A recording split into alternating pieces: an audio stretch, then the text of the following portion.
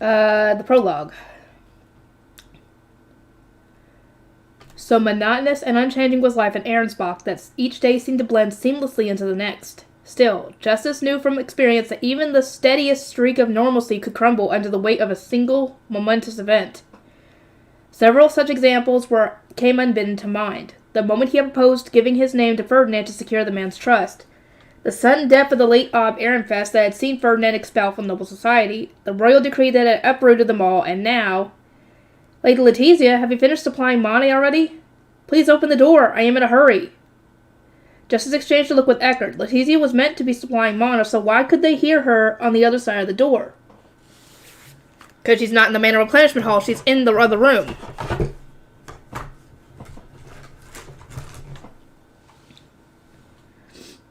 Justice exchanged a look with Eckert. Letizia was meant to be supplying... Oh, yeah, here, okay. Although their Lord Ferdinand had yet to marry Ahrensbach's Detlinde, he was still supplying the duchy's foundation. A short while ago, he had gone into its Manor Replenishment Hall to help train Letizia, and privately discuss something with her.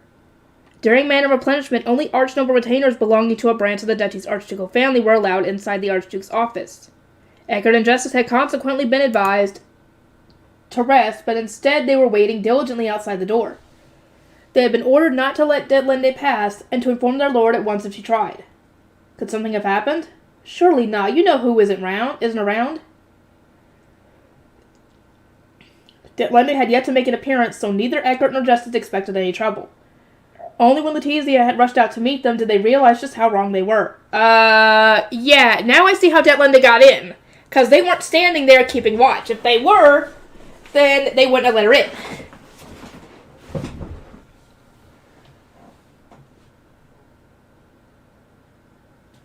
In her hand was the cage Ferdinand always wore on his hip. It contained the face stone for his high beast and 3 name stones enveloped in what appeared to be white cocoons. Lord Ferdinand, he said to go, she squeaked. Justice took in a sharp breath, then struggled to breathe at all. He could hear a loud ringing in his ears. Letizia's claim was unthinkable, but if she was telling the truth, normalcy was about to crumble once again. Life in Ahrensbach had seemed more frustrating than not. Detlinde was repugnant. Lanzanov's envoys lorded over everyone. There hadn't been any food shipments since Rosamund's disappearance, and Ferdinand was in a terrible state. Only now that it was gone did Justice realize it had actually been quite peaceful. Lord Ferdinand. Justice snatched the cage from Letizia and peered inside. There were no mistaking it. These were their face stones. He couldn't imagine Ferdinand giving them to anyone unless the situation was truly dire. What could the situation be? How did it come about? As his mind went blank, Justice suddenly remembered a warning from his lord. If ever my life is in danger, I will return your stones to you. This will spare you the same fate. But more than that, it will allow you to inform Ehrenfest of anything we have learned. Carry out that duty without fail. Given the circumstances, the words seemed more prophetic than ever. Justice stared down at the cage in his left hand, then gave his chest a quick pat with his right.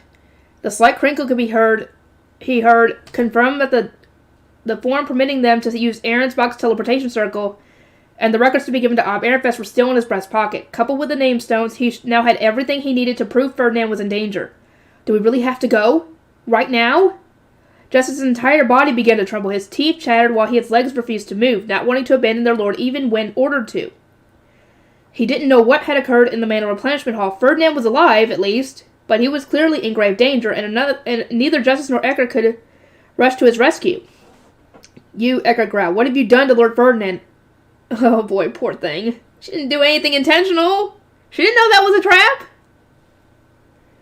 The dark, menacing voice had come from Justice's compatriot. Eckert was grabbing at Letizia while her guards moved to protect her. A fight was ready to break out any moment.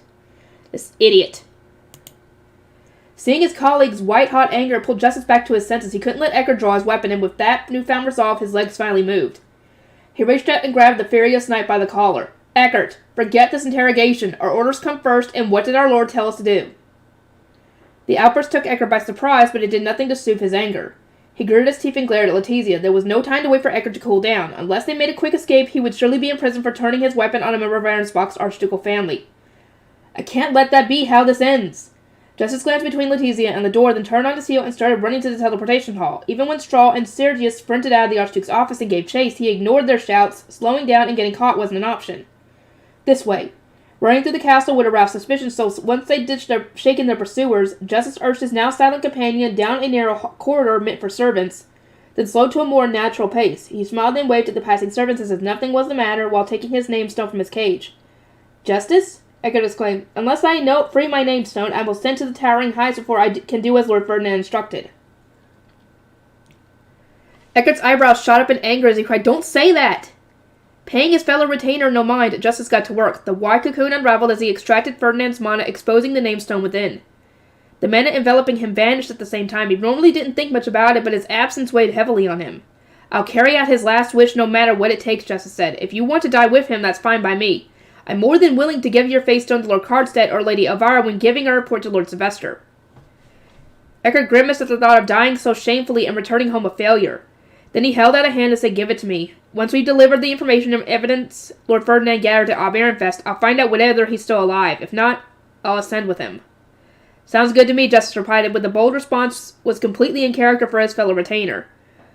"Dang, he's willing to die with this guy! Wow, that's loyalty right there!" One could identify one's own name-stone from its mana, but not someone else's, so he simply handed over the cage. "This one," Eckert said in short order. His hand shook as he plucked out a name-stone.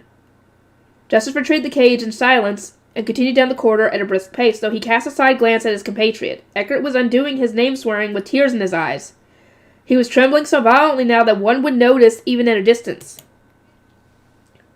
Eckert had lost both his first wife, Marie, and their unborn child when poison was mixed into their food. Back then he had tried to follow them in death, but as a name-sworn, his life wasn't his own. Ferdinand had ordered him to live for Marie and to fill the void made by her passing. Marie has always declared with a smile that she and Eckert would tend to Ferdinand as a married couple, so even ever since her death, Eckert had thrown himself entirely into serving his lord. It had become his life's purpose to act as if she were there with him, doing the same. This is going to hurt him more than it did me. Eckert needed to unseal the name-stone, proving his loyalty, the greatest indicator that he was willing to put his life on the line for his lord. Few would understand the true depth of misery he felt at having his lack of resolve thrust in his face. And that leaves Losfam. Justice looked at the last name-stone sitting in the cage. Losfam was still in Ehrenfest as a mere lay attendant. He wouldn't have been able to protect himself in Ahrensbach, so he had been told to wait until Ferdinand was married and secure in his position as the Archduchess's first husband. He probably felt worse than anyone about the star binding having been delayed. Worst of all, I wasn't even able to keep the promise I made him. Justice's words to Losfam echoed in his mind. "I'll make moves so that Ahrensbach's retainers won't reject you for being a lay noble. Lady Georgine's plotting something. We hear only bad things about her, but I'll make sure Lord Ferdinand remains safe." In the end, neither he nor Eckert had managed to protect their lord. "I wonder if we'll manage to return Losfam's name-stone in time. If something happened to the stone, it would mean that Ferdinand was dead. It was impossible to predict whether they would get it back to Losfam before that happened." Just thinking about Ferdinand passing away made bile rise in Justice's throat. Unpleasant though it was, he had no choice but to swallow it down, otherwise his tears, anger, and despair would spill out with it. He would end up crippled and unable to move as he focused on methodically moving his legs, telling himself over and over again that his lord's last wish took priority. Upon reaching the door leading out of the servants' corridors, Justice paused and sighed. He refocused and put on his usual breezy grin. The teleportation hall was near. He couldn't give the knights their reason to believe something was amiss.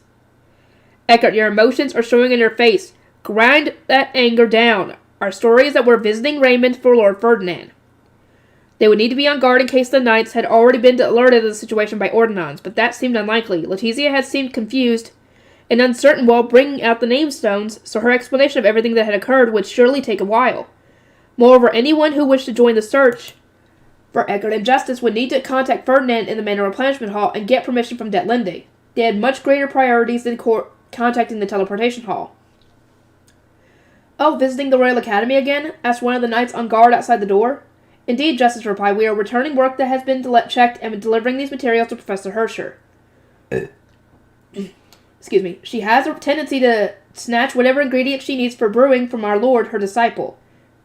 It never fails to be troublesome, I must say." As expected, the teleportation hall was still unaware. The two knights blinked in surprise at their unexpected guest, but began activating the teleporter with that question when Justice showed them his permission form. "You aren't with Lord Ferdinand this time, I see," one of the knights casually remarked. "It's not rare for you two Ehrenfest retainers to leave his side. Or is it not rare?"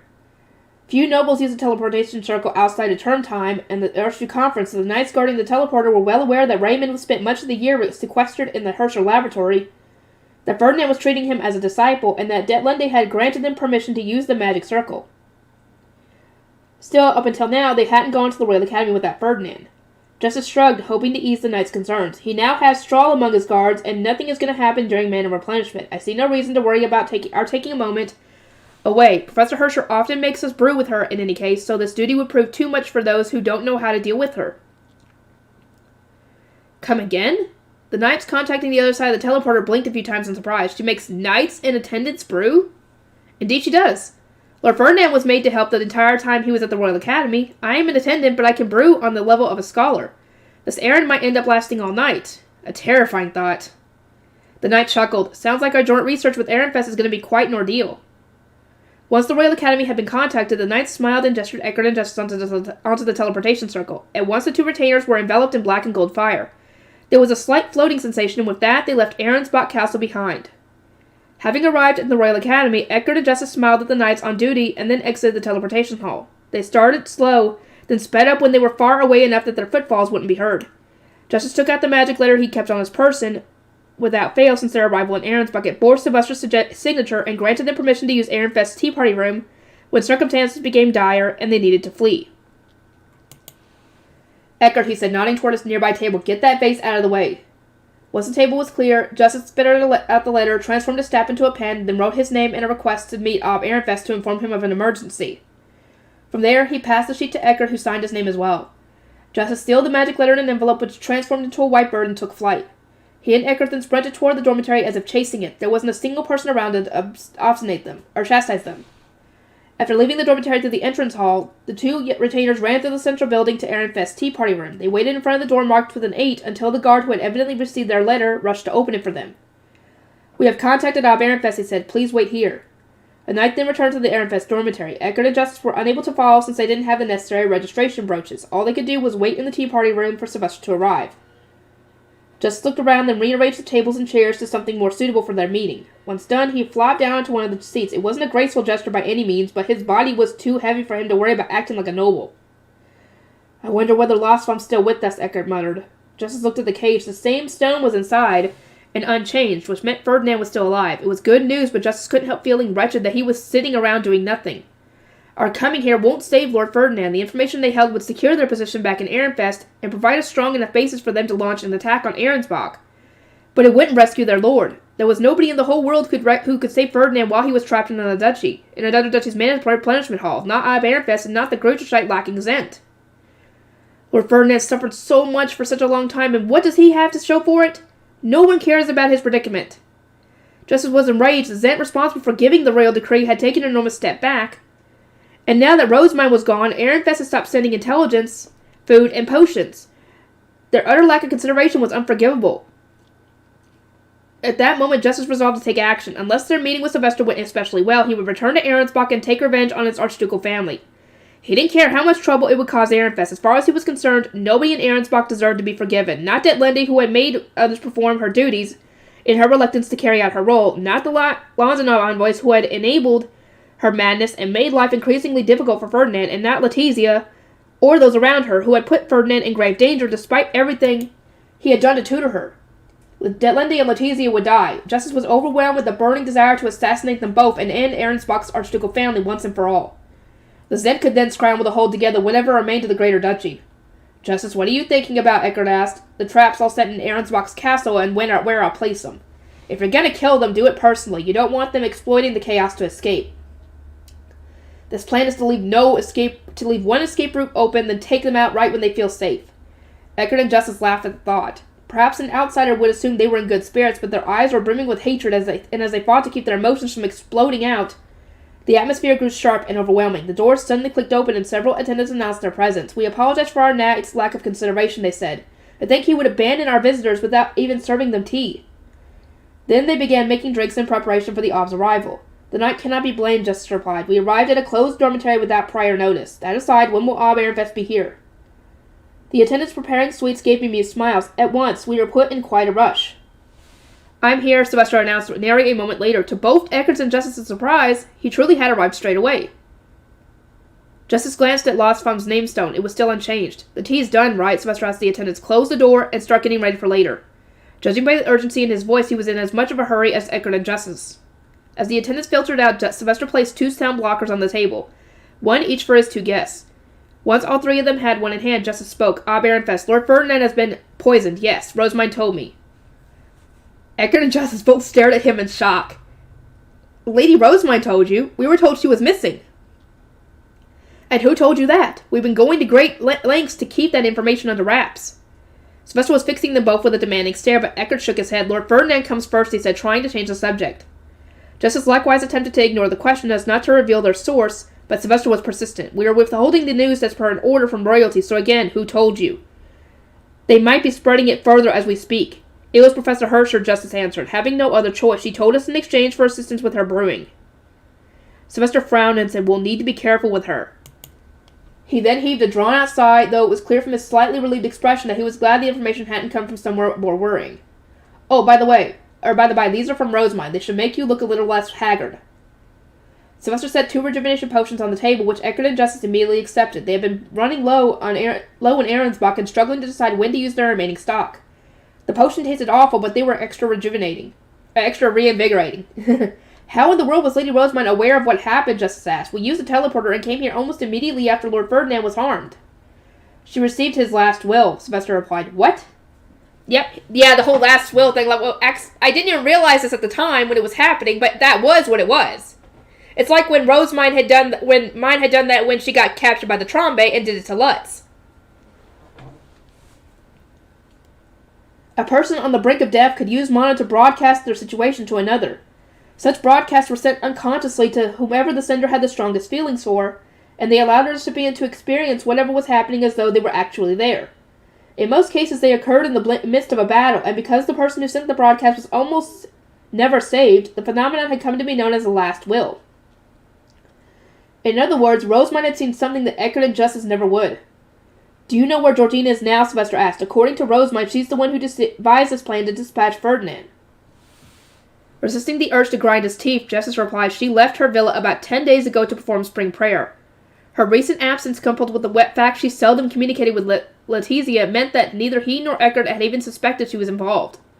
Then she could be in Ehrenfest by tomorrow, Sylvester said, letting out another heavy sigh. Was Lady Georgine truly behind all this? Yeah, Rosemine said as much. She also told us that Detlinde threw the poison powder at Ferdinand. Lady Detlinde? But it was Lady Letizia in there with him.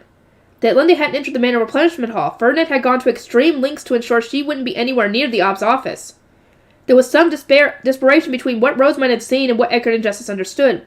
But because Justice could ask for more information, before he could ask for more information, Sylvester grinned. By the way, Rosemine's heading out to save Ferdinand as soon as the date changes. Excuse me? Justice could only widen his eyes in shock. He was convinced that nobody in the world could save Ferdinand when he was trapped in the Manor Replenishment Hall of another duchy. The very idea was almost laughable. Yeah, Rosemine's gonna do that. Do you believe she'll stand a chance, he eventually managed? She's just a little girl. Huh? Not anymore. She's all grown up. You won't believe your eyes when you see her. Eckert and Justice hadn't seen Rosemine since the Interduchy tournament before last, more than a year ago. She was sure to have grown since then, but that wasn't what Justice had meant. Did she seem confident, he asked. She outright crushed Bonifacius when he first refused to help her and make arrangements to leave under the cover of darkness. Something that she saw must have given her this confidence. At the very least, she believes it's possible. Rosemine had declared that she would save Ferdinand and she was leaving tonight. Just knowing that there was still a chance made the tension drain from Justice's body. His muscles began to relax, and the all-encompassing darkness that had descended upon him while he was waiting for Sylvester completely vanished. He was so relieved to have hope that he wanted to cry. Lord Ferdinand gave us a message for Lady Rosemine, Justice said. He said that as long as Ehrenfest remains patient and does not make any drastic moves, both it and the country at large can be saved. Knowing that, will she still take action? Yes! And that was probably before Ferdinand thought he was going to get... Ferdinand got poisoned, so obviously he didn't know that at the time. Do you think a mere message will be enough to stop Rosemine? Sylvester asked with an amused smirk.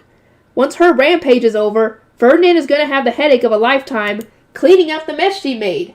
And he'll only have himself to blame for getting in trouble in the first place. Yeah, because that's the whole reason she's doing this, is because Ferdinand is, well, in trouble. Eckert and Justice both gave wry smiles, recalling how Ferdinand would tap his temples when planning how to deal with Rosamund's unpredictable behavior. It was easy to imagine he would pinch her cheeks upon being saved and ask why she hadn't listened to him, because he's not going to listen to you when it comes to saving your life, dude. That girl is just too interesting. Once again, Rosamund's actions had easily exceeded anything Ferdinand could anticipate or plan for. Her outrageous decision to rush into Ahrensbach filled Justice with exhilaration because of the opportunity she had created. His mind was flooded with thoughts of what he could do to help save his lord. Sticking to the proper channels wouldn't achieve much. Instead, like Rosamund, they needed to use everything at their disposal, paying no mind to how much it would anger Ferdinand or disrupt their surroundings.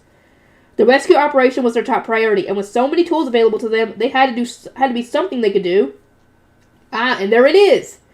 It would infuriate Ferdinand and perhaps even frustrate Rosamund a little, but it was now or never. In one fell swoop, they would assist Rosamund, save their lord, and even repay him for their failures. The idea brought a smile to Justice's face. What? I want to know! Come on, tell me! But beside him, Eckert was wearing a hard expression. Rosamund's plan constitutes an invasion of another duchy. Have you permitted that as Ehrenfest's ob? Yep. I've said that Rosamund and her retainers can move as they like. It hurts to admit, but with Georgine's invasion due any moment now, Ehrenfest can't provide any more strength than that.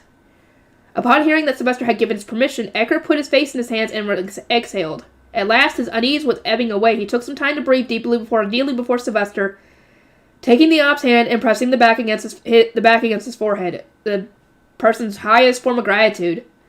You would invade a greater duchy to save Lord Ferdinand. I thank you from the bottom of my heart. It pleases me to no end that he has a man with such unwavering resolve as his brother. Truly it does. Outside of a formal occasion, it was extremely rare for Eckert to bend the knee to anyone other than Ferdinand. Sylvester knew that, and then understood the depths of the man's gratitude. His green eyes softened. I'll accept your gratitude, but we haven't saved him yet.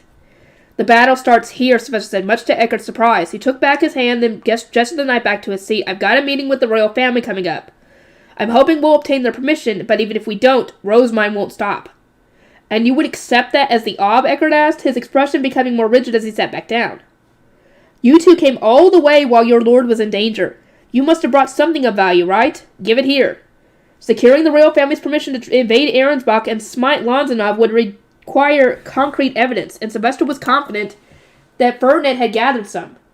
Eckert glanced at Justice, who took several sound-recording magic tools from his bags, and then pulled the report from his inner pocket. These were meant to be used during the Archduke conference to decry Lady Ditlinde as unfit to rule Ahrensbach, but if you also mention the Archducal family's growing collusion with Lanzanov, and the harm that has come to Lord Ferdinand, the royals shouldn't be able to protest. Justice started going over the documents, at which point an ordnance flew into the room. It was a message from the first prince. Sylvester looked from the bird to the two retainers. Everyone's gathering at Ferdinand's estate. Well, I guess it's Rosamund's library now. Go meet up with them. They went there to prepare instead of coming here. Wait, Sigiswald sent that? Sylvester then set registration brooches on the table, indicators that Eckert and Justice were to be treated as Ehrenfest nobles. It spoke volumes that he had chosen to bring them to the dormitory before even hearing what his two visitors had to say. He continued, Rosamund's chances will shoot up if she has people who know the layout of Ahrensbach's castle and can guide her to the manor replenishment hall. Save your lord. Save my little brother. I'm counting on you both. We will save him no matter what. Uniting. After concluding my discussion with Ob Dunkelfelger and speaking with Sylvester about Eckert and Justice's arrival, I exited the Archduke's office and reunited with Cornelius, Hartmann, and Lazletta. My first course of action was to create my pandabus. I still wasn't confident in my ability to strike gracefully down the hall, especially while I was in a hurry. We have secured Dunkelfelger's support and shall depart for Ahrensbach tonight, I said while driving. Do any of you know how the Archducal family's meeting went? Lady Florencia began using contract magic to swear the knights and the retainers who heard you grow emotional and reveal critical information to silence. Cornelius replied. An ordinance from the Ob arrived partway through, informing us that Ob Dunkelfelger had agreed to help. Then we would be going to Kernberger in the dead of the night, and that he had needed to hurry to the Royal Academy. What happened? I will explain the details later, but the news is anything but bad, I replied, blocking his question with a smile. I didn't reveal that Eckert and Justice had arrived at Ehrenfest as we made our way back to my chambers. Instead, I turned to Hartmann, who was now on my other side.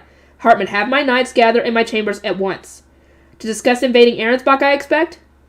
They have already been instructed to drop whatever they're doing and make their way here. Those who were stationed in the temple should arrive soon, with the exception of Feline and Roderick, who are staying behind to keep an eye on things. Hartmann gave his report so nonchalantly that I did a double take at him. Very good was the most I could manage in response. Being able to assist you is reward enough, my lady. By the time we arrived at my chambers, the knights were already there waiting for me. I gazed across the mall. Those who were gasping for breath must have come full pelt all the way from the temple. Lady Rosemine, one of them said, Lord Hartman told us only that you have an urgent announcement to make. Indeed, I replied. I realize this is sudden, but we shall invade Ahrensbach and steal its foundation tonight. Come again? I couldn't be blamed for their surprise. The situation had changed quite a lot since this morning. Not even I had expected this turn of events. I explained the circumstances for my retainers who hadn't attended the meeting. Georgine was almost certainly about to invade Ehrenfest. Ferdinand was poisoned and stuck in Ahrensbach's Manor Replenishment Hall. We were going to launch a new rescue operation tonight. I'd used Sylvester's authority to get Dunkelfugger on my side, and we were soon be reuniting with Eckert and Justice. It was impossible not to feel the urgency. Everyone looked tense as I started giving out instructions. There wasn't much time before we needed to go.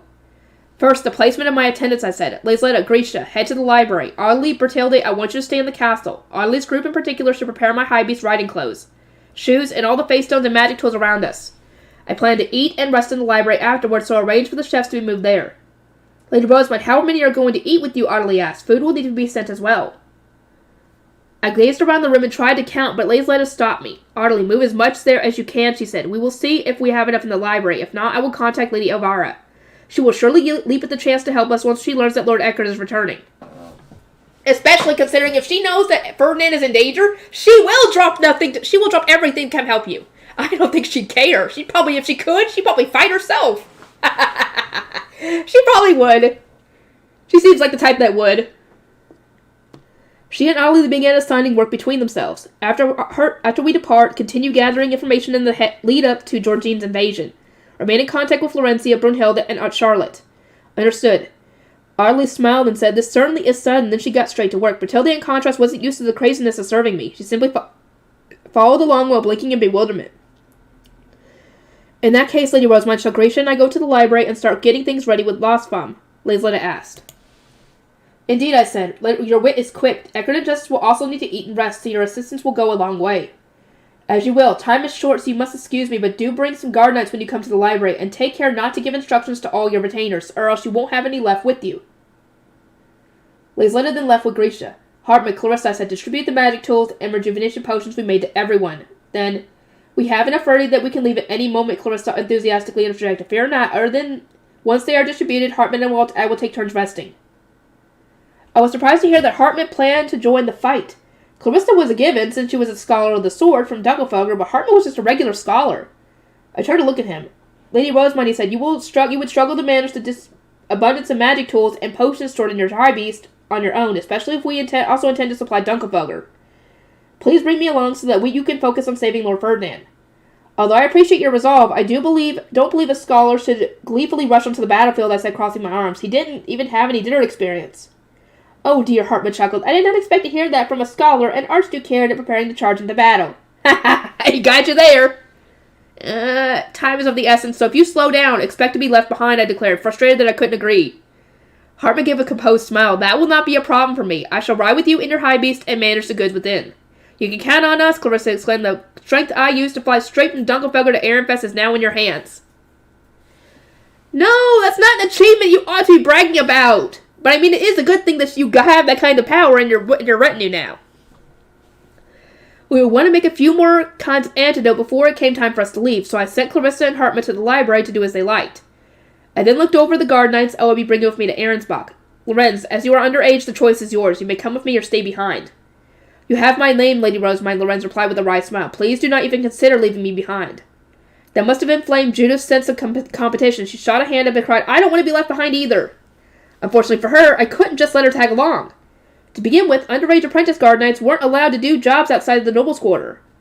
Through negotiations with Sylvester, I'd secured the permission to accompany me in the temple and remain on duty when I visited their hometown, but invading another duchy was outside the purview. Because this is an emergency situation, you must first obtain your father's permission, I said. I could not bring an underage apprentice to battle in another duchy. No way! I'm sitting in my arms at once. She then rushed out of the room with tears in her eyes. I addressed the remaining knights. Those of you who are coming to Ahrensbach, take turns going to the knight's dormitory to eat and rest, in preparation. Of the adult knights, only Daniel will remain here in Ehrenfest. The knights looked at him with wide eyes and convened to discuss. I went over to Daniel, who suddenly looked very out of place, and tugged on his cape. Then I gave him a sound blocker and said, "There is a job I can entrust only to you." Lady Rosemine? Stay in Ehrenfest and protect those who are most precious to me.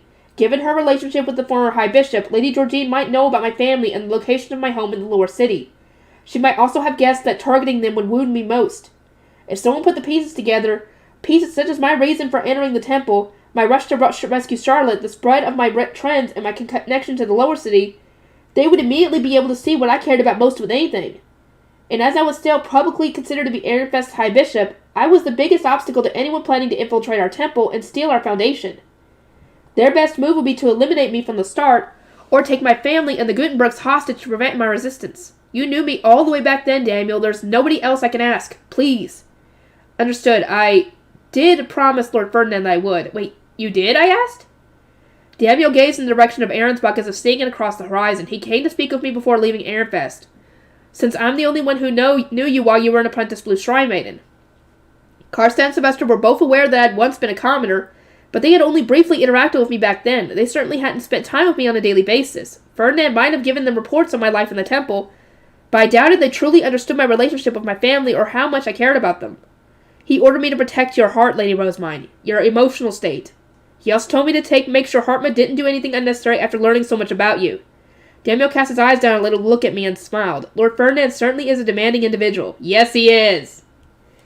Back when I first met him, he had to properly look down to meet my eyes. My head only went up to his stomach, and whenever he wanted to come down to my level, he had to kneel. As I thought that, Daniel once again kneeled, but not to make eye contact with me. He was looking down, so I could only see the top of his head. A proper guard knight will tell you to prioritize your safety and stay in Ehrenfest, he began. Then he paused and gazed up at me. Farewell, Lady Rosemine. Do not waver on your path, and save Lord Ferdinand no matter what it takes. For his sake and your own. May all the gods bless you with their divine protections. Yeah. I hate having a stuffy nose when I record. It's annoying.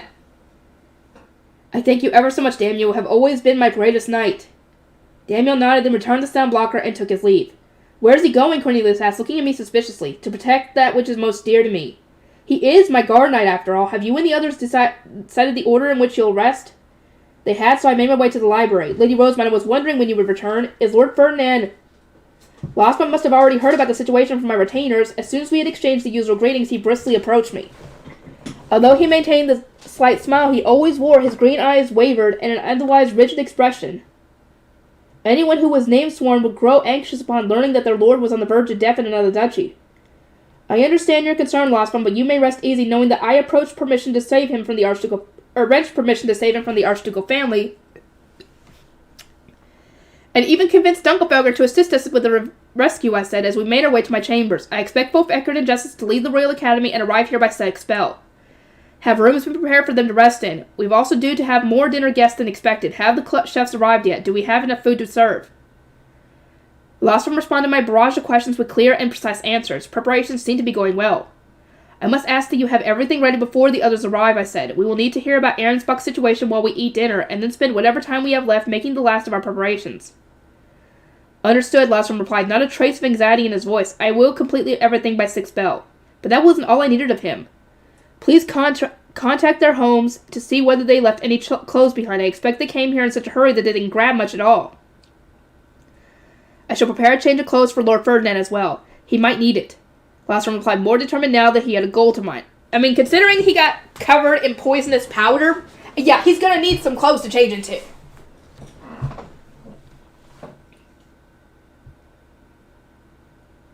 Leaving him to his work, I went into my chambers to carry out my own duties. Wandering around would only inconvenience my already busy retainers. First, I sent an ordinance to Bridget and Ilgner. I explained that Ahrensbach had tried to dispatch Ferdinand and was likely about to invade, and that Georgine was probably moving about in secret. Then explained the function of the silver cloth our foe was sure to use. I also asked her to gather as much information from her province's commoners as she could, and to cooperate with the Giebs of neighboring territories. If you notice anything suspicious on the border, inform us straight away, I concluded. My grandfather can mobilize the knight's order at a moment's notice. Her reply came not long afterward. Lady Florencia has already contacted the Giebs, but I thank you ever so much for your more detailed explanation. It was of great value. I shall inform the Giebs around us and the commoners that they know to be fully on guard. I could gauge from Bridget's response that the Giebs didn't have a clear picture of the situation, so I sent another ordinance to Florencia, asking her to reveal more information and to instruct Gieb Gerlach and Garden to strengthen their defenses. Yeah, Gerlach is probably going to be where they're headed first. Because I don't know if they're going to have any kind of, supplies or anything on them. So they're most likely going to be heading there first. Because it's going to probably take a bit to get from the border of Ehrenfest and Ahrensbach to Ehrenfest. Or the capital city. You get what I'm saying. Having sent all my ordnance, I went into my hidden room, formed the Book of Messinora, and then began looking for a map of Ahrensbach. I wanted to see where its temple was in relation to its country gate. My search revealed the map used during the city's initial Entwickeln, and a detailed floor plan of Ahrensbach's temple, which told me everything I wanted to know. Getting this book might have hurt like heck, but it was so worth it. There's so much useful information inside. Praise be to the gods! I relished my satisfaction while copying and pasting the map and floor plan onto a piece of fey paper Clarissa had made for me. Analyzing maps wasn't a specialty of mine. I could wander around with one for ages and still not know anything about my current location or my destination, but I was sure that at least one of my knights would be able to help me out. I wanted to check out the floor plans for Ahrensbach's castle and replenishment hall, but nothing showed up. Such documents weren't altered except during the most extenuating circumstances, and the only time they were looked at was when the Entwickeln was performed. Maybe it was in the section of the Book of Messinora that had gone to Ferdinand. I don't have the most important part! A wailing wouldn't help me find it. Eckert and Justice knew that layout at least, so I would simply need to rely on them. I shook off my malice and started copying and pasting any magical circles I found that seemed useful. Several pastes later, the magic tool used to indicate when someone was calling for me shone. I stepped out of my hidden room to find Judith, who had reported with a sullen expression that she had been told to stay in Ehrenfest. It was hard to imagine her parents saying anything else. Yeah. You don't need to go to Ahrensbach to serve me as a knight, I said. I also need people here in Ehrenfest to protect those close to me. That's true, but knights must have viewed invading another duchy as a glorious and enviable job. Judith seemed a lot more disappointed about having to stay behind the Daniel, who was putting us all into my request, despite it being less extravagant. Daniel promised to protect those close to me to shield my heart, I said. Judith, I must ask that you protect the temple and the lower city alongside him. The Gutenbergs are crucial to the continued expansion of the printing industry. Steel your resolve and protect both Ehrenfest and the temple. Do not let Lady Georgina inside no matter what. Judith had good eyes and a talent for long-range attacks, so I wanted to station her at the temple with some weapons that didn't use mana. Bug bombs would probably work wonders against a thoroughbred noble like Georgine. Yes, my lady, I shall protect the temple. I spent my time making as many arrangements as I could think of, and suddenly it was 6 bell. Eckert and Justice arrived a short while later. I went to see them in the moment I received the news. Eckert, Justice, milady. Justice froze upon seeing me, at a loss for words. Sylvester must not have explained my circumstances during their meeting. Eckert, on the other hand, didn't seem very surprised at all. He stared at me for a moment and murmured my name as if seeking confirmation, then immediately began asking about the current state of my situation. Eckert cares more about how we're going to save Ferdinand and the progress we made with our preparations than about my sudden growth spurt. That's fair enough. To be honest, having someone barely react at all to my appearance was more refreshing than anything else. Eckert, every single one of the preparations you asked about has already been completed, I said. We have secured Dunkelfelger's assistance and plan to leave to rescue Ferdinand tonight. Excellent work, Eckert replied, his eyes filled with hope and genuine approval. I'd expect no less from my little sister and Lord Ferdinand's protégé. I was so overjoyed. Eckert only ever praised me when I was doing a lot to help his lord, so my actions thus far must have been exceptionally useful. The Ob said you were confident you can succeed, he continued. Is that true? Yes, and with you two here, our chances have shot up even higher.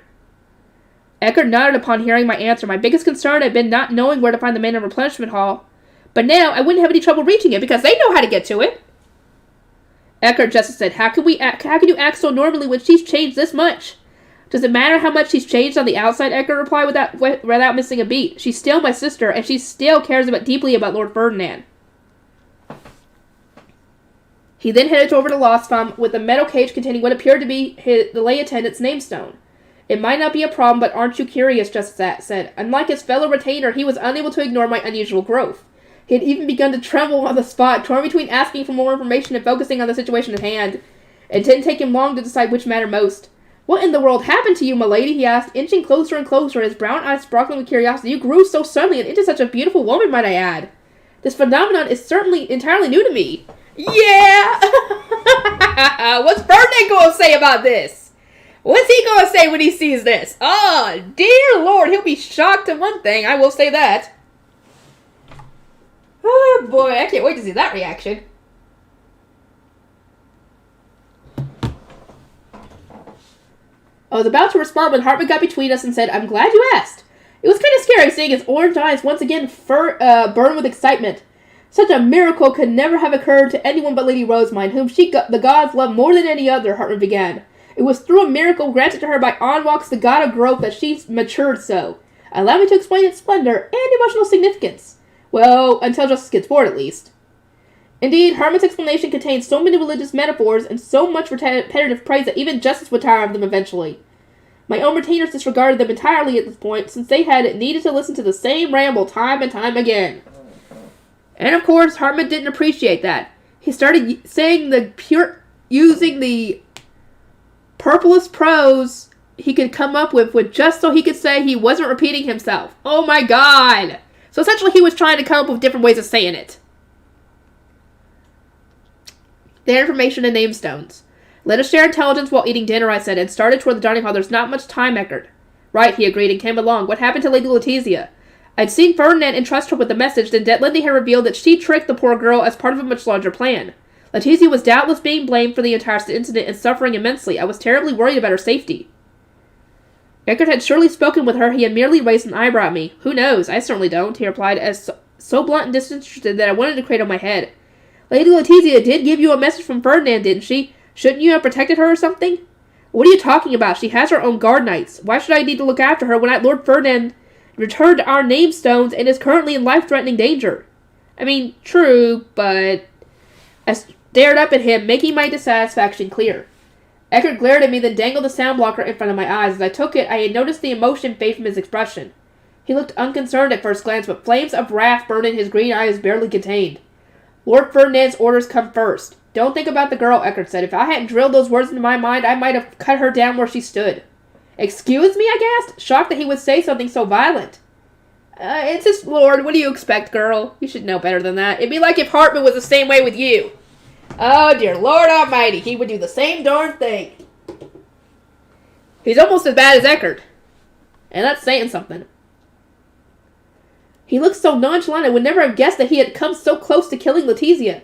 Think about it. There were only the two in the replenishment hall, then she came out with the message about his life being in danger. I don't know what happened in there exactly, but Lady Letizia is the only one who could have done it. At the very least, Lady Detlindy wasn't in the hall when Lady Letizia gave us our name stones. I could only blink at him. From what I'd seen, Letizia had rushed out of the hall, and the Detlindy had entered not long afterward. Ehrenfest's manor replenishment hall was hidden behind a tapestry in the Archduke's office, where Sylvester would normally be found, unless he was attending the Archduke conference. I'd assumed that Detlindy had similarly been waiting nearby. Is Ahrensbach's manor replenishment hall not behind its office, I asked. Lady Detlindy must have been right outside. It is, but she has her own set office elsewhere.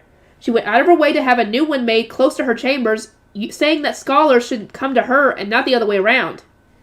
Everyone let it happen because she wasn't formally the Ob, and it's thanks to their acquiesce that she can behave so arrogantly. I'd once been taught that an Ob's chambers were kept far away from the office for a reason, so that untrustworthy nobles wouldn't have cause to be anywhere near their living environment. But Detlindy must not have been bothered about that. Lord Ferdinand always took extreme care to ensure that no dangerous individuals entered the Ob's office while Lady Letizia was practicing manor replenishment. This afternoon was no exception. They went into the office together, and we guarded the door in the meantime.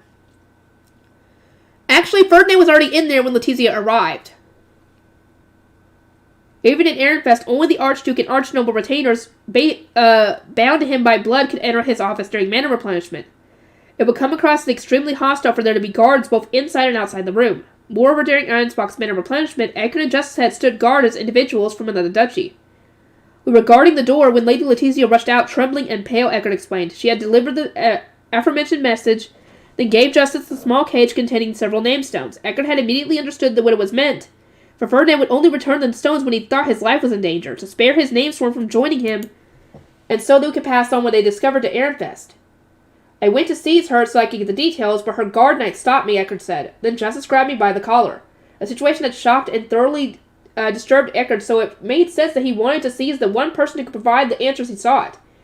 At the same time, I could understand why Letizia's guard knights and Justice had immediately moved to stop him. Eckert sure does get scary whenever Ferdinand's involved. Yep. And you do too! If Ferdinand's in danger, you go all creepy Darth mine again. Under normal circumstances, he continued, I would have fought Lady Letitia's guard knights, secured her, and then made her tell me what happened. The only reason I didn't was because Justice pulled that obeying Lord Ferdinand came first. Or yelled that obeying Lord Ferdinand came first. In other words, if you wish to complain that we don't have her, or at least know what she knew, direct it at him. Just so you know, I wanted you to keep her safe, not in prison and interrogate her. I wasn't going to chastise Justice for his decision. I would praise him, if anything. Letting a frantic Eckert, unsure whether his lord was safe by lay his hands on Letitia, would have only ended disaster. He would have been caught and confined before he could obtain any information. In the first place, why are you defending Lady Letitia? Eckert asked, clearly frustrated. It's taking all of my willpower not to get annoyed just thinking about her. I didn't say anything to the Ob since he told me you were fighting to rescue Lord Ferdinand, but you're mixing up the culprits. As much as Lady Detlinde is an empty-headed moron, we don't yet have the grounds to eliminate her. I paused, choosing my next words carefully. I didn't want Eckert to think that Letitia was even worse than Detlinde. First, I saw Lady Letitia accept the message and cage from Ferdinand and rush out of the replenishment hall. Then barely a moment later, Lady Detlinde entered. She said she was enacting Lady Georgine's plans and that they had used Lady Letitia as a pawn. Eckert's eyes hardened. Sylvester must not have revealed everything I'd seen in the replenishment hall. Lady Letitia did use powder poison on Ferdinand, I continued, but he reacted immediately and drank some kind of potions to deal with it. He's only in danger now because Lady Detlinde entered afterward, threw some kind of paralytic poison powder at him, clapped stab-stealing bracelets on his wrist, then put his hand on the activated replenishment circle. The poison is a concern, but we should be more worried about his mana running out. Eckert's expression betrayed an intense hatred of everything. I could practically hear him grinding his teeth. My aim had been to exonerate Letitia, but it seemed that it only added another name to the list of culprits. Lady Letitia must not have learned a thing if she let such a stupid woman manipulate her into poisoning Lord Ferdinand, Eckert spat.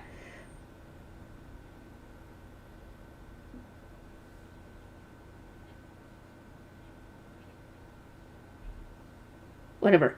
Lady Letitia, despite your advice, we should never have led her up on her education. Or never have led up on her education. He took the sound blocker from me, then gave me an imploring look, and said, Rosemont, can we really make it in time? Is that not the reason you came back? Eckert shook his head and solemnly replied, No, we came back to give the information and evidence Lord Ferdinand gathered to the Ob, and to follow our lord once it became clear he had passed away.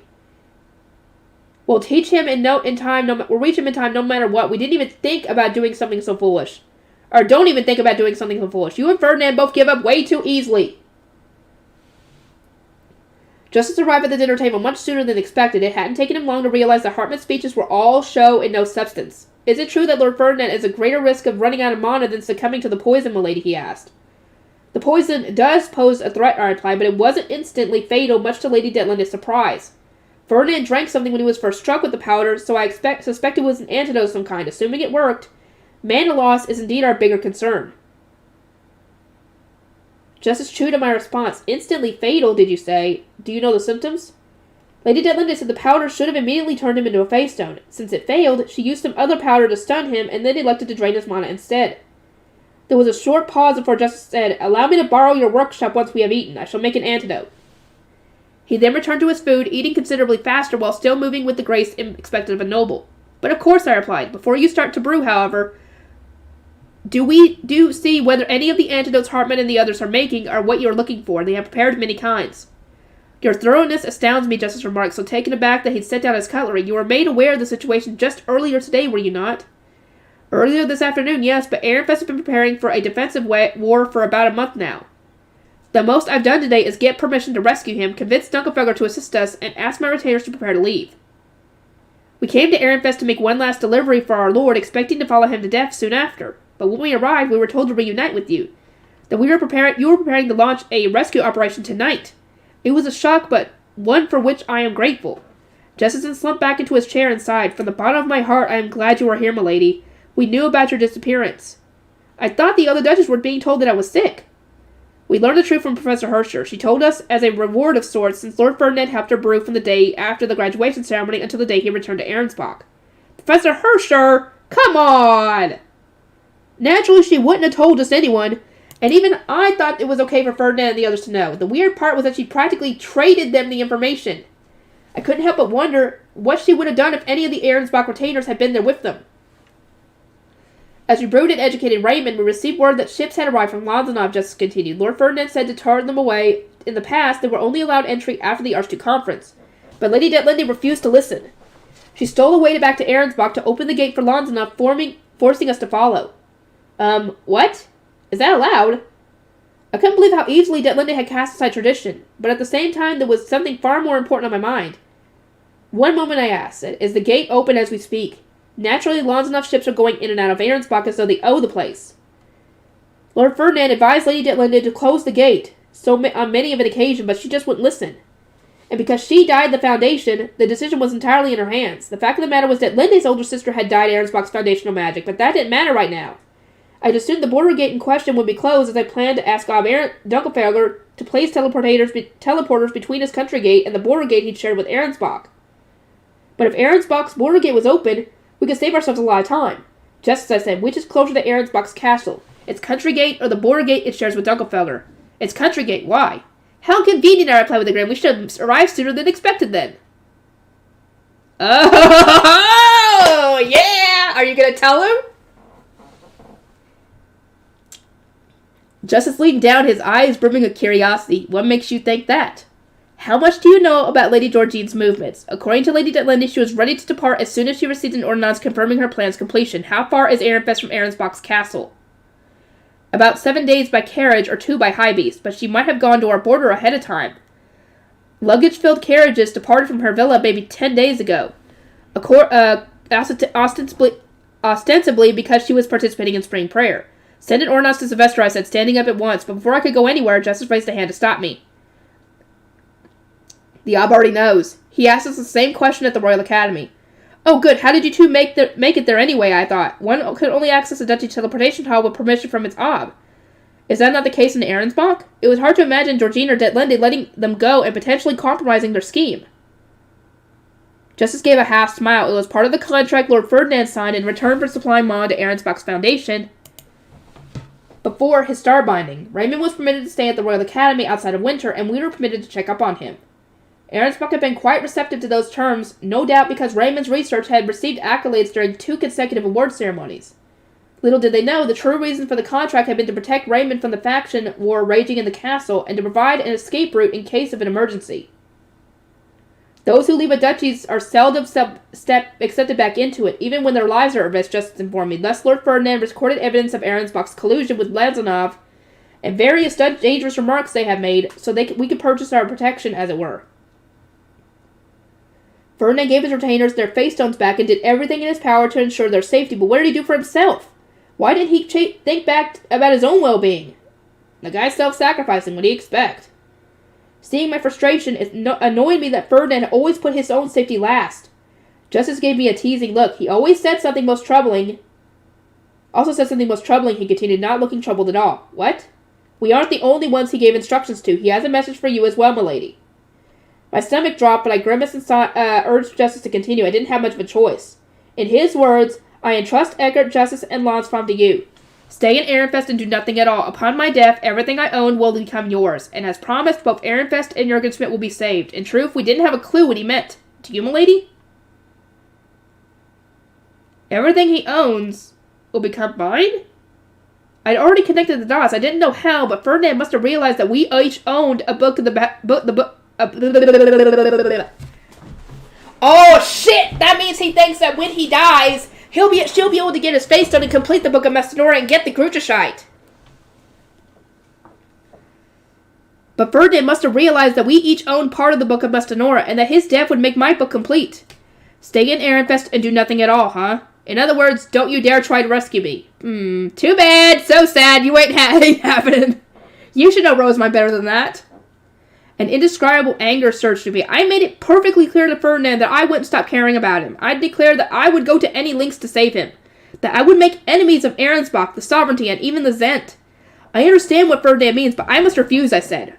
I'm not going to wait here and do nothing while he's dying. I will rescue him no matter how angry it makes him. I'll do anything to save his life. That's my little sister, Eckert said with an overjoyed smile. Of course. Justice gave a similar grin and took out a sound blocker. I accepted it, wondering what he wanted to say, and the moment I did, he adopted a truly meaningful expression. As you know, taking someone's name grants you the power to kill them, but it also lets you to keep them alive. Names sworn die alongside their charge, but they can also survive otherwise fatal scenarios through the mana they receive from their lord or lady. It goes both ways. The blood drained from my face as my anger was replaced with utter confusion. It was clear as day what Justice wanted me to do, but for him to have even suggested it, he must have known about Quinta's name stone. He wants you to take his name! Which means you can keep him alive! Duh! Dude! You are smart, Justice. When did you figure out that he did that? Huh? When did you figure out that he did that? I guess he pays attention, but even then, when did he do it? Justice, how do you... I made the bag it was hidden in. I see. Wait, hold on. In other words, to summarize, you really want me to... He wanted me to steal the name stone so that I could supply his Lord of Mana. I firmly shook my head. No way would Ferdinand ever forgive me. And in the first place, I didn't want to take someone's name without permission. But my refusal only made Justice smile even more intensely. Did you not just say you would tell me you would do anything to save him, milady? Yes, and the best way to do that is to keep him alive, and the best way to keep him alive is to make sure he doesn't run out of mana. And you can give mana to your name sworn. So, yeah, do it, Rosemond, do it! Don't care if you can give it to him back to him later. I did, but you even told the Ob and everyone else that you would take on the world to ensure his safety. Was that an empty declaration? No, it wasn't. It wasn't, but accepting his name shouldn't require anywhere near as much resolve. Surely this was false equivalence. My resolve to take on the world couldn't be compared to my readiness to accept someone's name. Ferdinand certainly hadn't intended to give me his to me, and the thought of taking his life in my hands had never even crossed my... You're kind of doing that anyway, considering you're going to go rescue him. I mean, to be honest, once you save him and everything is calmed down, you could give him his name stone back.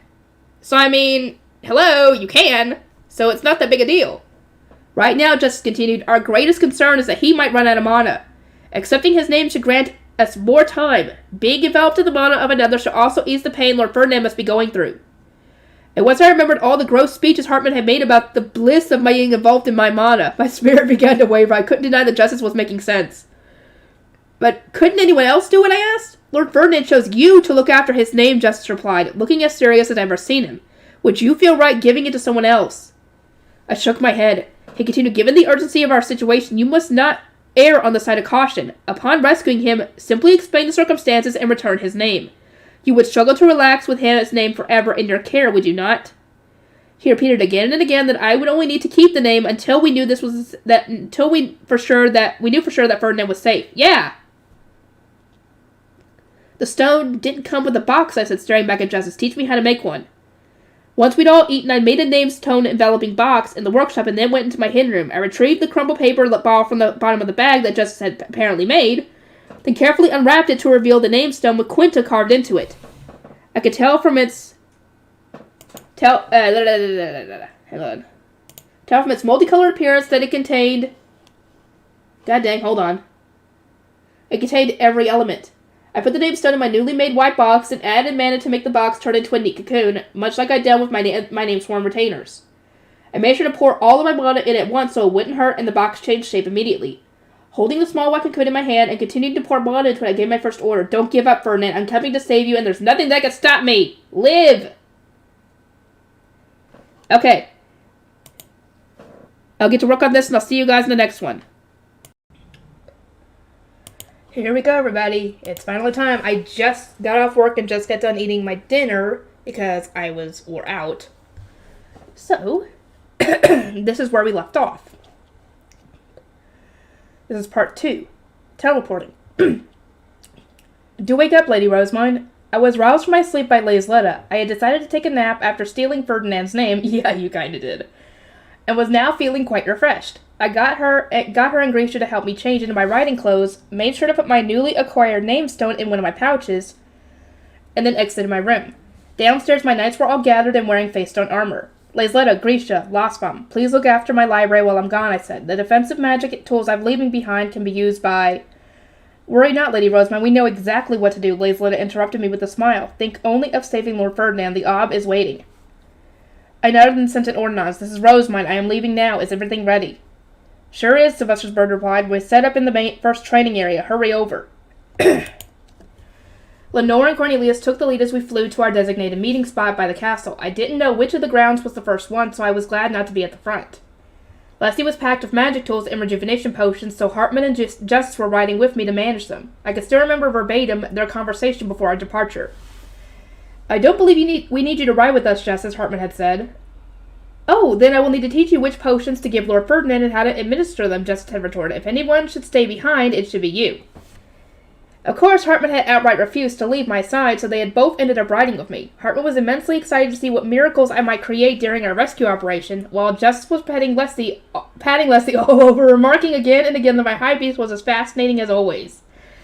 Are these two going to stick together throughout the entire operation, I wondered, unable to suppress a sigh. Neither one of them seemed at all tense. The noble's quarter was quiet, as one would expect in the dead of night, but not the castle. Its bright windows cut through the darkness, indicating the people busily moving around inside. Even more light was coming from the grounds below where the Knights' Order carried out their training. It's Lady Rosemine. Make space, Knights. High Beast coming down. Despite the late hour, the crowd gathered in the first training area was even larger than usual. More guards had been added to tonight's night watch so that they could be summoned to battle at a moment's notice. The atmosphere was so tense and everyone's expressions so dour that I could immediately tell that they were preparing for Georgine. Of course they were. The mood inside my high beast was the complete opposite. Come here, Sylvester said. He was waiting with his retainers atop a massive teleporter used to transport people, a teleporter that only archdukes could place. It would take us straight to Kernberger, where our duchy's country gate was located. Thank goodness. So now you don't have to fly all the way from there to Kernberger. That would suck. I thank you ever so much for your support, I replied. Don't sweat it. This is a trial run to see if we can move a lot of manpower before Ahrensbach's invasion begins. If everything works, it should give us a huge advantage. As we continued our conversation, the others dispelled their high beasts and stepped onto the teleporter with us. Karlstead took the opportunity to pat Eckert and Cornelius on the shoulder. Eckert, Cornelius, he said, protect Lord Ferdinand and Lady Rosemine. Bring them home safe. You may count on us, they replied together. Once everyone was on the teleporter, Sylvester raised a hand, signaling the guards lined up behind him to kneel and touch the circle. As their mana flowed into it, black and golden lights started to swirl through the air. Our dark yellow capes caught the wind as Sylvester held his staff aloft and chanted,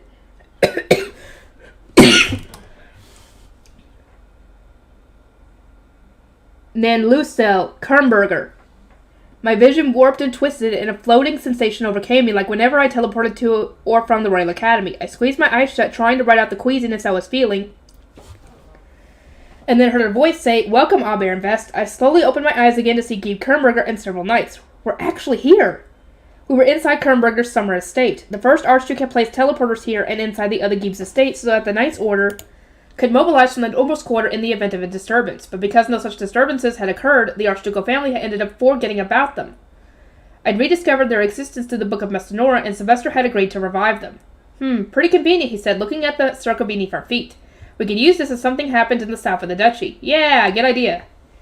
One of the knights who had been channeling mana into the teleporter wore a slightly troubled frown. The circle is convenient, but if we are to use it before charging into battle, we need to prepare rejuvenation potions for those of us tasked with supplying it, and set aside some time for our mana to recover. I would struggle to fight in my current state. Can we get scholars or attendants to activate the circle for us? Asked another. Sylvester shook his head. That would mean bringing them into battle. It simply isn't worth the risk. In an ideal world, those channeling mana into the circle wouldn't have to come with us, Karlstead added. They need to touch the circle to activate it, though, so trying to leave them behind would probably result in them losing their hands. Not something we can test either. Yeah, we don't need to test that. This quickly snowballed into a discussion about the functions of the teleporter. We really didn't have time to get lost in speculation, so I cleared my throat and said, should we not open the border gate? Right, Sylvester replied. Come on then, this investigation can wait. The border gate towered above us, gleaming in the moonlight. I suppressed the urge to rush forward on my own and instead waited patiently as everyone formed their high beasts. Sylvester led with his retainers while I followed along with mine. Once we arrived at the border gate, Sylvester tapped it with the staff and chanted, Offnator. The ivory doors slowly began to open, revealing the country gate behind them. Its slightly iridescent glow, reminiscent of the finest pearls, was probably the result of mana, not the moonlight. Rosemine, Sylvester muttered, staring up at the gate. Can you seriously activate this thing? Wait and see, I replied. The second son of the previous Zen had left to open and close country gates with only a Grutashite, and Tokenhide had managed to open one when fleeing to found Lanzanov. In other words, dying the country's foundation wasn't necessary to use its gates. The only requirement was a Grutushite. That said, because my Book of Messinora is incomplete, it only lets me use teleportation circles that already exist. I can't open or close the gates themselves. That was good enough, though. I climbed out of my high beast, approached the country gate, and produced my staff. Grutushite. At once, the Book of Messinora appeared in my hands. Ignoring the gas behind me, I pressed it against the gate. Eep! My mana was sucked out much faster than I'd anticipated, maybe because the gate had gone without any for such a long time. It was uncomfortable, to say the least, but I didn't pull the book away. The gate went from being only faintly iridescent to a vibrant rainbow. A quiet rumbling noise came from within, and its triangular roof started to open. Oh, how splendid! Hartman crooned. I can think of nothing more magnificent, Clarissa agreed, sounding equally as euphoric. By the god of darkness's grace, her hair is the color of the night sky. By the goddess of light's kindness, her eyes are a radiant gold. Not to mention her beauty, which could only have come from countless divine blessings. Seeing her wield the Grutushite and make the Omni-Elemental Gate shine again, I can say only this. She is the very picture of Messinora, the goddess of wisdom. Please shut up, you're creeping out everyone from Kernberger, or so I'd assumed. In truth, they didn't seem creeped out at all. Cries of awe from Sylvester and the Kernberger Knights mixed in with Hartman and Clarissa's enthused ranting. The gate's shining, Sylvester whispered. Is this real? Then is that the Grutushite? Gabe Kernberger explained. Is Lady Rose mine? Yep. One of its nights began. Kernberger's country gate hadn't been active for roughly 200 years, so everyone was surprised to see it shining brighter. That didn't concern me, though. My eyes were locked on the opening roof. Inside was a teleportation circle that would allow us to move between the different country gates.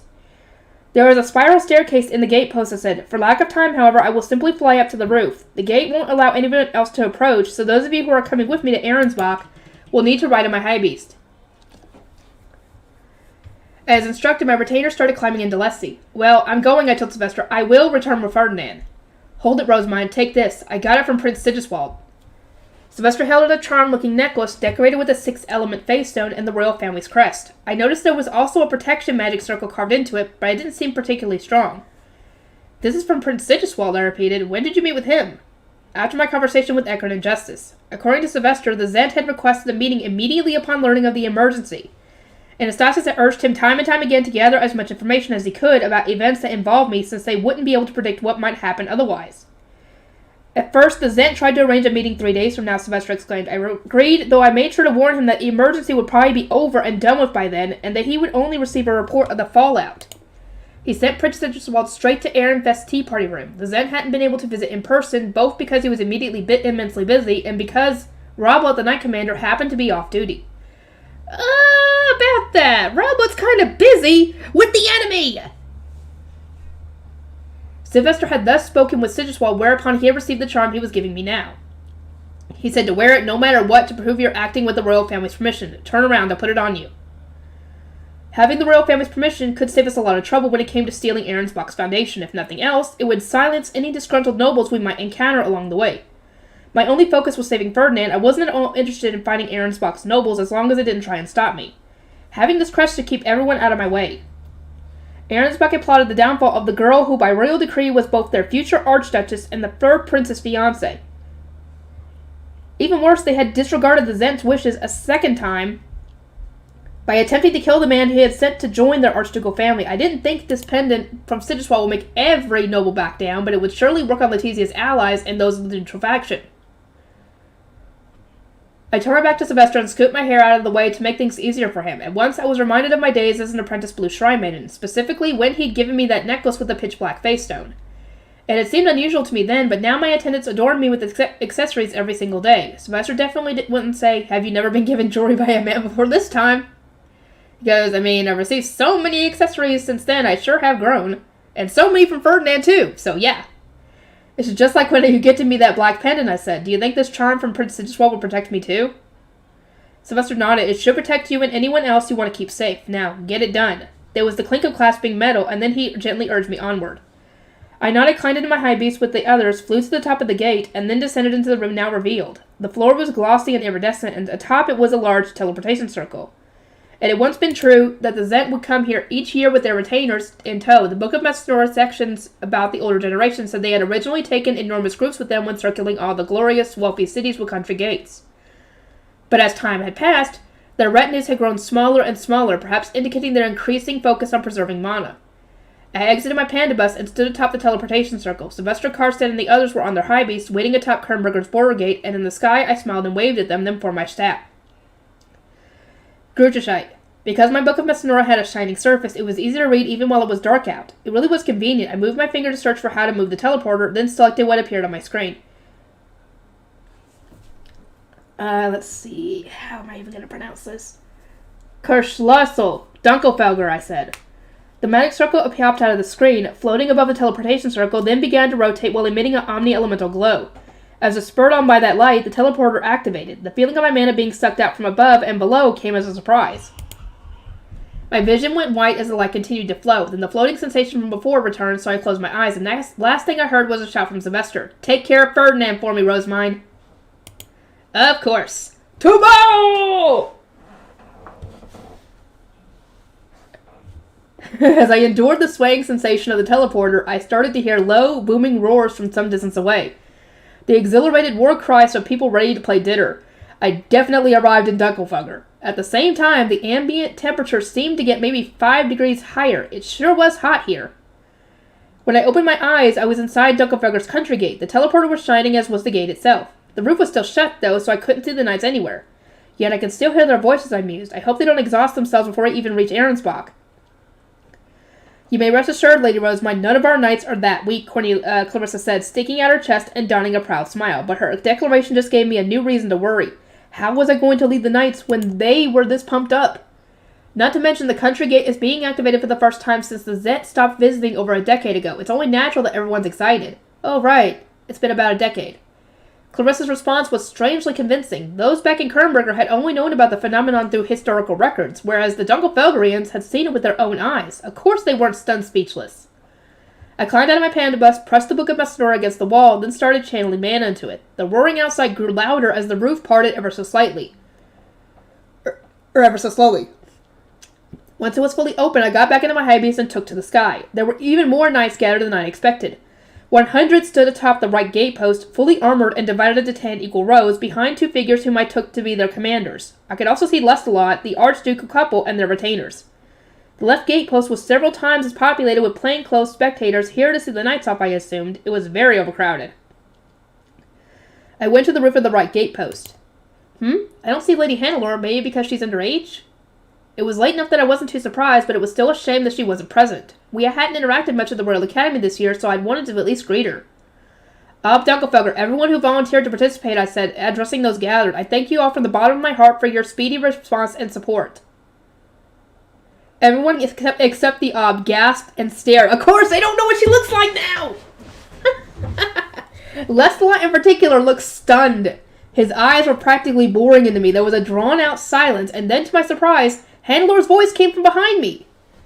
The Ob informed us of your growth, but is it really you, Lady Rosemine? Indeed it is, I replied instinctively, but when I turned around to look at her... Wait, what? Hold on. I'd accepted that only the knights were going to join us, but that quickly changed when I saw Hannelore and what she was wearing. Now it was my turn to gasp. Lady Hannelore, don't tell me. She was fully clad in face-stone plate armor, evidence enough that she was going to join our attack force.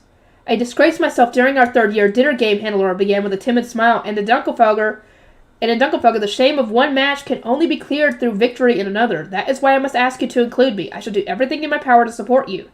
Her calm, gentle demeanor really clashed with what she was saying. Come again? The shame of one match can only be cleared through victory in another?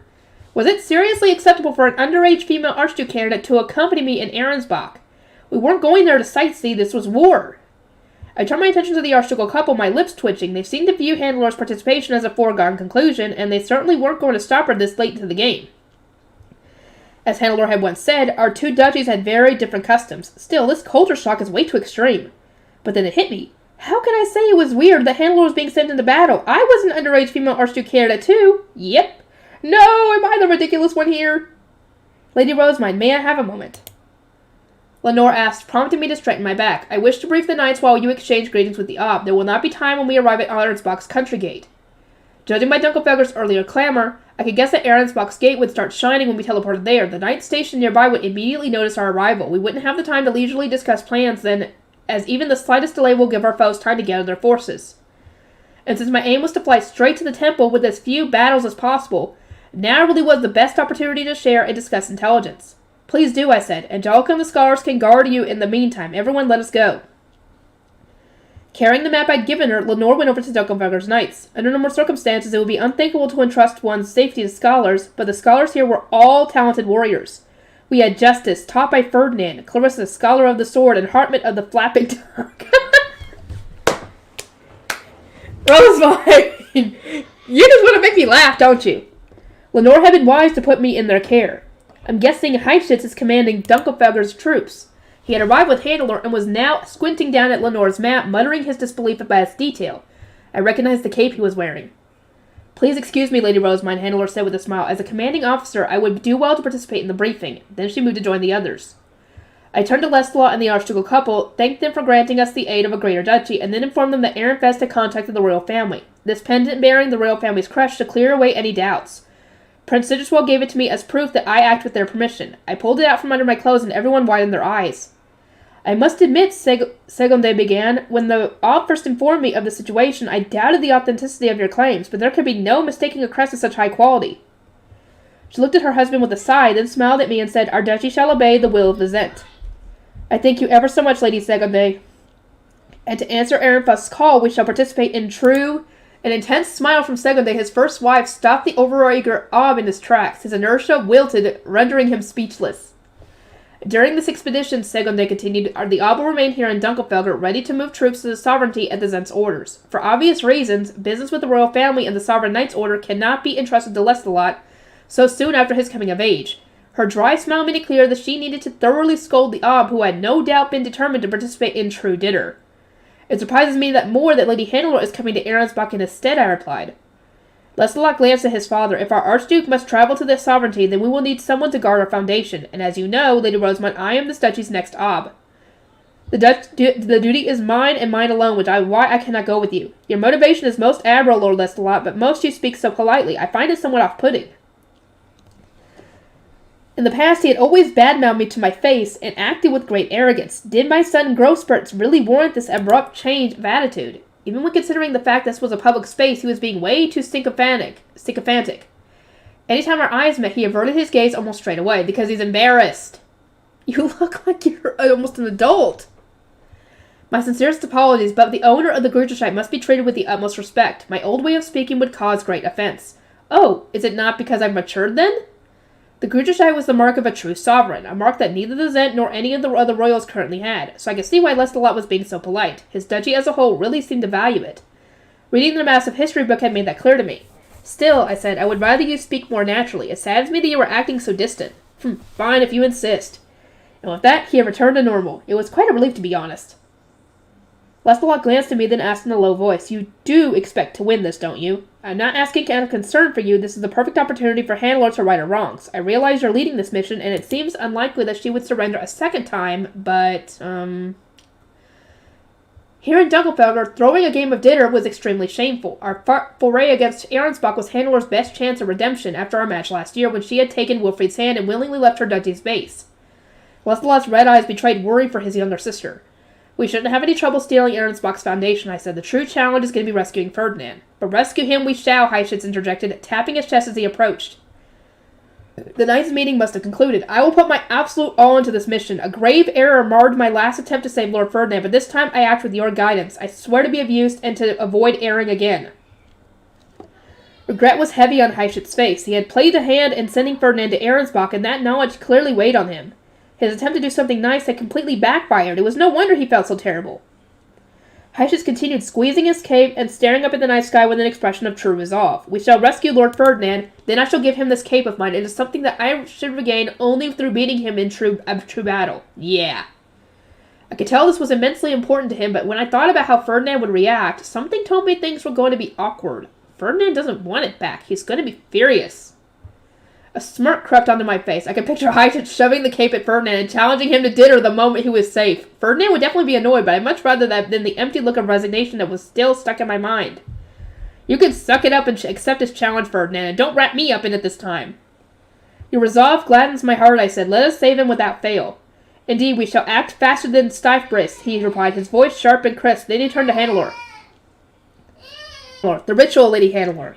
Yes, sir, she replied. Lady Rosamond, do stand in the center. Hold on, I cried. I'm not whirling for you. I didn't want to dance, but Hannelore just smiled while moving in her own position. You do not need to whirl, she said. You need only do what you did the first time. There's no one better suited to raise morale than you, Lady Rosamond. Hurrah! One of the knights cheered. Lady Hannelore is right. We'll receive a blessing from Lady Rosamond herself. From the saint of Ehrenfest, who revived the true nature of our duchy's rituals.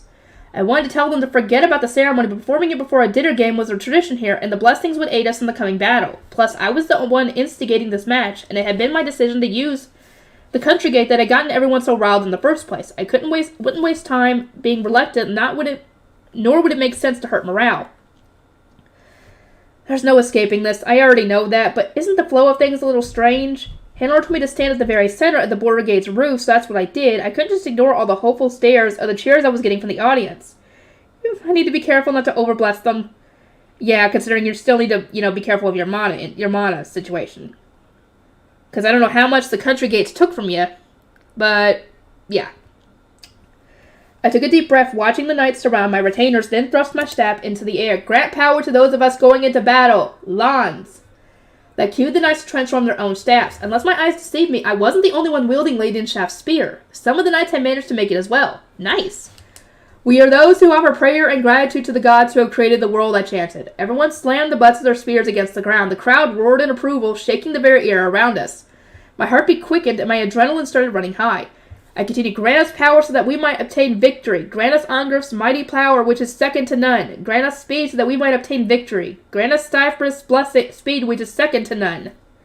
While I spoke the prayer normally, the surrounding knights practically sang it, twirling their spears faster at the same time. They had a nice spin going before they suddenly slammed the butts of their spears against the ground again and again, filling the air with a resounding clatter of metal. The spectators roared with each clash, and the temperature seemed to rise even higher. My body was practically on fire. It felt like we had all merged into one, until with that I raised my spear. To war! Even the audience shouted with me. I thrust my spear in the air, causing blessings to pour down as though I had torn the night sky in two. Battle cries echoed, and that was when Dunkelfeger stepped forward, raising a clenched fist. Go forth, my elite. Fight and steal Ahrensbach's foundation. Move faster than Styfbrith. Hooray! The knights chorus. Faster than Styfbrith. Yes. Let's get him! Using my panda bus, I took Hannelore, her guards, and my retainers to the country gate. The remaining knights ran up the stairs, which was fine with me. Dunkelfeger's knights had stamina to spare. Lady Rosamond, Lenore said, while we wait for everyone to gather, please drink of this rejuvenation potion. Make your high beast as small as possible, and move off the teleportation circle. In the meantime, we shall distribute the magic tools meant to cause confusion. Matthias pointed to the teleportation circle. The circle is not large enough for 100 armored knights to use at once. I expect this will place a great burden on your mana, but you will need to divide everyone into 2 groups. Having a larger army would make our confusion tactic all the more effective, so he believed it was better to expand more mana than reduce our number. Those in the first group will go outside via the stairs. They will wait there after teleporting. For the second group, we shall pack as many knights into your high beast as we can. The knights in the second group would stay on my panda bus until we were above Ahrensbach's country gate. Then they will all pile out and mount their own high beasts. We wanted to distract the gate guards for long enough to ensure the safety of the knights from the first group, who will exit via the stairs. In truth, I doubt we will encounter any resistance at all, Eckert said. Ahrensbach's knight commander was relieved of duty when he tried to do as Lord Ferdinand instructed and stationed knights at the border gate. Still, I doubted that Ahrensbach's gates were completely unprotected, especially now that Lanzenhoff's ships were freely using them and the whole Ferdinand incident had occurred. Letizia's retainers were bound to be in conflict with Detlinde, and there would probably be knights flying all over the place under various orders. Given everything that has happened, it would not be strange if Ahrensbach's knights were moved to positions other than those you and Justice remember, I noted. Not to mention, with this many of us passing through the border without permission, the odd will inevitably notice. Negligence is always one's greatest enemy.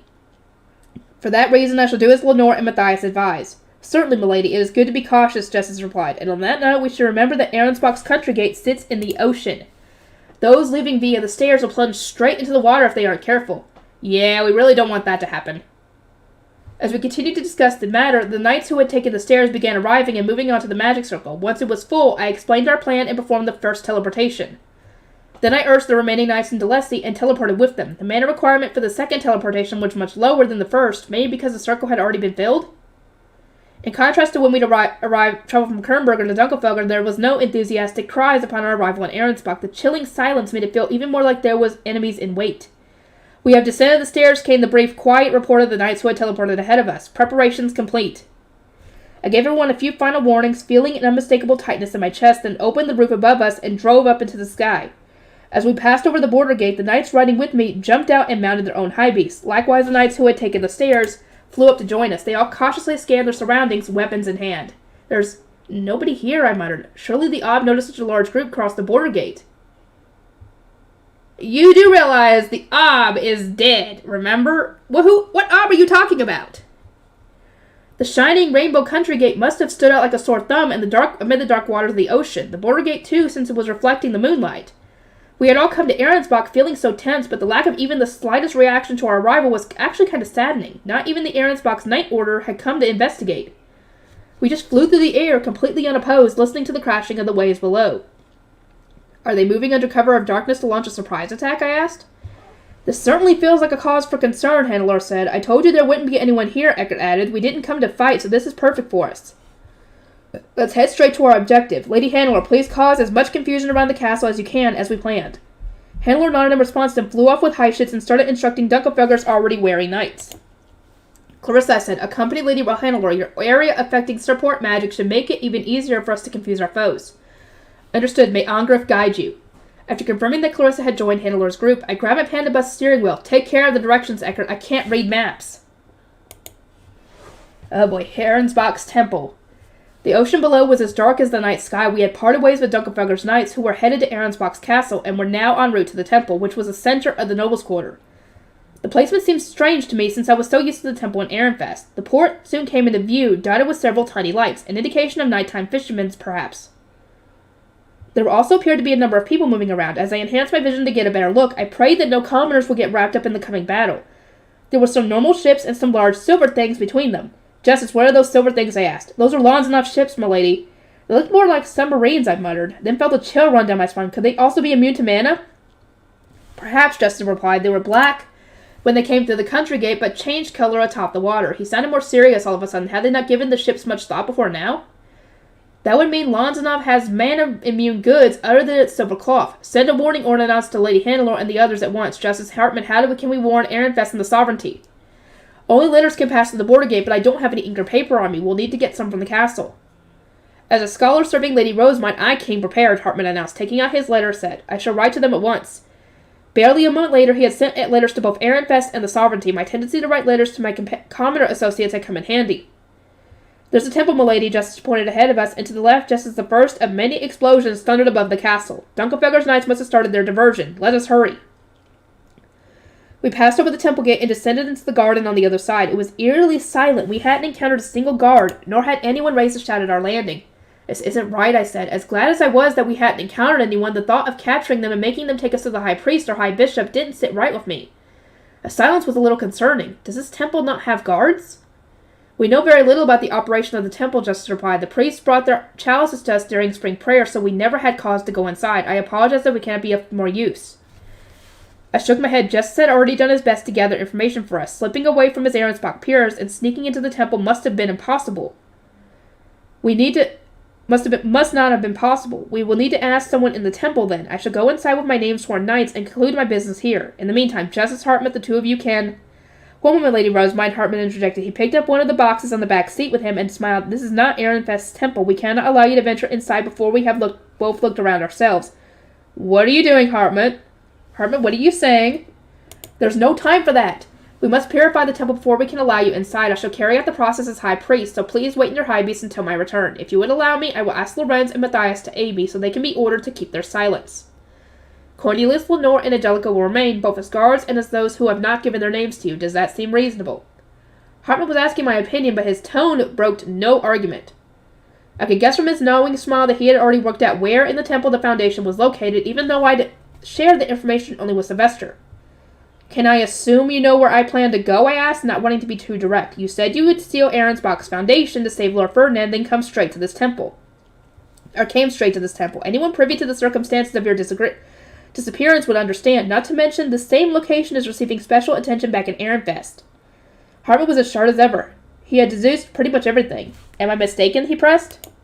I saw no reason to dwell on the matter. Hartman knew where I wanted to go and wasn't going to let me inside the temple before he had purified it, so it was easier to let him do as he pleased. I took several pieces of fade paper from my bag and gave them to him. These are the entrance forms, I said. Have the high priest or high bishop sign them, then search for the goddess on the bookshelf. Stay under guard, though. Ahrensbach might have set up defenses just as we did. I don't know if they would have, considering they have no idea that Ferdinand even sent out his last will. So, as far as they know, nobody should be coming for him. Understood that I must borrow justice for his capacity to predict, detect, and dismantle traps and tricks. Hartman gave the man in question a meaningful smile. A retainer serving Lord Ferdinand is able to keep secrets, I assume. Justice gave a wry smile in response. I would do anything to rescue my lord. And you, Eckert, I asked, wanting to know his plans. I shall stay with you, milady. In these circumstances, we cannot reduce your guard even further. Lord Ferdinand would never forgive us. Hartman and Justice climbed out of my high beast with the box, then Lenore took their place. Eckert, Angelica, and Cornelius were tasked with defending the area around me. I don't disagree with Hartman, I said. This is another duchy's temple, so it makes sense for him to check in before I go inside, but having to wait around after we came all this way is agonizing. Given the lack of nobles, he should return soon enough, Lenore assured me. I am more concerned about Dunkelfelder. Barely a moment has passed, yet the explosions have stopped. It seems unlikely that they have already conquered the castle, but at the same time, the Knight's Order has shown not a hint of resistance. In the event of a surprise attack, any decent Knight's Order would start sending out warnings and ringing bells to signify an emergency, but aside from the explosions, we hadn't heard much of anything since our arrival. If I remember correctly, Detlinde, her people, Roblut, Leonzio, and the others, including Letizia and her retainers, or whoever was left anyway, were all out of the castle. So, who would be left? This actually makes sense. I poked my head out of the window of my panda bus and squinted up at the sky. It certainly is quiet. It was then that I spotted an ordnance. I stuck my arm out and the bird perched on it. Lady Rosemond, this is Clarissa, came a quiet, guarded voice. Despite our attempts to create a distraction, we have seen neither hide nor hair of the Knight's Order.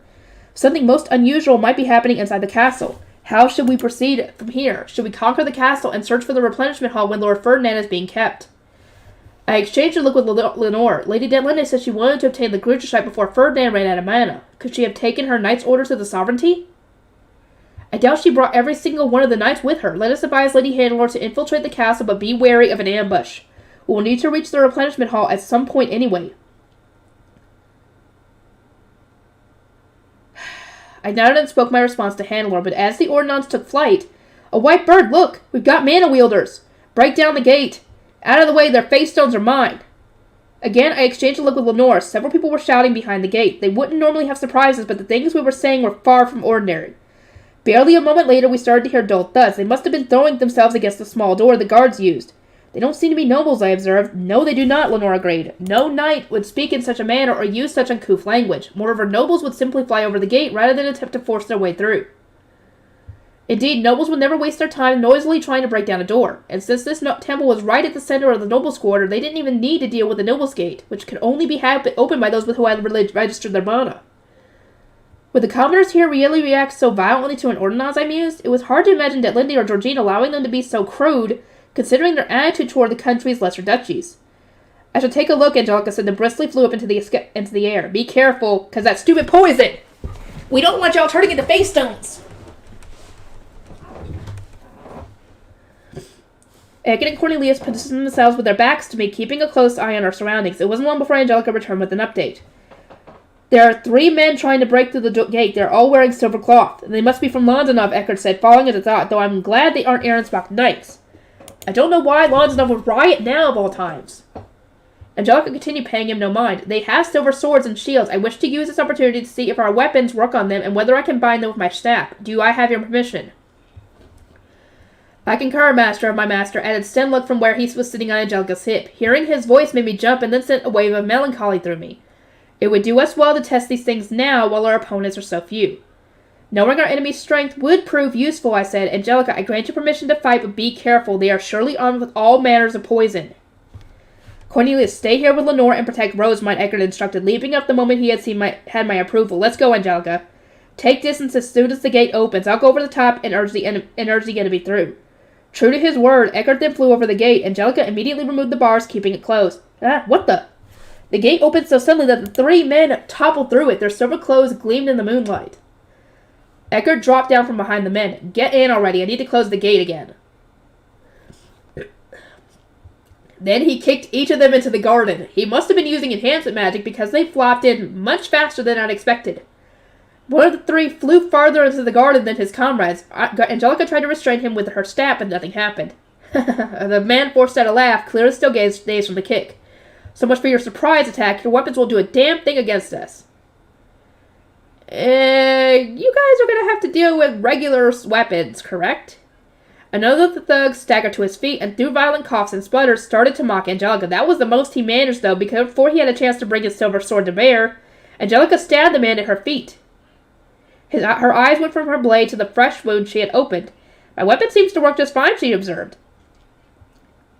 The coughing man stared at his now injured accomplice, no doubt struggling to believe his eyes. So did she use Stenlook on him, or did she use his regular weapon? The stabbed man looked just as surprised. He tried to press down on the wound, but there was already blood seeping through his clothes. Even in the dark, I could see it pooling on the white stone. Blood. So much blood. The sight made me sick to my stomach. Knights needed to be ready to cut down an enemy without the slightest hesitation, but witnessing such brutality always made my breath catch in my throat. Angelica, use enhancement magic, not your blade, Eckert said, while choking the last of the three men. Really? Their weapons and armor are sure to be of great use to us. I don't want them damaged. Like his associate, the third thug no longer posed a threat. His neck must have given in to the strain because his head now hung at an uncanny angle. Cornelius, secure his weapon, Eckert said, then threw the man aside. On it. Eek.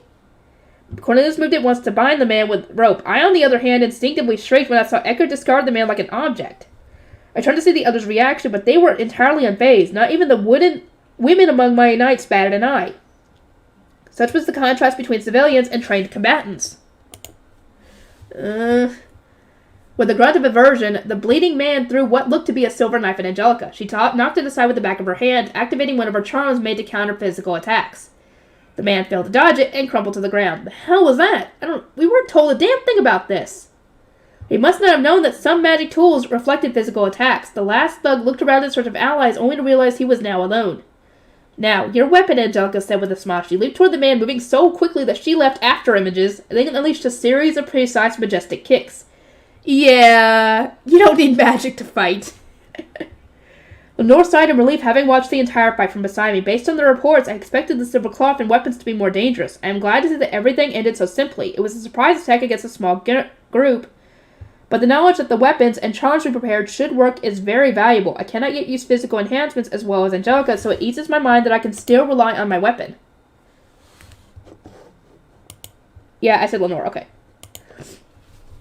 Indeed, I replied, though our impressions of the battle couldn't have been more distinct. I tried to avert my eyes from all the blood as Angelica beat the last guy to a pulp. But Eckert ended up dragging him over to me when she was done. Lenore, if you don't mind me asking, does Eckert normally use physical enhancements in this manner? He fights more like blood-born fascists than anyone else. I saw it often enough when at the training grounds that it no longer surprises me, but was this your first time?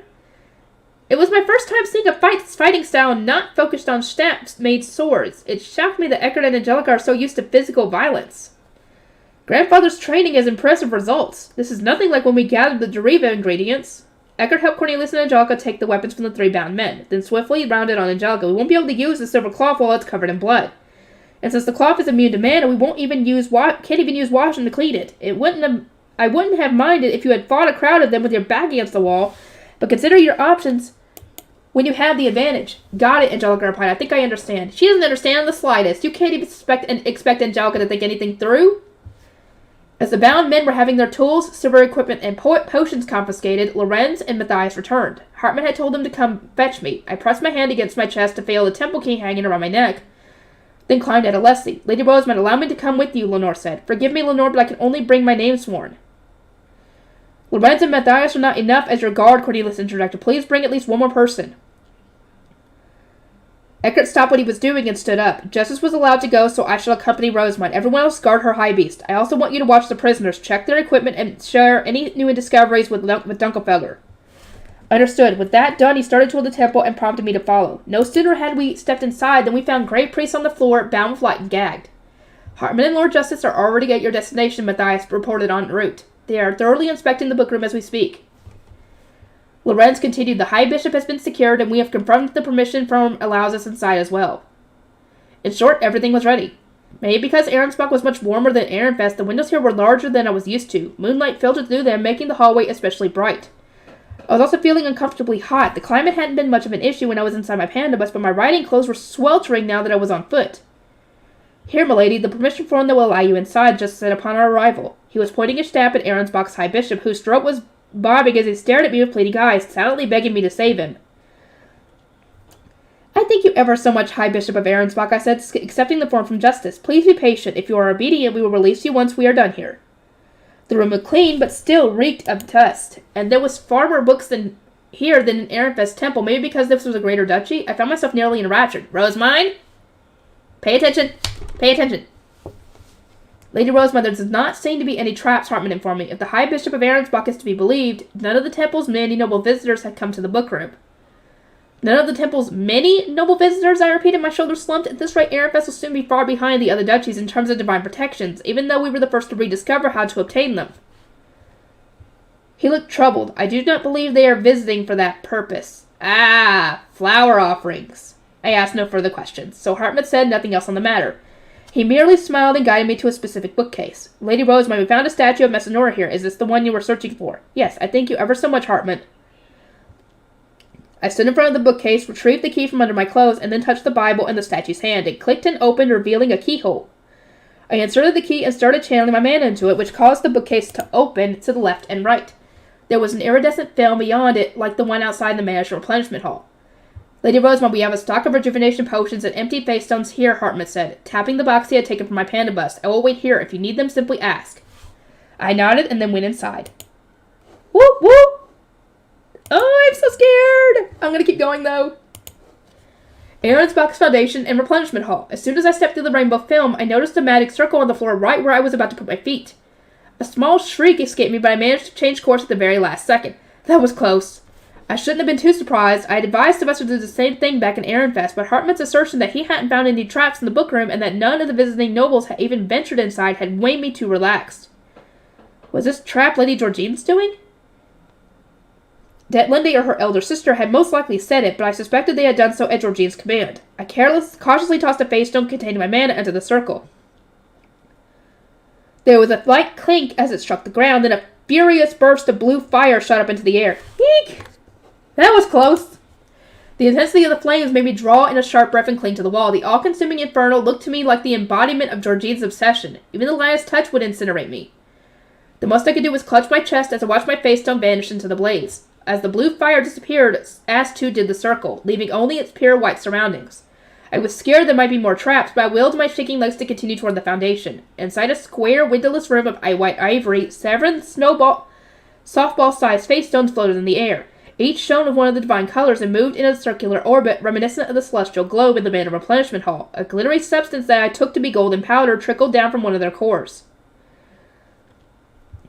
These 7 face stones were connected to the replenishment hall, and the golden dust was the mana coming from it. In other words, it was the mana being sucked out of Ferdinand at this very moment. As my eyes followed the falling dust, I noticed that one section of the white floor was open, exposing what appeared to be a part of a massive globe.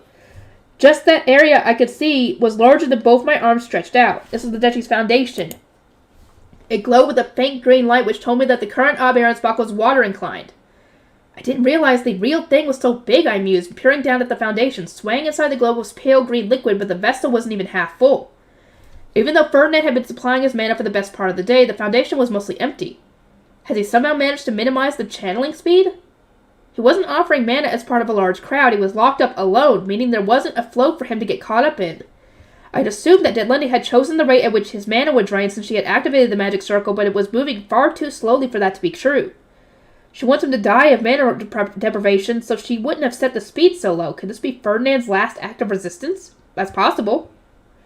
Still, even if the flow of mana was much slower than expected, it didn't change the fact that Ferdinand was being drained. I watched the falling dust for a moment, then started placing the empty face stones we had prepared on top of the large globe. They would suck mana from the foundation, hopefully making it easier to die. Of course, going too far would impact ivory buildings and the border barrier, so some caution was needed. I think that should do it. Because the foundation had already been quite empty, I wouldn't need to ask Hartman for any more face stones. I put the ones I had taken out back in my bag. They had all turned pale green. Then formed my staff in one hand and grabbed a rejuvenation potion with the other. I touched the globe with my staff, as I'd done during my Archduke Canada class, and then started channeling mana into it. I unleashed the mana compressed inside of me in a tremendous burst, hoping to die the foundation as quickly as I could. Come on! As I continued to move my mana, I downed the potion in my hand. It wasn't easy trying to dye a faystone this massive. One would normally do it gradually over a much longer time span to ease the burden placed on the body, but I didn't have the leeway for that. My mana was drying up faster than it could recover, but I still pressed on. I could see the pale green liquid inside the globe turning light yellow. Hurry up and die already! I chugged the mana-filled focused rejuvenation potions and continued to channel my mana into the foundation. Over time, the green faded and my color began to dominate. Then it flashed yellow, announcing that the dyeing was complete. It's done. I was slightly dizzy, maybe because I'd used so much more mana than was used to. I slumped against the foundation to catch my breath, then stood up and exited the hall. My attempt to regain my composure must not have worked. As soon as I returned to the bookworm, Hartman asked, "Are you feeling all right, Lady Rosemine? You would do well to rest for a moment, but Lady Handler is waiting the news that the foundation has been dyed." "I am fine," I replied. "Let us hurry to the castle, although I will ask for some assistance on the way back to my high beast." "Some assistance? That will simply not do. I will shout and provide as much as you require." I took his hand and forced my legs to carry me out of the room. Then I spoke with Justice, ordered that Ahrensbach's hybrid should be freed, and said to him that he should remain in the temple until a formal announcement came from the castle. All that remained was to free the Grey Priests. "Have you received any updates on the situation?" I asked while climbing into Leslie. Justice had been in contact with Dunkelberger while I was dyeing the foundation, and he had plenty of news to give me. The knights had apparently invaded the castle to find not Ahrensbach nobles, but people from Lanzenhof. They had imprisoned them one after another, and were now searching for those wandering the nobles' quarter. Those from Lanzenhof are apparently on a rampage with approval of Lady Linde, Alsted, and Georgine, Justice concluded. But why would they? According to the report we received, the Lanzenovians have an obvious bias when it comes to their targets. The main building was untouched, but the northern building for Archduke candidates and the western building where Ferdinand was living had both been thoroughly ravaged. The magic tools inside have all been stolen, and the usual inhabitants were nowhere to be seen. In the nobles' quarter, only some estates were raided. It would seem that those branded with a particular mark on the entrance were spared. They are targeting those close to Lord Ferdinand and Lady Letizia then. We won't need to worry if they're in their hidden rooms, which the Lanzenovs won't be able to open, but if the nobles had been caught unaware and without any knowledge of the silver equipment or poison, they wouldn't have stood a chance.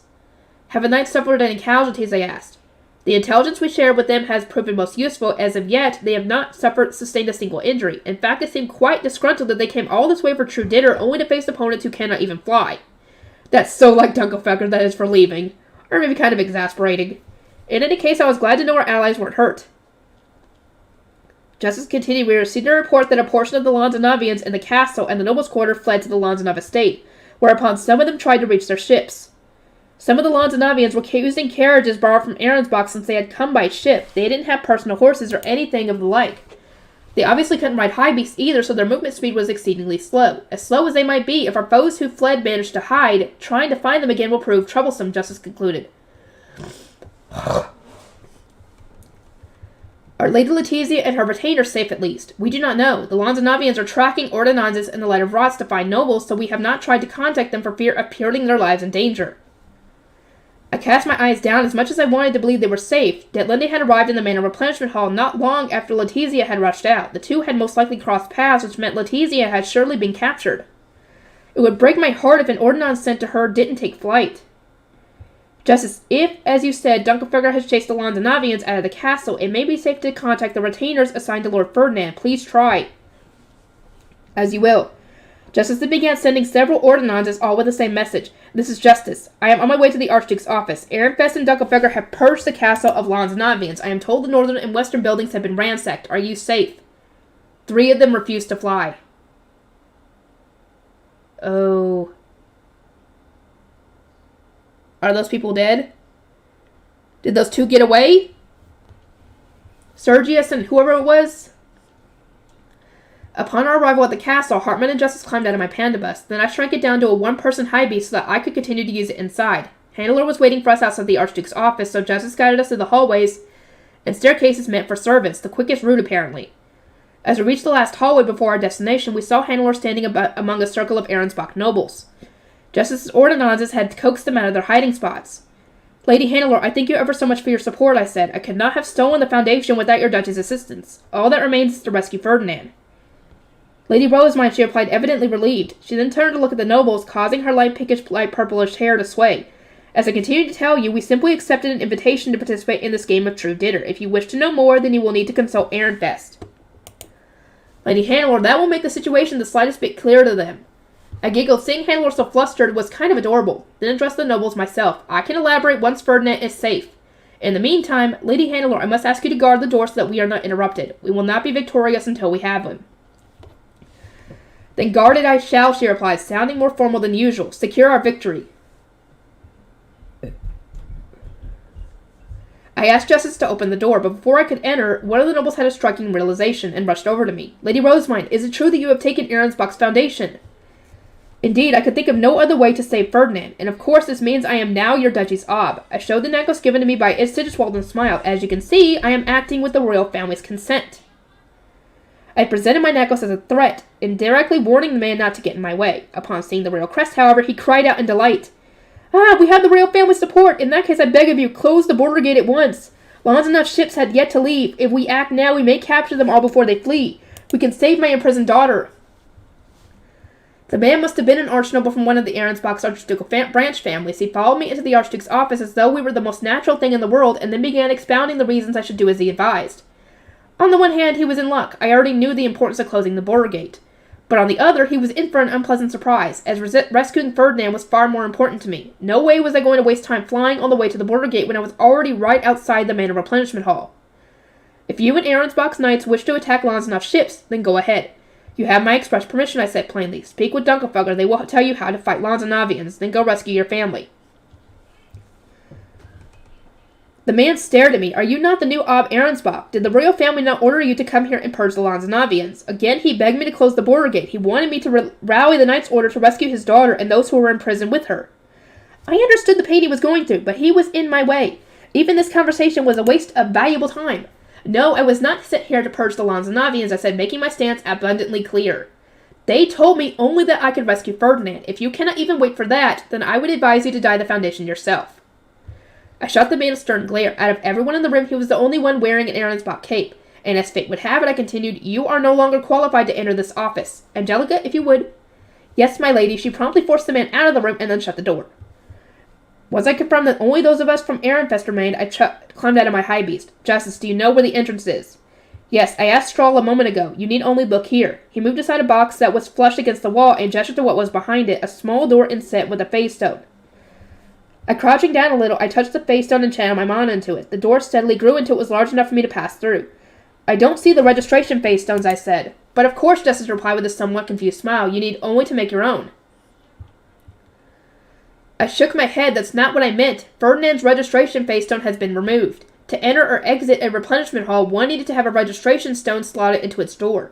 In other words, even if Ferdinand managed to regain mobility and stop channeling man into the circle, he wouldn't be able to leave. Detlinda's unusual thoroughness infuriated me. How was Ferdinand supposed to get out?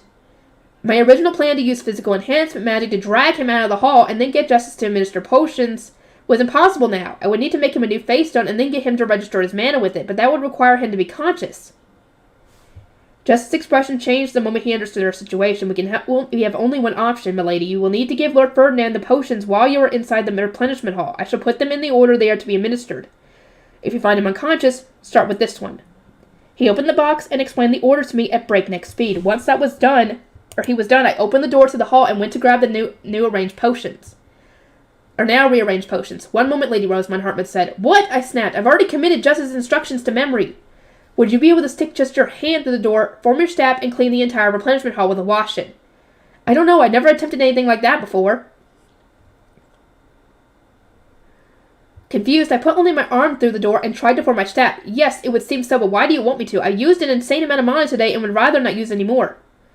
There might be poison lingering in the air. A non-lethal dose was enough to put you into your coma, so we cannot afford to take any risks. Yeah, he's not wrong. I'd only had such a strange reaction to the poison because of the mana clumps inside me, but that wasn't to say I'd since become resistant to it.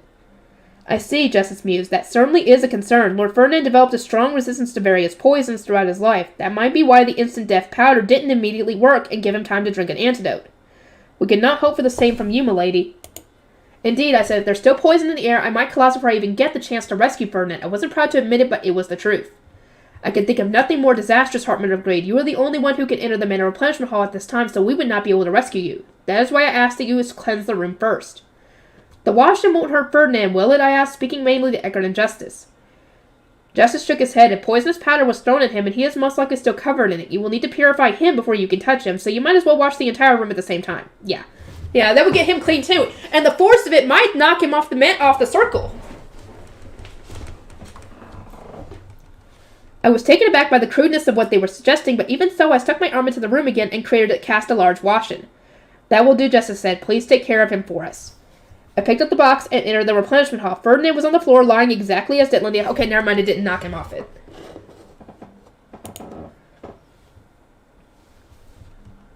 Okay, I'm gonna do one more, I think, and then I'm gonna stop. For the moment. Rescue.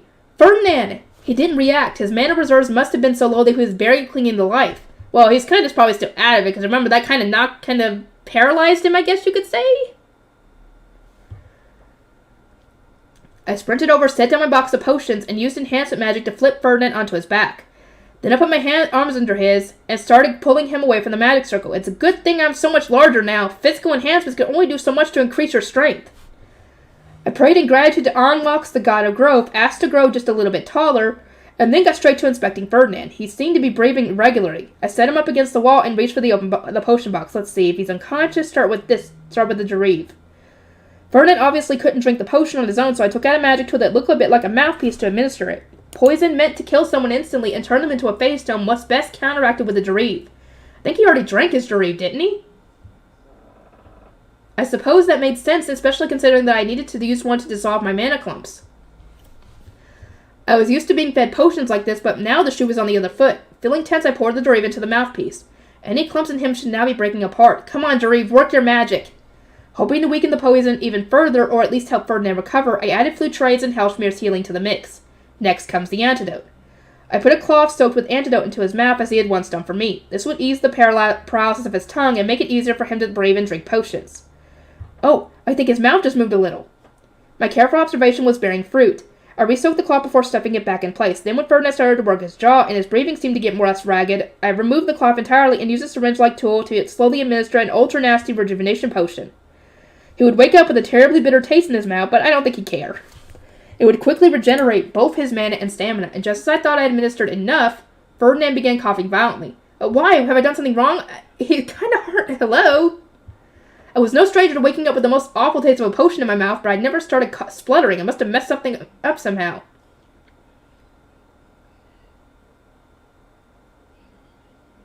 I guess he doesn't recognize you. Sorry, I stammered. It was an accident. I went to pat Ferdinand on the back, but he seized my arm. What? Ferdinand yanked me down before I could even process that he was conscious. Yeah, he's conscious. And he doesn't recognize you. Then he was on top of me, using his body weight to pin me down. He pressed my wrist against the floor, and the chain linking his bracelets dug into my throat. Who are you? He demanded through pain and gasp. Rosemine. Hello. I'm Rosemine. Ferdinand must not have recognized me. Yeah! Ferdinand must not have recognized me. His eyes were narrowed, and it was clear from his voice that he was on guard. Though the chain wrapped around my neck made it hard to breathe, I just barely managed to eke out a reply. It's me, Rosemine. I get it, I'm a lot bigger than you remember, but please try to recognize me and stop pushing down on so hard the chain really hurts. Rosemine? Ferdinand went silent. He studied me up close, then raised only a single hand, holding it a short distance above the ground. Impossible. Rosemine is only this tall. Hello? What? How is that impossible? And I've never been that tiny. There are stuffed animals bigger than that. Raise your hand and...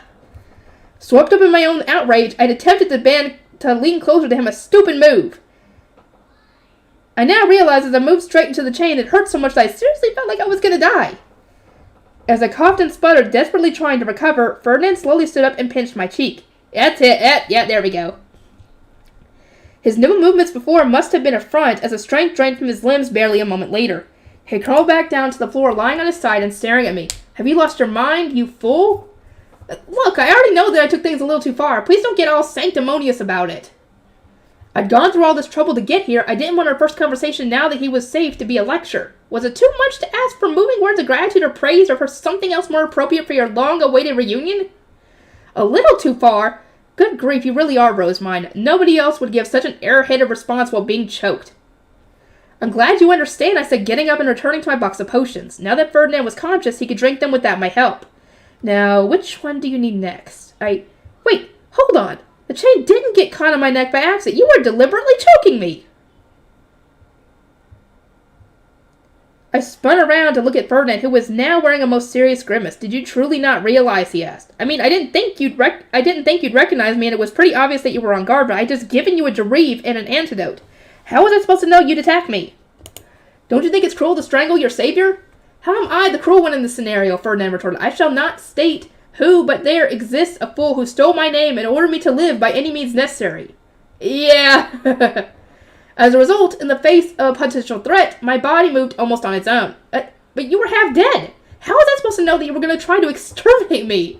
Would it not make more sense for someone ordered to stay alive to accept the potion being administered to them? Ferdinand averted his eyes. I thought it was poison.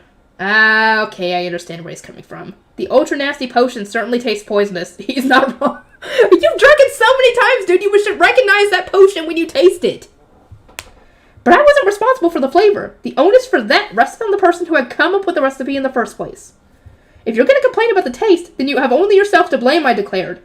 Very well, then you relinquish all rights to complain about being choked. You ordered me to live by any means, did you not? And on that note, why did you not just order me to unhand you? Good grief. Enough with this exchange. Bring me the rest of the potions. You're trying to change the subject, aren't you? Not at all. I merely told you what you should do. Is it seriously how he's going to act after coming back from the brink of death? I cannot yet move freely. First, bring me more of the antidote. Once that has been consumed, do something about these bracelets. Not having a staff is terribly inconvenient. Limping on his side, Ferdinand started telling me what to do. I was technically his master now that I had stolen his name, so why was he giving me orders? Because he knows more than you do? I pursed my lips at this reversal, though I still prepared the potion as instructed, and watched attentively as he drank it. Is it because you can't move that you feel the need to run your mouth, I asked.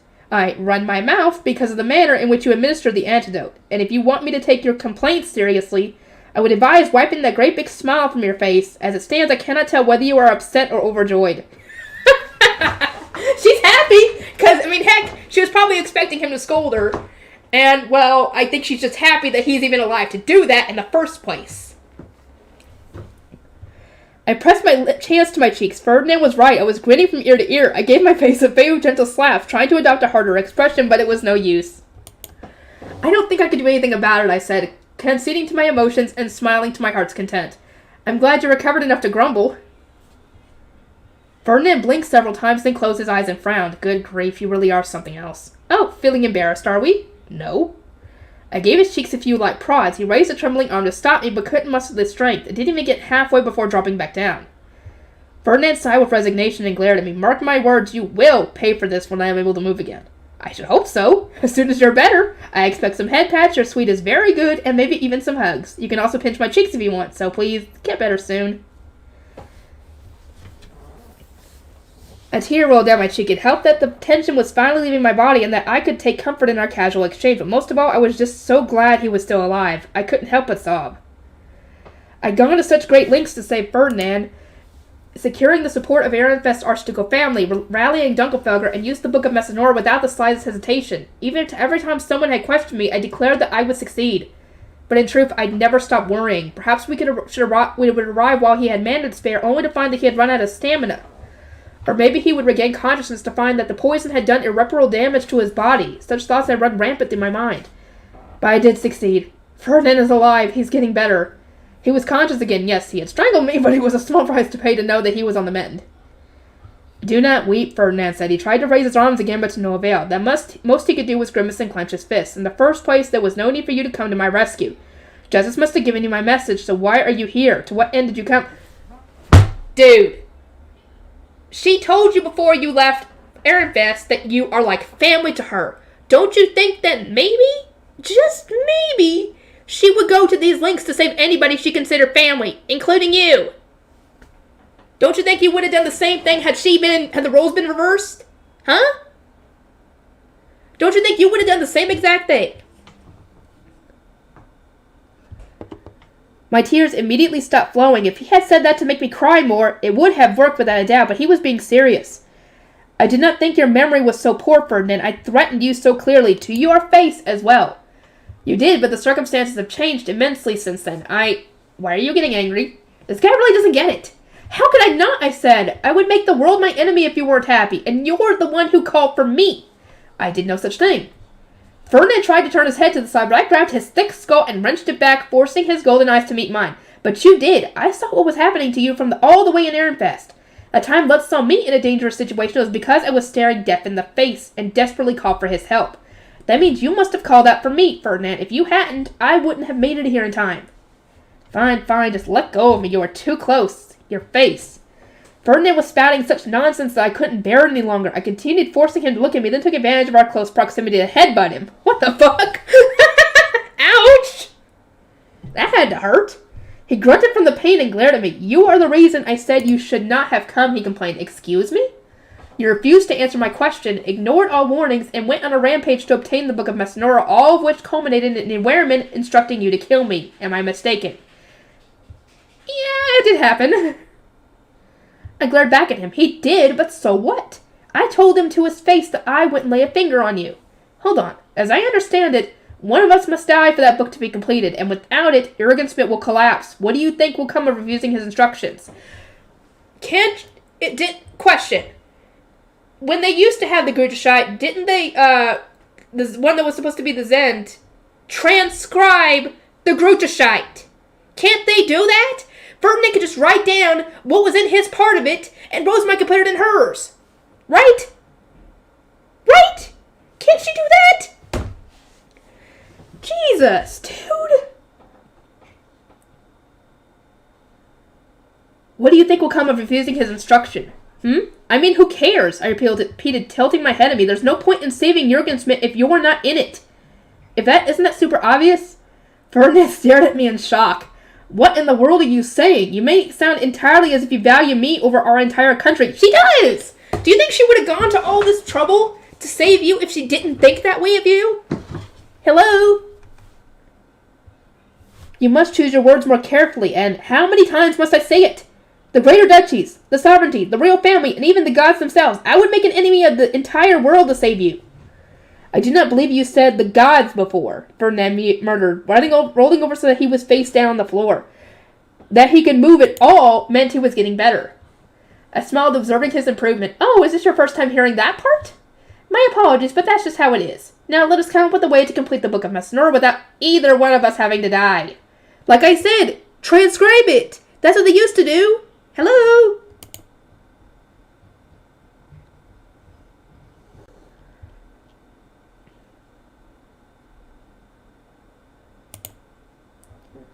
Okay, I'm sorry, I'm going to keep going. I can't help it, I don't want to stop.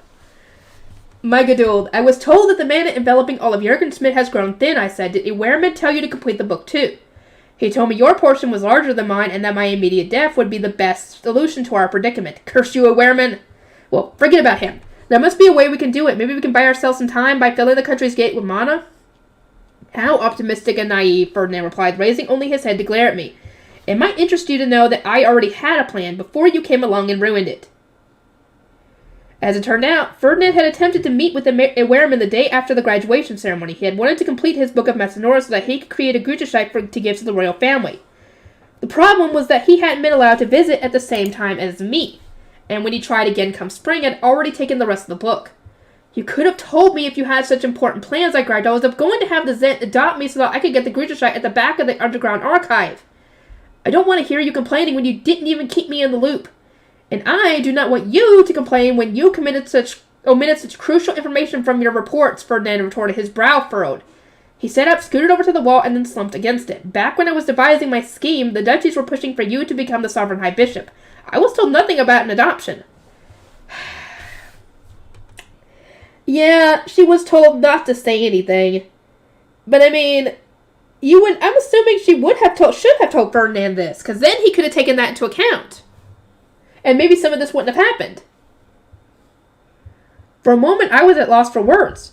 Ferdinand was at fault for not sharing his plans, but so was I. There was so much I could have told him using my invisible ink, but I'd only written only about the mundane. Suddenly, feeling very awkward, I sat next to him and tried to plead my case. Sylvester and the royal family swore me to silence. I was dying to ask for your help, believe me. I also had plenty of complaints, but they were the kind that could only be aired in a hidden room. Spare me your grumbling and remove these bracelets already. Come on, at least pretend to care. Ferdinand had shut me down without any hesitation, but I understood that freeing him and discussing the current state of Ahrensbach and the Grutterscheid took priority. I touched the bracelets tossed out in front of me and started searching for a keyhole, but they were completely smooth. I would remove them for you, but I'm not sure where to start, I said. Do you even know where the key is? Ferdinand gave me a look of exasperation. Do you see a keyhole? No, but I'm searching as hard as I can. For what purpose does your Bible exist? If you know not how to open them, look it up. You will need to use an unlocking spell rather than the key. My book contains several from your past generations, so we need to only compare them and fill in whatever gaps we find in the magic circles. That sounds like an extremely tall order. Still, it hadn't even crossed my mind to use the Book of Messinora. I was consulting mine only in moderation for fear of someone seeing it, but was Ferdinand using his on a daily basis? I chanted Grutterscheid, then began searching for how to unlock his bracelets. Rosamund, what is with that bizarre shape? Ferdinand asked upon seeing my faux tablet and shook his head at me. Good grief, be it your high beast or your Bible, your creations all take the strangest forms. It may be abnormal, but my Book of Messinora is exceptional. The screen lights up and can be read in the dark, and there's a feature that allows me to search for words or phrases. I stuck out my chest, beaming with pride. Convenient, right? Ferdinand gave me a strange look. The Book of Messinora exists to find the information one seeks, so whatever one wishes to know appears automatically when one opens it. As for being able to read in the dark, the letters shine on their own. It seems to be that needing to input words makes your Bible less convenient than any other. That can't be right! As I entered a shocked daze, Ferdinand leaned over to peer at my book and pointed at one of the magic circles. This is the correct one. Draw it with your stylo. I couldn't tell the circles apart, but his book had the ones from older generations, whereas mine had the ones from newer generations. Copy and place. I almost said copy and paste. Oh boy. Drawing the circle with my stylo sounded like way too much work, so I used magic to duplicate it onto a sheet of fey paper. Then I activated the circle, and the bracelets restraining Ferdinand dropped to the floor with a loud clatter. There we go! Rosamund, what in the world did you just do? Ferdinand asked wide-eyed. This was definitely something to be proud of, so I stuck out my chest once again. You just witnessed copy and paste magic, my own invention. It has its limitations, but it's useful, don't you think? It seems exceedingly abnormal, but yes, I can see it having its uses. Teach me the principles behind the spell and the correct pronunciation. Is this really the time or place? These are dire circumstances. Is that so? Ferdinand asked with a frown, opening and closing his hands, and explained them to me. It would take him a while to rehabilitate, so I explained the situation back in Ehrenfest. He had sent Eckert and Justice there following the incident with Letizia, so he presumably cared more about things there than in Ahrensbach.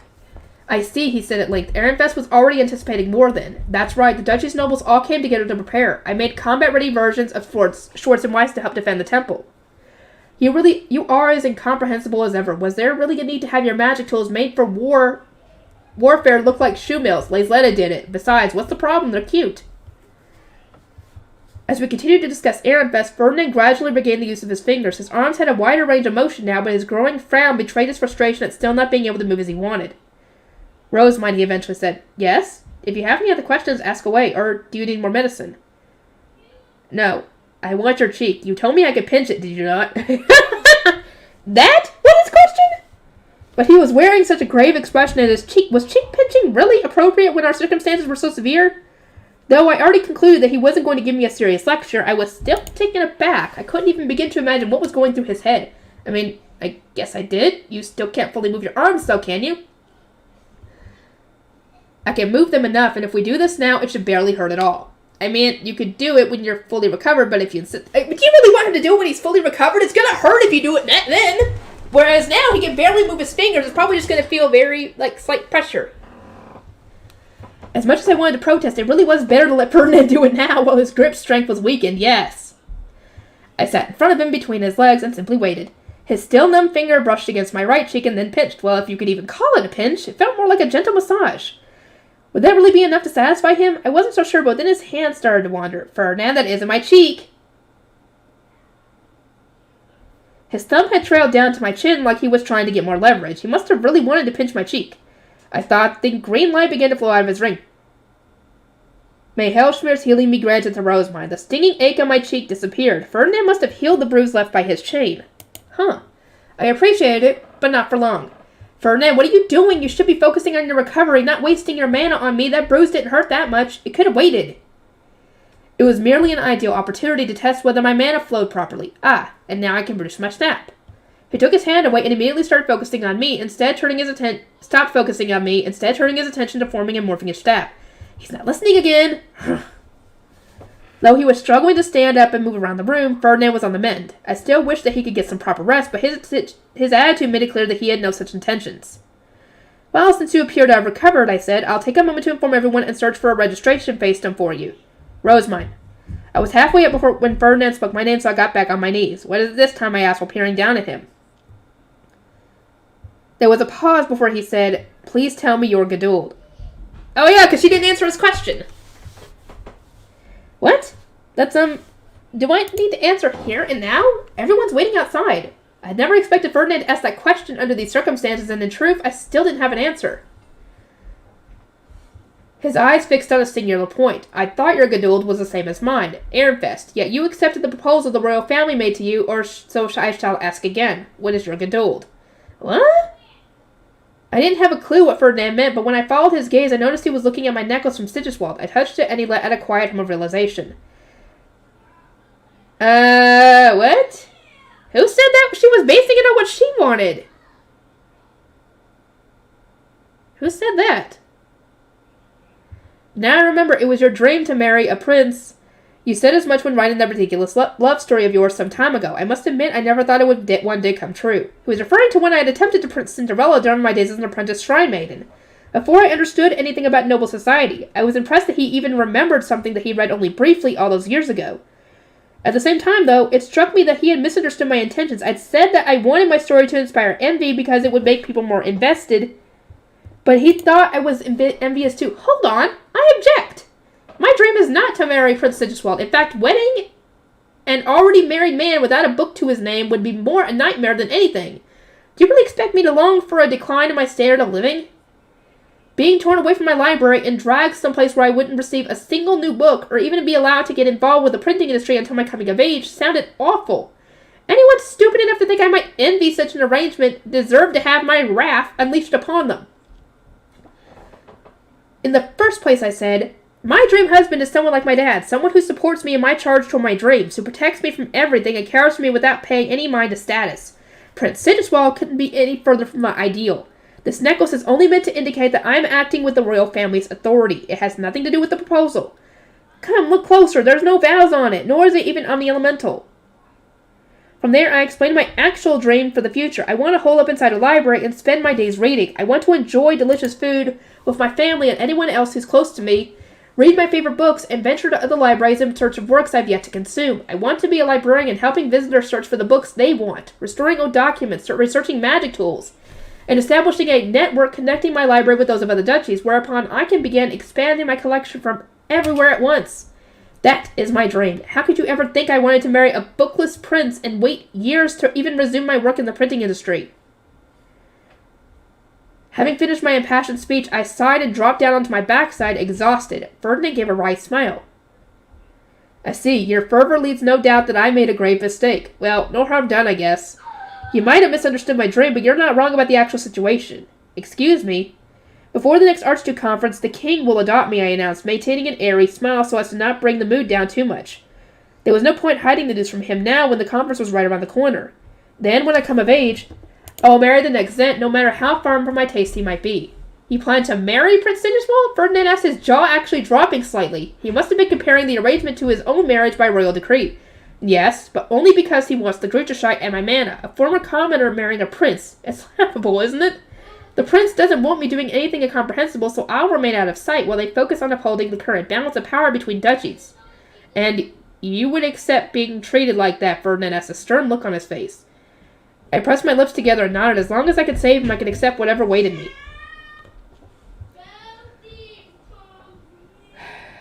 You, my lower city family, the Gutenbergs, my temple attendants, if any of my Gedulds were in danger, I would tear Jürgen Schmidt apart to rescue them. If they're all safe, I'll do everything I can to protect it. If our country collapsed, the people I care about wouldn't be able to live their lives. I was at peace with my fate. To prevent Jürgen Schmidt's collapse, I would need to complete the Book of Messinor or retrieve the royal family's Grutterscheit from the underground archive. And to that end, I would need to join the royal family. I should use my authority to its fullest extent to protect those I care about. I won't let you be executed for Detland's crimes. I'll pull every string to make sure you go return to your Geduld. That much I promise you. Me and all those you care about in Ehrenfest, and you would put them all in my care, Ferdinand asked, looking increasingly bitter. He was likely comparing my future to what he had experienced moving to Ahrensbach. I smiled, hoping to ease his concerns. You don't need to worry about me, Ferdinand. I'm going to be fine. My lower city family is coming with me to the sovereignty as personnel, with Lutz and Benno tagging along with the planting company when I come of age. As the High Bishop and manage the temple, and my name's sworn are all permitted to accompany me no matter how old they are. I will survive. And then I remembered, I still needed to give Ferdinand back his namestone. I took the small white cocoon out of my bag and placed it in his right hand. This belongs to you. Although it was to save your life, I apologize for stealing your name. Now that you have your own hidden room, you will want to keep the stone there, right? Ferdinand cast his eyes down, his hand trembling as he squeezed the namestone. Do you not... Ferdinand? Never mind, you make returning me to Ehrenfest sound trivial, but I can assure you that will not be the case, he said, his voice weak and dripping with despair. Rather, it will almost certainly be impossible. I will never be permitted to leave Ahrensbach when the duchy is in such a state. Thus, there is no need for you to go. I was hesitant, but I decided to reveal the part of our plans I hadn't intended to mention. This is kind of secret, but once I've been adopted and obtained the Gruderscheid, the duchy's borders are going to be redrawn. You don't need to worry. My retainers and I will take care of Ahrensbach in the meantime. Oh? Ferdinand clenched his trembling fists, and the color of his eyes slowly started to waver. He wasn't prone to emotional outbursts like I was, so seeing his changes in him wasn't normal at all. Wait. Have I just awakened the Lord of Evil? Uh-oh.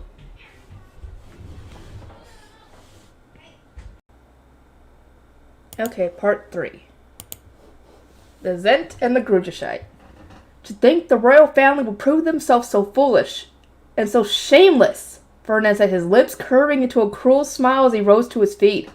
He must not have fully recovered yet, as his legs were still trembling. Run, royals! Run while you still can!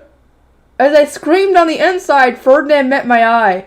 That goes for you as well, Rosemine. I'm terribly sorry. I didn't know why he was so annoyed, but his overwhelming aura compelled me to apologize. Of course, the instinct and sincere gesture only made him more frustrated. Rosemine, it would seem that I owe you a debt of gratitude. Was there a human alive who would take him at face value? His eyes were swirling with intense emotion. That's something that never happens. You never see him like this. How pissed off and annoyed is he at this point? Or upset, because we don't even know what's going through his head right now. And his voice was so low that it chilled the air. Nobody who's grateful pulls a face like that. Your words and actions have helped me notice a great many things. Faced with such stern eyes, my only option was to employ the most important teaching from China's 36 strategies. If all else fails, retreat! Thankfully, because this was an emergency, excuses were in good supply. Now that Ferdinand was well enough to stand, I needed to report back to my retainers waiting outside. Ahrensbach is in a lot of danger right now, and the Lanzanavians are going crazy. Plus, they kidnapped some noblewomen too, I think, so I need to go and... Wait, what? Then we should prioritize burning Ahrensbach to the ground and replacing it with a new duchy. Are you insane? What is wrong with you? To that end, the Lanzanavians' rampage should serve as well. Are you stupid, dude? Why are you trying to burn Ahrensbach?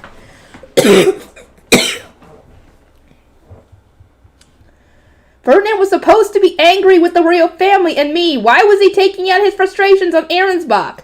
'Cause he can. Considering he can't do that to the royal family, or else, that's essentially a declaration of war. And he can't do that to you, because he's doing all this for you. I understood that he was the Lord of Evil and all, but I didn't see the connection. Hold on. How is that the conclusion you've come to? Lanzanav is... Ahrensbach's existence complicates matters for me. Destroying it alongside the Lanzanavians will solve that, but you'd create even more problems in the process. I glared up at Ferdinand and spread out my arms, blocking his way. I won't let you. At once his anger flared. What the heck was I doing? I was supposed to be running from the Lord of Evil, not taking him out. Yeah, what are you doing, dude? Why are you protecting Ahrensbach and Lanzanav, he asked. I'm not. But if you attack Ahrensbach right now, you might violate the contract that forbids you from opposing me and die. Yeah. Remember, you're still name sworn to her. She might have given you your name back, but her man is still in there. Ferdinand continued to stare at me, but he didn't seem quite as frustrated. His eyes returned to their normal golden hue. Thank God his emotions are finally in check here. And the look on his face gradually became more guarded. Why would attacking Ahrensbach violate our contract, he asked. What have you done? Time was of the essence, so I dyed its foundation. As it stands, in terms of mana, I am Mob Ahrensbach. Excuse me? Yeah, hello! She had to do it! It was the fastest method I could think of.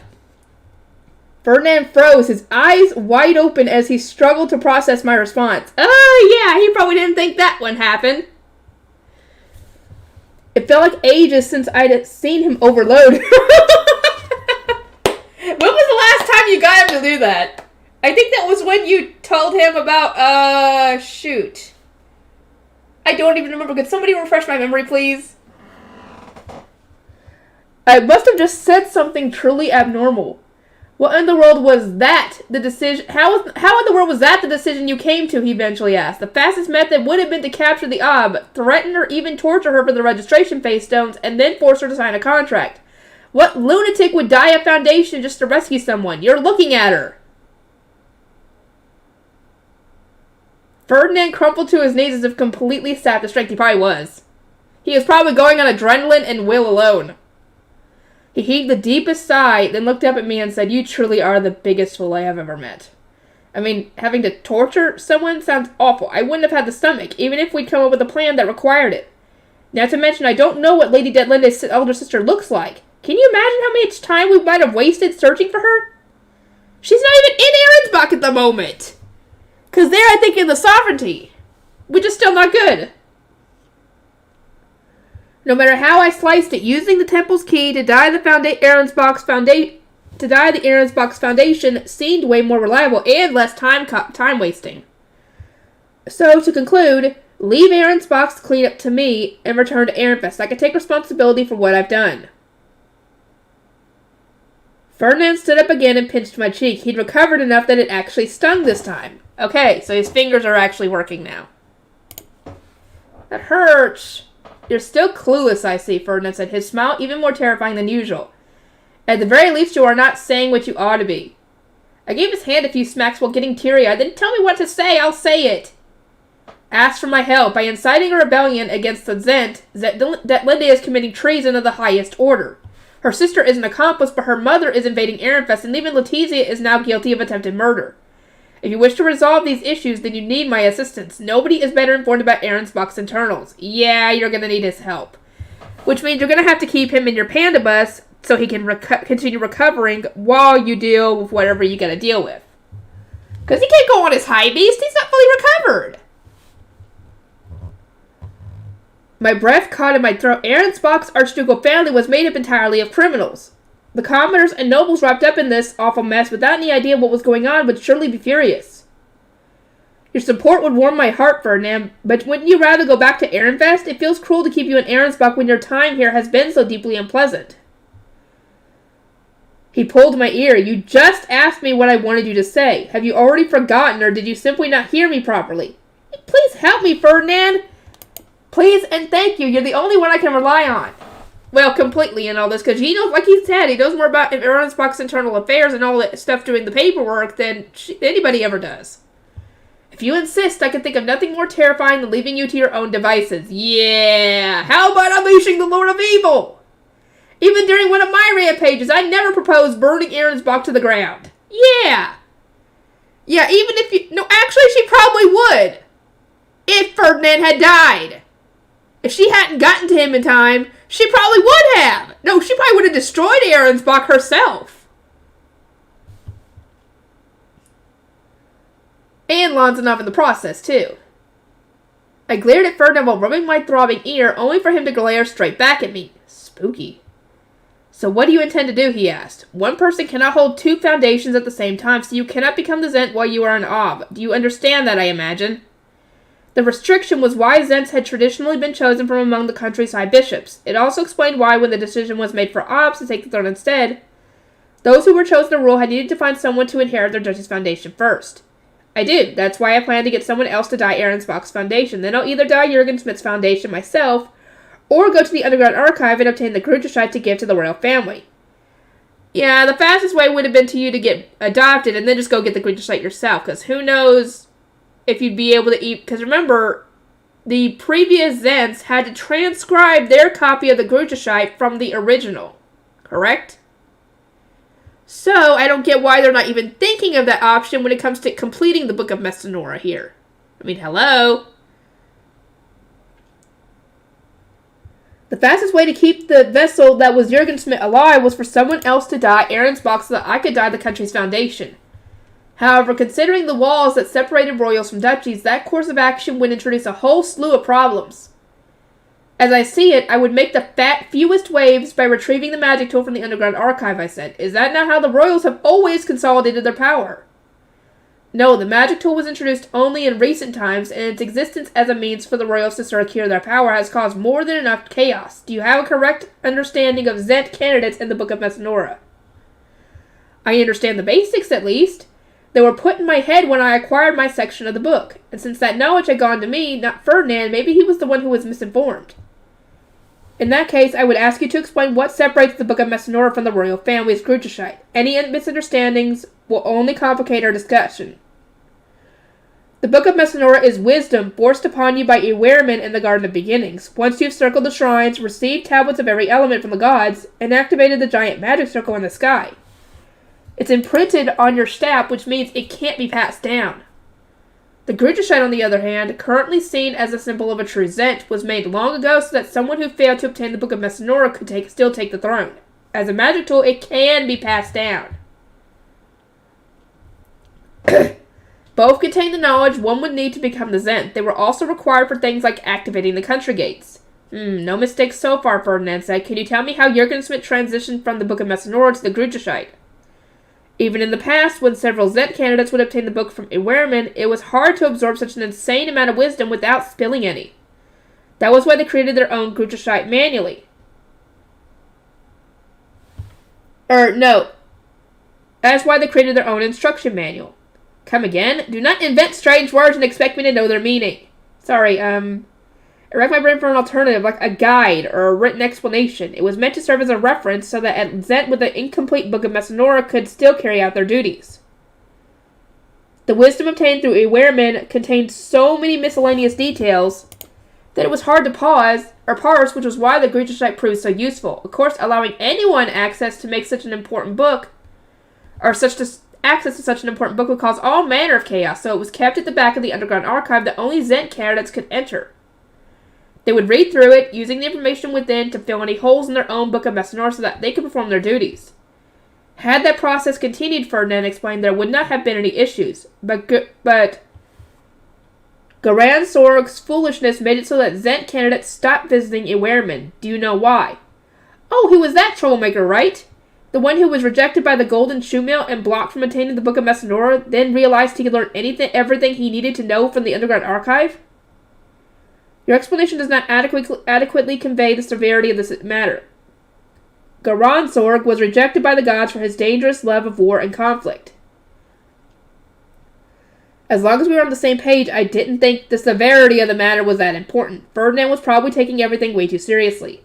To summarize, Garan Sorg's dangerous mindset had caused the Golden Shoemill to refuse him, but channeling man into the library's goddess statue had made the shape of the Grüterscheid appear in his mind. He had then realized that he could simply acquire the knowledge he lacked from the underground archive rather than bother to go through Ewerman and obtain Messinora's wisdom. And so, Jürgen Smith received a Zent who loved war and looked down on the wisdom of the gods, Ferdinand said. Being omni-elemental was the only requirement to have the shape of the Grüterscheid carved into one's mind. From there, one could simply fill its pages from the underground archive. The news that being moral and pious was no longer necessary to become the Zent had spread. And the wars that Garan Sorg had longed for soon followed. People have a tendency to follow the path of least resistance, Ferdinand continued. The work required to obtain the Book of Messinora was gradually ignored as everyone focused instead on the library's Grüterscheid. which looked the same and contained the knowledge they desired. Not even the pious enjoyed the struggles of grueling hard work, I noted. No longer did one need to pray at the shrines and activate the giant magic circle in the sky. The number of Zent candidates exploded, and those who would normally have been turned away by the Golden Shoe Mill started taking the throne through war. Ferdinand nodded. The need for Zents to circle the shrines faded, and conflicts became more numerous. Tell me, what happened then? Those who tried circling the shrines were mocked as inferior candidates, as people assumed they weren't omni-elemental. It was a political scheme to weaken the more diligent candidates, right?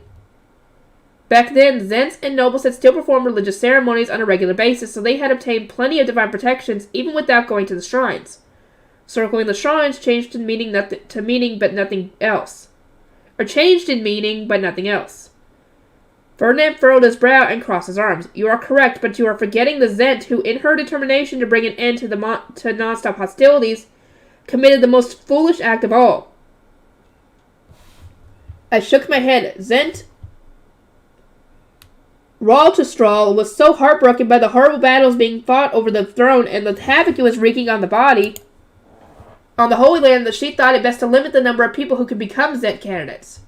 During her generation, every single duchy had produced its own Zent candidates, and the ensuing battles between them had been particularly brutal. As a proper Zent with the Book of Messinora, Raltestral had turned to Ehrenfest, consulted him about the wars of succession, and bemoaned their negative impact. She had perceived the problem as being that anyone could take the throne, and to put a stop to the chaos, made it so that only those registered as a member of her family could enter the book back portion of the archive. Okay, good idea. Through her actions, only those from her house, which vehemently opposed warfare, could ascend to the position of Zent. Raltestral then made 2 guardians in the images of the Golden Shoe Mill, tasked with allowing only righteous individuals to visit Ehrenfest, 1 black and 1 white. So she's the one who made Schwartz and Weiss. Okay.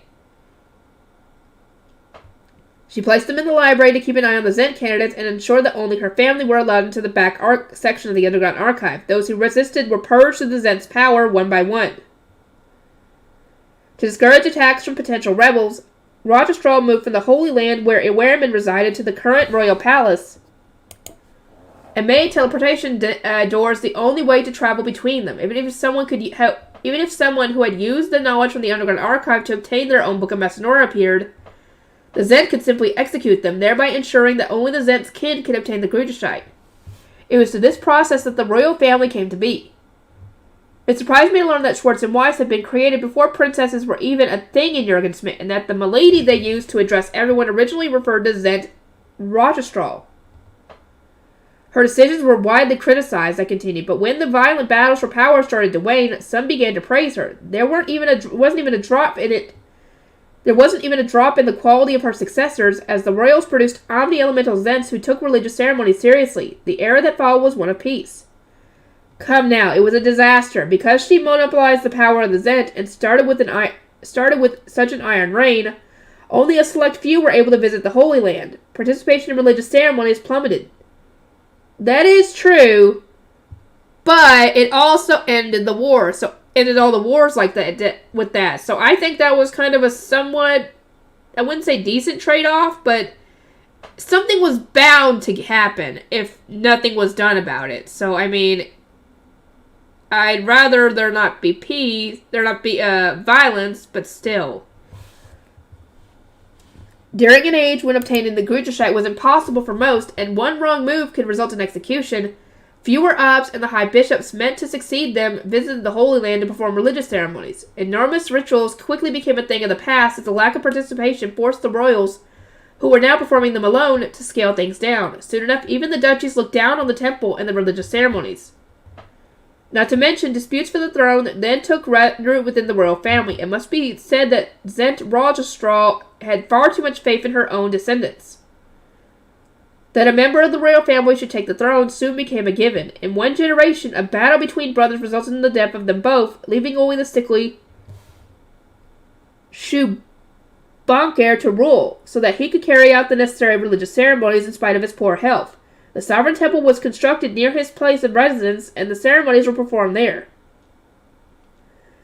In a stroke of good fortune, Schubanket begat a healthy child, but by the time that child took the throne, religious ceremonies had already been performed in the sovereign temple, instead of the Holy Land for decades. The Zent knew nothing of performing them in the Holy Land as they continued to be held at the Sovereign Temple. And with that, Ferdinand concluded, the Holy Land was reduced to a place of education for children from the duchies who came to obtain their staffs. And that's what the Royal Academy is! The Royal Academy is the Holy Land! Oh my god! That was what was going on! Okay. And that was when people started calling it the Royal Academy. Even with the royal family's many restrictions and their move away from the Holy Land, they still needed to obtain their own Grudershite. To that end, they would visit the Royal Academy's library, pour mana into the statue of the Goddess of Wisdom, then write down whatever they needed from the back of the archive. The Grudershite became a magic tool due to Zent Alpsenti loving her son above all else, Ferdinand continued. Alpsenti had many children, but she doted on only one of them, the Gunhite. She wanted nothing more than for her most adored son to become the Zent, but everyone looked down on him, who was lacking an element and too apathetic to perform the necessary work to obtain it through prayer. She was a failure as both a Zent and a mother, I said. To begin with, it was purely out of selfishness that she tried to make the Gunhite the next Zent. Didn't she realize how much anguish the throne would cause her beloved son? Her form of love was abnormal and deeply biased. I can't emphasize with her at all, and to be honest, I think she was one messed up person. Nonetheless, she was an extremely skilled creator of magic tools. She made a Grudershite solely so that her most beloved son could rule. And indeed, Nagunhite went on to become the Zent, thanks to his mother's forceful backing and the Grudershite she had given him, which was usable even by those who didn't have every element. The people were forced to accept his rule. The magic tool was designed to return to the underground archive when its owner died, I noted. In other words, right now it's exactly where it belongs. Having been showered with love by his mother, Nagunhite got his most beloved son, Runsign, to inherit the Grudershite from him. He did this before his death by registering the tool to the boy's staff. In truth, Runsign didn't need the magic tool. He was omni-elemental and competent enough that he could have easily gotten his own Grudershite. Still, Nagunhite saw the magic tool as the crystallization of his mother's love and bestowed it upon his son as a show of adoration. He also neglected to mention that it would return to the underground archive when its owner died. And so, Runsign became to assume that the Grudershite magic tool was supposed to be passed down through stat mana exchanges. He knew that the true version lay at the back of the archive, but never sent his son there to obtain it, instead opting to transfer the boy his magic tool as his father had done with him. Thus, Ferdinand continued, the Grudershite became not something one obtained on one's own, but a magic tool passed down from one generation to the next. It does not surprise me that someone eventually came to assume they could steal it and claim the throne. And that was what started the Civil War, I said.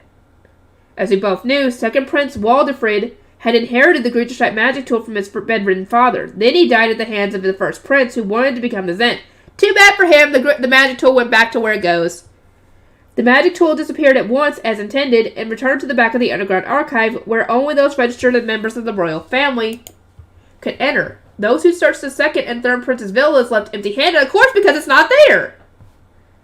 The fact that the Grudershite magic tool returned to the archive had never been passed down, so nobody in the royal family had any idea where to find it. I only know because I obtained Messenora's wisdom. Thanks to our knowledge of the history surrounding the line of succession, we should easily be able to obtain the Grudershite magic tool from the back of the underground archive. Then we could transfer it by step, I said. Mixing mana will take some time since I don't have any royal blood in me, but letting another royal take the throne in my stead should have the smallest impact, right? Once I was married to the first prince and we'd mixed mana, it still sounds wrong. I would give him the Grudershite magic tool. It could be passed down like Dunkelfeger's staff of the Goddess of Oceans. That was your logic for marrying Prince Sigiswald, I assume, Ferdinand sneered. You do realize that even if you transfer the Grudershite to the royals, none of them will be able to read its contents, correct? Will your hard work not be for nothing? I mean, hello, they gotta learn ancient languages! What the fuck, dudes? Seriously. Didn't your trips to the underground archive not show you, hello, maybe we need to learn this stuff? I could sense his frustration that the royals hadn't even begun studying the ancient language despite his warning. And to be honest, I understood it. I couldn't even begin to imagine how long I would need to wait before they could properly use the Grudershite. They have such an amazing excuse to read, but they're too busy to take it. You know, Ferdinand, when I met with Zent Charcoal, he smelled as strongly of potions as you always do. I've been so busy with the handover this year that I barely had a chance to sit down with a book. I can only imagine how tough the royals have it. I actually feel kind of bad that they've gone years without having a chance to relax.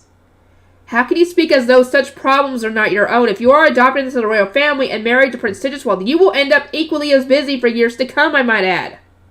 Yeah, you're not going to be able to read for a while. For a moment, I didn't know how to respond. Ferdinand was speaking the cold, hard truth. But that wasn't something I wanted to face right now. We kind of got more problems right now. I expect to have more time when I come of age and resume my work on the printing industry. Other than that, what can I do? My current ideas include having books from Ehrenfest sent to me each season as a courtesy and creating a royal decree so that I receive copies of all newly printed works. No, you got bigger problems right now, dude. What are you going to do about this whole Gründerscheid thing? In response to my forced optimism, Ferdinand crossed his arms and gave me a weary look. What point is there in getting more books if you cannot read them? If you would give such foolish decrees, then you are far from ready to join the royal family. I must find a way to prevent your adoption. Clean up this mess in Ahrensbach and send you back to Ehrenfest post-haste. His words pierced my heart. I'd spent so much of my time thinking about how to return him to Ehrenfest that I never once considered my own situation. We'd spent so long operating under the assumption that I was moving to the sovereignty that I thought staying in Ehrenfest was out of the question for me. What's that expression? Ferdinand asked. Are you hiding even more from me? I'm not, but once I've moved, I don't think I'll ever be allowed to return to Ehrenfest. I could visit maybe, but never come back for good. Explain, he said, leaning closer. She's going to be a member of the royal family, so of course she's not going to be allowed to live in a duchy like Ehrenfest. She's going to have to live in the sovereignty. Dude, is that not common sense there? I gave Ferdinand an appropriate summary of my situation. My engagement to Wilfred was no more, and neither one of us had the emotional resolve to repair it, even if my arrangement with the royal family ended up falling through. Yeah, Wilfred didn't want to be the Ob anymore, whereas Charlotte did. Moreover, now that Melkor was becoming the High Bishop, there wasn't a place for me in the temple. We've spent a year preparing for my departure, I continued. Were I to return to Ehrenfest, I don't doubt that everyone will push down their true feelings and welcome me with open arms. But as I can't become the Ob, I'll simply be unwanted and unneeded. You'll be unwanted and unneeded? You'd still have places you could do. You could still run the printing industry with Elvira. So, I mean, there's that. Returning the Gründerscheid to the royal family was too enormous an achievement. If I went back to Ehrenfest afterward, the nobles there would start pushing for me to become the Ob instead of Charlotte or Melkor. And there wouldn't be anything I could do to quell their enthusiasm. Bonifacius doted on me no matter the circumstances, and would go to extreme lengths to support me, whereas Sylvester would never allow me to become the next Ob. I could already see my return igniting a furious dispute over who should rule, which was the last thing Ehrenfest needed now that things had settled down. It would also ruin all the hard work Brunhilde was putting into becoming Sylvester's second wife and bringing balance to the Lies gangs. Oh, did Sylvester not tell Ferdinand about that? Oh, that's going to be awkward. And my concerns reached beyond the Archducal family. The Gutenbergs had been handing over their positions in preparation for their departure. They would be in all sorts of trouble if I suddenly told them they had to stay in Ehrenfest. The Gutenbergs were in the same boat as me. The Harls, who had resolved to have their leave their workshop, wouldn't be able to return so easily. Ferdinand, the only reason I was allowed to lead my retainers into Ahrensbach on this rescue mission was because Sylvester and the others didn't include me in their defense plans, since they knew I might leave at any moment. No matter where you look, nobody sees a future for me in Ehrenfest. Well, I mean, considering how things have gone and your assumed adoption, they're putting plans into motion, assuming that you're going to be adopted. Because they're going to have, if they didn't, and you did get adopted, then they will be running around like a chicken with its head cut off, trying to get everything ready, you know? So they're putting this plan into motion in case you do get adopted, but I wonder what their contingency plan would be if you didn't get adopted. I don't know. Ferdinand closed his eyes and exhaled slowly, so that is how things have developed. Correct. So you should return to Ehrenfest while I... Silence, he snapped, pinching my cheek even though I hadn't said anything wrong. I will consider what is best for you. For now, let us clean up the mess in front of us. We shall wipe away Lonzenov and close the border gate. Come. You can't leave yet, dude! She has to get you a registration face stone! Oh my god, does he not remember this? Ferdinand marched toward the door, moving at such a brisk pace that one would never believe he'd been immobile just a short while ago. Our long conversation must have given him enough time to recover, so there wasn't a trace of pain in his expression anymore. Hold on, I said. Lady Detlinde removed your registration face, so you can't leave until we found it or made you a new one. If nothing else, I see her brain manages to function when it comes to acts of cruelty, Ferdinand mused. Then he pointed at the exit. You have to move a wooden box aside to get there here, did you not? There are reserved registration face stones within, and the door should open if you have died the Foundation. Bring one to me at once. Oh, okay, so she doesn't have to make one. Ow, ow, ow, ow, ow, ow, ow. Sorry, I was moving my leg and it hurt. Ow. Like right in the knee. Okay, the new ob. How is Lord Ferdinand doing? Edgar practically looked at me, of course. He's probably going to try and hug Ferdinand as soon as he sees him. That's what he's going to do. I can just picture it. Them both hugging him and crying, while Ferdinand just sits there like, what the fuck is wrong with these two? I can just see that. Edgar practically leaped at me the moment I stepped out of the hall. Angelica was just as quick to react, drawing her sword in an instant to protect me, and the two knights stared each other down. I put a hand on Angelica's shoulder, urging her to relax. Then I reported that I'd given Ferdinand the antidote as instructed, that he made a steady recovery, and that now he intended to sweep away Lanzanov and close the border gate. I didn't include any unnecessary details like him mistaking the rejuvenation potion for poison and trying to strangle me with the chain binding him. Our discussion about the Grudishite Aura's sudden transformation into the Lord of Evil. He plans to join the battle now, Eckert asked. Is the poison already out of his system? As you know, Eckert, Ferdinand has plenty of experience when it comes to disguising his health. I find it hard to believe he is fully recovered, but he is incapable of resting as a normal sick person would. Our only option is to end this as soon as possible. Eckert nodded and said, I suppose so. In that case, allow me to contact Dunkelfelder. Then he took his leave. In the meantime, Justice prepared a box he had brought with him from Ehrenfest. Now that everyone knew Ferdinand was safe, an air of cautious relief spread through the office. We couldn't let our guards down, though. Our battle against Lanzanov was about to begin. I took a registration face stone from the box that had previously covered the door to the hall. Then, before returning to Ferdinand, I stopped and turned to my retainers. As the one who died at Ahrensbach's Foundation, I will need to close the border gate personally. Guard knights prepare to leave at any moment. Yes, my lady. Back in the replenishment hall, I got Ferdinand to dye the registration face stone. Then I stepped outside again, inserted it into the door, and signaled that it was okay for him to join us. Ferdinand made it out of the hall without issue, then studied everyone as if attempting to catch up with the situation. Eckert and Justice ran over to him without the slightest hesitation. Lord Ferdinand, they said, finally at ease, we are glad to see you safe.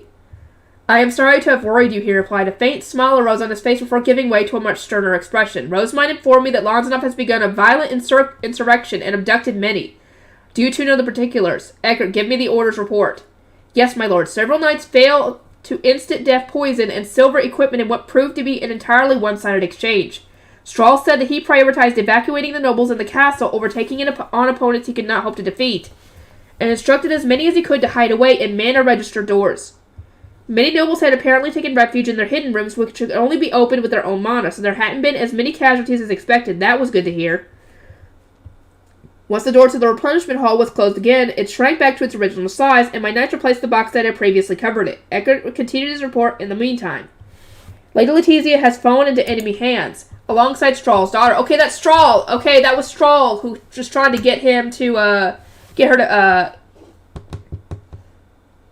to close the border gate. Okay, that was what, okay. Lady Detlinde was seen instructing Lanzanovians to take them both away. They were the ones who warned Strahl of the instant death poison before ordering him to flee and rescue the others.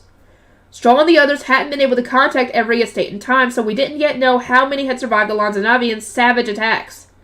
Still, if not for Letizia's words of caution, I suspected that her entire faction would have been utterly eradicated.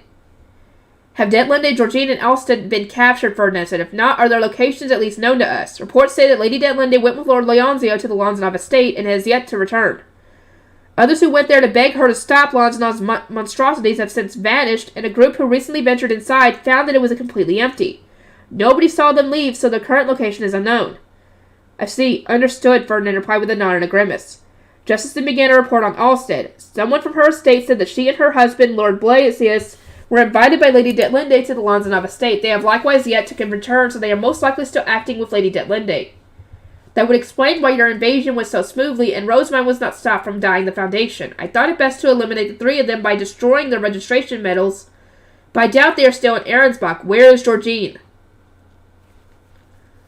As he continued to question his retainers, Ferdinand beckoned Hartman over and got him to prepare some medicine for me. It was infused with kindness, he assured me, so I drank it down at once. Lady Georgina's been absent for 10 days. She's supposed to be visiting the Geebs at Old Workstock to perform their spring prayer, but we don't yet know which Geeb she's staying with. None of them have returned any of the ordnance we've sent. Most ominous, they must be supporting her invasion of Ehrenfest.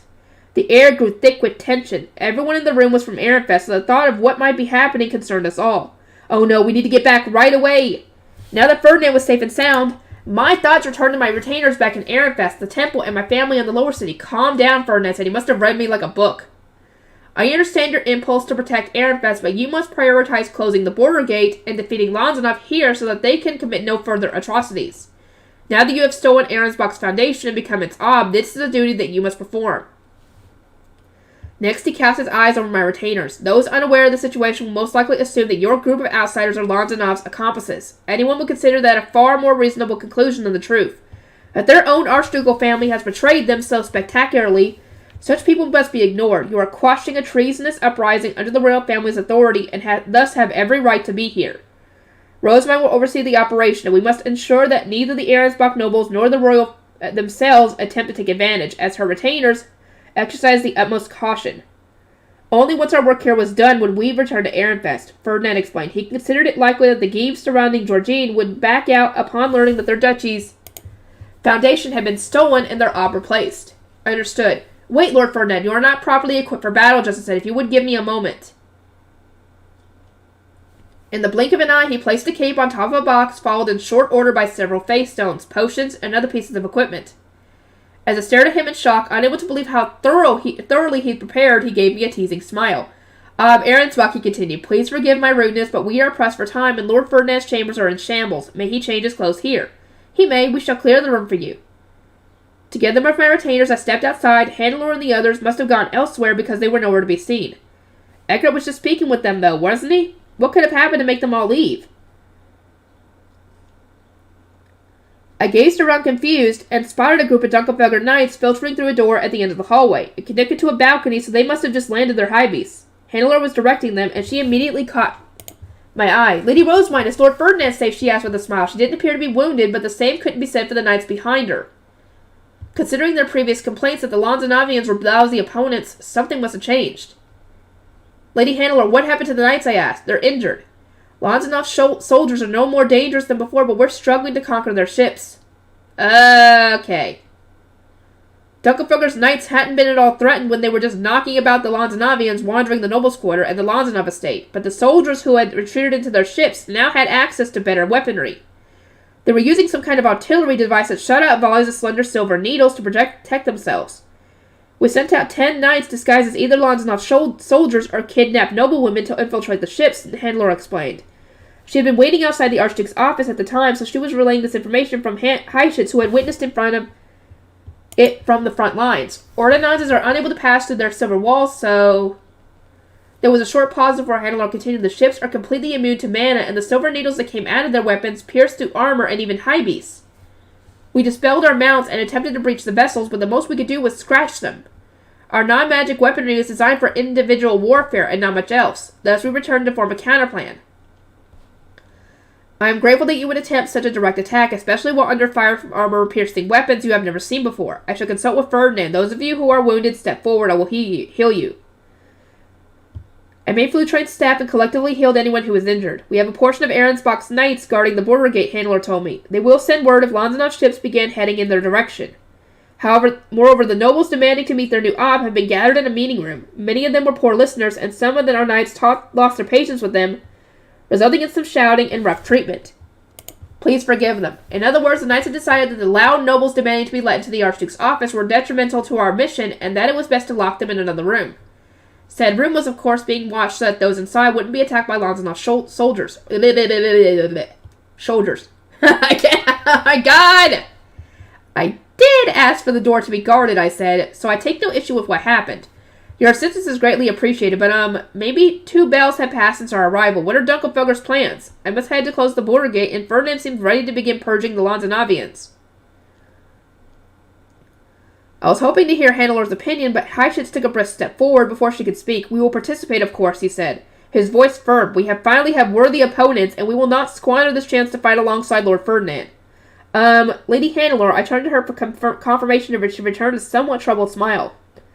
Because our enemy has been so weak, we have barely even touched our magic tools and rejuvenation potions. I would consider it far more dangerous if our knights who came here on the promise of true dinner went home without having done very much at all. You will be doing me a great favor by allowing them to continue fighting. In short, they want to cut loose a little before they leave. I understand completely. Dunkelfelder's knights were as hot-blooded as they looked. As soon as they recovered from their injuries, they started discussing how to conquer Lanzanov's silver ships. How about we throw massive boulders? If we enhance ourselves enough, we might be able to punch a hole through them. Come on, think. That could injure the women inside. Leaving them to their chatter, Hannelore turned to me and started, "Oh, Lady Rosemont, it might be wise for you to remove your necklace. I don't mean to sound rude, but the chain appears to be degrading." Huh? I touched the necklace. As she had said, the metal part of the chain had gone from being smooth to unusually rough. It felt rusted even. When I looked at my fingers, I saw that they were speckled with gold dust. Confused, I removed the charm. I could tell at a glance that only the parts that had been in contact with my skin were crumbling away. I received it earlier today. Was I given a low-quality chain? Hannelore forced a smile. Not exactly. The chains of courting magic tools are made from their creator's mana and will experience great strain if worn by someone who possesses even more. I suspect you used a tremendous amount of mana while wearing that necklace. I might have an idea as to how that happened. Since putting on the necklace, I'd supplied 2 country gates, teleported several times, and died at Foundation. Of course I'd used too much mana recently. Nevertheless, there was one thing that didn't quite make sense. Lady Hannelore, we learned about courtship magic tools in class, so I can't help but wonder, aren't they supposed to complement the wearer's elements and have vows engraved within them? This charm means neither criterion. We learned about proposal face stones. These are obviously made to the highest possible standard, but courtship magic tools are customarily kept at a slightly lower quality instead of a vow. They are engraved with a name or crest to show who is courting the wearer, and a key aspect of them is that they leak out mana. Oh shit, so it could dye your mana! Uh-oh! Surprised, I stared down at the necklace, which I had previously seen as little more than a permission slip for wreaking havoc. Hannelore said it leaked mana, so why couldn't I see any? Perhaps it would be best to ask Ferdinand when he next had a moment? Oh, now that I think about it, seeing this charm was what made Ferdinand mention my engagement to a prince. Am I the only one who didn't recognize it as a courtship magic tool? Yes, you are the only one who didn't. Hannelore giggled, drawing me from my thoughts. This has crossed my mind many times during our lessons, Lady Rosemont, but even though you seem to be a wellspring of wisdom and came first in class all these years in a row, you know almost nothing about the subtleties of courtship. Well, do you really think anybody's giving her the birds and the bees talk or anything? The only reason I think Ferdinand probably did is because she had asked him, what does it mean when it means to dye? I want you to dye me in your colors, I think that's what it was. So, yeah. The finer points of how men and women behave around each other. I will admit I am not well versed in those subjects, but the fault lies with Ferdinand for not including them into my lessons. His reluctance to teach me about matters of the heart was also why I'd always struggled to follow along with Elvira's love stories. This is why you need your mothers to help you with that one. Jesus. Ferdinand can help you with everything else. Let your mothers handle that sort of matter. Hannelore gave me a look of concern. She was at a loss for words. Lenore was standing behind me as a guard, but she leaned forward to clear up my misunderstanding. These topics are not for a man to teach. Oh, fair enough. Hannelore took out a piece of cloth. Lady Rosemont would advise that you wrap the necklace in this, and then stash it inside a bag. We would not want to lose our symbol of the royal family's authority. I accepted the cloth, wrapped up the charm, and then put the small bundle in the pouch on my hip. I never expected such a critically important accessory to be this fragile. Well, considering all you've done, I mean, of course. Still, to think that it was a courtship charm, I wonder what Prince Sigiswald was thinking when he sent it. Our marriage was going to be the result of a royal decree, not a genuine connection. I would never have gone along with it otherwise. Was there really a point in sending me anything but a proposal face stone? There you are, Rosemont. What is going on here? Ferdinand stepped into the hallway fully clad in face stone plate armor and almost recoiled when he saw the blue cape. Blue capes. Dunkelfelder's knights lined up by the wall and immediately knelt before him. Why are there knights from Dunkelfelder here in Ahrensbach's castle? Did you not tell him that? Did you not tell him that you got Dunkelfelder to come help you? Seriously. Ferdinand demanded, his eyes piercing me like a dagger. He had never been good at dealing with surprises. Oops. Guess I omitted a few very important details. I donned a fake smile and attempted some damage control. Oh, these are volunteers who came to help with your rescue and participate in a game of true Foundation stealing dinner. I could not be happier to see you safe, Heischitz declared, standing up and marching over with a broad smile. In one smooth motion, he removed his cape and held it out to Ferdinand, who grimaced in response. Yep, he didn't want that. You may have this back. I shall receive it only when I have bested you in a fair and honest game of dinner. I do not want it. Keep it. I told you! This is playing out exactly as I expected. Yep. How are you going to make him take it? True to his duchy's reputation, Heischitz remained enthusiastic even in the face of such a cold refusal. Though I acted with the best intentions, anyone could see that I caused you more harm than good. I intended to save you, Lord Ferdinand, but I failed spectacularly. This time I will succeed. This time I shall be of...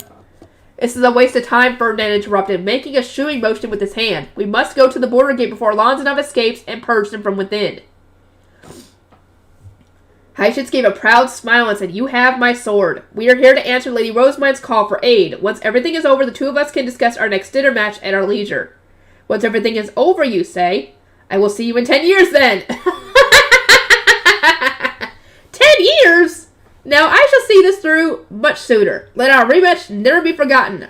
Holy crackers! It's like he's immune to Ferdinand's attitude. I think he is. Heischitz had challenged Ferdinand to so many dinner matches during the Royal Academy days that he now took blunt rejection in his stride. He was a Dunkelfelderian through and through. In any case, Ferdinand continued, why are we the only ones here? What happened to Ahrensbach's knights? Lenore relayed the information that Hannelore had given us and explained the most recent development in our battle against Lanzanov. Ferdinand rounded on me and pinched my cheek. Just how abnormal can your methods be? It was an entirely unjustified reaction, if you ask me. I could never have saved you by acting without the result within the realm of common sense, I protested, and it was because Dunkelfelder's knights agreed to help us that we were able to secure the Foundation without being harmed and rescue you before it was too late. You should be thanking them. Ferdinand paused in thought, then looked at the over-enthusiastic knights in front of him. All right, Heischitz, if, after we close the border gate, you capture every single Lanzanov still in Ahrensbach, I will take you to Ehrenfest as you so desire. Take him to Ehrenfest? Hannelore repeated, eyes wide. For what purpose exactly? Dunkelfelder had agreed to come with us to Ahrensbach, but we hadn't said anything about them joining the fight in Ehrenfest. Oh, he wants to see this through to the end because this is a battle of stealing foundations. Georgine's going after Ehrenfest's foundation. Oh, we might have extra allies. That'd be great. It was only natural that Hannelore, their commander, was so surprised, but Ferdinand continued without paying her any mind. Rosemine might have stolen Ahrensbach's foundation, but protecting one's own treasure is just as important. If a duchy does not have good enough defenses, even the strongest knights can easily taste defeat. I expected you to know that, considering how many times their duchy lost its treasure to me. Ha ha ha! Many of the knights winced as if personally wounded. They must have been from Ferdinand's generation. To summarize, this game cannot be considered over until Ehrenfest's foundation has been protected, Ferdinand declared. Lanzanov is attacking with all manner of unexpected tools, from weapons to poison, so we cannot let our guard down until true victory has been secured. Serve under me, Heischitz. Together we will crush our foes into nothing. Yes, sir. We are yours to command, and our game of true dinner shall continue. Aye, aye, the knights chorused. Then they rose from their knees, returned to the balcony, and took to the skies on their high beasts. Their enthusiasm was a bit much, if you ask me. But the speed with which they acted made them very reliable. Hannelore looked thoroughly beaten, but she nodded a few times and repeated that sending the knights home in their current state could only cause trouble. Justice, Ferdinand said, while I am absent, rescue the nobles from their hidden rooms and gather all the intelligence you can. Understood, my lord. Hartmut, Clarissa, you are to free the Ahrensbach nobles currently under watch. Explain that Rosamund is by all means a much better Ob than Detlinde, and extol the virtues of her sainthood. Beat it into them that their entire duchy will crumble without her at the reins. I do not care if you need to brainwash them to the point that they kneel at the sight of her. I am relying on you both to ensure that she is smoothly accepted as Ob Ahrensbach. You may count on us, they declared. My stomach started to ache. Ferdinand, should you really be leaving this to them? I feel really uneasy. I can think of nobody better to extol your virtues. Now, has your mana replenished yet? His eyes betrayed concern as we strode toward the balcony. As you are the ob, we will need you to push you a bit further. I smiled and shook my head, hoping to calm him down. I just drank a potion so you don't have anything to worry about. Not to mention, the real battle starts now, right? Ferdinand had just come back from the brink of death, yet he was more focused on defeating his enemies than recovering. He had to be, since this truly was the decisive moment. Good, then let us go, he said. It's the ruling ob Ahrensbach. It falls to you to settle this madness and get your duchy under control. Once outside, Ferdinand made his high beast with a vicious, evil grin. An ordnance appeared at the exact same moment. The white bird landed on Eckert's arm and started speaking in a man's voice. Eckert, this is Stroll. Lanzenhoff's ships are on the move. We suspect they are using the break in Dunkelfelger's defenses to flee through the country gate. Has Lord Ferdinand recovered yet? We need orders. Upon delivering its message for a third time, the ordnance turned into a face turn. Eckert took it, then Ferdinand tapped it with his staff. This is Ferdinand. The ob and I are headed to close the country gate. Do not attack and do not reveal yourselves. Just lie and wait. Oh, this is going to be good. I can't wait! Oh my god, I love this book already! Oh, this is gonna be good! Yes! The Owl's Protection. We flew out of the castle on our high beast. Ahrensbach was much warmer than Ehrenfest, so although it was only around the time of spring prayer, it felt humid enough to be the start of summer. The duchy had been shrouded in darkness when we'd arrived, but now the sky was turning from purple to faint yellow, casting light on the white port and the nobles' quarter. There was no walls or gate around the lower city, so there were back in Ehrenfest. Along the ocean, which was one shade darker than the sky above, 3 slow-moving silver vessels made for the border gate. A 4th was still sitting at the port. Its crew hadn't yet finished preparing to leave, I gathered. Ferdinand sent an ordnance to the Ahrensbach and Dunkelfelger knights, keeping an eye on the Lanzenhoff estate, instructing them to stay in position. Then he sent several more. Word of our situation had reached the knights still in the castle, and those carrying our rescue operations all over the nobles' quarter were gathering back together. They couldn't believe their eyes when they caught sight of my panabus. One of them shouted, "A grunt," and produced a staff, but the others quickly intervened. "No, that's not a fey beast," they cried. "That's the new ob's high beast." "Leslie's not a grunt." Eckert, Heifetz, Ferdinand said, "Form squads of 10 knights each and assign them captains. Each squad is to receive its own orders. Captains, commanders, and their retainers are to land on the gate post of the outer wall. Everyone else remain airborne. Sir." Oh, this is true dinner!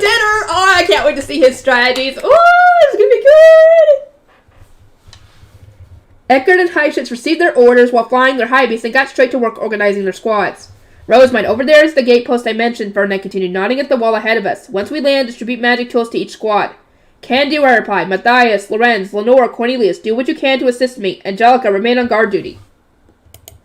Understood. The captains and commanders slowed down as we neared the wall around the nobles' quarter. Then everyone who wasn't using a drivable high beast packed with luggage dismissed their mounts. We distributed flashbangs to squads 1 and 6, area-enhancing tools to squads 2 and 7, and so on, doing as Ferdinand instructed. "Lady Hannelore," he said, eyeing her drivable shoe-mill-shaped high beast. "Nice! You are more than welcome to return to the castle and rest with your guard knights." Hannelore gave a troubled smile and shook her head. "I came here to restore my honor and wipe away the shame of my surrender during our previous dinner match. Running away again will not be acceptable. At the moment, I am contemplating whether the wolfenales we acquired at the nobles' quarter could be brought into the Lanzenhovian ships." She gestured to the back of her high beast where the 3 wolfenales were lying with their heads down. They looked very similar to dogs and were like shoe mills, rather popular pets among the nobility. She wants to send pets into the ships? I wasn't at all sure what Hannelore was planning, unless they can fight. Ferdinand realized straight away. "An interesting idea," he muttered. "I can see them being an excellent counter to Lanzenhoff's soldiers. You truly are a Dunkelfelger woman. I am completely confused." I couldn't tell whether that was a compliment, but judging by Hannelore's shy smile, she certainly saw it as one. I decided to do the same. "In that case, Lady Hannelore," Ferdinand continued, "you can deal with the ship still at the port. Take the 1st and 2nd squads with you to rescue the prisoners and serve as guards." "As you will." Ferdinand pointed to the ocean where the silver ship vessels in motion were already accelerating. "As you know, mana does not work on these ships, but you might not have considered that mana is needed to teleport. The ships will need to turn black when they reach this gate, and that is when we will strike." We needed the Lanzenhovians to believe they were going to get away. For that reason, we intended to keep our high beast to a sensible distance behind the ships, just far enough that we could speed up and catch them when the moment was right. "Rosemine, once the ships turn black, I want you to grant the prisoners within the Ob's protection." Ferdinand continued, "Then we will strike the ships and reduce them to nothing. The black material still absorbs mana, so a half-hearted attack will not do. Go all out." "Reduce them to nothing," I exclaimed, "but what about the prisoners?" As I said, the Alps' protection will ensure their safety. We can retrieve them once they have been flung into the ocean. You only ever care about results. But at the same time, he was right to be so cautious. If we allowed the ships to return to Lanzanov, we could render ourselves powerless. Fighting here on our home turf was vastly superior than trying to wage war in unknown territory. Rosemine, I must give you my thanks, Ferdinand said. Such forceful means are only available to us because you are the Ob and we have so many capable knights at our disposal. Oh yeah. From there, he gave each squad instructions on when to attack. I was directed to take out my box of rejuvenation potions. Once the battle begins, you will not have the leeway to fly around and distribute potions, Ferdinand noted. Leave them and the magic tools to the apprentices. Assign one of your guard knights to oversee them. Allow me, Lady Rosemine, Lorenz volunteered. I never know how to enhance my vision, so I won't have any trouble. Now know how to enhance my vision, so I won't have any trouble seeing who needs supplies and sending the apprentices to them. Plus, I'm only an apprentice myself. That made sense to me. Rosemine, dispel your high beast, Ferdinand ordered. You shall ride with me. Why? There was no longer any luggage inside my panda bus, but that didn't mean we suddenly had to ride together. Your high beast looks like a foolish grunt to the people of Ahrensbach. Just a moment ago, a knight went to attack it, and attacking the Ob is an act of treason. Would you like to have more executions to perform? Indeed, most of Ahrensbach's knights had never seen me before, or met me before, so it stood to reason that they weren't used to my high beast. My panda bus was cute, but riding in it wasn't an option. Your so-called drivable high beast will complicate my instructions and make it harder to close the border gate. Moreover, it will prevent others from being able to see you during their excellent opportunity to flaunt your status. Ferdinand wanted to make it abundantly clear that I was Ahrensbach's new Ob. I couldn't help but think back to how many blessings I needed to give when being adopted into the Archducal family. Now that Hartman and Clarissa were operating at full capacity in the castle, I was bound to end up even more swamped. As I wavered, not wanting to a repeat of that situation, Lenore stood protectively in front of me. Though I understand your argument, Lord Ferdinand, it will be improper for Lady Rosamund to ride your high beast. She can have a seat on mine. That's right, Cornelius added, likewise moving to protect me. Lady Rosamund should ride with a female knight. Few people here recognize you as her guardian. For her sake, allow her to travel with Lenore. There's something they don't know, and I'm sure that Ferdinand's gonna bring it up at some point because you're only supposed to ride on a man's high beast if you're engaged, courting, married, whatever, or her guardian. But since she took Ahrensbach's foundation, we will see. You'll see. Ferdinand raised an eyebrow and simply said, no, Lenore is not an Archduke candidate, so a problem of some kind will surely occur. Magic used by the Archducal family needed to be kept secret. That was why Archduke candidates being taught at the Royal Academy couldn't even have their retainers in the room with them. And besides, I think that Ferdinand and Rosemund have the same names for the God of Darkness and the Goddess of Light, so, I mean, yeah.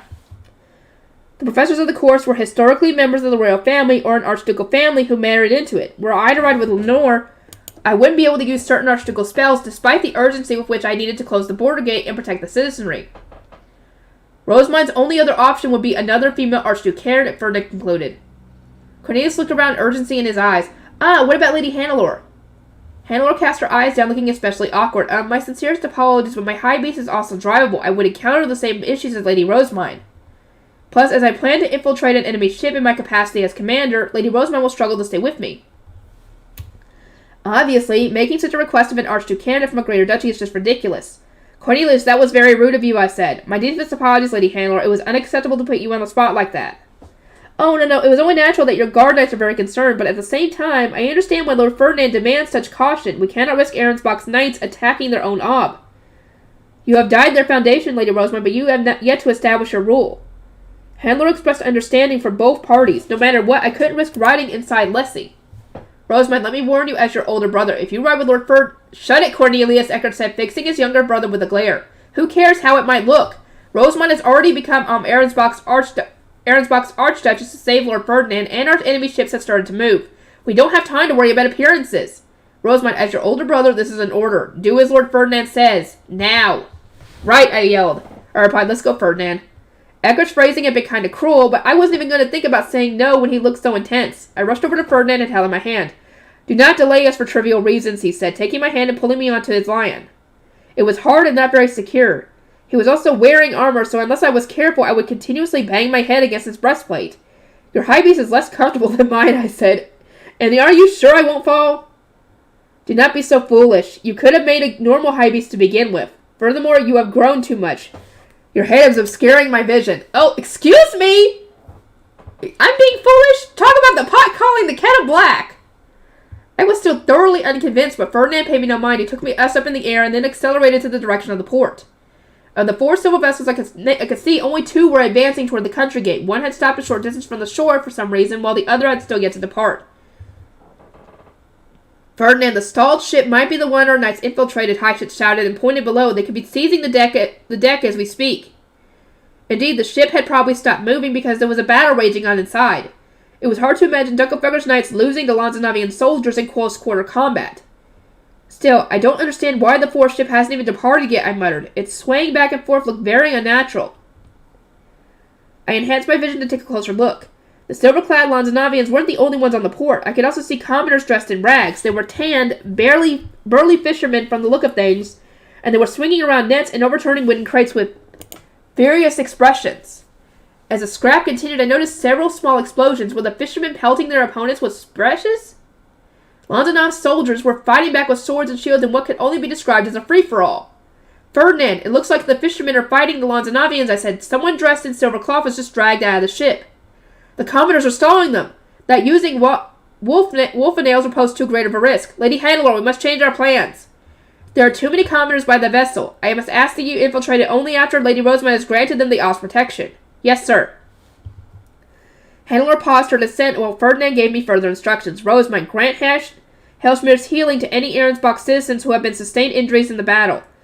Then grant the Oz protection to the entire section of the port. On it, I created my staff, then turned it into Flutrain's staff. Green light overflowed from the tip and rained down around the ship as I granted the commoners Hellschmier's healing. The fighting stopped as everyone stared skyward and shouts of confusion rang out across the port. The injured fishermen cried out, "It's a miracle!" as their wounds quickly faded. Then I returned my staff to its usual shape. The Ob's protection. I took a deep breath, then started pouring mana into my staff. The spell was exclusive to Obs, and as the name implied, it protected the citizens of one's duchy. It would work only for a short while, but in the time it would negate attacks of any kind. I'd witnessed the spell as an apprentice shrine maiden, though I hadn't known anything about it at the time. Sylvester had used it during spring prayer to protect his people. Volkowissen, I said, and swung my staff. A large yellow bird shot forth and scattered gold dust across the port before slowly crumbling away. Ahrensbach citizens, and only Ahrensbach citizens, were now completely safe. This protection. Lady Rosamund truly has become the Ob. Ahrensbach's knights stared in wonder at the dust falling around them. Only those registered as citizens of the duchy could receive the Ob's protection. As yellow faint light enveloped us all, neither Ferdinand nor I, nor our retainers, nor Dunkelfelger's knights, nor the pre-baptism children were affected. Squad 6, flashbangs, Ferdinand shouted. Squad 7, large-scale wash-in, sweep the enemy soldiers away. Because those on the port were still gazing up at the lights of healing and protection, the thrown flashbangs exploded right before their eyes. The Lanzanavians recoiled, and the wash-in that followed swept them straight into the sea. The ships tied to the port swayed and bumped into each other as the water crashed over them. Others lost their mooring lines and were carried out to sea, but amid this chaos, Ahrensbach citizens were safe. They merely stared up at us, their mouths agape.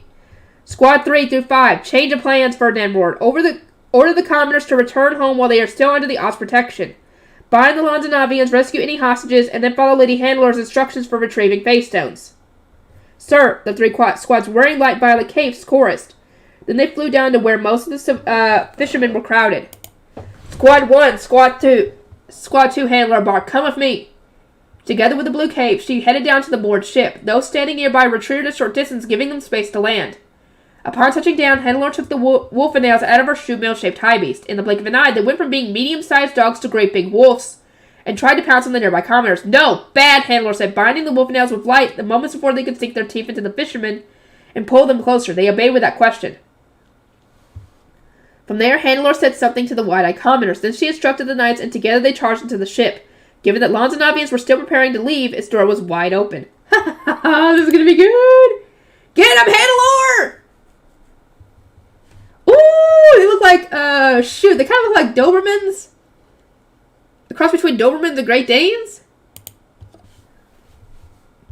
Lanzanov's ships. As we soared over the ocean toward the border gate, I took a moment to ask Ferdinand some questions. Wolfenales are fey beasts, right? Can you tell me more about them? Wolfenales obey anything that surpasses them in mana and attempts to devour anything in motion that does not. So indiscriminate is their hunger that attendants must put them outside before moving furniture, otherwise the Wolfenales will try to consume it. Wow, they really are indiscriminate, I said, just as an explosion shook the stalled ship below. Part of its hull shot up into the air. Ferdinand wrapped an arm around me, using the other to keep steering his high beast. Watch out, he shouted. White smoke poured from the fresh hole in the side of the Lanzanov ship. I went to take a closer look, but the risk was too great. Maybe those on board could attack us with the silver needles.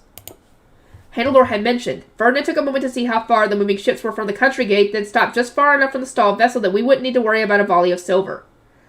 Rosemont, enhance your vision and give me a report, he said. I glanced over my shoulder at him and nodded. For him to have entrusted such an important job to me, he must not have been capable of doing it himself. Was that why he ordered me to ride with him? To keep the others from finding out how little he'd recovered? He needed someone with enhanced vision to keep him abreast of the situation. To give him enough information that he could accurately instruct the knights. He can't rest because we're not reliable enough on our own. I managed to die at Ahrensbach's foundation, but the duchy's nobles were all strangers to me. They wouldn't have thrown their weight behind me, no matter how much they wanted to defeat Lanzanov. They were only helping us now because Ferdinand was instructing them, so supporting him was the best I could do. Or least I could do. I enhanced my vision and squinted to see past the smoke. Someone dressed in silver just stepped out of the hole, I said. A man, from what I can tell. Is he Lanzanovian or Dunkelfelger? Ferdinand asked. The man climbed atop the sleek vessel and cautiously looked around. As I leaned forward, waiting to see what he would do, he threw off his silver clothes and shot mana up into the air. That's a stab, I cried. He must be from Dunkelfelger. Lord Ferdinand, Hyshius exclaimed at almost the same time. The ship must have been fully subjugated. The knights had a system in place. They would shoot rods into the sky when they needed aid, and raw mana was when their operation was a success. The earlier explosion had been caused by the Dunkelfelgerians infiltrating the ship.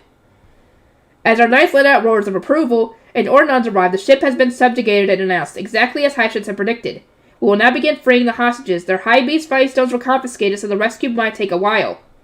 Right, Ferdinand squeezed the reins of the high beast, and the lion flapped his wings. Squad 6, help free the hostages and retrieve their face stones. Squads 7 and 8, attack the ship closest to the gate. Squads 9 and 10, attack the ship behind it. Yes, sir. We raced toward the border gate, taking care to manage our speed so we wouldn't catch up with the fleeing vessels. The sky brightened, illuminating the waters below. Rosemont, when the ships start changing color, I need you to grant them the Oz protection, Ferdinand said. Do you have enough mana? Enough to use the spell 2 more times. Anything more is beyond me. I wasn't going to lie or overestimate my mana. Not when it risked jeopardizing our plans. I drank a rejuvenation potion when teleporting between the country gates, then another while dying the foundation. Drinking any more would render me too sick to move, so I won't do that until it's safe for me to sleep. I am glad to see you understand what you can tolerate. That said, Ferdinand paused. 2 more times, As he fell into thought, a sense of unease spread through my chest. Is there a problem? As they moved between countries, Lanzanov ships changed from mana-deflecting silver to mana-absorbing black. The reason has yet to be ascertained, but the knights stationed at the border gate believe these vessels need to be filled with the country gate's mana before they can teleport. If black plating truly is absorptive as black face stones, then your protection spell might require even more mana than the one you just performed. Ferdinand understood that casting the Ops protection required a considerable amount of mana, but because he'd never actually been an Archduke, he couldn't actually accurately determine how much of a burden it would place on me. The power of the spell depended on how much mana one put into one's staff and varied from person to person. Furthermore, he continued, unless the Lanzanovians are extraordinarily foolish, they will not have both ships change colors together. One will stay back and observe until the other has successfully made it through both gates. If we obliterate the first ship, the moment it turns black, the second will remain silver. It will not be able to teleport, and we will not be able to damage it, leaving us at a stalemate. The pertinent question is, how can we quickly and safely rescue the hostages in spite of your flagging mana? Excuse me. If not for the hostages, we could simply have dropped massive boulders on the ship so that one knight had suggested. Ferdinand was right, though. Given his help in the situation back in Ehrenfest, we needed a quick solution. Rosemont, can you think of a way to destroy the ships without expanding too much mana or harming the hostages, Ferdinand said. He then brought his lips to my ear and whispered, I ask not only because you have the Book of Messinora, but also because you have experience of a world without mana. Just making their silver plating vulnerable would do. I appreciated the need for secrecy, but his breath tickled my ear and sent a shiver down my spine. This is why sound blockers existed, surely. Do you have any ideas, he asked. There might not have been any mana in my world, but science can develop in all sorts of ways. I won't be able to come up with any solutions without first understanding Lanzanov's technology. Try nonetheless. I will inform you when it is time to grant the Oz protection. I examined the silver ships, trying to think of a way to solve our problem with that mana. What is a silver material anyway? The metallic sheen rules out cloth. Maybe it's just paint? If so, my only ideas right now are peeling it away or trying to weaken the metal enough that physical attacks go through it. We could try melting the paint. How would we generate enough heat, though? And wouldn't we risk the hostages alive in the process? Or cook the hostages alive in the process? Once the Oz protection has been applied, attack the nearest ship with all your might, Ferdinand said. He was sending an ordinance to the knights at the gate. Show no restraint. We cannot allow the Lanzanovians to return home. We shall rescue the hostages once the ship has been obliterated. A moment later, Ferdinand spoke again. The ship closest to the border gate is changing color, rose by the spell. Squad 7, Squad 8, those stationed at the gate, prepare to attack. I saw then that the ship's exterior comprised numerous tiles. One by one, they moved outward, then flipped, turning the vessel from silver to black. I created my staff and channeled mana into it. For the sake of preserving my mana, this had to be the best time to strike. Volkolwison. I swung my staff, sending forth a sizable yellow bird, perhaps because I was focusing the Oz protection on a smaller area this time, and flew straight toward the ship instead of circling around it. Now, Ferdinand ordered. Ahrensbach's knights deployed from the roof at the duchy's border gate. They their Dunkelfelder allies wielded the staff swords that shone with increasingly complex colors as they descended on their Lanzanov foes. Ferdinand cut the air with the staff and shot a slender beam of mana that reminded me of a rod toward the ship below. Then, right on cue, the knights collectively swung their swords and unleashed their mana with loud roars. It twisted and contorted in the air until it was rainbow-colored, then crashed into the now fully black vessel. The radiant ball of mana struck the ship with a boom so loud my ears started to ring. Columns of white water leaped up from the ocean, swallowing the vessel whole before scattering chunks of its exterior all over the place. The hostages are safe. Beginning rescue operations. Hurry, secure them while they're still under the Oz protection. I could see women floating on the ocean, enveloped in a protective light. They stared up at the sky in utter confusion as Dunkelfelder knights bound them with staffs, fished them out of the ocean, then carried them to the border gate. In the meantime, Ahrensbach's knights wove light into massive nets, which they dragged through the waves to catch what remained, scattered magic tools, and a few very bewildered noblewomen. Eek! Came a cry from the net. One of the women was stuck in what could only be described as a wrestling match with a fish that must have been killed by the shockwave. My heart went out to her, but she would need to endure until our rescue operation was complete. A surprising number of Lanzanov soldiers had survived the explosion, no doubt thanks to their silver clothes that protected them from mana, and were now floundering in the ocean. They desperately swiped at the staff, made nets, traveling the water, hoping to be saved, but the light went right through them. The most they could do was flail their arms around. Ferdinand, what will we do about the Lanzanovians, I asked. Should we capture them for their testimonies? We already have 2 ships worth of Lanzanovians. We don't need any more, Ferdinand said, tersely before heading toward the other ship. It had almost been consumed by the massive waves made by the explosion, but were now just rocking back and forth. The ship was still silver. It wasn't continuing toward the gate, nor was it heading back to the port. Just as Ferdinand had predicted, we were at a stalemate. A portion of the sleek submarine-like vessel opened, and out came a silver box covered in tiny holes. What is that? Ferdinand murmured. Lanzanovian's volley weapon, Hyshet shouted, the one that shoots needles. As expected, long-range mana attacks did nothing to the box. The knight's magic tools were equally as useless. We have prepared countermeasures for Lanzanov's silver claw, but not for its silver battleships. To be honest, I was frustrated about my own lack of foresight. They're attacking, one knight shouted. Keep your distance, cried another, as the ship fired indiscriminately into the air. Its needles were dangerous enough that we couldn't risk a careless approach. This was because they saw us destroy the other vessel, Ferdinand mused. Their partner was reduced to scraps, and now it's abundantly clear that they will not be able to pass through the country gate and return to Lanzanov. They should also have realized that returning to the port will only see them captured. I suspect they have descended into a state of sheer panic. Now I was really worried about the hostages. We needed to save them as soon as possible. There had to be a way to remove the silver from the vessel, like scratching away the paint. Or maybe we could jam knives into the gas between the tile and force them to turn over? If only we could seal these openings they're using to attack us, I said. Mana does not seem to work on them. Do you have any other ideas? I took a moment to consider my options as an ob. Those dressed in silver still can't pass through ivory walls or floors, right? Perhaps we could cover the opening with an entwicone? Ferdinand shook his head and replied in an overly exasperated voice. You came out with a most bizarre suggestion. Would it not work? Do you need to ask? You act as if sealing the openings would be simple, but who would measure them? Moreover, how do you intend to draw the schematics? We do not have the fey paper or ink necessary for an entwicone, nor do we have the gold dust. You also seem to be forgetting what a tremendous amount of mana it would require. You'll normally be right, Ferdinand, but not this time. If we find a way to obtain these measurements, I think we can make this work, I said. Clarissa made as much spare fey paper that we were able to bring some with us. If we can use stylo, then place a traditional ink, right? As for the gold dust, well, I just still happen to have some with me. I took out my necklace marked with the royal crest and indicated the parts of the chain that had started to crumble. We wouldn't be able to get much gold dust from them, but I was sure it would do. Our plan was to cover the vessel, not create an entire building. Well, Ferdinand, is this enough gold dust? No, not even for a small cover, and destroying any more of the necklace is not an option. It would be far too disrespectful to the royal family. If you desire gold dust, I shall give you face stones to destroy. I couldn't accept that alternative. Ferdinand was carrying high-capacity face stones, and there was no way I managed to turn them into dust when I was already so drained. The chain of my necklace is thoroughly saturated with mana, I said. It won't take much more to turn it into dust. Perhaps I can make up for the damage by making an offering of some kind when I return it. I doubt the royals would consider a trinket in this state more important than human lives. These hostages are nobles of a duchy that has started a rebellion. I seriously doubt the royal family will value their lives as much as you do. And as we do not know how the royals will respond, we should avoid creating unnecessary weaknesses that might be exploited.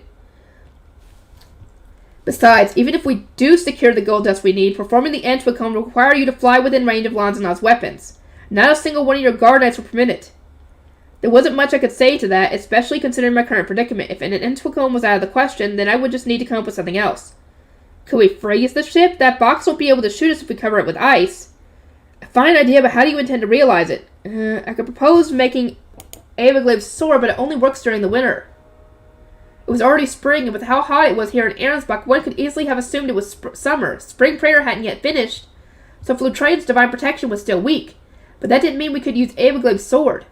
I fail to see the problem, Ferdinand said. Could we just not make it winter? Excuse me? If we modify the circle that summons spring in Hollensdale, I imagine we can make one that assumes it summons winter. Or are you serious? How can you say that like it's the most obvious thing in the world? Modifying such a large circle was practically unheard of. Few would even think to attempt it. Well, it hadn't crossed my mind at least, maybe because I didn't have a knack for improving magic circles. That said, even if we transform only the area around the vessel, activating the circle will not be easy. Do you have any face stones we could use instead of expanding the rest of your mana? I've got some filled with the mana I drained from Ahrensbach's foundation before dyeing it myself. Pray tell, why do you have those on you? In truth, I'd simply forgotten about them, but Ferdinand wouldn't be able to figure that out on his own. And you also have fey paper, correct? He asked. Correct, more than enough. I reached into a pouch and pulled out several folded sheets.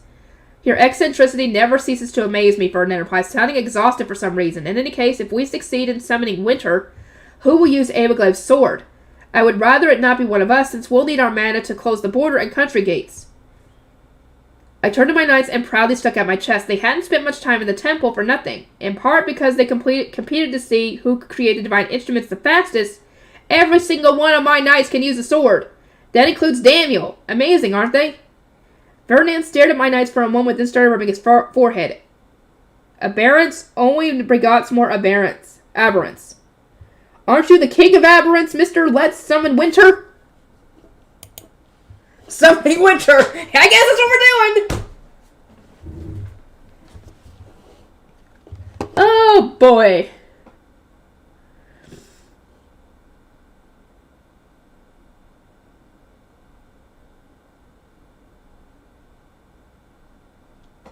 Yeah. Let's see how this goes. But that will have to wait. I'm sorry, guys. It will be the next video, I promise.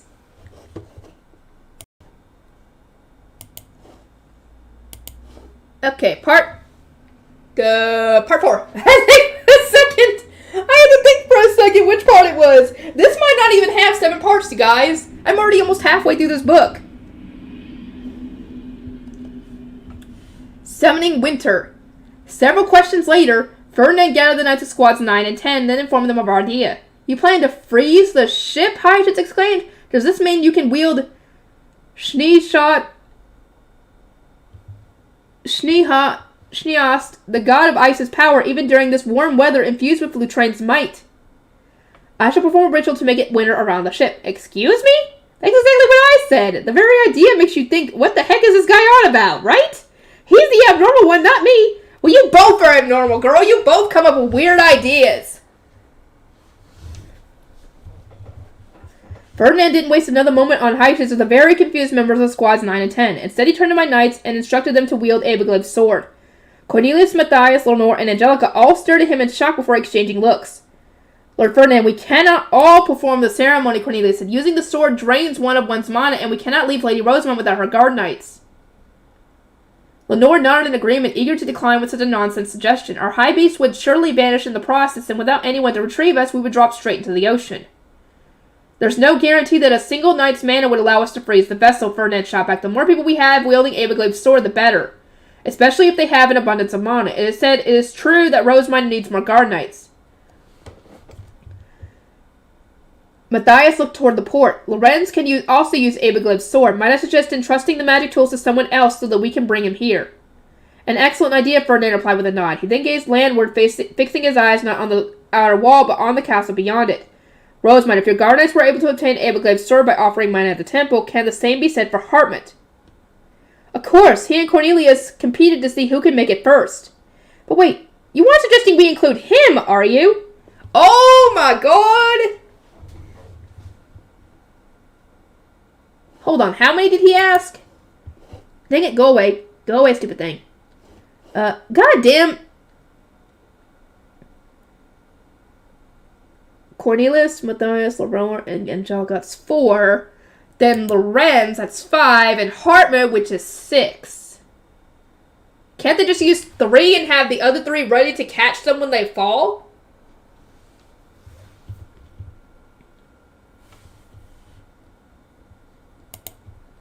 Hartmut is a scholar, able to use Abiglev's sword. If you wish to keep some of your guard knights, who better to ask? Ferdinand gave me an Ordnance face stone, a very wry smile on his face, and said, summon him. He will arrive in mere moments. Yes, he would. I nodded and created the bird. Hartmut, we are about to perform a large-scale ritual so that we can use Abiglev's sword. We need your support as our high priest. I must ask that you put on face stone armor and make your way here at once. Ferdinand took my hand and added to the message. I would recommend asking Clarissa to manage the magic tools and rejuvenation potions atop the outer wall. You may bring the Ahrensbach nobles along so that they might witness a true ritual. Hurry. Hartmut's response came almost immediately. I understood, Lady Rosamund. I shall carry out your will at once. Hop to it, everyone, Clarissa announced in the background. This is a fantastic opportunity to burn the resplendent form of Lady Rosamund into your eyes and see within her the image of a goddess. Why are y'all doing this? What the fuck have y'all been telling them? They both sounded fairly lively. Clarissa hadn't been allowed to visit the temple, meaning she couldn't make the divine instruments. I'm sure if she could, she would. There hadn't been anything we could do about that, but it had still frustrated her, so I was glad to know she finally had a role to play. If only that role wasn't brainwashing nobles. Even now, I couldn't help finding Hartmut and Clarissa's enthusiasm somewhat repulsive. As I chewed on that thought, Ferdinand sent an ordinance to Lorenz. Lorenz, we are calling on Rosamund's guards to wield Abiglev's sword. Choose 4 apprentice knights to join you. They will need to retrieve you and provide rejuvenation potions once you have expanded your mana. Clarissa has agreed to manage the magic tools in your place. I shall speed through the selection process, and if permitted, I unite with you once Clarissa has taken over my role, Lorenz replied. I could tell there was some burning question on the tip of his tongue, but the most I could do was silently cheer him on. Cornelius, I will entrust you to choose which of Rosamund's guard knights will participate in the ritual, Ferdinand said. 2 of you will need to sit on your hands. Given the qualities of Abiglev's sword, I would recommend excluding women. Understood. Yeah. Angelica, Lenore, As my knights spoke among themselves, Heichitz looked around in shock, still not convinced. He wasn't the only one. The Dunkelfelder knights were collectively stunned. At last, Heichitz erupted. How can you all from Ehrenfest remain so at ease? Am I the only one who heard Lord Ferdinand say that he plans to summon winter? In this heat? He directed these questions at Angelica, of all people, since she was just observing the conversation from a distance. She blinked in surprise and placed a hand on her cheek and gave him a wistful smile. We don't need to understand the arduous duties thrust upon us. Instead, we need only figure out how to accomplish them. Right now, we are expected to either swing Abiglev's sword or guard Lady Rosamund. The summoning of winter is not my concern. I see. Regemination allows you to stay calm. Angelica's attitude pretty much boils down to, I don't like thinking about complicated things, and would rather just focus on what I do best. But now, she sure makes it seem profound. Moved and inspired, Heichitz promptly shouted, Lord Ferdinand, assign us jobs too. Of course, Ferdinand paid the plea no mind. He sent an ordinance to the knights from before, asking how much longer it would take him to rescue those previously thrown into the sea. Lord Ferdinand, this is Straw, came the response. We have finished rescuing the kidnapped women and are now searching for any remaining face stones and magic tools. We would like to retrieve as many of our late comrades' face stones as we can. I see. We are about to summon winter to freeze the other vessel, which will cause the temperature of the surrounding ocean to fall. Be careful. Yeah, what the fuck? The knights replied only with a grunt of surprise. Ferdinand must have interpreted it as a gesture of acknowledgement as he chose not to elaborate. I couldn't help feeling bad for the straw guy. Ferdinand, who was that, I asked. He was Ahrensbach's knight commander before Detland relieved him of duty. Now he is my guard knight. Ferdinand then sent an ordinance asking to speak with the Dunkelfelder knights who had infiltrated the ship and conquered it from within. It returned with a few words of acknowledgement before he sent it along to Heinelor's squadron, requesting an update on their situation. The little bird sure was busy today. As it turned out, Heinelor's group had more or less finished conquering their ship as well. The kidnapped women were being led outside, and an inquiry into the damages was underway. Rosemont, stretch your arms out in front of you, place them on the head of my high beast, and then lean forward, Ferdinand said. What is this all of a sudden? I was confused, but I did as instructed nonetheless. Ferdinand told me to stay still and placed a heavy board of some kind on my back. Excuse me! He hadn't been carrying it before, so he must have transformed to face stone. Staying like this is actually really tough, I groaned. What exactly are you doing? You need only wait for me to finish drawing the magic circle. No way! I'm being used as a desk? Yes! You probably would have used your head if you had still been short. As unfortunate as it was, there wasn't much I could do but wait for Ferdinand to finish drawing on the sheet of paper I'd given him. Ferdinand, my arms are starting to waver. Already? You really should exercise more. I've kind of been busy! Trying not to think about my trembling arms, I decided to strike up a conversation. The sturdiness of man-made metal depends on the mental capacity of whoever created it, right? Well, the metals that commoners use tend to become brittle when exposed to extreme cold. Do you think Lonzano's mantless metal might become more susceptible to physical attacks once the ship is frozen? Oh? We could easily instruct the Dunkelfelder knights to attack Furnace and continuing to draw all the while, but what approach would work best? Metal tends to contract when exposed to a rapid drop in temperature. If we could jam spears or swords into the gaps between the yet black and silver tiles, I assume we'd manage to pry them off. And once a few of the tiles were gone, removing the rest would be easy. These attack ports are the only thing stopping us from landing on the deck and forcing our way into the vessel. Ferdinand said, imagine how much easier this operation will be once they are gone. We have plenty of knights renowned for their strength here with us, but if we're going to bring about winter, then smashing the metal sounds best. Our overall aim is to remove the silver so that you can use the Oz protection again. Creating a hole large enough for a single person should allow Dunkelfelder knights to infiltrate with magic tools and start rescuing the hostages. We had the flashbangs, the noisemakers, and those tear gas grenades that Hartman had provided. With so many options available to us, conquering the ship would be easy once the hostages had the Oz protection. Again, we consulted Heinelor's squadron and the knights who had infiltrated the other ship. This time we learned that the prisoners were being kept in rooms that resisted mana. Heifetz, once the ship is frozen, gather your best knights and rain spears on the areas away from those rooms. You may count on us. By the time Ferdinand was done with the magic circle, we had reunited with Hartman, Lorenz, and the retrieval squadron. The flurry of ordnance relaying the instructions and delivering fresh intelligence must have drawn the attention of Ahrensbach's nobles, so I could see various high beasts around the outer wall. Even the commoners had thrown up their windows to watch. Still, waiting high above the ship, I gazed around across my guard knights and the apprentices with them. It had been decided that Cornelius, Matthias, Lorenz, and Hartman would swing Abiglave's sword. I hope somebody can catch them!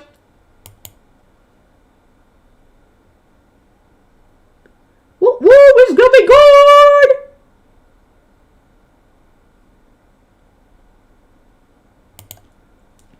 Rosemont, begin, Ferdinand said, just as the sun picked up over the horizon. The sky brightened all at once and the crashing waves began to sparkle. Using the face stones he handed me, I traced the design on the face paper, slowly filling it with mana. The first 3 face stones ran out, then the 4th. I was starting to worry that we wouldn't have enough, but the magic circle activated right as I placed the 5th stone down. The fake paper floated into the air, then caught fire and shot up toward the sky. Its magic circle turned red, then a beam of the same radiant hue descended on the ship. It was large enough to completely unenvelop it. Just as the surrounding knights let out cries of awe, the red magic circle began changing color. Piercing white light replaced the red, consuming it from the top down. Winter has come! Do it! Okay. Ferdinand flew his high beast into the column of white. The drop in temperature was immediately noticeable, but my retainers were unfazed thanks to their face-down armor. I drew the respective swords of Everglade with nary a pause. The white blades were enveloped in chilly ice. The moment they were drawn, my retainers channeled more and more mana into them, causing the swirling snow to thicken into a blizzard. O god of life, Everglade, ruler of restoration and death. O 12 gods who served by his side, the four chanted. As the harsh winds raged, I shivered and rubbed my arms. Ferdinand must have noticed as he removed his cape and wrapped it around me. It was nice to have some protection from the ice slurry sweeping through the sky.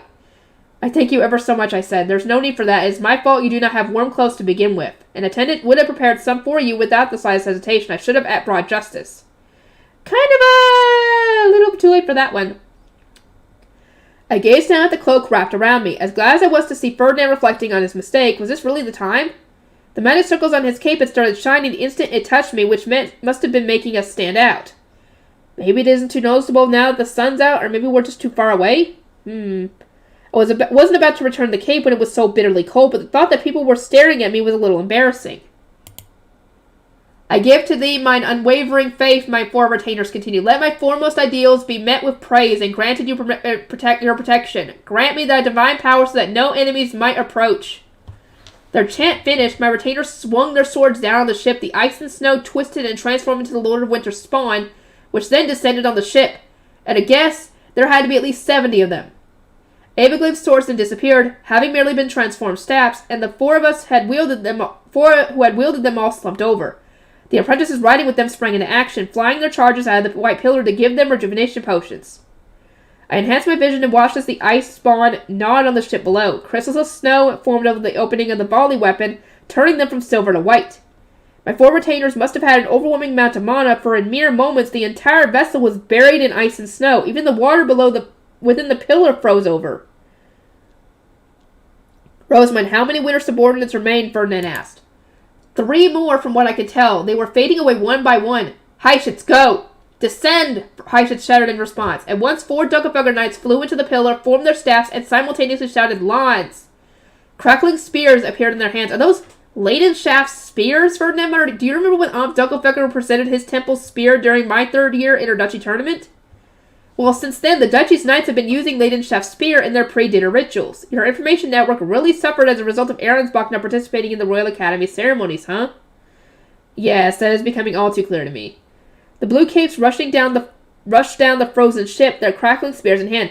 Ha! With an intense roar, Heishits threw his spear alongside his 4 knights. The silver plating might have been immune to mana, but it didn't stand a chance against Leidenschaft's heat. The ice surrounding the ship was blown away, as was a portion of the silver tiles. One of the thrown spears had managed to slot into an opening made by the contracting metal. Blue mana spread out like a web, causing more and more tiles to come away, and it was then that Ferdinand gave the order. Rosamund, the Oz protection, now! I channel mana... What? Did I just hear? Whatever. I channel mana into my staff, then swung it and chanted, Vokoisen! Vokoisen! A yellow bird flew into the ship to protect Ahrensbach's citizens. Eckert, make an opening in the bow, Ferdinand said. He had started constructing the others without even waiting for me to finish. Yes, my lord. Squads 9 and 10, prepare to infiltrate. Understood.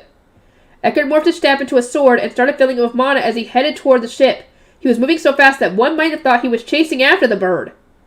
The ship was no longer a threat now that its silver tiles had been removed. Eckert's rainbow blade slashed into it and made a gaping hole for the Dunkelfelger knights to fly through.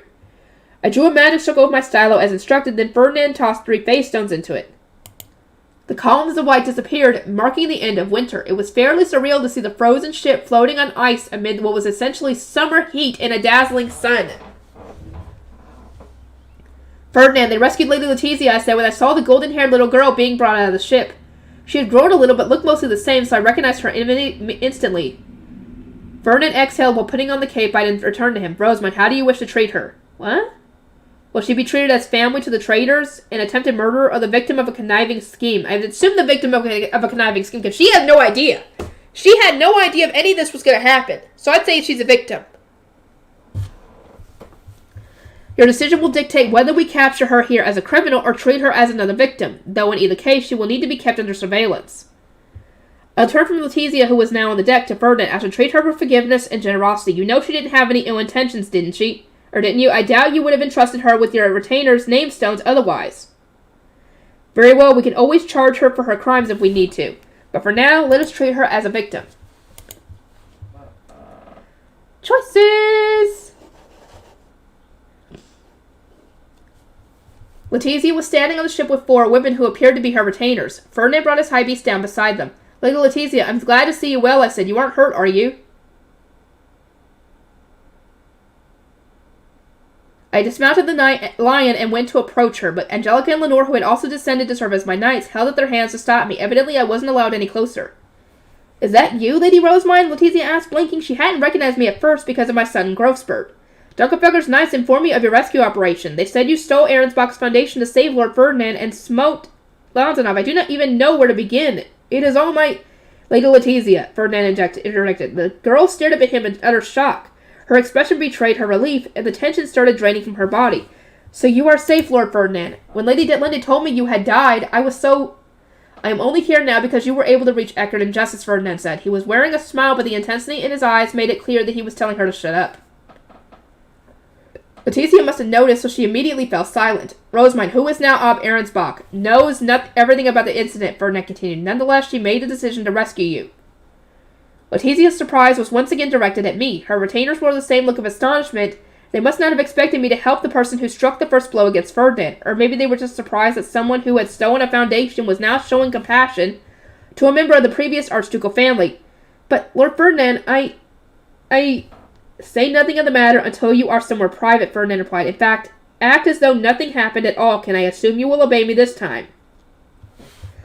Letizia looked up at him, her face pale. Then she brought a trembling hand to her chest, squeezed it into a tight fist, and nodded. I will. From the bottom of my heart, I am grateful for you and Lady Rosemine's consideration. We intend to close the gates so that no more Lanzanov ships enter, Ferdinand continued. Lady Letizia, return to the castle under guard and instruct your attendants to prepare somewhere in the grand hall for Dunkelberger's knights to rest. Ferdinand, we just rescued Lady Letizia from imprisonment, I said, unable to believe he was ordering her around already. She needs to rest before you... She has spent her time sitting still inside a ship. Should she not have bent more stamina than someone who was poisoned and a young woman who recently died of Foundation and expelled the Lanzanovian invaders? You may be right in that regard, but please consider the emotional side of things.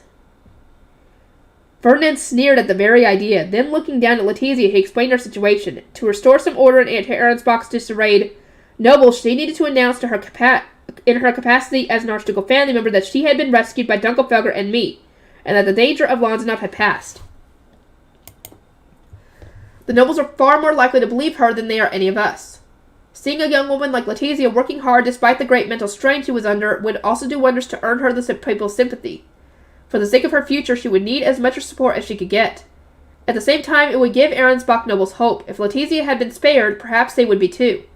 The adults would surely be motivated to work just as hard. Furthermore, Ferdinand continued, unless one is particularly empty-headed and over-optimistic, doing nothing in an emergency situation should prove far more stressful than leaping into action to support those who need it. As if on cue, Letizia stepped forward and knelt before me. Lady Rosemine, it is as Lord Ferdinand says. I would much rather provide my assistance. Cannot bear the thought of doing nothing.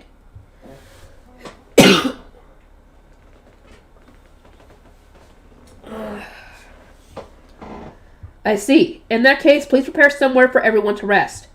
At once. Roswitha... Oh, yeah, she died! God damn it! Upon returning to her feet, Letizia had moved to address someone, only to pause mid-turn and read the vacant look on her face. Another young woman, an apprentice I assumed, since she wasn't wearing her hair up, stepped forward and placed a hand on her charge's shoulder. I will summon the attendants, Lady Letizia. Fair Sia. The brief exchange and the pain in their eyes were enough for me to guess what was wrong. Something had happened to one of Letizia's attendants, a woman by the name of Roswitha. Lenore, instruct the Dunkelfelger knights to take Lady Letizia and her retinue to the castle, I said. They are to ensure she has arrived there safely. Lenore nodded and went to carry out my order with great haste. Meanwhile, the girl named Faircy turned to Ferdinand. Lord Ferdinand, may I ask one question? You may. Did my father protect Ahrensbach's nobles, she asked, her hands clasped and trembling. I reflexively looked up at Ferdinand. Faircy's concern about her father mirrored my own worries about Dad trying to protect Ehrenfest. Based on the reports I received, short though they might have been, it seems fair to say that Straw minimized casualties as much as anyone could have, Ferdinand replied. He is currently rescuing others by the border gate. Tears welled up in Faircy's eyes as she said, Thank you. She took a moment to kneel, then returned to Letizia and the others who were about to leave with a group of Dunkelfelder knights. As I watched them go, Ferdinand went straight over to the knights tasked with retrieving face stones and magic tools from the ship. Heischitz, have the knights removed the Lanzanavian soldiers' silver clothes, he said. They will prove most useful for the upcoming battle in Ehrenfest and the sovereignty. Yes, sir. Eckert, work with them. Do not forget to retrieve the face stones. Ferdinand gave Eckert a sound blocker and said something I naturally couldn't hear. It may have best have been in order, considering that Eckert responded with a serious nod.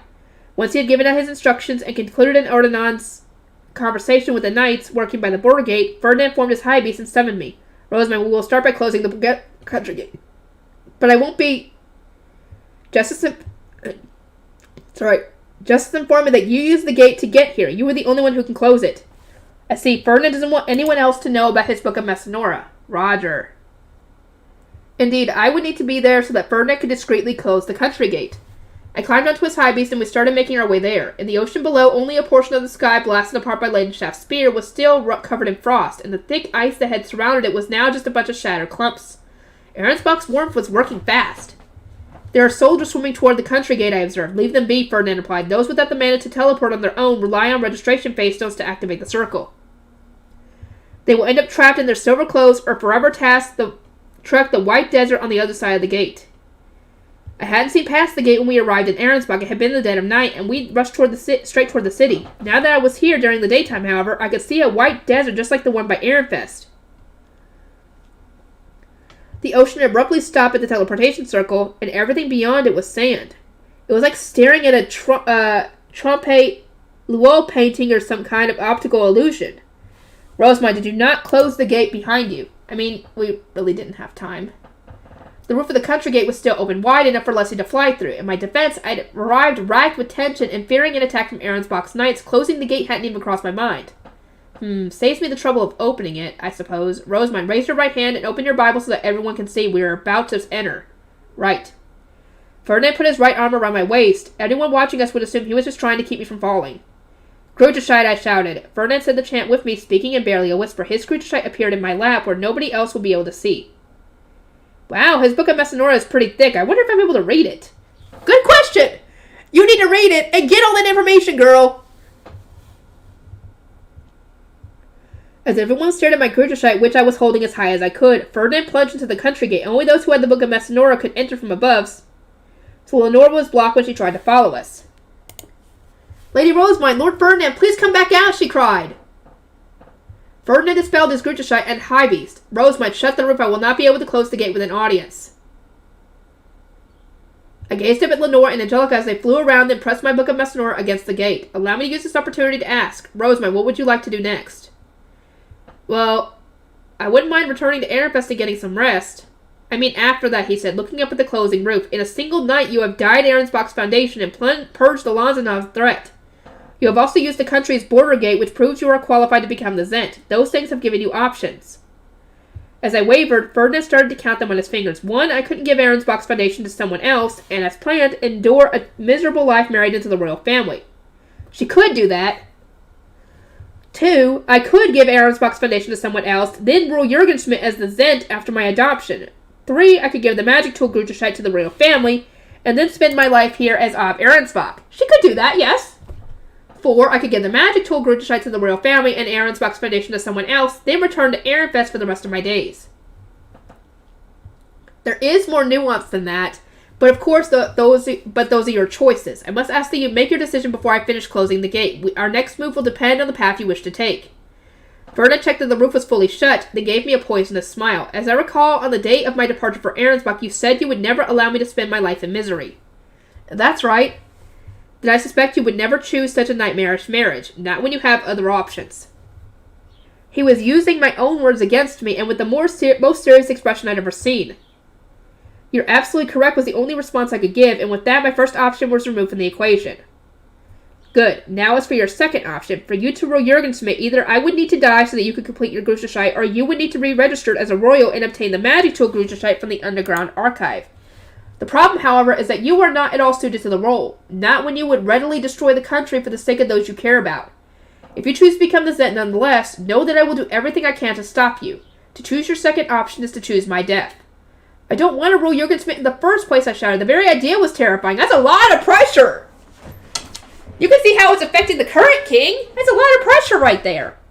As expected, now that Ferdinand was safe, keeping Jürgen Smith from collapsing had returned to my list of priorities. That didn't mean I wanted to become the Zent, though it was true that the country needed a Book of Messinora or a Grutterscheid to survive. So you need only the third or fourth option. Ferdinand, could we not find a way for you to become the Zent? I'm not the only one with the Book of Messinora.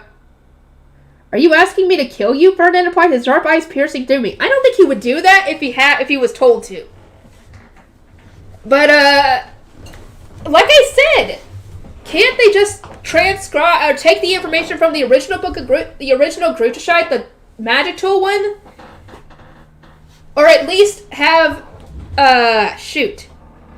Ferdinand look through your Book of Messinora and write down what's in it?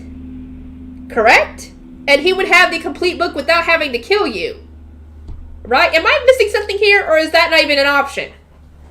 Because didn't they say they had to transcribe... The original reason that the having to go through Ewerman was kind of fading away was because everybody was transcribing from the original Grutterscheid?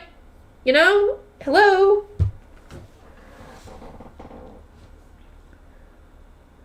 I frantically shook my head. Against someone like Ferdinand, I wouldn't stand a chance. He would end my life quickly and without ever opposing me directly.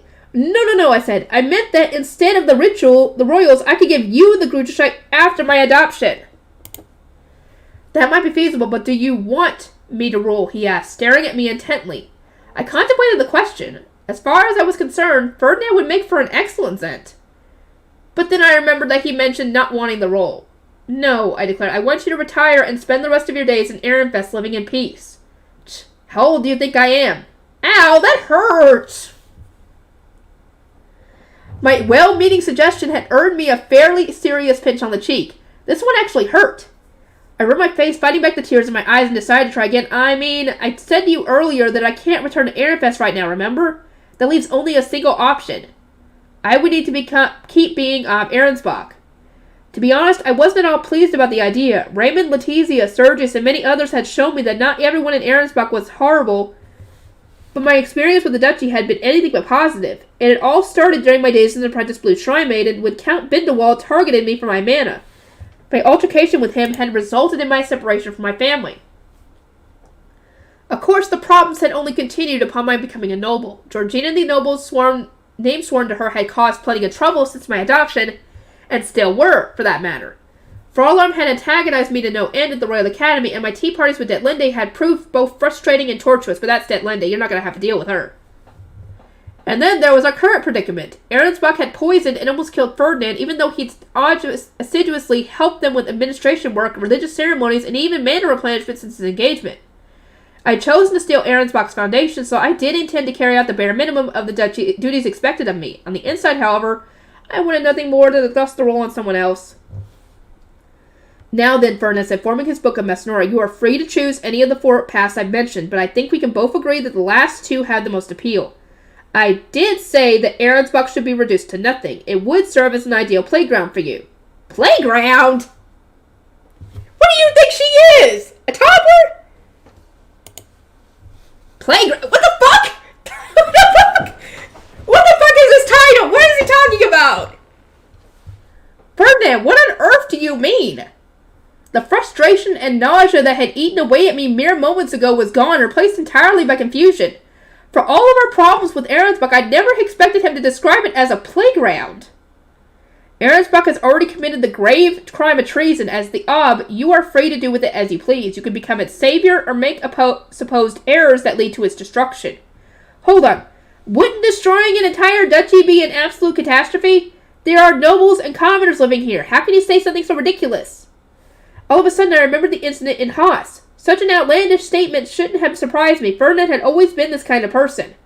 For the crime of attacking an Archduke, he had flatly declared that he didn't care if an entire town of commoners was eradicated. He really is willing to destroy Ahrensbach. This wasn't a cute little act meant to hide his embarrassment about letting Detlinde of all people poison him. I could sense that unless I worked seriously hard to stop him, he really would tear down this entire duchy. As I put my head in my hands, fearing a repeat of Haas's nightmare, Ferdinand gave me a look of disinterest. You told me long ago that you wanted Ahrensbach, did you not? It has an ocean, for one thing. I recall your envy that the people here could eat fish whenever they wanted. The duchy also hosts several scholars who are trying to derive spices from local plants to minimize trade with Londonov. Driven by their frustration about the envoy's recent arrogance, supporting their research would almost certainly bear fruit. What the heck? Ahrensbach sounds so tasty! I clapped a hand over my mouth, trying not to drool at the thought of a seafood paradise. The nightmare hellscape that was Ahrensbach suddenly seemed a lot more appealing. Furthermore, Ferdinand continued, now that you have died Ahrensbach's foundation, the duchy's land is yours. You can use an Entwickeln to create whatever you want. Even that library city you proposed during one of our lessons. What? A library city? Can I actually make one? Back when I mentioned the idea to Ferdinand, he'd given me a look of complete exhaustion, and when I proposed it during one of my Royal Academy classes, Eglantine had merely humored me as one would a child. Was making a library city actually feasible? If so, it didn't feel right that Ferdinand was encouraging it. Your original plan was to construct it in Ehrenfest, which would not have been possible for the reasons I explained. Ahrensbach, on the other hand, already needs to be reconstructed so that they can produce new exports and establish new industries. My heart had already been racing at the thought of delicious fish and spices, and now I was getting a library city to boot. The way Ferdinand described it, that whole thing about the duchy needing to be restructured, made it all seem easily within my reach. Ahrensbach now felt like a wonderful land of dreams and whimsy. Ferdinand continued, you also mentioned establishing temple schools or something of the sort to raise the literacy rate among commoners. That much should easily be achievable. He would not need anyone's permission, nor would the Zet be able to interfere. He does not have a say in how duchies are managed. You might even be able to force it through now, considering how much reconstruction is going to be necessary in this time of chaos. Temple schools, huh? That was a dream of mine at once, improving the literacy rate, thereby increasing the number of authors. Yes! I was genuinely impressed that Ferdinand seemed to remember the details of every idea I'd thrown at him. More than that, though, I was ready to embrace my future as Ahrensbach, or I would have been had a voice in my head not told me to think. Ferdinand would never be this kind. That's right, something very strange is going on here. Slapped my cheeks a few times, trying to calm down. Ferdinand paid this no mind and continued with his siren song. Those close to you have already begun preparing to move, have they not? You need only bring them here instead. And as you build institutions accessible to commoners and develop the printing industry with workers of all statuses, you will find it easier than ever to meet with the people you care about. But above all else, the magic contract you signed with your lower city family applies only to Ehrenfest. It has no power in other duchies. Which means she gets to be around her family again if she does this. Yes! Come on, Rosemine, do it! Ferdinand, does that mean... I took a cautious step back. Was he seriously telling me I could reunite with my family? If this was a cruel joke of some kind, I wasn't sure I'd manage to control my emotions. For obvious reasons, if you wish for them to live carefree lives, I would not publicly address them as your family. You could, however, meet them in secret by adding a teleportation circle to their house when you remake the city with an Entwickeln. Would it really be acceptable for me to place a teleportation circle for such a personal reason, I asked, surprised that Ferdinand was even suggesting it. There's a long history of obs placing teleportation circles to meet with their lovers, so while it might not be commendable, the option is there for you.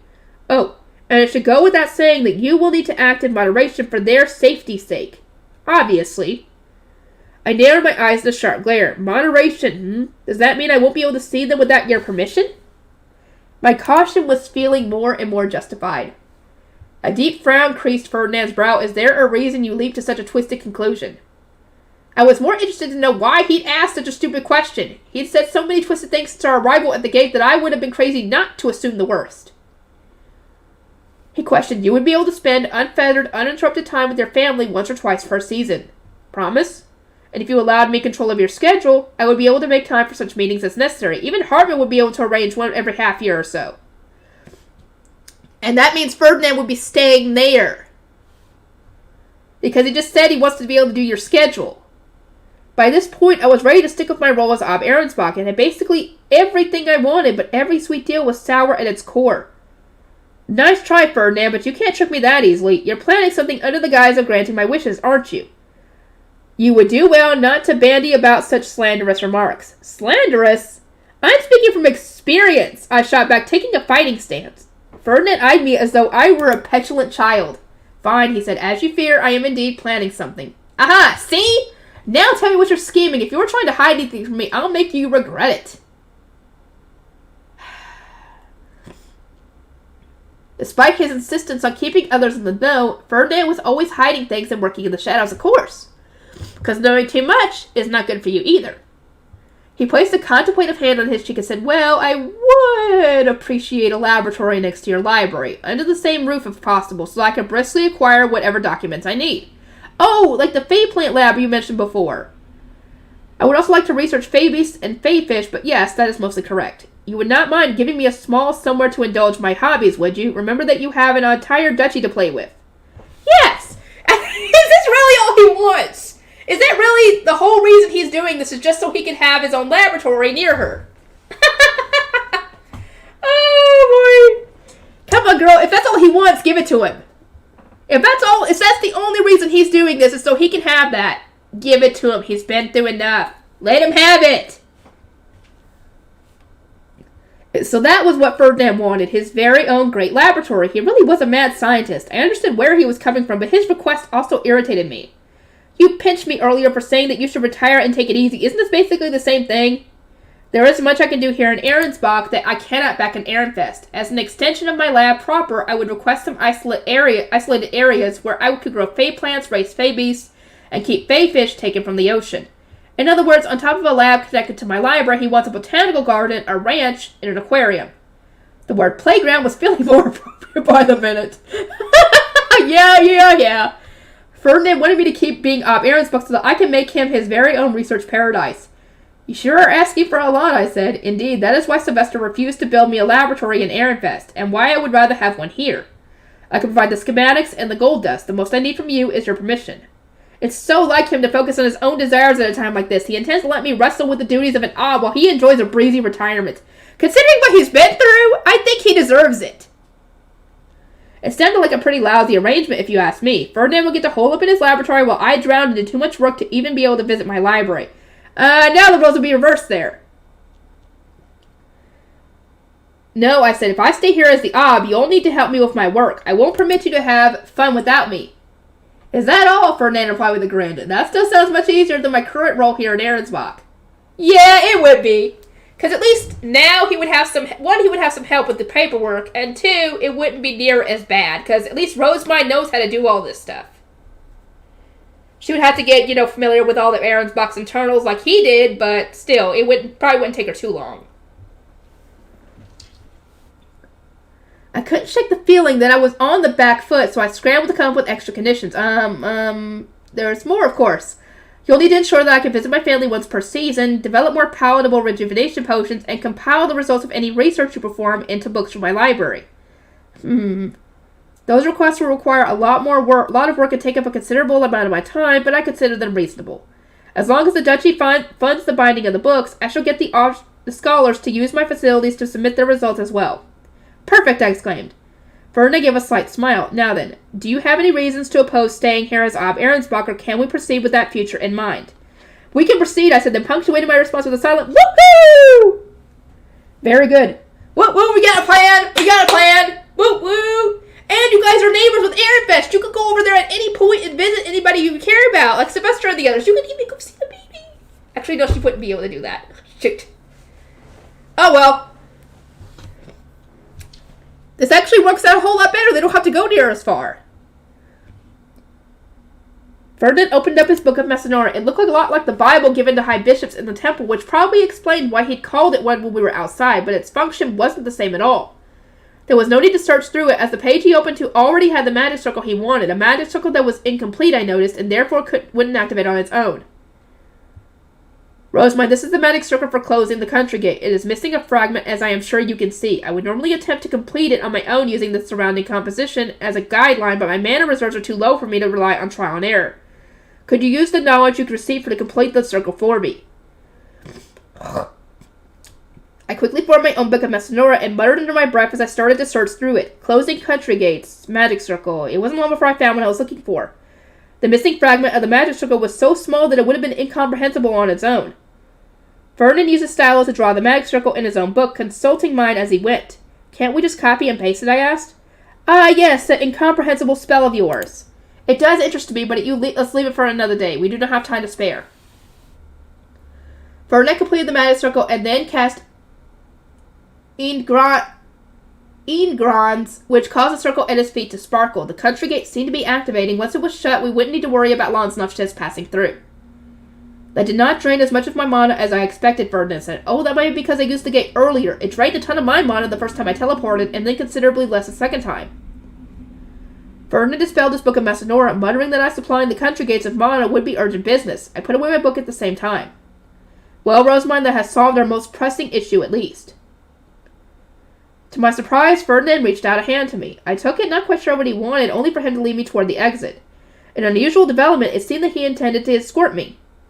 Oh boy. There's something else that he probably didn't know. Maybe he doesn't know. Maybe Rosamund, obviously Rosamund doesn't know this, but I don't know if Ferdinand knows this. But there is some interesting surprises that popped up now that she is Ahrensbach. And it involves him. For those of you who know what I'm talking about, oh boy, I can't wait to get to that conversation. That's going to be a shock to the both of them. Maybe. At least to Rosamund, anyway. We made our way downstairs until we were outside the gatepost, then climbed onto Ferdinand's high beast and confirmed that the country gate was shut. Before when both it and the border gate had been wide open, we'd been able to see the teleportation circle and the white desert beyond it. Now, however, an iridescent door stood in the way. Lady Rosamund, are you safe?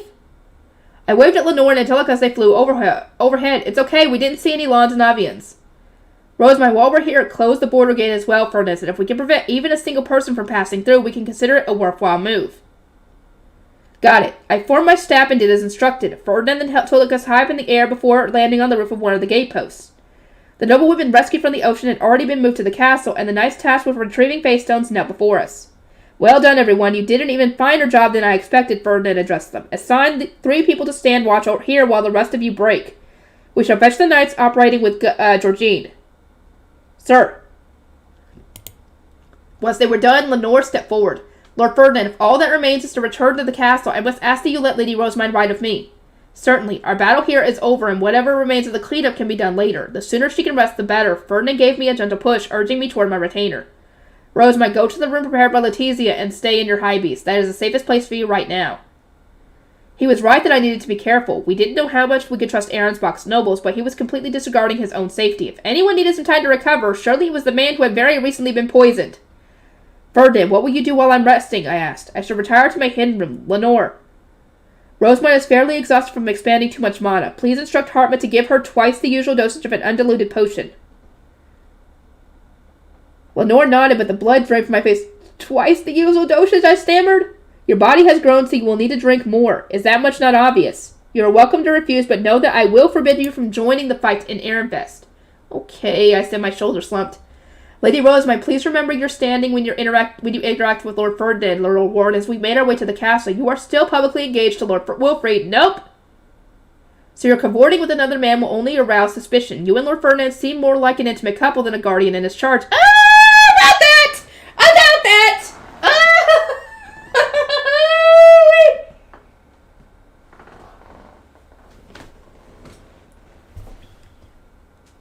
Did we? I asked, my head cocked. But we've always been this close. Nobody seems to care before.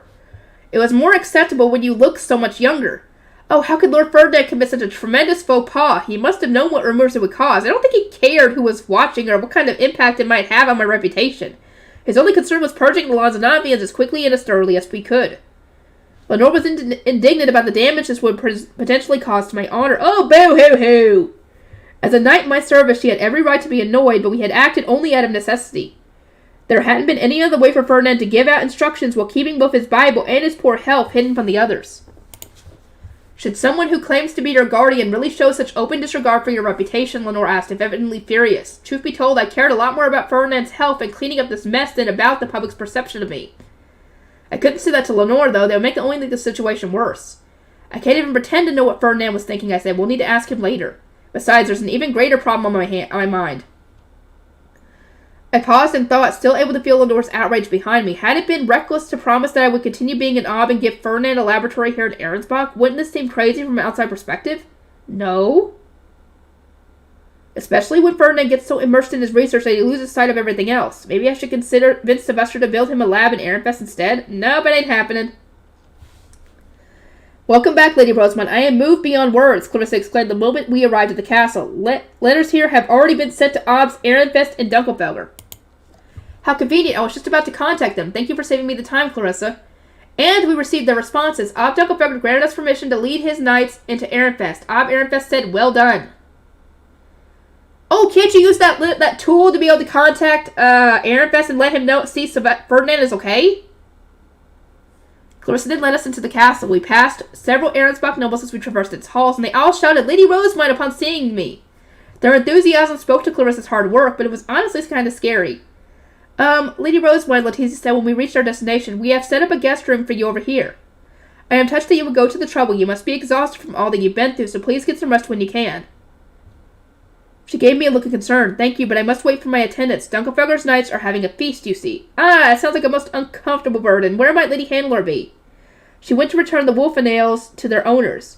So the boisterous knights are entirely unsupervised. Oh, great. I asked Letizia to guide me to the grand hall where Dunkelfelder's knights were holding their feast under the guise of a post-battle review. Even through the closed doors, I could hear them raving about the awesomeness of Leidenschaft's spears and all the ways they could use Aveglave's sword in future dinner matches. Uh-oh. I stepped into the hall and was immediately met with a sea of smiling faces. Lady Rosamond Heischitz exclaimed, the ritual today was splendid, just absolutely. I came to thank you all for your excellent performance, but I must say I am shocked. Did Lord Ferdinand not tell you that a dinner match isn't over until one's foundation is safe? Is it customary in Dunkelfelder to drink in the middle of a game?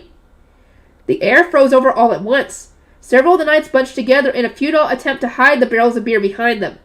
To think you would feast instead of resting in preparation for tomorrow, I continued. I wonder whether Lord Ferdinand even bothered to take such knights to Ehrenfest. We shall clean up at once and get to bed. When are we to depart? That will depend on when I recover.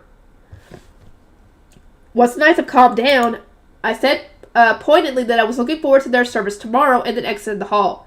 Letizia and her retainers were visibly relieved. None of them had the experience necessary to wrangle Dunkelfelderians. I thank you ever so much, Lady Rosamond. There's no need for that. Not when I was the one who brought them here, I replied. Now, Lady Letizia, as much as it pains me to deprive you of your rest, could you ask the chefs to prepare food that can be eaten cold? We won't be able to cater such a large group otherwise. I suggested several recipes from among the ones I sent her before, retiring to the guest room prepared for me. I cleaned myself with a wash and drank double my usual dose of the ultra-nasty rejuvenation potion, then climbed in my panda bus to rest. Woo! Oh boy. Think one more should do it. Rumors and a departure. Where am I? It was dark. The mattress before me was too bouncy to be my usual bed, and when I groped around, I realized that I was trapped inside something. Oh wait, I'm inside Leslie. It had taken me a moment to remember my situation. I'd slept with the windows of my panda bus closed to eliminate the risk of any of my male retainers seeing me in such a state of disarray. The rejuvenation potions I'd taken before had worked like a charm. My stamina and mana had both fully recovered. I'd gone to sleep immediately after my wash, and so I was still wearing my riding clothes. I made a half-hearted attempt to put my hair up and cracked open one of the windows to see the back of Angelica's head right in front of me. Good morning, Angelica. Might I ask you to summon an attendant to prepare me for the day? At once. Angelica sent an ordonnance, then shooed my male retainers out of the room. Lenore entered shortly after with an apprentice attendant. Good morning, Lady Rosamond. How are you feeling?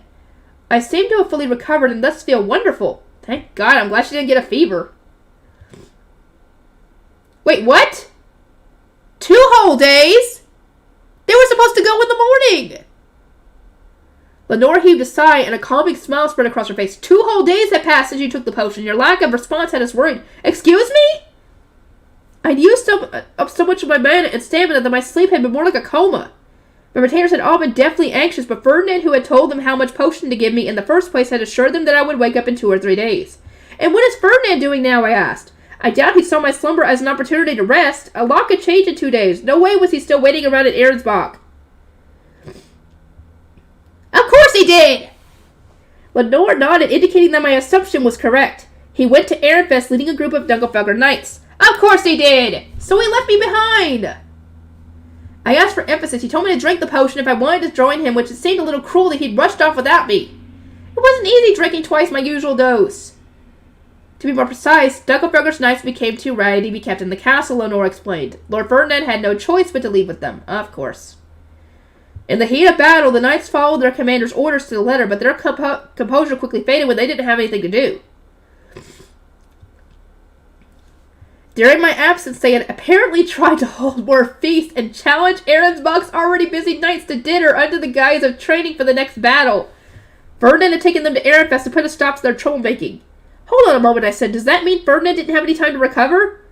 He spent an entire day in his hidden room, so I assume he got some rest, Lenore said, then asked me to step out of my high beast so that she could clothe me. I did as instructed and was promptly seated in front of a mirror. I am here to help dress you, said the apprentice attendant. You may call me Pharisee. Oh, that's Letizia's attendant, okay. You were rescued alongside Lady Letizia, were you not? I asked. Were you both able to get some rest? Yes, she replied with a gentle smile. Lady Letizia is doing especially well. I thank you ever so much for saving her.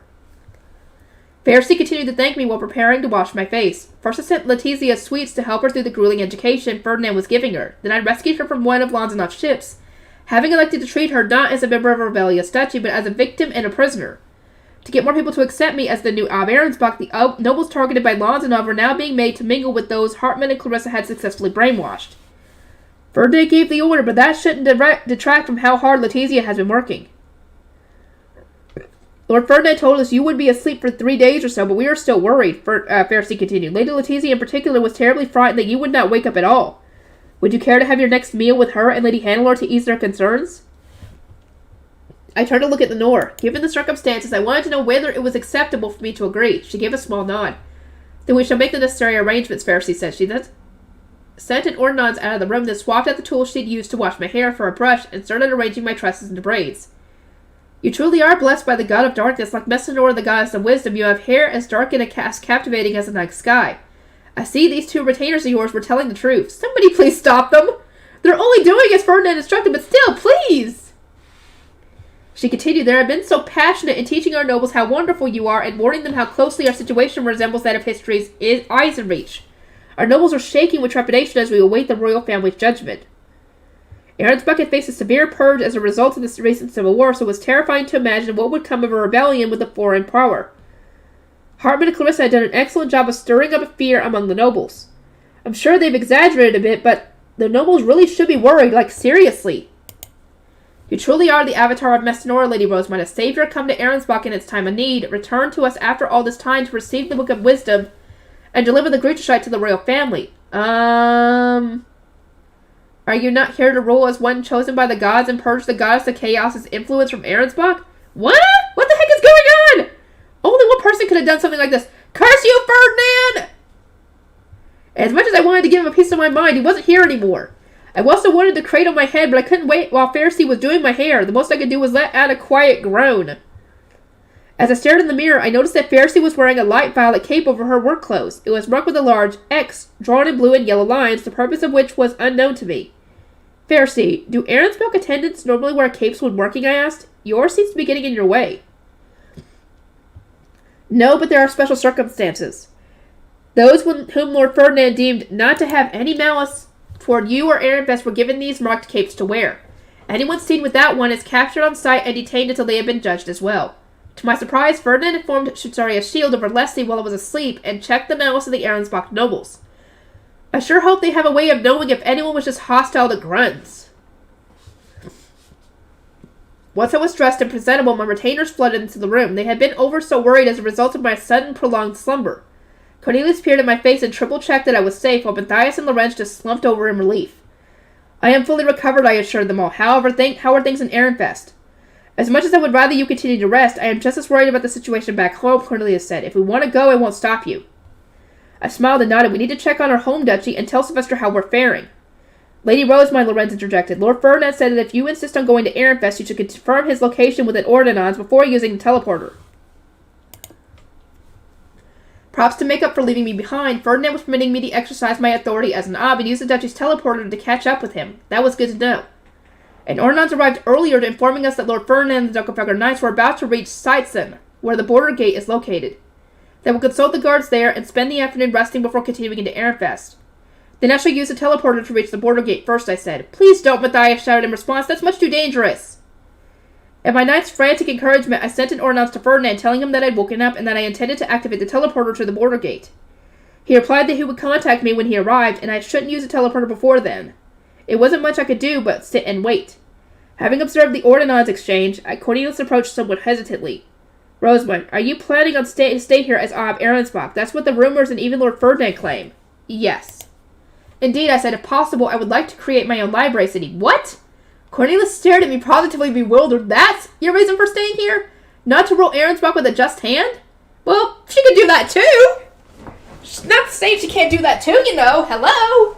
She can do more than one thing in her time here. I nodded. The library city is my foremost desire, but everything will depend on our negotiations with the royal family. As it stands, few things in my life have gone as I wished. My dream of making books with Lutz while supplying Mana as an apprentice Blue Shrine Maiden had been crushed by my adoption into the Archducal family, and my wish to spend the time until my 10th birthday with my lower city family had been cast aside by Count Bindelwald. We also put aside 2 years of my education, which had ultimately been devoured by my time in the Jarif. I could still remember waking up to find that everyone had grown up without me, and now that I'd finally caught up with them, I was receiving all manner of strange looks. But of course, the list of unfortunate twists didn't end there. I'd never wanted Ferdinand to move to Ahrensbach, and when I prayed that he would at least stay safe, he had nearly died in an attempt on his life. I'd also wanted to stay in Ehrenfest, but there wasn't a place for me there anymore. By settling into the position of Ob Ahrensbach, I should be able to lead the duchy, as Ferdinand suggested, I said, but as it stands, with my adoption into the royal family looming over me, I do not expect my wish to come true. Rosemine? Druidishite or no, do you really expect the royal family to let me go so easily? Ruling as Ob Ahrensbach is like a dream within a dream. I was glad that Ferdinand had suggested it, and I wanted it to come true, but I sincerely doubted it would. I see. Cornelius rested a hand on my head with a conflicted expression. How unusually realistic of you. Following my conversation with my retainers, I was taken to the dining hall. I would technically be eating breakfast while the others ate lunch. Letizia, Hannelore, and the retainers were awaiting me inside. How do you feel, Lady Rosamund? Hannelore asked. As good as can be. We have prepared some healthy dishes for everyone, Letizia said. I thank you ever so much.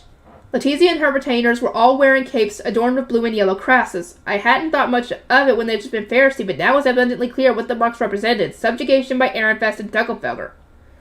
This mark is also being worn by the knights Lord Ferdinand is leading to keep them from capturing or attacking each other by mistake, Letizia said. With a smile as if she had read my mind, it is purely for distinguishing friend from foe. Good idea.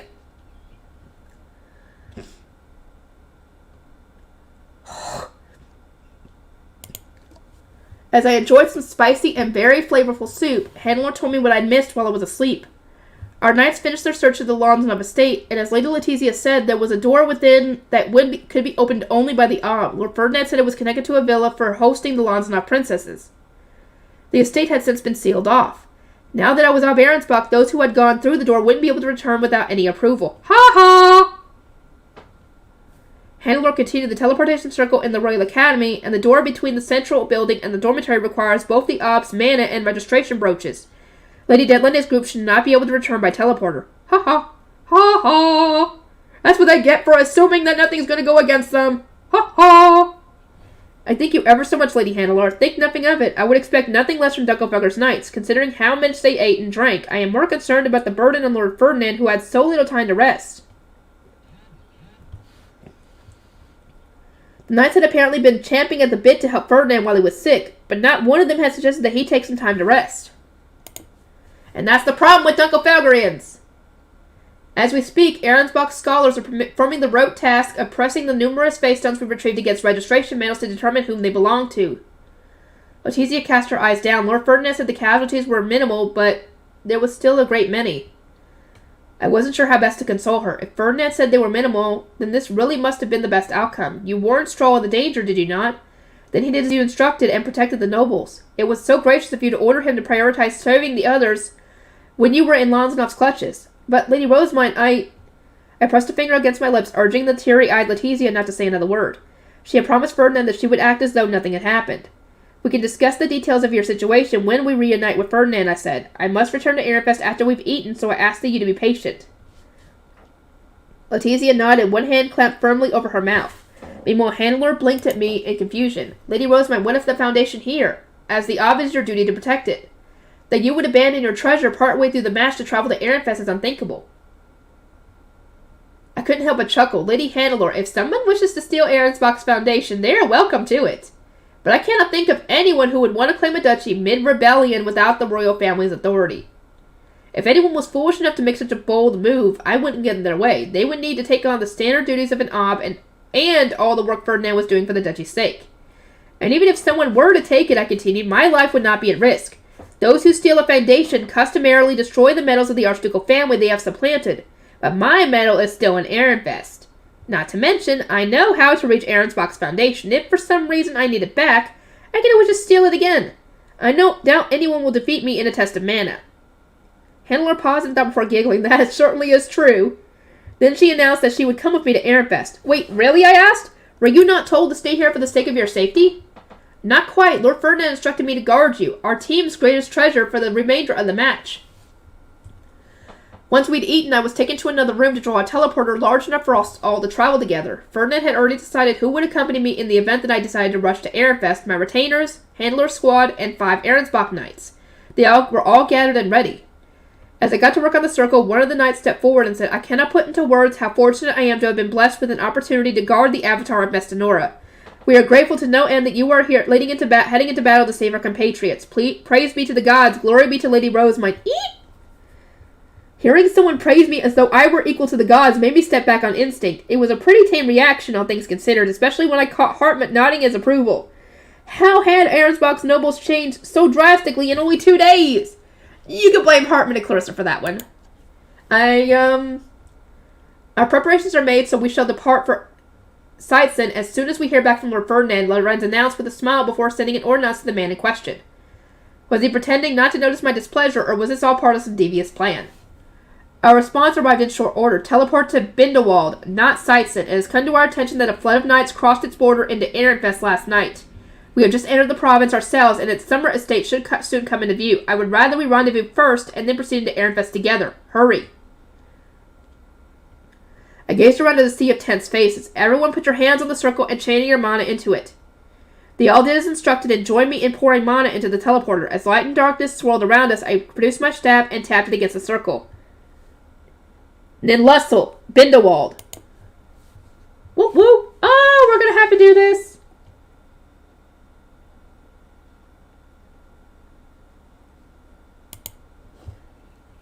But that's going to have to wait. I'll see y'all on the next one. Wow, I think we're only going to be 5 parts in this video, in this book. Wow. We only have like 5 more chapters before the end of the video, or for the end of the book. Oh my god. Bindewald. Goodness gracious. My eyes were still squeezed shut as I tried to fight back my teleportation sickness, but I quickly recognized the ear-piercing screech that accompanied our arrival in Bindewald. It was almost nostalgic, maybe because I'd spent so little time at the Royal Academy this year. I opened my eyes to check, and indeed, Frau was rushing toward us with 3 other women in tow. Now that's a face I haven't seen in a while. Can't say I missed it. One moment a magic circle appears in the garden, the rat next, here you are, Frau screeched. Just what is going on? Professor Frau? She's no longer Professor, Lady Rosemine, Handler whispered to me. She behaved so improperly that she was, made to resign. I could vaguely remember hearing about that. Frau's resignation explained why she was here in Ahrensbach. Plus, I'd already known she was related to Count Bindewald, but I still hadn't expected to see her out of the blue like this. How unthinkable that Ehrenfest nobles would arrive here, Frau declared. Unthinkable and unacceptable. Indeed, my sister, unthinkable and unacceptable, one of the 3 women echoed. This is the problem with Ehrenfest. Oh, God. It wasn't long before Frau and her crew were all pointing and barking at us. They looked so alike and spoke in such similar tones that I had to imagine they were all related. Probably. We aren't all from Ehrenfest, Handler muttered, sounding a little dejected. Then she whipped out her staff and wrapped Frau in bands of light. What? Handler had moved so naturally that I struggled to even process what she'd just done.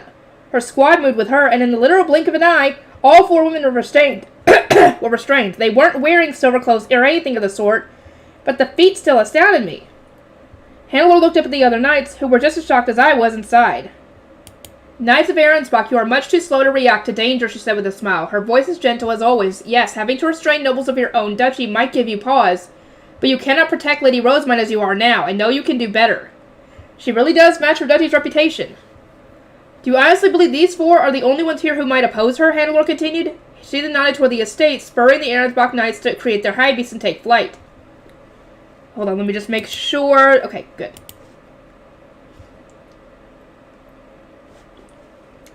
she was the standard in Dunkelfelder, I would never be able to survive there. As cool and admirable as she was, trying to imitate her was beyond me. Goodness, is that you, Lady Rosemine? Fräulein cried, glaring up at me from the ground. How are you even here? Shouldn't you have died already? Stubbornness is anything but a virtue. Hartman stepped forward and stared down at the former professor. Oh, yeah, this is not good. He wore a smile, but his eyes were cold and entirely without compassion. I shall address you simply as Fräulein, since you have been kicked out of the Royal Academy. Pray tell, what did you mean when you said that Lady Rosemine should have died already? I see that not even your forced resignation was enough to teach you not to speak so improperly. Fräulein must have been deeply ashamed of her removal from the Royal Academy. Her face went bright red. She gave her questioner the fiercest glare she could muster. Hartman sneered. If you were referring to the slow-acting poison that was smeared on our Bible, we discovered and removed it before Lady Rosemine ever touched the book. Ha ha ha! Ha ha ha ha! You just revealed yourself! Ha ha ha! Fräulein's eyes opened wide in disbelief, prompting Hartman to broaden his smile and continue. Of course, if you knew about said poison, that would mean you were involved in the assassination attempt. We will need to investigate you more closely. Goodness me, I received a report and nothing more, Fräulein said, sharply turning her head away. There's nothing else I can tell you. Yeah, right. Hartman turned to Cornelius and gestured at the disgraced professor, now pouting on the ground. We don't have time to interrogate her now. Make sure she doesn't die until we know who gave her that report. I know, Cornelius replied, looking especially stone-faced as he pointed his stab at Fräulein. Oh, are you Rosemine's retainers? How sad, said one of the other women on the ground, staring up at Hartman and Cornelius with sympathetic eyes. Her hair color aside, she looked a lot like Fräulein. I find it so sad that you continue to serve her, deceived and ignorant of her true nature. She is a commoner shrine maiden who once arranged the downfall of my husband. A commoner, I tell you! A commoner! I was so startled that I grabbed my chest. The woman who erupted in a victorious, high-pitched cackle was apparently the wife of Count Bindewald, the very same noble who had invaded the temple all those years ago. Oh, are there still fools out there who believe those lies? Hartman asked, stepping between the woman and me. A foolish knight was once executed for harming Lady Rosemine under that misconception. It boggles the mind that anyone else would cast aside reason so eagerly. Hartman, I said. He knew about my commoner origins, but took my hand nonetheless. Fear not, Lady Rosemine, that falsehood might have carried some weight when you were being raised in secret within the temple, but only those who had lost their minds or are blinded by their emotions would believe it now. This woman simply refuses to accept that her husband committed a grave crime. Goodness, how rude! I speak only the truth. Hartman didn't even spare the screeching woman a glance. He smiled at me again and looked around at everyone gathered. Let us assume for a moment that these rumors about Lady Rosemine are true. It would mean a commoner came in first in class at the Royal Academy 3 years in a row. Lady Handler, as someone who has shared classes with her, what do you think? Handler's eyes moved from Fräulein to me. Lady Rosemine is able to grant blessings simply by strumming the harpspiel and turns face stones into gold dust just by squeezing them. No commoner can manage such grand achievements. What about someone with a devouring? Would they be able to? Lady Handler is right. A commoner could never be so talented at dinner, her knights agreed. Then they actually started to bemoan the fact and the amount of potential that was apparently being squandered. I struggled to follow their train of thought, but they seemed ready to accept anyone as a noble as long as they could play dinner well enough. Do not be fooled as my husband was, the toad's wife cried. He endured such great suffering at the hands of Ehrenfest. At that moment, the Ahrensbach knights who had gone to search the estate returned with 10 or so women and children, all restrained. Lady Rosemine, these are all the nobles we found. The servants are tied up inside the estate. Their representative informed me. Did, something happen in our absence? Having caught us midway through our dispute with Fräulein's group, the knights all tensed up. Lenore stepped forward, laughing. This woman claims that Lady Rosemine is a commoner. Even if we humored the idea, would that not cast great shame on Ahrensbach for allowing her to steal its foundation overnight? Goodness gracious me! Fräulein shrieked. Lies in their purest form. Ehrenfest must be a hive of deceivers. The news that Ahrensbach's foundation had been stolen might not have reached Bindewald yet. But was she not suspicious that we teleported people within the duchy's borders? Evidently not, as she and her cronies continued to rant about this and that. Dunkelfelder's knights were losing their patience. They told the women to shut up, and that they were only embarrassing themselves. Lenore laughed again, even more provocatively this time. Not a single noble was able to find the Grucheshite, not even the royal family. Yet the gods bestowed it upon Lady Rosemine. If you truly believe she is a commoner, then your heads must be empty. The funny thing is, they're right! They're right, she is a commoner! Oh, this makes it even better, in my opinion, that she was able to get it. She shot a glance at the newly returned knights. Do these women speak for everyone in Ahrensbach? As an Ahrensbach noble, I would rather you not lump us together with these mad women, one of the knights said. Nobody in their right mind would believe that Lady Rosamund is a commoner. We've seen her close the country and border gates with our very own eyes, said another, before resting cold eyes on the tide of women. Please stop regurgitating lies, for our duchy's sake, if not your own. Your frustrations and resentment must have festered while you were stuck here in this backwater estate, isolated from the truth. Do not expect us to sympathize with your foolishness. The toad's wife glowered at me, trembling all the while. Even the nobles of her own duchy were regarding her with scorn. Tell them the truth, Rosamund, she shrieked. Stop deceiving them. I do not know what you expect me to say, I replied. I understand that it must have hurt when your husband was imprisoned and your sister fired, but you really must open your eyes to the truth. Only the Ob can place the kind of teleportation circles used to transport people. I truly am Ob Ahrensbach. Not a single lie had passed over my lips. Surely I had skipped over everything about me being a commoner, but it was more pertinent to focus on my current position. That cannot be true. This girl is a commoner. My husband was the victim of an Ehrenfest scheme. Everyone, do not let Lady Rosamund deceive you. Frolum added. Her protest ended there, however, as Cornelius stomped on her head. Don't... Cornelius? That's... excessive? You could have just bound her mouth shut or something, or gagged her or something. Don't you dare insult my little sister again. Cornelius? Don't worry, Rosamund. I'll make sure not to kill them. That's not what I'm worried about. As I tried to find my words, another voice came from the sky. Cornelius, what are you doing? Eckert, I cried, as he led Ferdinand and a group of Dunkelfelder's knights down into the courtyard. You're late, Ferdinand. We spotted a group of nobles returning from Ehrenfest and captured them. How is your health? I slept so deeply that you left without me, but I'm fully recovered as a result. I shot a glance at the knights under his command, then returned my attention to him. You, on the other hand, must not have rested at all. I was able to get some rest, Ferdinand replied. He took my hand and muttered, I cannot perform an examination like this, and released it. His armor must have been the problem because he removed a portion from the back of his hand, which he then pressed against my wrist, forehead, and neck. It's a medical examination, dumbass! Farlam's eyes shot open. Goodness gracious, what perversity is this? People are watching, you heathens. This is a medical examination, but I cannot focus on her heartbeat when you were making so much noise. Silence her, Eckert. Yes, my lord, the faithful arch-knight replied. He shoved a gag in Farlam's mouth and ordered her not to make another sound. I stared quizzically at Ferdinand as he proceeded with his examination. Is this perverse?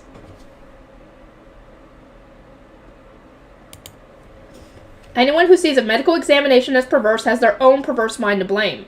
It is nothing for you to worry about. You seem to be fine, but if you genuinely intend to join us in Ehrenfest, there is much there you will not want to see. I paused, but my mind was made up. As much as I preferred to avoid the horrid sights of battle, sitting this one out wasn't an option. I do.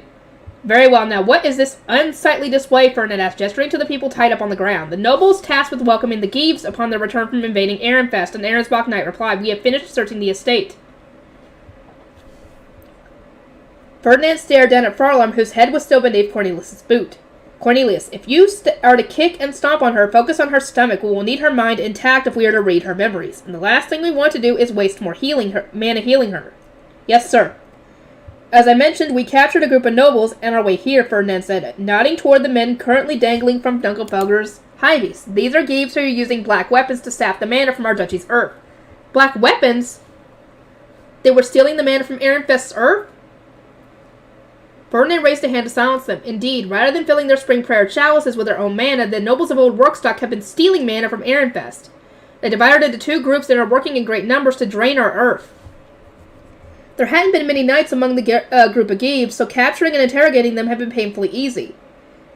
Griebel and Ildner in the southwest were attacked first. Ehrenfest sent troops there to reinforce them, leaving none for Gerlach, where a hard, fat battle rages on as we speak.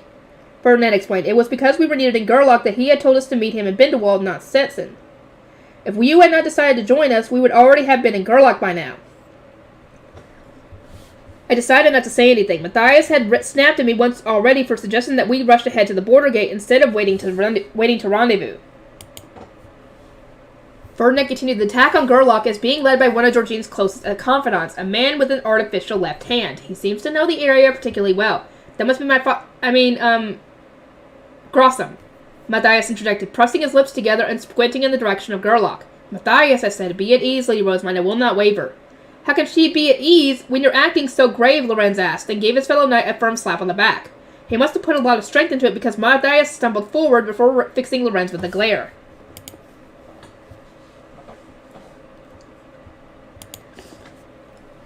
You don't need to fight this battle alone, Lorenz continued. Come on.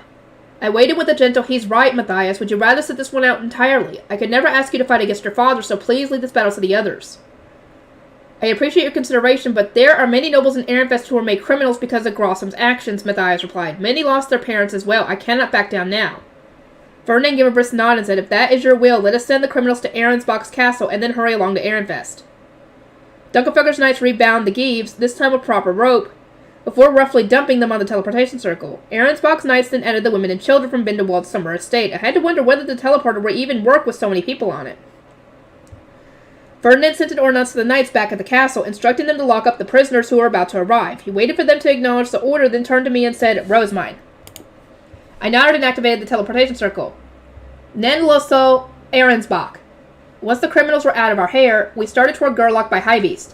Because we intended to cross the border instead of going through the gate, Sylvester would sense us and no doubt assume we were enemy reinforcements from Ahrensbach. We would need to send an ordinance announcing ourselves as allies the moment we were back in Ehrenfest. There's less green here than there was at Lamprecht's wedding. Bindewald's summer estate had been brimming with mana, but from above, the rest of the province reminded me of a nearly barren wasteland. Ferdinand, I said, spring prayer can wait. We have more pressing matters to attend to. I know, but in a situation like this, it was always the commoners who struggled most. They must have been starving en masse. Bindewald has lacked mana for some time now. You should instead worry about Gerlach, which is having its mana stolen as we speak. As he had warned, once we crossed the border, I started seeing massive brown patches of earth across Gerlach's otherwise rich greenery. The province's mana wasn't distributed evenly at all. It looked like a Trombe had just gone on a rampage. There is a diversion. Ferdinand pointed at the clump of knights engaged in battle. They were wearing light violet and dark yellow capes, and there were bright flashes as the mana they hurled at each other collided. And there are the Giebs. Separate from the massive battle, there were several groups wearing light violet capes. Great patches of brown earth were spreading out beneath them. Oh, now you're getting it! Now you're gonna get it. Black weapons and chalices. Stroll told us he could not find the knights of old Workstock, Ferdinand said. They must be the ones fighting our diversion. The diversion in question was the group farthest from where we were waiting near the border. I used enhancement magic to reinforce my vision, then squinted to get a better look. Gieb Gerlach's order of knights, distinguished by their dark yellow capes, whereas a clear numerical disadvantage against the knights of old Workstock. Lady Georgine riled their Giebs, Matthias said, analyzing the situation. Their skirmish might be a mere diversion to us, but to the knights of Gerlach, it is a battle for survival. They must protect the summer estate beneath them at all costs. Sylvester contacted the Giebs of each Ehrenfest province and told them to prepare for battle, I said. We can assume, then, that Gieb Gerlach's summer estate is filled with magic tools and the like. Let us unite with them before it falls to the enemy. Ferdinand nodded at us both. Henceforth we would describe Gerlach's skirmish as not a mere diversion, but the main battlefield to indicate our acknowledgement that the summer estate needed to be defended. That said, on our way there, let us destroy the squads old Workstock's Giebs are commanding. We cannot risk them combining into an even more troublesome force. Ferdinand noted that he wished to make use of our numerical advantage when he could. He stared down at the growing brown splotches. There were 4 in total, all scattered around the area. He pointed to the one we would reach first on our way to the main battlefield.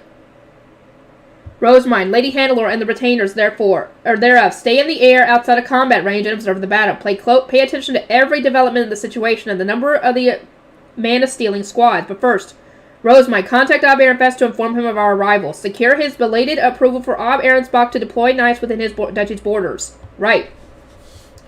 Heischitz, for now. Capture the squads rather than eliminate them. In this era of mana shortages, there is plenty we can use them for. Yes, sir. Our company of 150 Ahrensbach and Dunkelfelder knights were going to descend on a small platoon of 30-odd nobles supporting a Gieb. Barring any extreme surprises, we would win for sure. Especially with Ferdinand on your side. Hello! And Rosemine, too! Dunkelfelder's blue capes all formed their staffs and awaited their next order from Ferdinand. Lord Ferdinand, I have a request, Matthias exclaimed, prompting the man in question to turn around. I seek permission to check the traps I set up with Lord Boniface. We must capture Grossum at once, but he is a scholar and a former Gieb, not a knight. Rather than being here on the battlefield, I suspect he is hiding somewhere in the forest.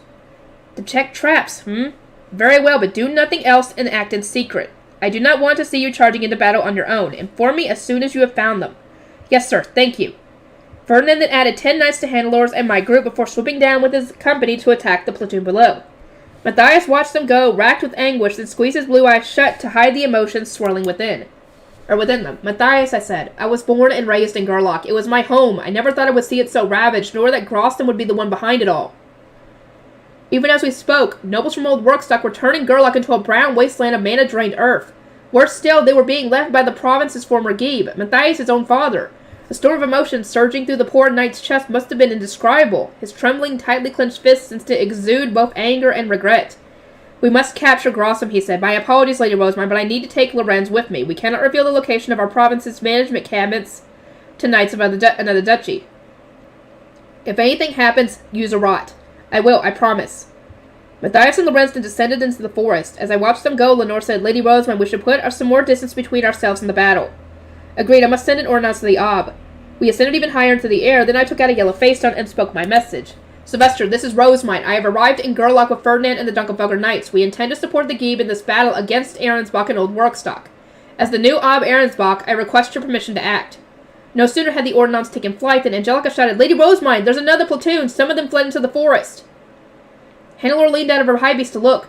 "There are bound to be several more lying in wait among the trees. It is our duty to find them, Lady Rosemine." I nodded to enhance my vision, and then leaned out of my own high beast to inspect our surroundings. We had no idea how many enemies might be lurking below.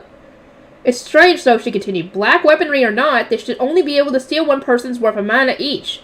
How have they absorbed this much from Gerlach with so few troops?" That was bugging me too.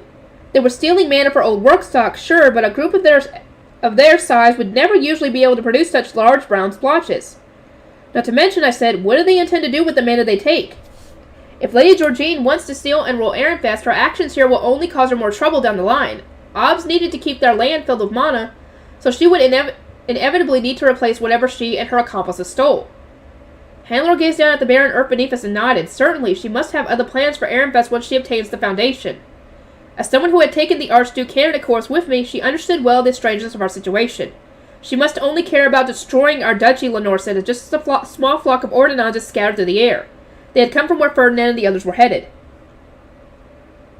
Everyone fell silent as we focused on the birds, trying to follow them with our eyes. There were 7 ordinances, Lenore said. One went to the main battlefield, while the others flew to Old Workstock's platoons. "So there are 6 platoons? That's one more than I thought. Did anyone see where the ordnance for the 6th platoon went?" I asked. "In the same direction as the ordnance headed to the main battlefield. Perhaps one was for Grossum and the other for the Knight's Order. They might have united already."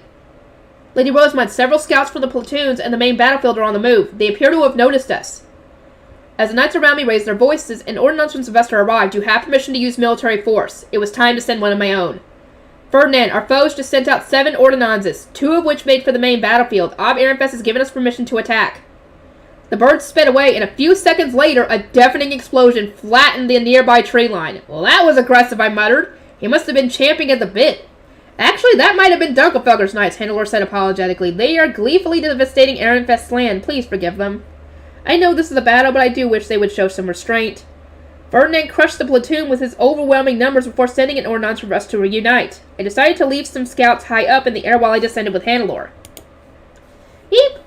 In the blink of an eye, roughly half of the Dunkelfelder company shot out of the forest and sped past us. They approached the next platoon with blistering speed, then attacked. "Lady Rosemine, let us focus on reuniting with Lord Ferdinand," Hannelore said with a glance at her duchy's knights. I nodded and we rendezvoused with a group of Ochre, Blue, and Violet Cates below. Duncan Ferdinand and his knights were surrounding 30 hostages. They were using black weaponry and small chalices, Ferdinand said, shaking one of the chalices in my direction. Old Workstock's Geebs hoped to be made Geebs of New Ehrenfest once Georgine obtained its foundation. The platoon of bound nobles glared up at Ferdinand and me. Cornelius and Angelica protectively stepped between us and them. "As you know," Ferdinand continued, "the chalices are divine instruments meant to store the mana used to fill a duchy's land. Using them in tandem with black weapons to drain Ehrenfest would make it easier for Georgine to steal its foundation. Stealing mana from a duchy's land was equivalent to sucking it straight out of the foundation. I suspected that this would only inconvenience Georgine, but the chalices explained everything. Once she was a new object, Old Workstock's Geebs would simply return the mana they'd stolen, becoming Geebs and nobles of Ehrenfest in the process. They even intended to move the citizens of their original provinces here. The land of an obelisk duchy cannot be filled, no matter how much mana is poured into it," shouted the now restrained Geebs. "Do you understand the frustration and emptiness that comes of pointlessly dedicating one's mana to have the people who survive on your tireless work do nothing but complain? A new Ob in Ahrensbach will not save Workstock. We may wear Ahrensbach capes, but we are a separate duchy. The barrier we live behind makes that clear. If a duchy ran out of mana, its people would starve. That was the problem Workstock was faced with. No matter how much its Geebs begged the Ob for assistance, their land was seen as a burden thrust upon the duchy by royal decree, and their needs were always put below those of Ahrensbach proper. Their only solution was to secure an Ob of their own, but without the Gruderscheid, the royal family could not send them one or open the foundation. Who could blame us for abandoning work stock? The game continued. The royal family threw us aside long ago, and there's no chance of us receiving a new Ob. Lady Georgine gave us hope. I cast my eyes down. They had only acted to save their people, but that didn't mean I could excuse them. You invaded another duchy and stole its mana, while wearing Ahrensbach capes. I am sure you had your reasons, but as the new Ob Ahrensbach, I cannot overlook such grave crimes. Knights, move them to Bindewald's summer estate. At once, Ob Ahrensbach. The knights saluted and then sprang into action. Retrieve as many chalices as old workstock Giebs have with them. Do not let them be taken anywhere else. The mana inside belongs to Ehrenfest. Understood. Georgine had given the Giebs empty chalices and exploited their desperation to make it easier for her to steal the foundation. Even if we didn't yet know the full extent of her scheme, there was no mistaking her intelligence. I almost wanted to applaud her. Stay focused, Rosemine, Ferdinand said. By stealing mana on such a large scale, Georgine has forced Ehrenfest to deploy knights here and in Ilgner. Assuming her plan was to weaken the guard around the nobles' quarter, she must be close to the city of Ehrenfest or already within its walls. I snapped to attention, the faces of my lower city family and everyone in the temple flashing through my mind. Ferdinand must have noticed how desperately I wanted to rush to their aid, because he shook his head and pointed to the battlefield. You cannot leave until our battle here is over. It is your duty as Ob Ahrensbach to capture the nobles of Old Workstock. We will also need Sylvester's permission to enter the city. Because your medal remains here in Ehrenfest, you could technically enter without his authorization, but neither I nor Dunkelfelger's knights would be able to join you. This was but a taste of the many changes Ferdinand needed to face now that he was being treated as a member of another duchy. He was still only engaged, but yet he wouldn't even be able to enter his own estate without the Archduke's permission. Anyone in his position would struggle to think of Ehrenfest as their home. No matter what happens, I need to end this battle and get Ferdinand back where he belongs. As I was stealing my resolve, a white bird approached us from one of the knights keeping watch in the sky. Lord Ferdinand, the platoon that received ordinances are now moving to reunite with their primary force. If we allow this to happen, Gieb Gerlach's army might be crushed all at once. Then there is not much time, Ferdinand muttered. Just as the second ordinance arrived, this one flew over to me. Lady Rosemine, this is Matthias. The trap set one of the cabins has been disarmed. There's no mistaking the Grossum is here. He disarmed traps set by Bonifacius, Ferdinand muttered, a serious look in his face. Grossum may be more of a challenging foe than I expected. I suddenly felt a knot in my stomach. The traps put in place by Matthias and Bonifacius couldn't have been easy to break. Rosemund, have Matthias come back to us, Ferdinand said. I sent an ordinance to Matthias and Lorenz, relaying that instruction, and another white bird arrived to take its place. Lord Ferdinand, Dunkelfelger has eliminated another platoon. Good, he replied. Straw, oversee the prisoners. Oversee the prisoners' transportation. Rosemund, once you retrieve the chalices, break through Old Workstock's forces and unite with Gieb Gerlach's knights. If you are attacked, do not poke your head or hands out of your high beast or lose focus on your objective. I'll do my best. And the bell rings. Fourth bell rang out from Gieb Gerlach's estate, our destination, and we took to the skies as if on cue. The epilogue! Uh-oh, here we go. Who is this? Whose perspective is this? Georgine had arrived at the Bindewald estate, a prime location for her to take stock of things. Not only did the province border Ehrenfest Gerlach, but it also been in decline ever since its previous Gieb's imprisonment for attacking Rosemine. Its residents thus harbored a profound grudge against Ehrenfest and its archducal family, a weakness that made them easy to exploit. It was during her short stay at the Gieb's estate that Georgine received an ordinance from Detlinde. Their plans seemed to be proceeding smoothly. Did Lady Detlinde succeed? Asked Seltzer, an attendant. Yes, Georgine replied with a nod. I thought we would need to wait another few days, but Lady Letizia must have reached her limits sooner than I expected. Georgine had predicted that Letizia would start to panic when her precious head attendant, Roswitha, disappeared without a trace. She had also guessed that the girl would turn to Ferdinand when her retainer search came up empty. Seeking help from Georgine or Detlinde certainly would have been an option for her. They were of opposing factions, and she had barely even socialized with them. But alas, not even Lord Ferdinand would agree to help her. Ferdinand was a member of Ehrenfest's archducal family. He was also Georgine's half-brother, but she had already been married out of the duchy by the time of his baptism. The two barely had a relationship to speak of. They had exchanged greetings and attended meals and meetings together since his arrival in Ahrensbach, but those were matters of business. They could hardly be described as socializing. Still, he is much easier to read than Detlinde or Sylvester. Through her research, Georgine had deduced that Ferdinand was the kind of man who could make exceedingly cold decisions when necessary. It was a trait they shared, maybe because their minds were wired similarly, or because they had both grown up having everything they cared about taken from them by Veronica. Wow! They both hate Veronica! Who would have thunk? Which was how she had determined that Ferdinand would tell the frantic Letizia to give up on Roswitha. In his shoes, she would have said exactly the same thing. Georgine had also predicted that being turned away by Ferdinand, the last person she could rely on, would make Letizia desperate enough to use Leonzio's silver tube under the influence of a trug-infused sweet. Oh! It was infused with trug! Aw, crap! To coax her into going along with their schemes, he had needed only say that ordinances were still reaching Roswitha and that Letizia could secure her mentor's help by using the device he had given her. She would never have given up knowing that her head attendant was still alive. Head attendants normally started serving the Archduke candidate charges before the latter were even baptized. They were seen as a second mother of sorts, especially in the case of someone like Letizia, who had moved to Ahrensbach from Jawankel. Georgine understood all too well how much of an Archduke candidate relocated to the northern building would come to rely on her head attendant. She still remembered the crippling terror she had felt when her own one was stolen away from her. Things proceeded even more simply than we anticipated, Grossum said, his brow furrowed as he touched his prosthesis left hand. Lady Letizia must not have been a very keen nose for danger. Or are Lord Ferdinand's teachings to blame? Her shortcomings were likely the result of being locked away in the northern building so that we could not socialize with her. Bear in mind that her isolation was not her own doing. Rather than sensing the threats around her and making an educated decision, she merely followed the instructions given to her. As secluded as she might have felt, it should have come as no surprise that she never grew wary. I thought she would resemble you, Lady Georgine, since neither one of you has a mother to rely on, but I see now that I was mistaken. I might have been overestimating her. Georgine's lips curved into a slight grin. You would do well not to paint with such broad strokes. It seems unwise to compare someone who does not have a mother to someone who does, but expects her only to cause harm. Even now, Georgine saw her parents as agents of malice who had played a personal and very deliberate role in her misery. She had wished for their deaths on countless occasions. Her retainers and name sworn were far more reliable. Wow, she really does hate her mother. But then again, they had taken her role as Archduchess away from her when Sylvester was born. And then married her off into Ahrensbach. I guess they had the chance. Wow. Furthermore, it was by royal decree that Lady Letizia was assigned to become the next Ob Ahrensbach, Georgine continued. Her position was unshakable, so why would she have noticed the dangers around her? Do not forget all the work I put into keeping her oblivious. They weren't from the same faction, but Georgine had always shown Letizia respect during social events. She also fed Ditlinde the most indirect, ineffective means of expressing her spite for the girl, preventing any acts of open aggression. Thus, in the eyes of Letizia and her retainers, Georgine had seemed relatively harmless. Only when they were in her presence and their political rivalry became more apparent had they acted cautiously. Open malice is best saved for when one is about to land the final blow. By that same logic, Ferdinand was a far more dangerous opponent. Georgine had spent more than a year trying to lower his guard with smiles and other such niceties, but he had never given her an opening.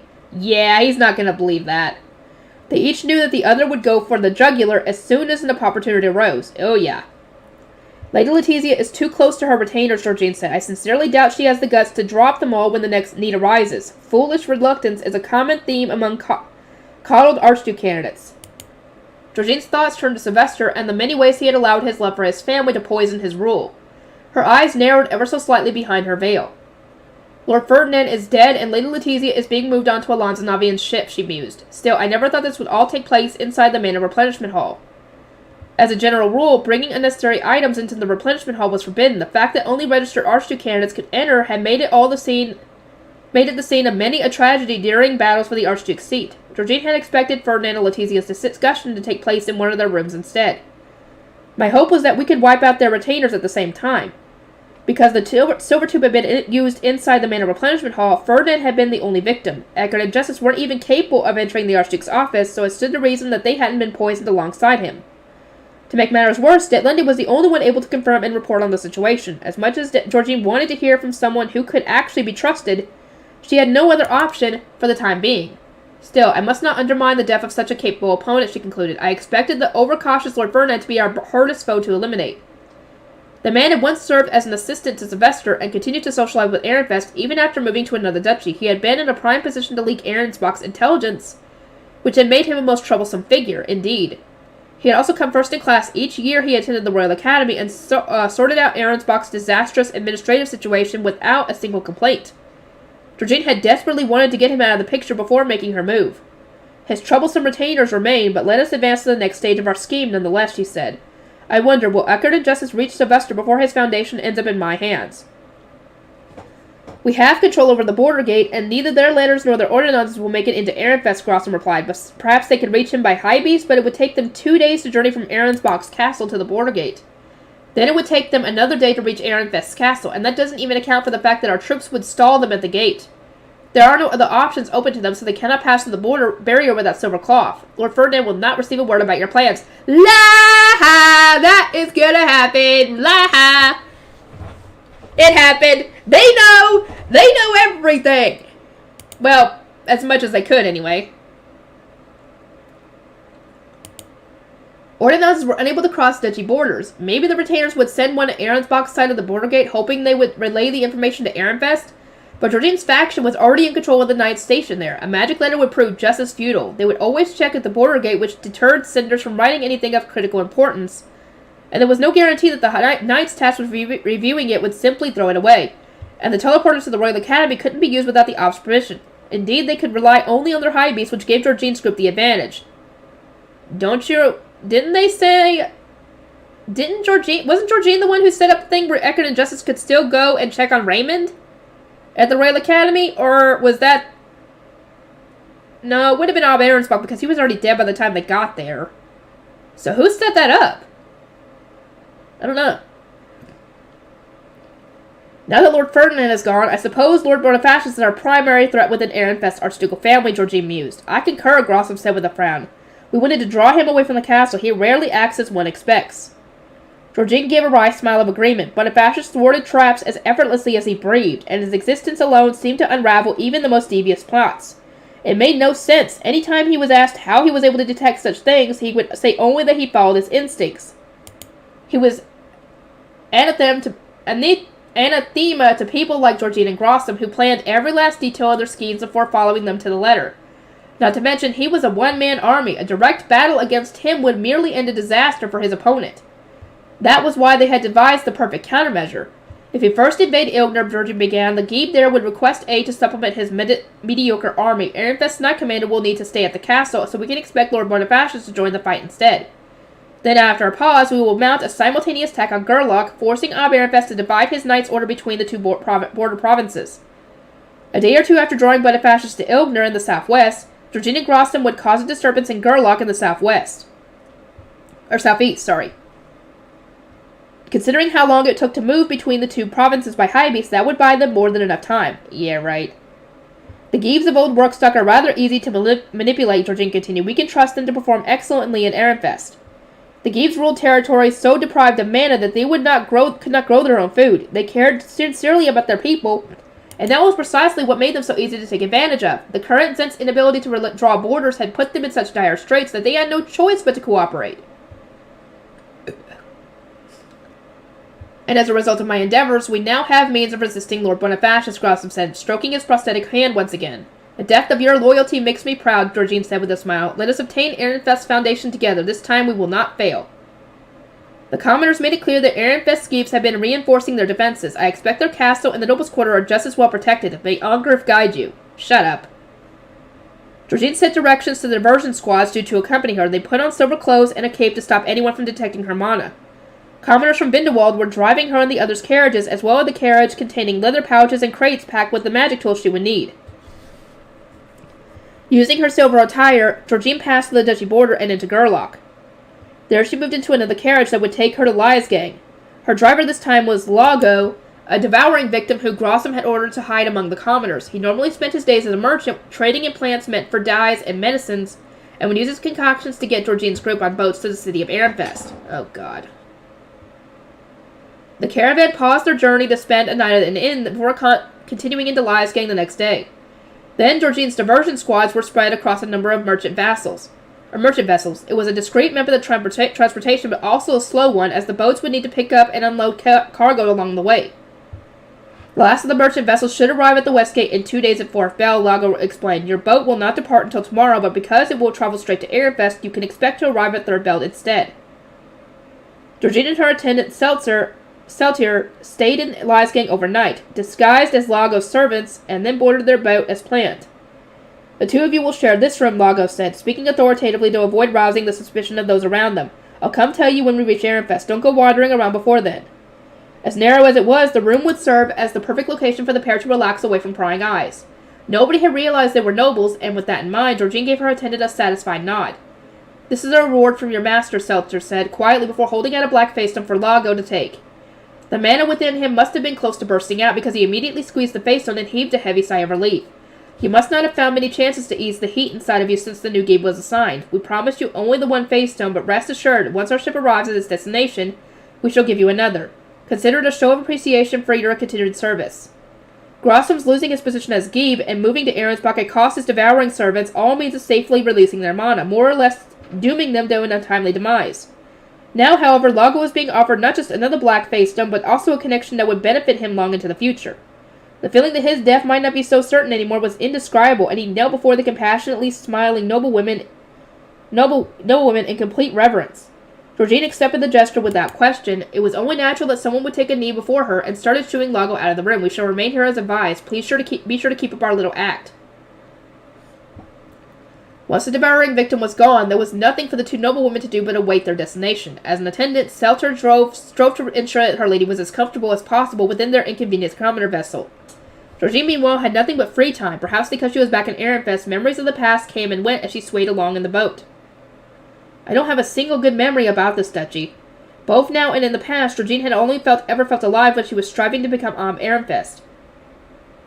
Georgine, I want you to become the next Ehrenfest." Georgine's first oldest memory was a conversation with her mother, Veronica. The woman was a strict parent who demanded perfection in all things, and she had made it abundantly clear that she didn't want her daughter to lose the archducal seat to Bonifatius' son Karlstedt, who was receiving an archducate's education. Under her cold tutelage, Georgine had learned to read and write with tears in her eyes, repeated greetings until she could no longer speak, and memorized etiquette while receiving steady beatings. Ooh, yeah, I can understand why she hates her mother. "You are going to become the next and save me, aren't you?" her mother had asked, sadness in her eyes. In response, Georgine had made a personal vow to work even harder to save her poor mother from the abuse of other nobles. "Another girl," Veronica had moaned when Georgine's younger sister Constance was born. She hadn't even attempted to hide her disappointment and immediately neglected the poor girl. As her concern for her abandoned sister grew, Georgine tried to give the child the same education she had received, but the harder she tried to bridge the gap between them, the greater it became. Georgine hadn't understood why at the time, but now she knew that an archducate's education was much too harsh for someone without a hope of ever taking the role. The adult had simply allowed the misunderstanding to fester, not wanting Georgine to realize that her own education was much too strict. In any case, although Georgine's education was hard and painful, she got support from those around her. She received praise from her mother whenever she did well, and upon her entrance into adolescence, protection from Riarda when Veronica became too strict. She was also loved unconditionally by her uncle Besenmonst, even though their chances to see one another were few and far between. Georgine innocently believed that as long as she beat Karlstedt to the archducal seat, her mother would give her the warmth she so desired. But then Sylvester was born. Yep. This is why she hates everything. In the blink of an eye, Veronica changed. She rejoiced over finally having a son, directing her love and attention exclusively at him. It didn't matter how much he wailed or how little he tried. He was put first purely because he was a boy.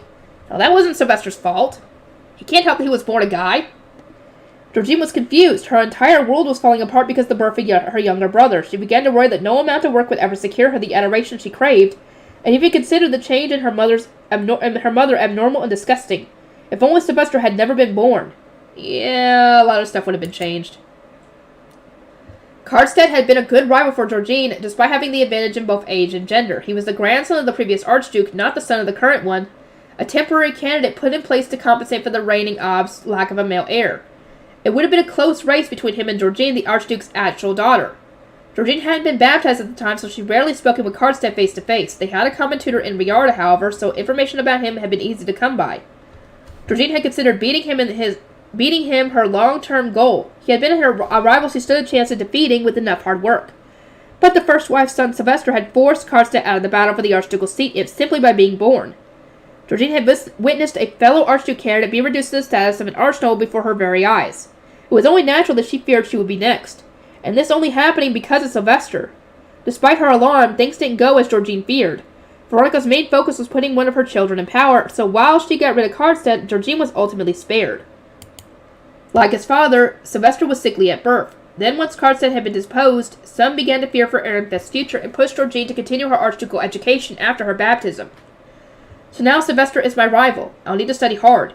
But no sooner had Georgine resolved not to lose to anyone than her head attendant Riarda was stolen away from her. It happened prior to Georgine's baptism, partway through her move to the northern building. Veronica trusted Riarda more than any other attendant, so she transferred her to Sylvester, her ideal next ob. Head attendants were generally seen as second mothers, but Georgine received far more love from Riarda than from Veronica. Having her most trusted retainer stolen away right when she was about to live separately from her parents seemed unforgivable. She cried to her mother that it was a terrible betrayal, but Veronica didn't care. You are healthy enough, Georgine. Sylvester, on the other hand, is terribly unwell. I cannot leave him with someone I do not trust. I can understand that. Because, especially since these guys are positioned to possibly be the next Archduke or Archduchess, depending on, who does it. And you don't want someone trying to get close to the baby and trying to poison him or kill him to get rid of him,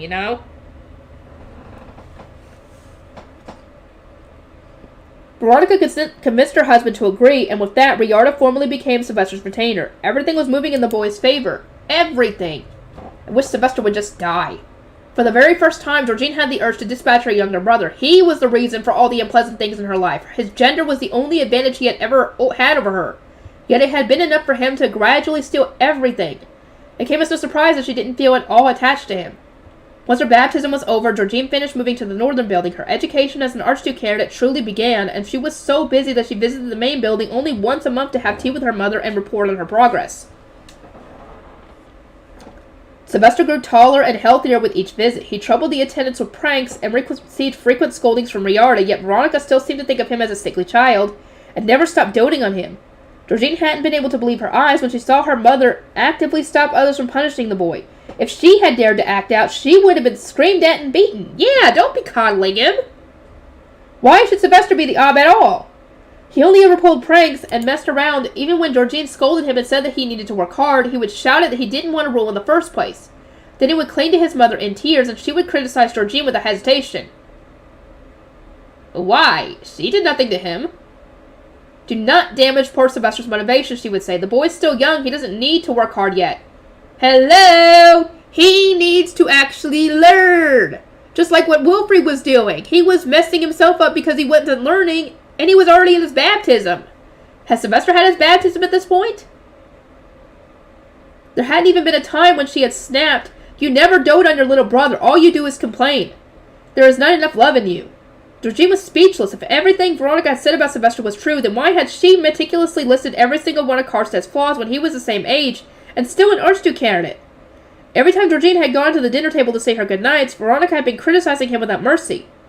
In any case, not once since Sylvester's birth had Georgine felt anything resembling love for him. Her mother had said she didn't have enough in her, but the truth of the matter was she didn't have any at all. Each time she was scolded, Georgine would be forced to apologize to her younger brother, and when she eventually did, he would stick out his tongue and pull a nasty face. Really, Sylvester? How old was he at that time? He definitely needed a big spanking, that's what he needed.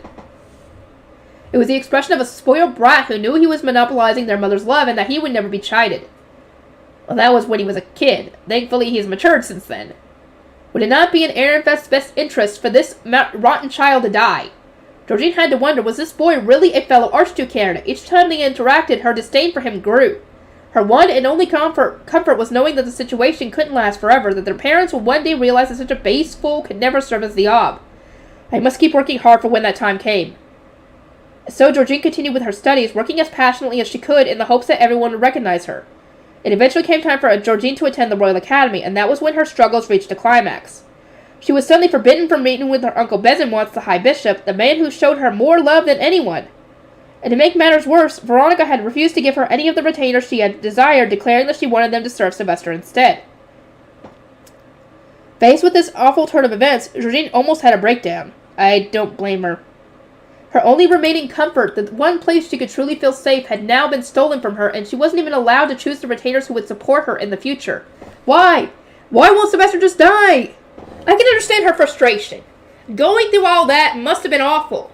But that wasn't Sylvester's fault. He didn't make his mother act like that. He was a kid back then. He was a spoiled kid. But thankfully, he's matured since then.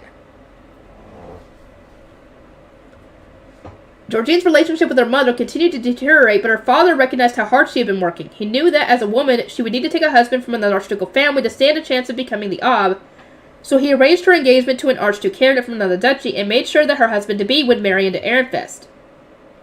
It was her father's support that allowed Georgine to continue striving to rule, even when she was driven into a corner time and time again.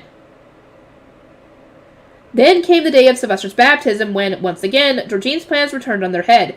The event had taken place during the spring feast to match the boy's birth season, so the duchy's entire noble population had been present when Veronica proclaimed it the baptism of Ehrenfest's next Ob. Georgine had pleaded with her father, the current Ob, to take back the announcement. Unless they acted with great haste, the Giebs would take the misunderstanding back to their provinces. Veronica's rogue declaration would take root, making it all the harder to dispute.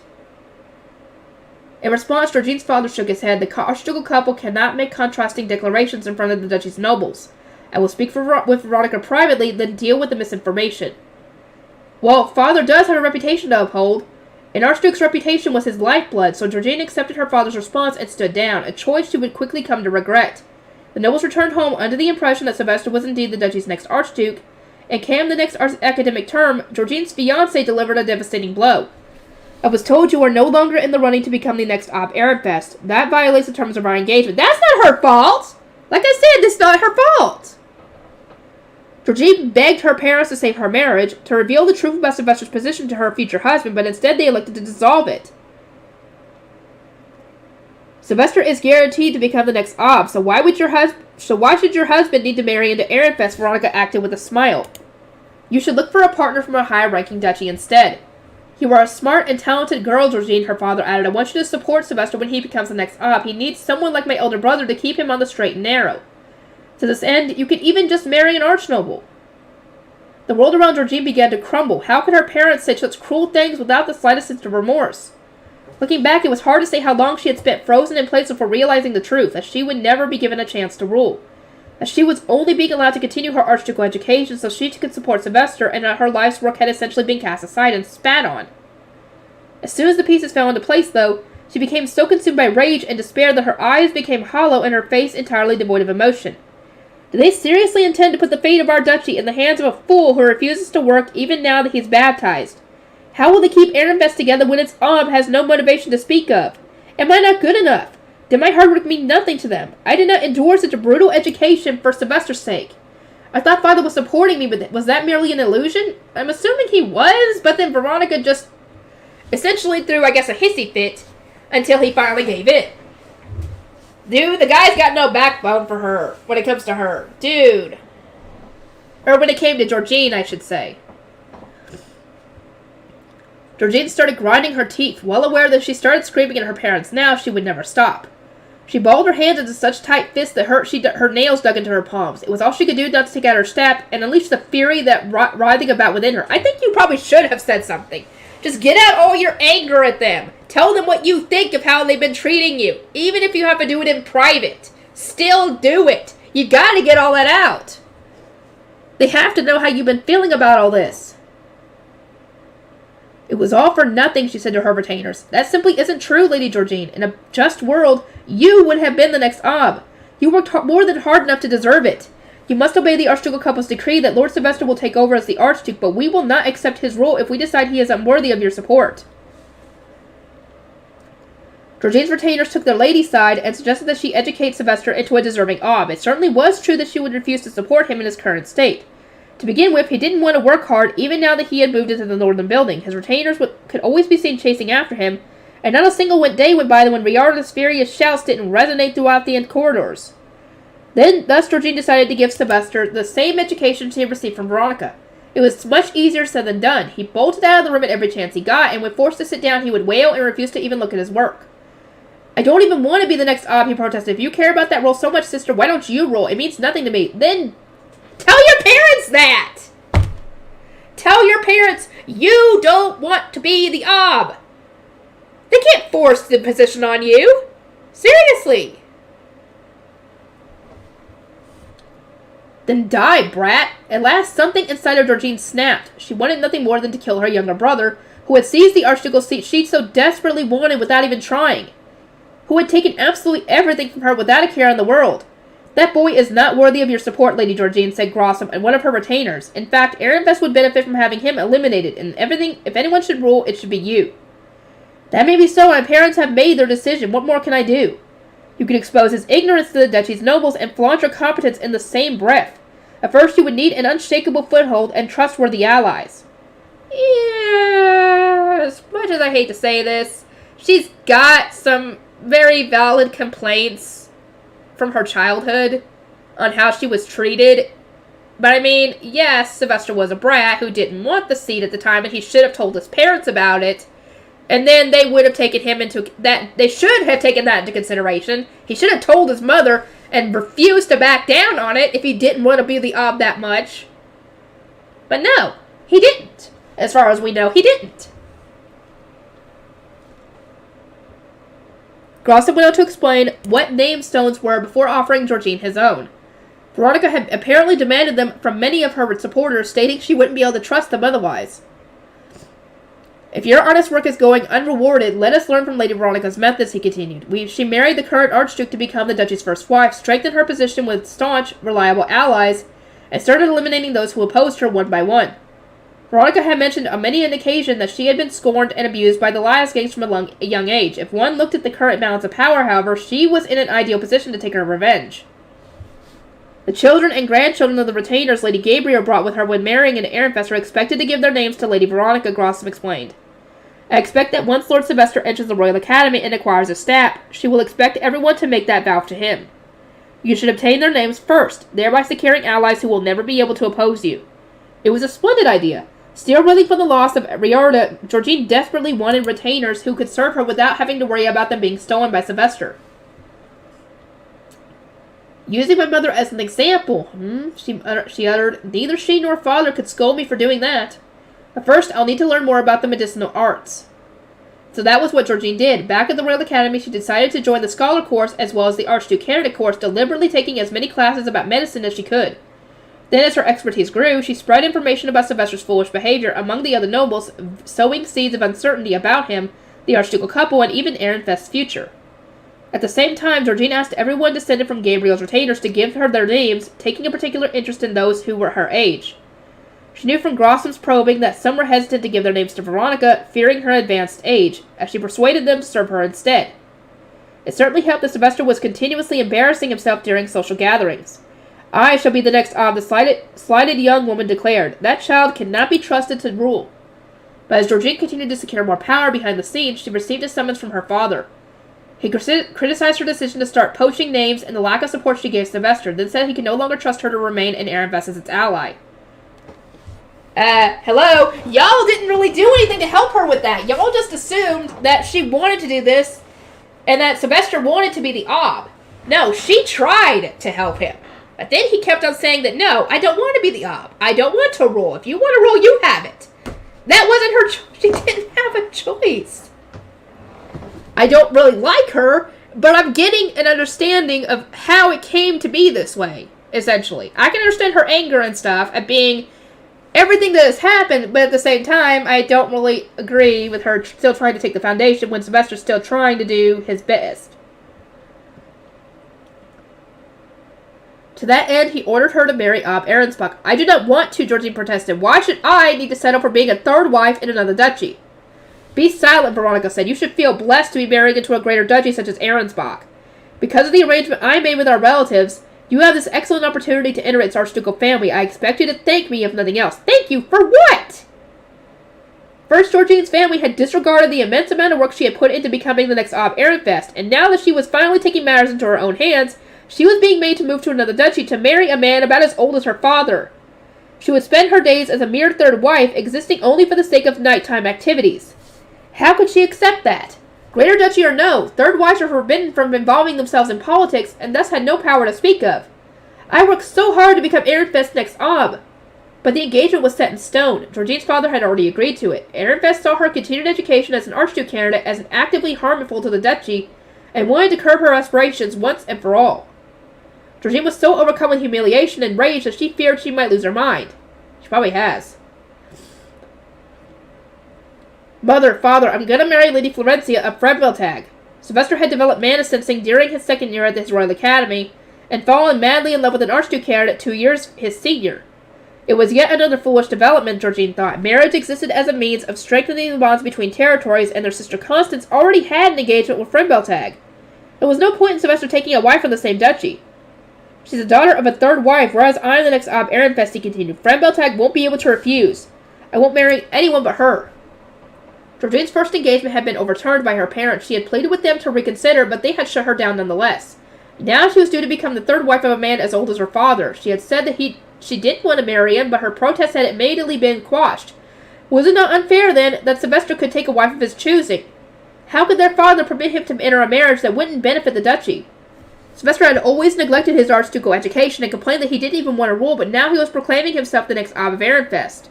It was a shameless, unforgivable display meant only to secure him what he wanted. The time has come. Sylvester must be stopped. How did my mother eliminate those who tried to oppose her, I wonder? Georgine didn't care about the consequences. Her move to Ahrensbach had already been decided. Thus, she asked one of her named sworn attendants to mix poison into Sylvester's food, the same poison her mother had used so many times before. Ooh.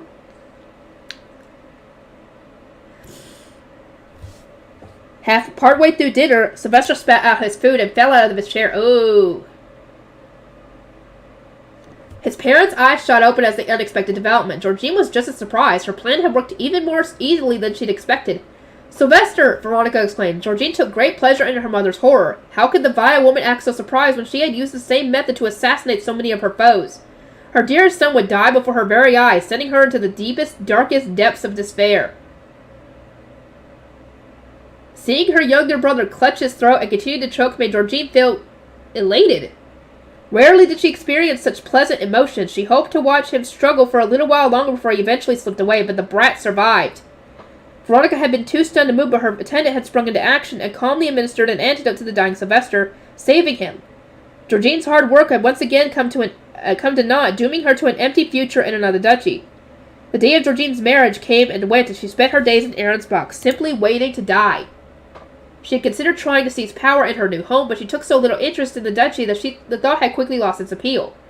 Her time was spent doing absolutely nothing of value.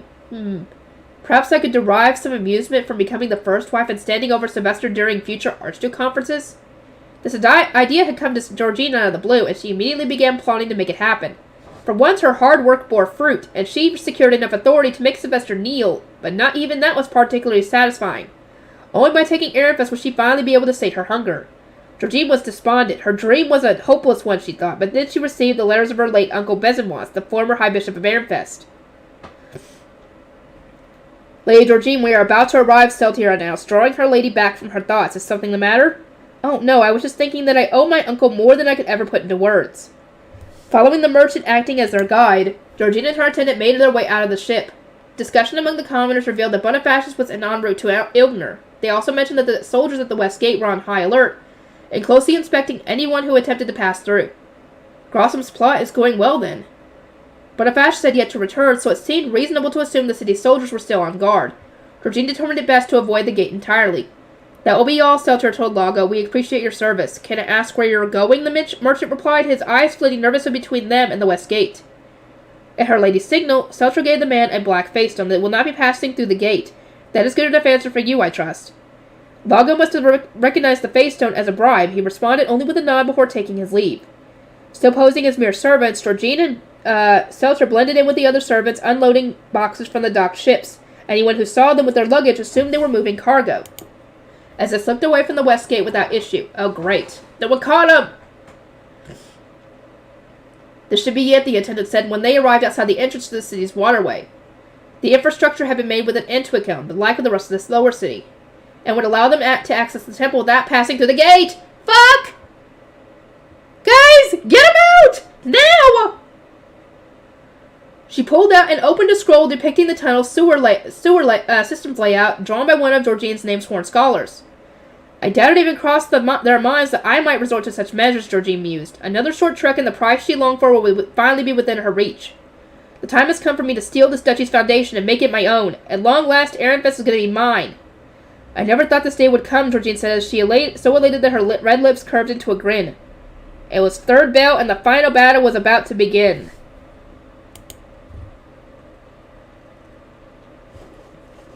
Oh boy, here we go. Hold on. How long is it? I don't want to wait. I don't want to wait.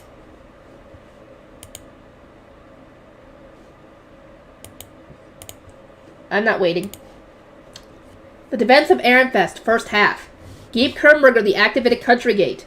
Just before spring prayer, a white bird arrived at the Kernberger summer estate. It flew into my office and turned into a letter, which then dropped onto my desk. One of my scholars took a moment to inspect the message before passing it along to me. Gave Kernberger, this is from the castle. It was sent by Lady Florencia. My brow furrowed. I started to read the correspondence. It seemed that Lady Georgine of Ahrensbach was likely about to launch an invasion, hoping to steal our duchy's foundation, and ordered me to prepare. If we encountered anyone suspicious, I was to report directly to the castle. We were told to prepare ourselves at the very start of the season, but I see Lady Georgine has finally made her move. I pondered the woman in question. After being told to become the next Ob and undergoing an intense education, she had suddenly been taken out of the running due to her younger brother's baptism ceremony. Her relationship with her family had only continued to deteriorate ever since. Was her impending attack the result of a grudge from those days? Yes, I would say so. Or was there something else motivating her? I would think not. I would just think that she's trying to take out Ehrenfest. Several nobles names sworn to Georgine had been executed during the purge last winter. She had originally sought their loyalty as a way of challenging Lady Veronica, but that was neither here nor there.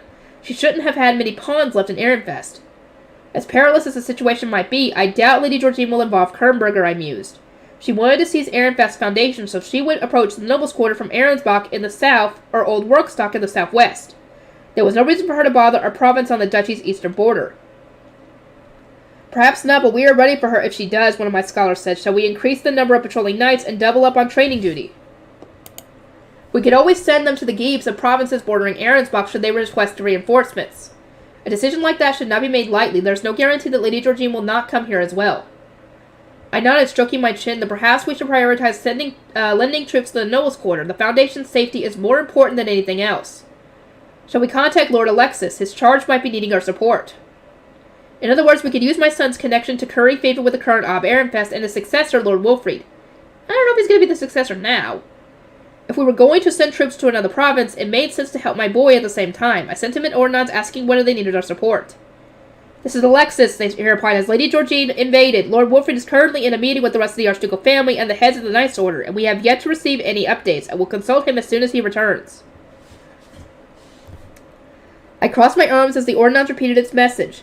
Alexis was a guard knight serving the Archducal family, so it surprised me he wasn't yet abreast of the situation. Could the Archducal family have learned something so urgent during their meeting that Lady Florencia decided to contact the Duchy's Giebs then and there, I wondered aloud. I suppose it could also be the case that Alexis was sworn to silence or deliberately kept out of the loop. It could also be the case that the Ob needed to leave on urgent business and the others are stuck in the meeting room, unable to continue without him. Perhaps they are doing what they can while awaiting his return? A most scholarly observation, I thought. But in any case, it seemed clear to me that Lady Georgine's invasion was imminent. If nothing else, I said we should position our troops in anticipation of a request for aid. I summoned the higher-ups of my knight's order and showed them Lady Florencia's letter. We were discussing our next course of action when another ordinance arrived, turned into a letter, and dropped onto my desk. What? Does Alexis need our help already? I asked. No, this is from Ehrenfest. But we heard from Lady Florencia only a moment ago. What reason could he have to contact us? It really hadn't been long since we received our warning letter. I couldn't even begin to imagine what the Ob might want from Kernberger in the context of an invasion. Oh, here we go. This is when Rosemary was wanting to leave. Okay, the meeting is when she had the vision of Ferdinand's last will. Okay. He plans to visit Kernberger tonight, my scholar announced, to open the border gate. The border gate, I repeated. For what reason? I snatched up the letter in disbelief, but my scholar was right. In simpler terms, the Ob had written, I will teleport to your estate tonight with my knights in tow, and open your province's border gate. You need not do anything to prepare. I only mean to warn you that we are going to use your estate. I smacked the paper with the back of my hand, bewildered. How on earth does he intend to teleport here? Do we have a teleportation circle in this estate? If so, where? I would appreciate knowing where the Ob is going to appear. And despite what he said, we will need to make some preparations, surely. Let us make amendments to the Night Watch and search for this teleportation circle so that we can clear the area around it. We'd never used whatever teleportation circle the Ob was referring to, and I didn't have a clue where it might be. Maybe it was behind a blocked door, or there were boxes stacked on it? Everyone must have been thinking the same, as we were all pale-faced. The estates were given to Giebs were deceptively large, so our search would be anything but easy. Find the teleportation circle post-haste, I ordered. We need everything ready by tonight. It's probably carved into one of the walls or floors, and it might only be visible when it's active. Attendants, start searching rooms. Knights, search outside, and make sure to cover the training grounds. Scholars, search the shelves for any records of this teleportation circle. At once, the atmosphere in my estate became especially frantic. We had a mission to complete, and time was of the essence. Our search revealed a teleporter carved into the stone floor of a room now used as part of our province's training grounds. The circle linked to the Royal Academy could only move 3 people at once, but this one was so large that I wondered whether it was capable of transporting entire groups. The shelves and training dummies that had previously sat atop it were moved, and the knights used washing to clean the room. We really had managed to finish our preparations in time. Is the Ob truly coming? One of the knights asked me. He went out of his way to warn us, so yes, I would assume so. I wasn't sure when he would arrive. The letter had said only nighttime, so I took a short nap to renew my strength. Spring was already upon us, but the nights were still cold. So I watched a teleportation circle from my office with a guard of several knights. As soon as the teleporter began to shine, we sprinted to the balcony and descended to the ground on our high beasts. Black and golden fire swirled above the circle, and we arrived just as the figures started to appear within the maelstrom. Welcome, Ehrenfest. I guessed, greeted the Archduke with a calm expression, but I was finding it hard to keep my surprise in check. He had arrived with some knights and one very unexpected young woman. Is that Lady Rosamund? I muttered under my breath. I would think so, based on the guard she has with her, answered the knight beside me, sounding equally troubled. The woman in question had grown so much that she was almost unrecognizable. Lady Rosamund had missed the feast celebrating spring, apparently because of a fever, but I'd still seen her during the gathering the previous winter. Even if she had randomly hit a growth spurt, she had changed far too much in such a short time. I was champing at the bit to learn what had caused such a sudden change in this woman before me, but Ehrenfest and the knights launched straight into a discussion about the potential of teleportation circles. There was no room for me to ask about Lady Rosamund's abnormal growth. And what about these two? Did they not accompany Lord Ferdinand to Ahrensbach? Lords Eckert and Justice were among Lady Rosamund's retainers. I crossed my arms, realizing that I had just been pulled into something beyond my understanding. Should we not open the border gate? Lady Rosamund asked, interrupting the lively discussion about teleporters. Ah, right, the Abia replied. Come on then. This investigation can wait. As it turned out, Lady Rosamund was the one who wanted the border gate open. She had grown into such a beautiful woman, but she still drove the same bizarre high beast. It doesn't match her appearance at all. I thought a more elegant high beast would suit her now, but for some reason she was still using the shape of a fat grun. For all its advantages, I remembered she used it when transporting her Gutenbergs. I thought it would do her well to pay more attention to appearances. We mounted our high beast and took our guests to the border gate. It shone brightly enough in the moonlight that they would have been able to find it on their own, but I didn't feel comfortable leaving them to their own devices.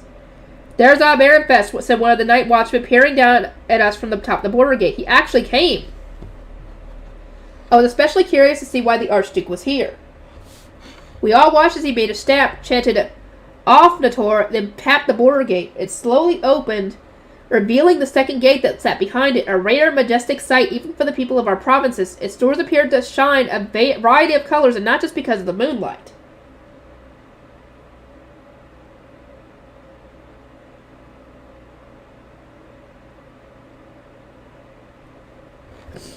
As I gazed upon the newly revealed country gate, I saw Lady Rosebud climb out of her high beast. She formed her staff and said, Grujashite, which made it turn into a radiant tablet. She has the Grujashite! My breath caught in my throat. Lady Rosamund was holding a book meant only for the Zent. It must have been genuine so as the country gate wouldn't have opened for otherwise. The gate's shining. Is this real? Then is that the Grujashite? Is Lady Rosamund?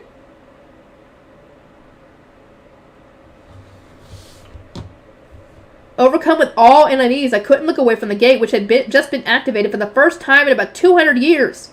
The same was true for my knights. I approached Ehrenfest, who was also staring at the unexpected spectacle. Would the royal family not consider this treason? I asked in a low voice, remembering the events that come before our eyes and Reach's destruction. The historic scheme to claim the throne had been the cause of Kernberger's downfall, so seeing Lady Rosamund with the Grujashite sent a shiver down my spine. You can rest easy. We have negotiated in secret for her to be adopted into the royal family. Not to mention we have this. The Ob showed me a courtship necklace. That is a courtship necklace! Okay! So Rosamund was the only one who didn't realize what it was. From the first prince, and explained that the royal family knew Lady Rosamund had the Grujashite. I was glad to know this wasn't an act of treason, but my eyes widened nonetheless. Rather than just becoming the king's adopted daughter and giving him the Grujashite, she was going to marry royalty. There was no future in which she returned to Ehrenfest. Immense change would soon come to our duchy, I was sure, but while I was at a loss for words, Lady Rosamund spared us not even a glance, instructing her retainers to get back in her high beast. Well, she said, I'm going. I will return with Ferdinand. Hold it, Rosamund, the Ob interjected. Take this. I got it from Prince Sigiswald. He said to wear it no matter what to prove you're acting with the royal family's permission. Ehrenfest held out the courtship magic tool, a golden necklace embedded with face stones of 6 elements. Lady Rosamund accepted it without any fuss, then climbed into her high beast and entered the country gate through its open roof. The ominous knights followed suit. I attempted to join them with my retinue, but a barrier kept us from getting too close to the gate. Lady Rosamund waved at us, then made her great shine and said, Kursluso Dunkelfelger. The gate's teleportation circle rose into the air, shining with the light of every element before starting to rotate. Then the magic circle beneath it activated as it spurred on by the light. Take care of Ferdinand for me, Rosamund, the Ob shouted. As soon as Lady Rosamund was gone, the triangular roof started to close as though it knew its job was done. Something I'd only ever read about in history books was happening before my very eyes. My men rejoiced over the opening of the country gate and the mission to rescue Lord Ferdinand, but I couldn't help feeling bitter inside. Lady Rosamund's adoption into the royal family would allow her to give the Zet her Grutterscheid without being executed for treason. It was ideal for her and for Jürgen Schmidt. I really wanted her to become the next Ob Ehrenfest, but I suppose that's out of the question now. Yeah, I think you might have Charlotte as the next Archduchess. As a Geeb, I considered that a great shame, but it wasn't my main concern. I was far more worried about how Ehrenfest and its archducal family would proceed once Lady Rosamund was gone. For her to have accepted a courtship magic tool from the first prince, her engagement to Lord Wolfried must have been close to being cancelled. I suspected that the Archduke and other key figures had already spent a lot of time discussing their next moves behind closed doors. Yep. And what about Lord Wolfried? Surely he hasn't forgotten the black mark in his reputation. What does he intend to do once he's no longer engaged to Lady Rosamund? I watched the Ob's back as he closed the border gate. He had been so obstinate about Lord Wolfried taking the next archducal seat that he had disregarded a crime that would have easily warranted the boy's disinheritance and subsequently arranged his engagement to Lady Rosamund.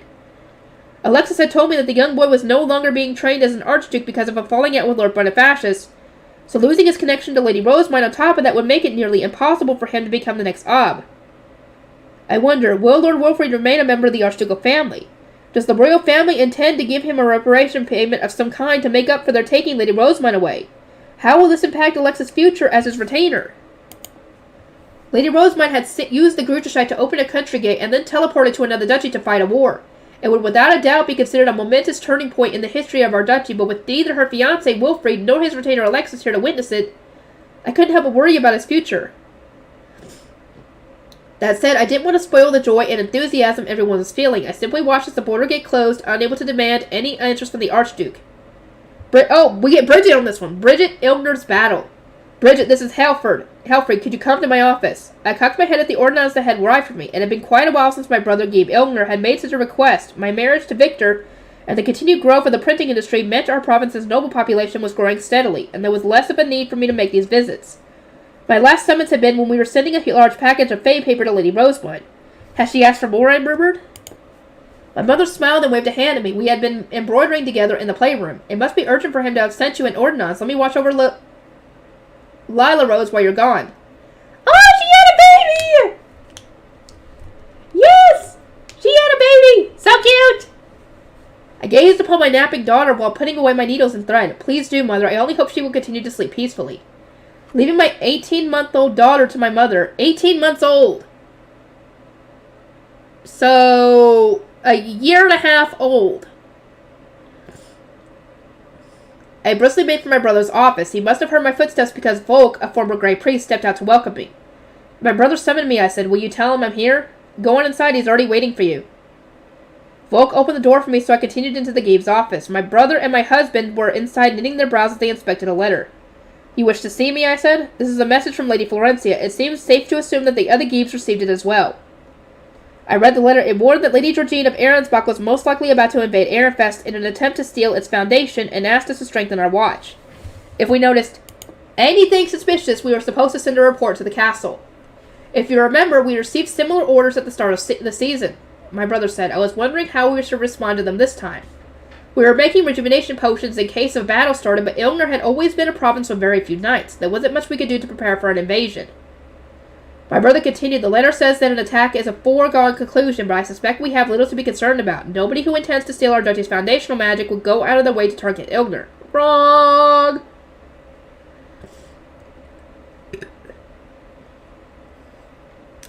Only a fraction of our province bordered Ahrensbach, and while the printing industry was steadily increasing our wealth, we didn't have much else that a would-be conqueror would want. We were also a far distance from the castle and its foundation, and an attack on us would risk aggravating Ferdinand, with whom we shared most of our border. Not to mention, Ehrenfest would notice if nobles from another duchy crossed the border, my brother continued. Could we not just wait until we receive word that the invasion has begun? For now, let us increase our watch as advised. Focusing in particular on our border, I replied. How about 2 passes at noon and at night? I would rather not resort to such means, but we do not have a choice in the matter. Ahrensbach's land was running out of mana, so its starving commoners often trespassed on our mountains to steal food. Increasing our guard along the border would require us to force them back. My heart goes out to the commoners, but our hands are tied, Volk said. The Ob might even chastise us for having overlooked them until now. Besides, their hunger problem is for Ahrensbach's temple and archducal family to solve, not us. Volk had been raised in the temple, yet he was disregarding commoners without a second thought. My brother and I stared at him, shocked, but he just continued with a slight smile. It should come as no surprise that a change in the political climate would impact our relationship with the commoners of other duchies. For the sake of our province, we must not prioritize their needs over the archducal family's wishes. This might be a good time to start gathering intelligence from the merchants. Those who deal in lumber have an especially wide reach. Volk and Victor agreed that our best option right now was to simply strengthen our watch, considering our natural inclination to paper making our province's main source of income above all else. We didn't want to spend potentially months on full alert, awaiting an invasion that wasn't even guaranteed to happen. Inform them that... Oh, another ordinance! Before my brother could state his plans for the few nights Ilgner had at his disposal, another white bird appeared. We all assumed it was for him, but it landed on my arm instead. This is Rosemine. I stared intently at the ordinance. Lady Rosemine must have recovered from her fever, which had rendered her too unwell to even attend the feast celebrating spring. I could tell from her voice alone that she was growing up. She sounded a lot more mature than I remembered. Lady Georgina has put Ferdinand on the brink of death and will most likely use this opportunity to begin her invasion, the bird continued. She has already moved to a location close to Ehrenfest. Expect her to make a move of some kind either today or tomorrow. We all exchanged glances. Lady Georgina was already at our duchy's border. The ordinance conveyed the severity of our situation in a way that Lady Florencia's letter had not, and the tone with which Lady Rosamond spoke made it clear that she was concerned about us. She even gave us instructions for the coming battle. Be especially careful of the silver cloth our enemies might be wearing. It's immune to mana, which includes stat weaponry and offensive magic tools. I would advise you to carry the same kinds of weapons that your commoners use. There is also a high chance that the invaders will use powdered poison, so be sure to keep your mouths covered. Assuming that Lady Georgine's group is moving in secret, they might be using carriages rather than high beasts. Learn what you can of any suspicious nobles from the commoners and stay in close contact with the geeks around you. If you notice anything suspicious on the border, inform us straight away. My grandfather can mobilize the Knight's Order at a moment's notice. The ordinance repeated its message twice before turning back into a yellow face stone. All we could do was stare down at it. This threat for our duchy is nowhere near as distant as Lady Florencia's letter made it seem, Victor muttered. I guess something changed. We should start these patrols at once, my brother added with a nod of agreement. Lady Rosemont said we can expect something either today or tomorrow.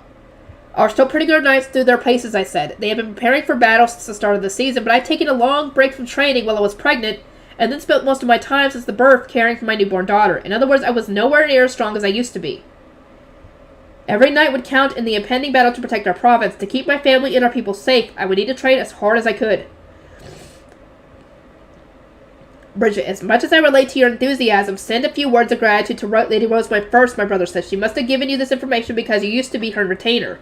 Years have passed since then, yet she still keeps you in her thoughts. He was right. Not wanting to waste another moment, I prepared to send an order on his back. Thoughts of my time serving Lady Rosemont came to mind unbidden, and the realization that we were connected even now made a pleasant warmth spread through my chest. Lady Rosemont, this is Bridget. Lady Florencia has already contacted the Geeves, but I thank you ever so much for your more detailed explanation. It was of great value. I shall inform the Geeves around us and the commoners so that they know to be fully on guard. Once the bird was gone, my brother placed several ordnance face stones in a line on his desk. Bridget, I must ask you to contact our neighbors. The gravity of the situation should come across more clearly if you speak to them as one of Lady Rosemont's former retainers. Lady Florencia's letter had made the threat facing Ehrenfest seem well over the horizon, and a message from my brother wouldn't do much to change that. A relayed warning from Lady Rosemont, on the other hand, would surely spur the Geeves into action. I got straight to work sending ordinances while the others began discussing our next moves. Lady Georgine's attack could come in at any moment, so there was much for us to consider. Gathering intelligence from the commoners was going to be important, but should we not first warn them against venturing into the mountains, Victor suggested? We wouldn't want them to cross paths with any invading knights. We have enough food and shelter to last us several days in the event of a siege, Volk added. Our next focus should be how to evacuate the commoners. My brother nodded. We'll tell them to avoid the mountains by the border until we know more about our situation. Something is bound to happen in the coming days. I sighed. They were all completely focused on the commoners. Yes, it was the Geeves' duty to protect his people, but the knights wouldn't be able to mobilize until they were given orders. Brother, how we evacuate the commoners will depend on whether an entire army crosses the border or just a small squadron targeting the castle. I said the same is true for our preparations and patrol pass. I understand that, but we still don't know how this invasion will take shape, Victor replied. He then turned to consult a map. To begin with, we are so far out of the way. Our foes are more likely to come invade through Gerlach, Wiltord, Gardun, or Griebel. It certainly was true that our province shared only a sliver of the Ahrensbach border. My brother agreed that Lady Georgine was unlikely to even touch us, but we couldn't afford to take any chances. You may be right, Victor, but Ilgner has the fewest nobles and the lightest guard. Lady Georgine might know that, and if she does, she might intend to use our province as a decoy. A decoy? Yes, as much as we can count on Lord Boniface's aid if something happens, we don't know how long it would take the Knight's order to receive our call, obtain the permission, and deploy troops to our province. Well said, I replied, and to make matters worse, no matter how fast they travel, it will take them at least a full day to reach us by high beast. We will need to endure on our own until then. I regularly dealt with the Knight's order while serving Lady Rosamund, so I understood its operation better than anyone else here. Moreover, the more I thought about it, the more likely it seemed that Lady Georgine would use us as a distraction. Our warnings must have made sense to Victor because he quickly incorporated them into his plans. If promptly detecting and sending word of the invasion matters most, then yes, let us increase our numbers of patrols. As we expect something to happen soon, we can risk devoting more men to the border even with our lack of manpower. My brother nodded. They're going to be in a hurry to reach Ehrenfest's foundation, so I doubt they'll waste their time killing non-combatants. We should focus on minimizing casualties and buying ourselves time until the Knight's order arrives. I rushed to the training grounds and explained our circumstances to the Knights. Thus, we need you to increase patrols along the border. I will join you. Did you receive reports of anything suspicious last night? No, our Knight Commander replied. Neither last night nor this morning. I placed a hand on my chest, relieved. Lady Rosamund informed us that something serious is going to be happening within the next few days. Please have the night patrols exercise extreme caution. If our foes mean to invade in secret, they will do so under cover of darkness. In an ideal world, they will pass through while the commoners are asleep. Then we would just need to inform the Archducal family. Our province's knights were tasked with slaying Fabies. Matches during their student days aside, they had no experience fighting against other people. Worse still, we had only 15 adult knights at our disposal. Even including the apprentices and me, we were fewer than 20 overall. I understood why they were so reluctant about fighting a greater duchy. Were that their plan, they would surely travel through Griebel instead, I replied. There is no guarantee that they will target Ilgner, but keep your guard up nonetheless. Very well, if a battle does break out, I would rather the knights from the nobles' quarter do most of the fighting. I would also pray that nobody uses heavy-duty magic tools and that our enemy won't cause tremendous collateral damage. Indeed, a battle like that was the last thing we needed. The destruction of our mountains and forests would have a devastating impact on our papermaking industry. Putting aside the chance of an attack, Lady Bridget, your presence in our humble order makes it much easier for us to communicate with the Geeb.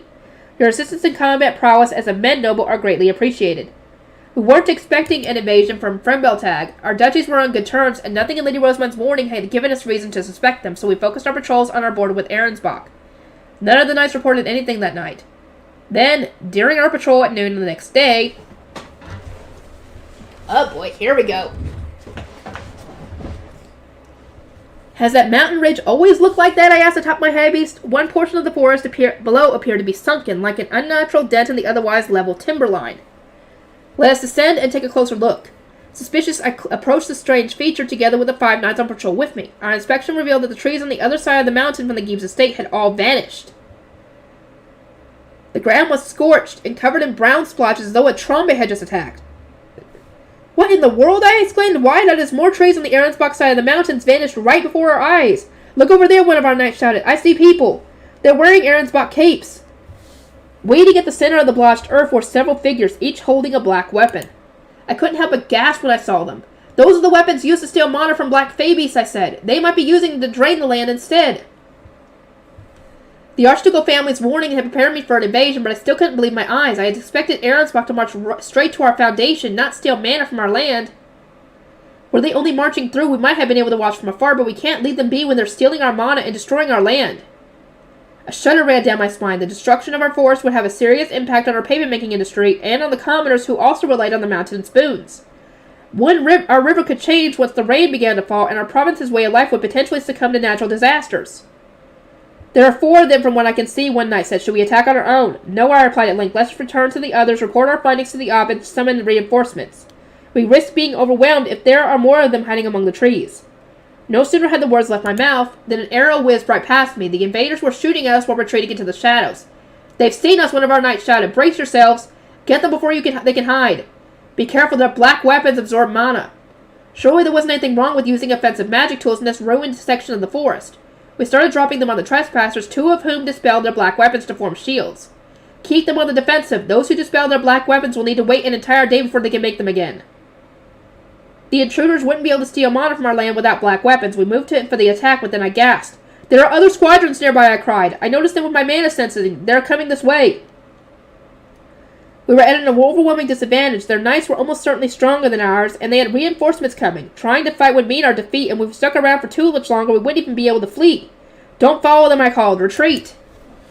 Keeping our guards up, we raced straight back to the Gibbs estate while sending out ordinances of warning. "Brother, as Lady Rosamund said, we've been invaded. Not only are they attacking in great numbers and canvassing wide stretches of our land, but they're also stealing our mana, which we could never have predicted. Ask the op for reinforcements. We can't hope to win by ourselves." I just arrived at the Gibbs office with the Knight Commander in tow. Victor and my brother were standing over a map of our province.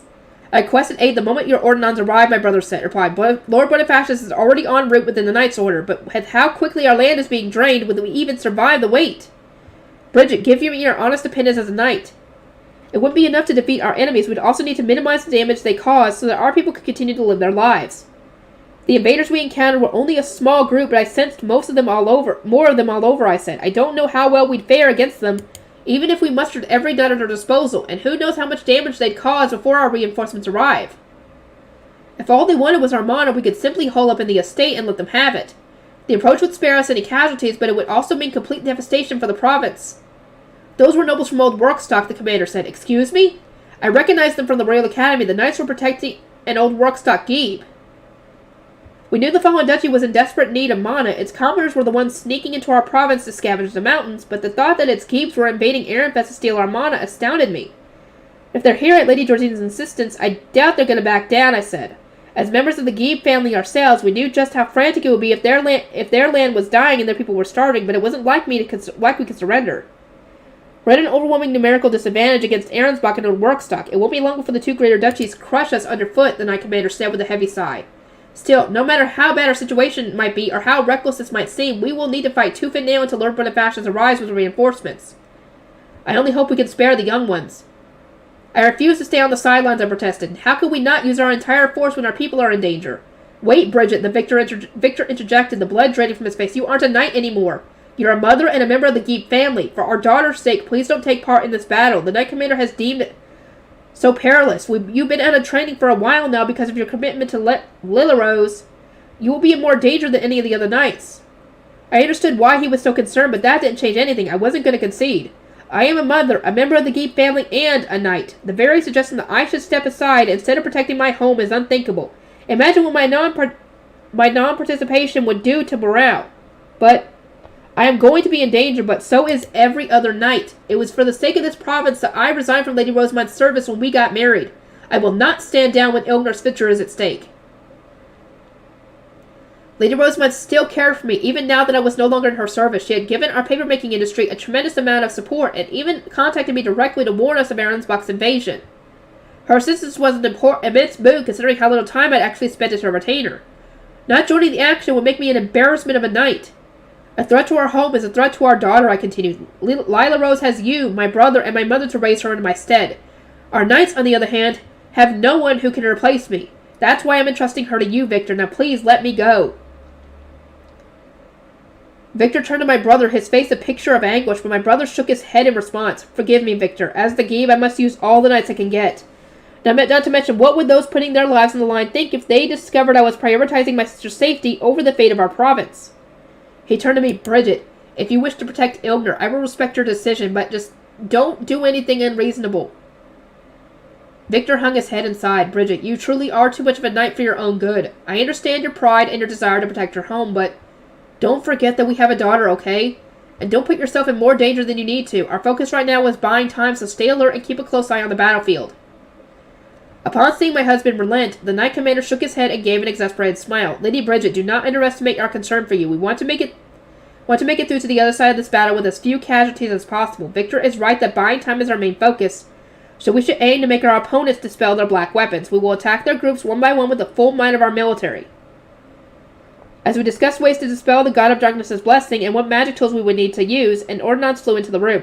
This is Bonifacius. The Ob has granted us permission to teleport. You expect us there at 5th bell. Clear the space by the teleporter in your estate's front garden and ensure your remaining knights are ready to sortie. We're setting out as soon as I arrive.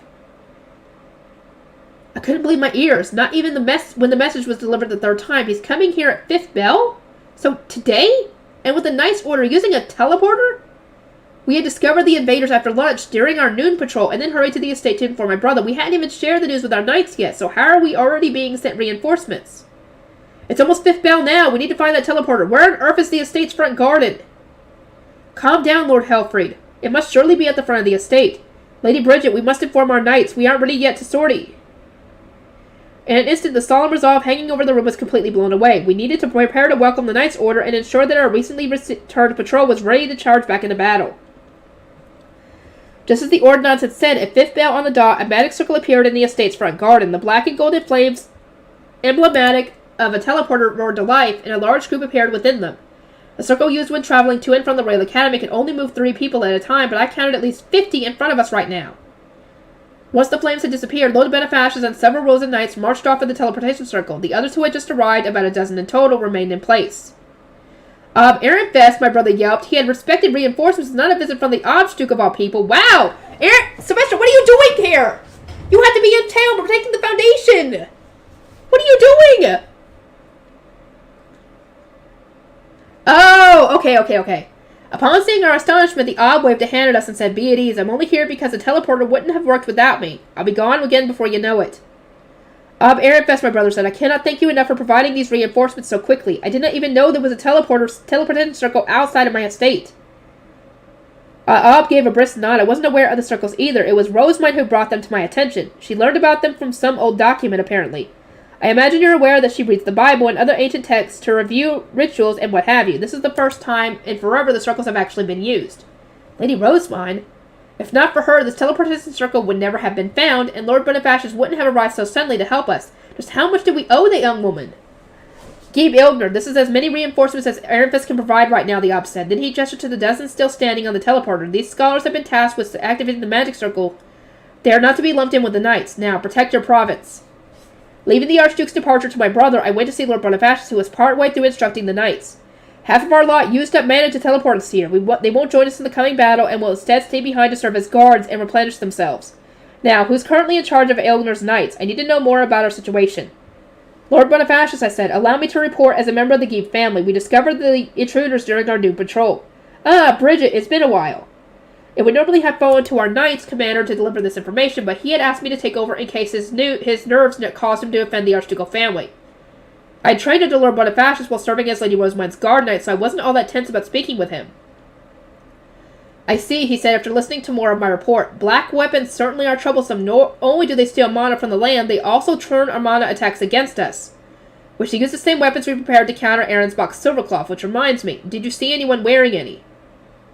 I shook my head. We suspect they saw no point in it since they were using black weapons to steal our mana. The Ob didn't sense any nobles pass through the duchy border. Chances are they have some. Lord Bonifacius paused and thought, then nodded. Getting our enemies to dispel their weaponry is a good place to start. We've got it on good authority that the Geebs might be storing the mana they're stealing in small chalices. If we can steal those chalices, we should be able to enrich your land again. That was more intelligence from Lady Rosemine, I suspected. I recalled the days I had spent accompanying her to religious ceremonies. The small chalices were divine instruments used to fill the land with mana, but I could easily see someone malicious using them to steal mana instead.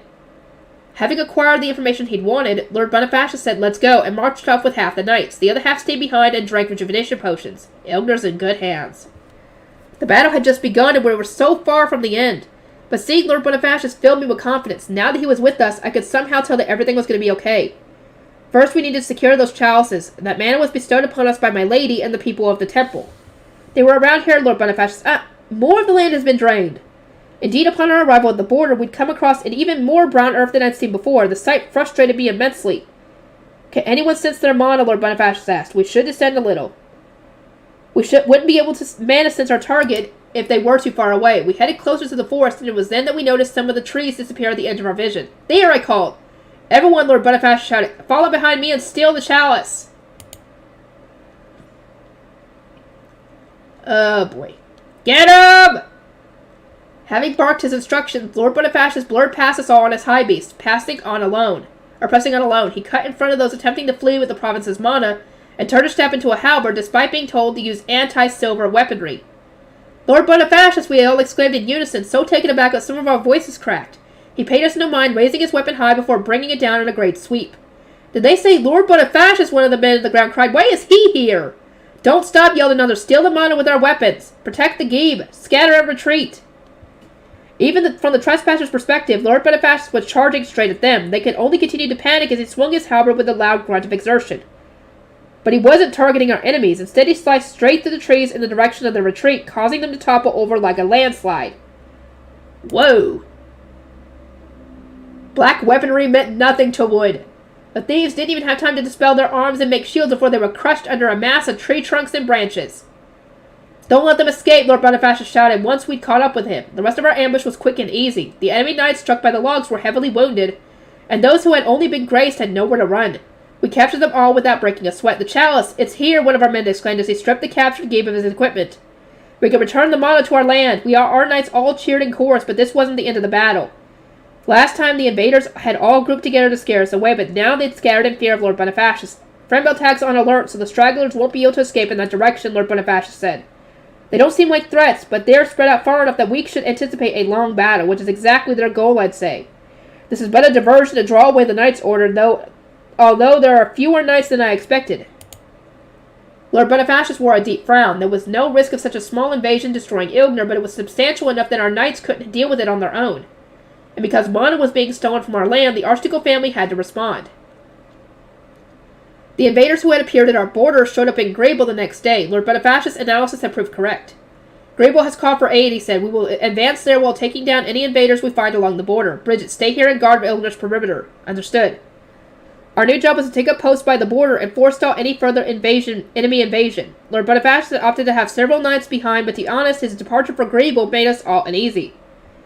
Rest assured, I'll give you a good vantage point, he said. Just guard the border and send word if their numbers are too much for you. He and his group then launched a wave of mana attacks toward Ahrensbach as venting their frustrations, devastating the tree line. I see, this certainly has improved our line of sight. They can no longer come in secret, but some may boldly attack from the sky. Stay under guard. Lord Bonifacius was on his way to Grable, and once again his conclusion had been proven correct. Invaders with barely any mana had come to our border at regular intervals, making it clear that they were just a decoy for the Knight's Order. Lady Bridget, a report an apprentice knight, said to me between battles, I was hoping to inform the Geeb, but I was ordered to sortie with the other knights before I could speak to him. A lumber merchant who brought a delivery to Elias' gang noticed some individuals who seemed a lot like nobles board a ship to Ehrenfest. Send a message to them now!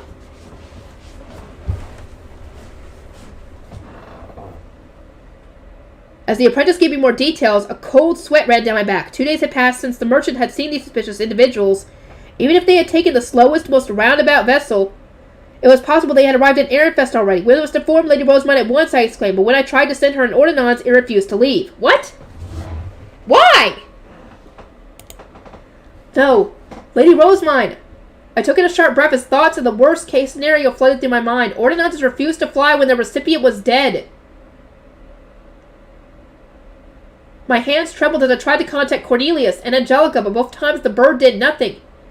Does this mean Daniel is...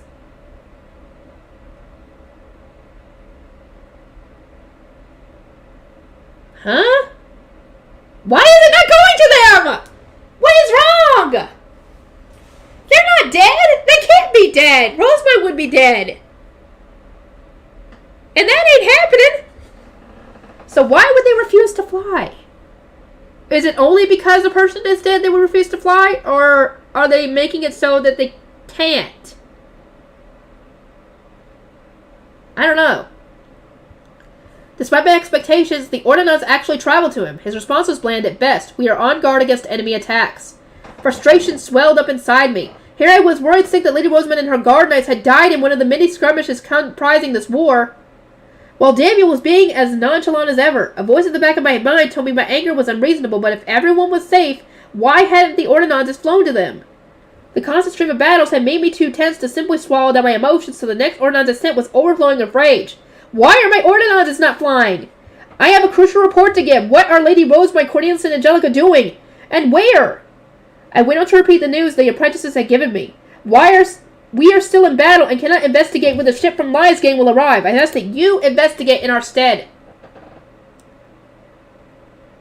We will contact Liesgang, Daniel replied, his composure completely intact. Thank you for taking the time to send your report when you are so busy with the fighting. Oh, and the ordinals aren't reaching Lady Rosamund's group because they are in Ahrensbach. Was this before they came back to Ahrensbach? Oh, okay, I get it. My anger faded, replaced with overwhelming embarrassment. I was the only one who'd allowed my emotions to get the better of me, and rather than drawing attention to the fact Daniel had politely relieved my concerns about Lady Rosamund.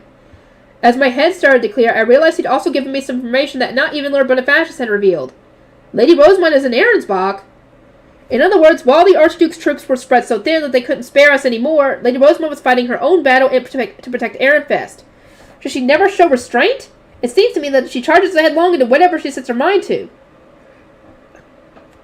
I was reminded of the battles we'd fought together while gathering for her to reeve. A normal Archduke candidate would have delegated the entire task to her guard knights, but she had joined us in spite of her poor health and ended up bedridden as a result. Even back then, Lady Rosamund hadn't been a mere princess to be locked away safely in a tower. Although her retinue has changed since then, during my time in Lady Rosamund's service, I battled alongside Daniel, Lord Ferdinand and his retainers. Cornelius and Angelica had needed to stay in the castle for being too young, but they had come of age since then, and there were other new knights serving alongside them. I'd taken my leave after getting married, while Lord Ferdinand and his retainers had gone to Ahrensbach over an entirely separate betrothal.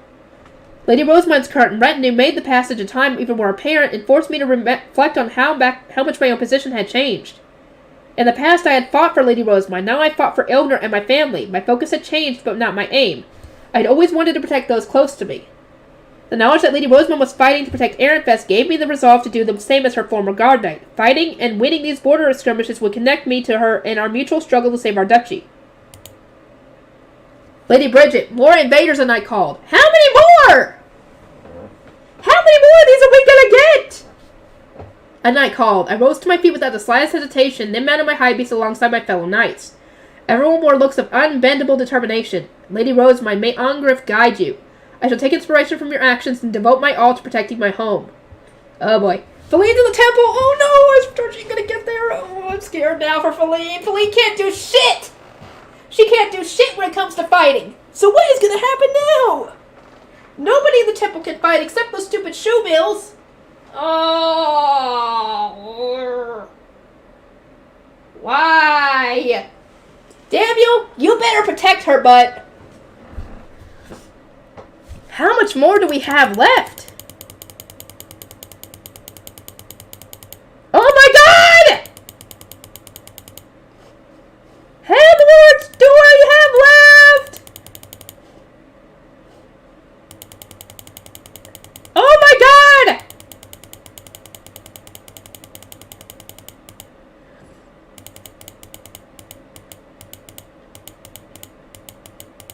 Come on, there! Jesus Christ, how many more pages do I have? 60 pages left!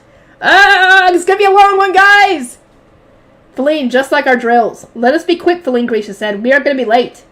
Right, I replied, we need to hurry. Everyone excuse us. Together with my fellow retainer, I rushed out of the dressing room and climbed upstairs to the retainer room. Our lady wasn't present at the castle. She had gone to Ahrensbach to save Lord Ferdinand, but those of us who remained still gathered at second bell for a meeting. We would share intelligence before returning to our operations. Good morning, everyone. I said apologies for the wait. Feline, Gracious, such a leisurely arrival is rare for the two of you. Has something happened? Audley asked, looking at us with concern. The dressing room was busy, in part because Lord Bonifacius' group was deployed. Everyone is fervently gathering intelligence. Archnobles and upper-class men nobles serving as Archduke retainers generally lived in the castle, so they brought attendants from home to dress them. Grisha and I were too poor for that, however, so we had to dress ourselves. Our weak positions, coupled with the fact that we were still underage, made us easy targets, so we had ended up being surrounded by those seeking information. I will send an ordinance the next time I feel you are being kept from your duties, Audley said. Bertilde smiled and added that she would fetch us if ever the need arose. As an archnoble, she seemed quite curious to see the inside of the dressing room. Once Audley and I were seated, Grisha and I were seated, Audley looked over to us. Now then, allow me to begin my report. An ordinance from Riarda arrived. In Our Lady's absence, important news from the Archducal family reached us through Riarda, or Lord Melkor's retainers. It was Audley's duty to receive their ordinances as someone permanently stationed in the castle, But she had easy access to such intelligence anyway. Her husband served as Lady Florencia's scholar after all. There has been a disturbance in Gerlach as well as in Ilgner and Griebel, she continued. In all cases, the invaders seemed especially wary of Lord Bonifacius. We are to remain on high alert in case anything happens here. The evening before last, the castle's atmosphere had turned especially sharp when Lord Bonifacius' group had departed for Ilgner, intending to reserve as reinforcements. Invaders had appeared in Griebel the next day, and we received word that the war had grown even larger in scale, creating further issues. The chaos had then spread to Gerlach this morning. In truth, it was hard not to feel like the conflict was quietly approaching us. On another note, a letter has arrived from Clarissa. Lady Rosamund is still unconscious, but Lord Ferdinand has set out for Ehrenfest with Dunkelfelder Knights. The Ob has been informed. Ottilie held out an envelope as to punctuate her report. The border gate we shared with Ahrensbach must have fallen into enemy hands, so the only letter that made it through was from Clarissa at Dunkelfelgerian. We knew there had been other attempts at correspondence because she had mentioned that Hartmann was also sending letters. Bertilde, how is the Archducal family? Ottilie asked, turning to look at the girl in question. Bertilde rummaged through her things before taking out a piece of paper. She was supporting Brunhilde in Lady Rosamund's absence, in part because Brunhilde was still short of retainers, but also so that she could more easily obtain information about the Archducal family. Lady Charlotte has been overseeing communications with the Knight's Order and directing the rear line, allowing the Ob to stay at the Foundation, Bertilde said. 2 days ago, Lady Florencia was managing the distribution of provisions, rejuvenation potions, and other supplies to the Knight's Order, but my older sister took over from her yesterday. All roles can be swapped as necessary, and that is my report. Bertilde had concluded as dramatically as if she just finished reading a script. I suspected that Brunhilde had written the report for her. The castle's main building seemed particularly busy right now, as everyone made their final preparations for the Archducal family to join the battle. Still, even now, I struggle to believe Lady Rosamund has taken Ahrensbach's foundation. Is such a feat even possible? I mused aloud, maybe because I was a lay noble who knew very little of the foundational magics. I'd always seen the Ob as a strictly hereditary role. The idea of someone stealing a foundation was absurd. It is, Daniel replied with a stern expression, and Lady Georgine knows the same technique Lady Rosamund used. She could steal our foundation just as easily. Ever since Lord Bonifacius' departure, Daniel had been staying not in the temple, but with the Knight's Order, meaning he was able to keep us abreast of the war.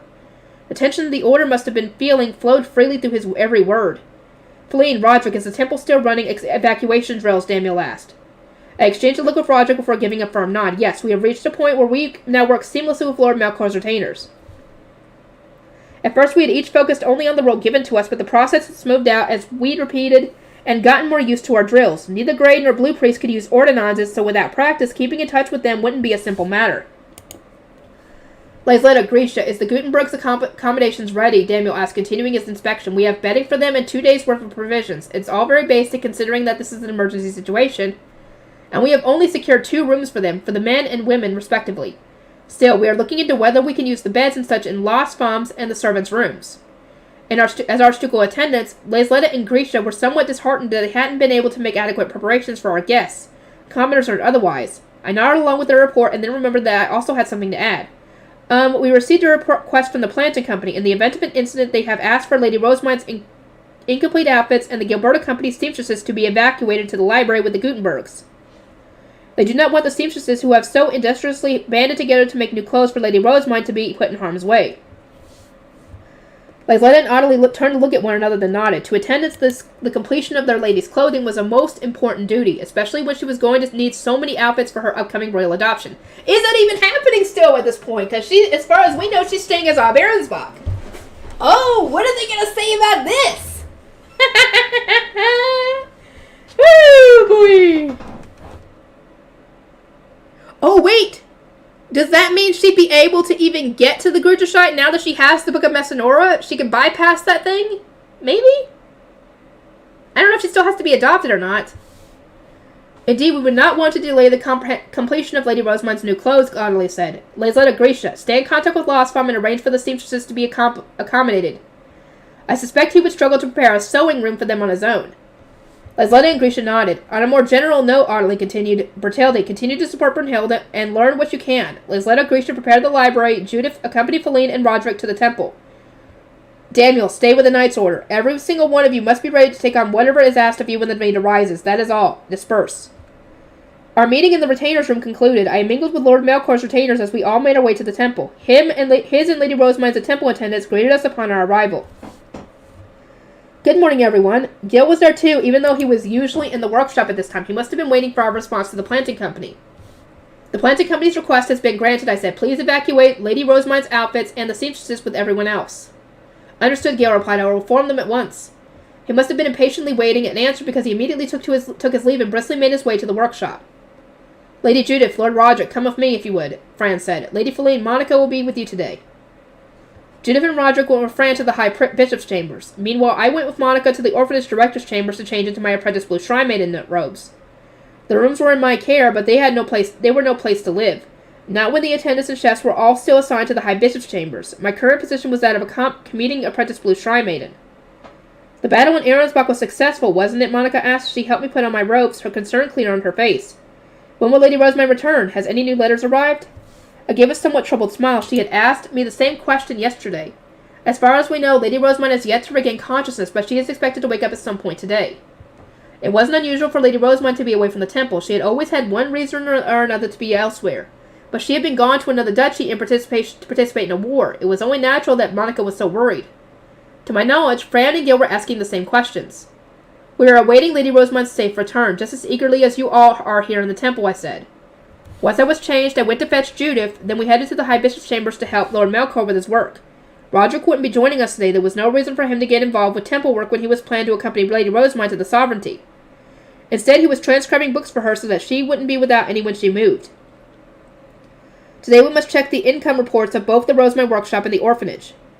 The monthly income check had a direct impact on the orphanage's daily operations, so it was said to be the orphanage director's most important duty. It was performed in the presence of both the high priest and the high bishop to prevent embezzling. Monica placed several documents in front of Lord Melkor, the future high bishop, his retainer Lord Casimir, the former future high priest, and me. They were a mixture of wooden boards and paper, and their contents ranged from forms given to us by the planting company to internal reports from the workshop to Wimwa's bookkeeping from the orphanage. I see there was a dramatic rise in food costs, I said. Was there a reason for that? That was when winter ended and the market reopened, allowing us to purchase more supplies. And the income for winter handiwork? I don't see it listed anywhere. That would feature in our next check. We have the money, but the planting company has yet to deliver its final report. We checked the income reports alongside those from last month, compared them to the ones from last year, and did our best to find any mistakes on discrepancies. We were only midway through the monthly check when the third bell rang. A man of Lord Ferdinand's talents would have been able to weed out each and every issue merely by skimming the documents, but we were far from being on his level. Still, as much as our inexperience was slowing us down, it was fun looking through the reports and such while chatting with everyone. These are the apprentices due to come of age in the spring, and this is a list of orphans being baptized in summer, I said. We are preparing rooms and clothing for them, so it's covered in this entry here. These figures are so much smaller than the cost of preparing my chambers, Lord Melkor replied. I have to wonder if I've been living wastefully. I would not compare them, Lord Melkor. Your chambers are by no means equivalent to the rooms given to orphans. As we continued our conversation, an ordinance flew into the room. Rather than going to Lord Melkor or Lord Casimir, it came straight to me and perched on my arm. Feline, this is Daniel, the little bird said. We all knew about his connection to the Knight's Order, so our ears picked up on hearing his voice. We received this tip from a commoner, but several suspicious figures who might have been Lady Georgine's group were seen boarding an Ehrenfest-bound merchant ship vessel in Liesgang. We consulted the dock and were told the ship should reach the west gate at around noon. Evacuate before then, but do not panic. There is still enough time for you to follow procedures. Daniel wanted us to stay calm, but my heart was already in my throat. Lady Georgine was on her way. My hand shook so violently that when I tried to respond, I couldn't even tap the face stone with my staff.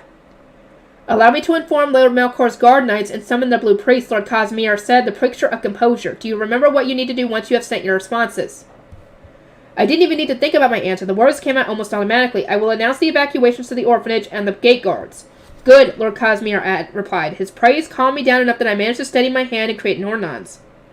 Daniel, this is Feline. I thank you ever so much for the warning. We will start the evacuation at once. May Angriff guide you. I swung my staff and the ordnance took flight. Only when it was completely out of sight did I start putting away my writing utensils. Monica had already gathered together the documents, and Judith sent an ordnance to Roderick in the High Bishop's chambers. We received word from Lord Daniel. Finish the evacuation before noon. We will go to the orphanage. Roderick, remember the drills. Roderick was tasked with using magic letters to contact the planting company. He would then prepare the High Bishop's chambers. Feline, it is time. We stepped out into the corridor, leaving Lord Casimir's group to send out a flurry of ordinances and started toward the orphanage so there was no nobles there or in the workshop. We would need to deliver the news to them in person. Knowing slowed our march, but we called out to the grave priests and shrine maidens we encountered en route, telling them to finish up and head straight for the orphanage. We even caught sight of my little brother Conrad cleaning the hall right outside the nobles section. Conrad, you should evacuate as well, I said. Are Dirk and the others okay? He asked, casting a worried glance in the direction of the nobles section as he put his cleaning rag back in its bucket. Those baptized as apprentice blue priests had already moved elsewhere. I will check if they have evacuated later. Now run along. If you don't get to safety, there might be the ones worrying about you. Right, he replied with a nod. Fran then spoke up from behind us. Lady Felina will go to the workshop. I must confirm that Lutz and the others have gone home. Please do, I said. There were planted company employees there, and the Gutenbergs among them need to move to Lady Rosamund's library at once. As per our drills, gather in the dining hall once the boys' building has been evacuated. Fran nodded and took the next right to the boys' building. I went left and continued to the girls' building. Monica opened the door for me when we arrived, whereupon I addressed Wilma and the others. We received an update from the Knight's Order. The evacuations must begin immediately. Please stay calm and act according to plan. Wilma's entire body went rigid, but she nodded and went to the 3rd floor to check for any grave shrine maidens. Delia said she would check the rooms on the 1st floor and then headed downstairs. At the same time, Lily instructed the children in the dining hall to go to the basement. They were doing exactly as we practiced. All we need to do is follow our plans, I told myself. Just do as Lady Rosamund instructed. I entrusted speaking with the returning shrine maidens to Monica and went downstairs with Judith to tell the cooks to evacuate. It was then that an ordonnance appeared and landed on my fellow retainer's arm. This is Fonzel. I have arrived at the Noble's Gate. Daedric is heading to the front gate now. Those among Leld Melkor's guard who had been with the Knight's Order were arriving at the temple one by one. I'll make my way to the back gate, Judith said it to me. I need to activate the shoe mill so they can take over from the Grey Priests on duty. Remember, to go back to the Hibiscus chambers with Fran and Monica once you're done here. Yes, I remember. Take care of the gate and... Just be careful, Judith. Just as she stopped escorting me and went through the basement to go outside, the Great Shrine Maidens returned from the workshop. This is all of us, one of them informed me. Then we can close the doors. In the past, the doors had been designed in such a way that they could only be opened from the outside. Now the reverse was true. It seemed unlikely that Lady Georgine would enter the orphanage, but for safety's sake, we started barricading ourselves in with pots and furniture. I confirmed that everything was proceeding smoothly before returning to the dining hall. There was nobody upstairs. Everyone is gathered in the basement. No sooner had Wilma and Lily reported to me than Fran confirmed the successful evacuation of the boys' building. A deep sigh escaped me to my relief. I carried out my duty as the orphanage director. Now stay inside and remain quiet until we return to announce that everything is safe, I said. Then took my leave of Fran and Monica. We heard the door lock behind us, and Wilma's footsteps faded into the distance. Let us return it as well. We closed the door to the noble section, hoping to put as many obstacles in our enemy's path as we could. Then I went to see Dirk and Bertram in their rooms, intending to assuage my little brother's worries. Stay still and remain quiet, I said firmly. Even if you hear a fuss or a scream outside, do not open the door to investigate. Is that understood? From there, I continued to the 3rd floor where the women's rooms were located. This was my domain to check since it wasn't something the boys were comfortable exploring. No matter how scared you might be, do not leave your room under any circumstances, I said, relaying the same warning to the apprentice blue shrine maidens. Nowhere is going to be safe. Or safer. By the time I returned to the Hibiscus chambers, Roderick was there to welcome me with a good work. Gil, Fritz, Nicola, Hugo, and their assistants from the kitchen were also present. Commoner servants would never normally be allowed inside the Hibiscus chambers, but they were Lady Rosamund's personnel. She had instructed Roderick and me to fuel a barrier magic tool with our mana to protect them. The tables and chairs had already been moved to make way for the magic tool, which now sat at the very center of the room. Lady Rosamund had made it to protect us and the other non-combatants staying in the temple. In her words, it would make these chambers as safe as the library. Once I'd confirmed that everyone was present, I sent an ordinance to Lord Cosmere. This is Feline. We have evacuated the orphanage and closed the door to the noble section. I've also spoken with the apprentice blue shrine maidens on the 3rd floor. The attendants of the Hibiscus chambers had all returned. Everyone, are you ready for us to activate the barrier? Roderick said. Once we start pouring mana into it, nobody's going to be able to leave or enter the room. I took a moment to consider everyone's responses, then returned to Roderick and nodded. His expression tense, he drank a mana-only rejuvenation potion before touching the tool and channeling his mana into it. Lady Rosamund's magic tool was a splendid creation capable of blocking all manner of attack, but activating it required an immense amount of mana. The device was quick to consume as much as it was given, so if we didn't remove our hands in time, Roderick and I would almost certainly end up entirely depleted. I waited for my turn with an identical rejuvenation potion in hand, and soon enough, Feline, get ready, Roderick called. I drank the potion and touched the magic tool. Roderick waited until my hand was firmly in place before removing his own so that the flow of mana wouldn't be broken. Thanks, my mana! Not even the restorative properties of the rejuvenation potion stopped me from feeling my mana being drained. It wasn't a sensation I was used to. In fact, it was really disturbing, but it was the only way we could protect the people Our Lady had put in our care. Compared to the knights fighting on the front lines, this is nothing. Roderick's mana must have been regenerating at an astonishing rate. His breathing was ragged, and his brow was furrowing in displeasure. Oh, the face stone's color changed, he soon observed, just a bit more. After taking a deep breath, Roderick put his hand back on the tool. The facestone flashed only a few moments later, and yellow light filled the room as a powerful barrier of wind took shape.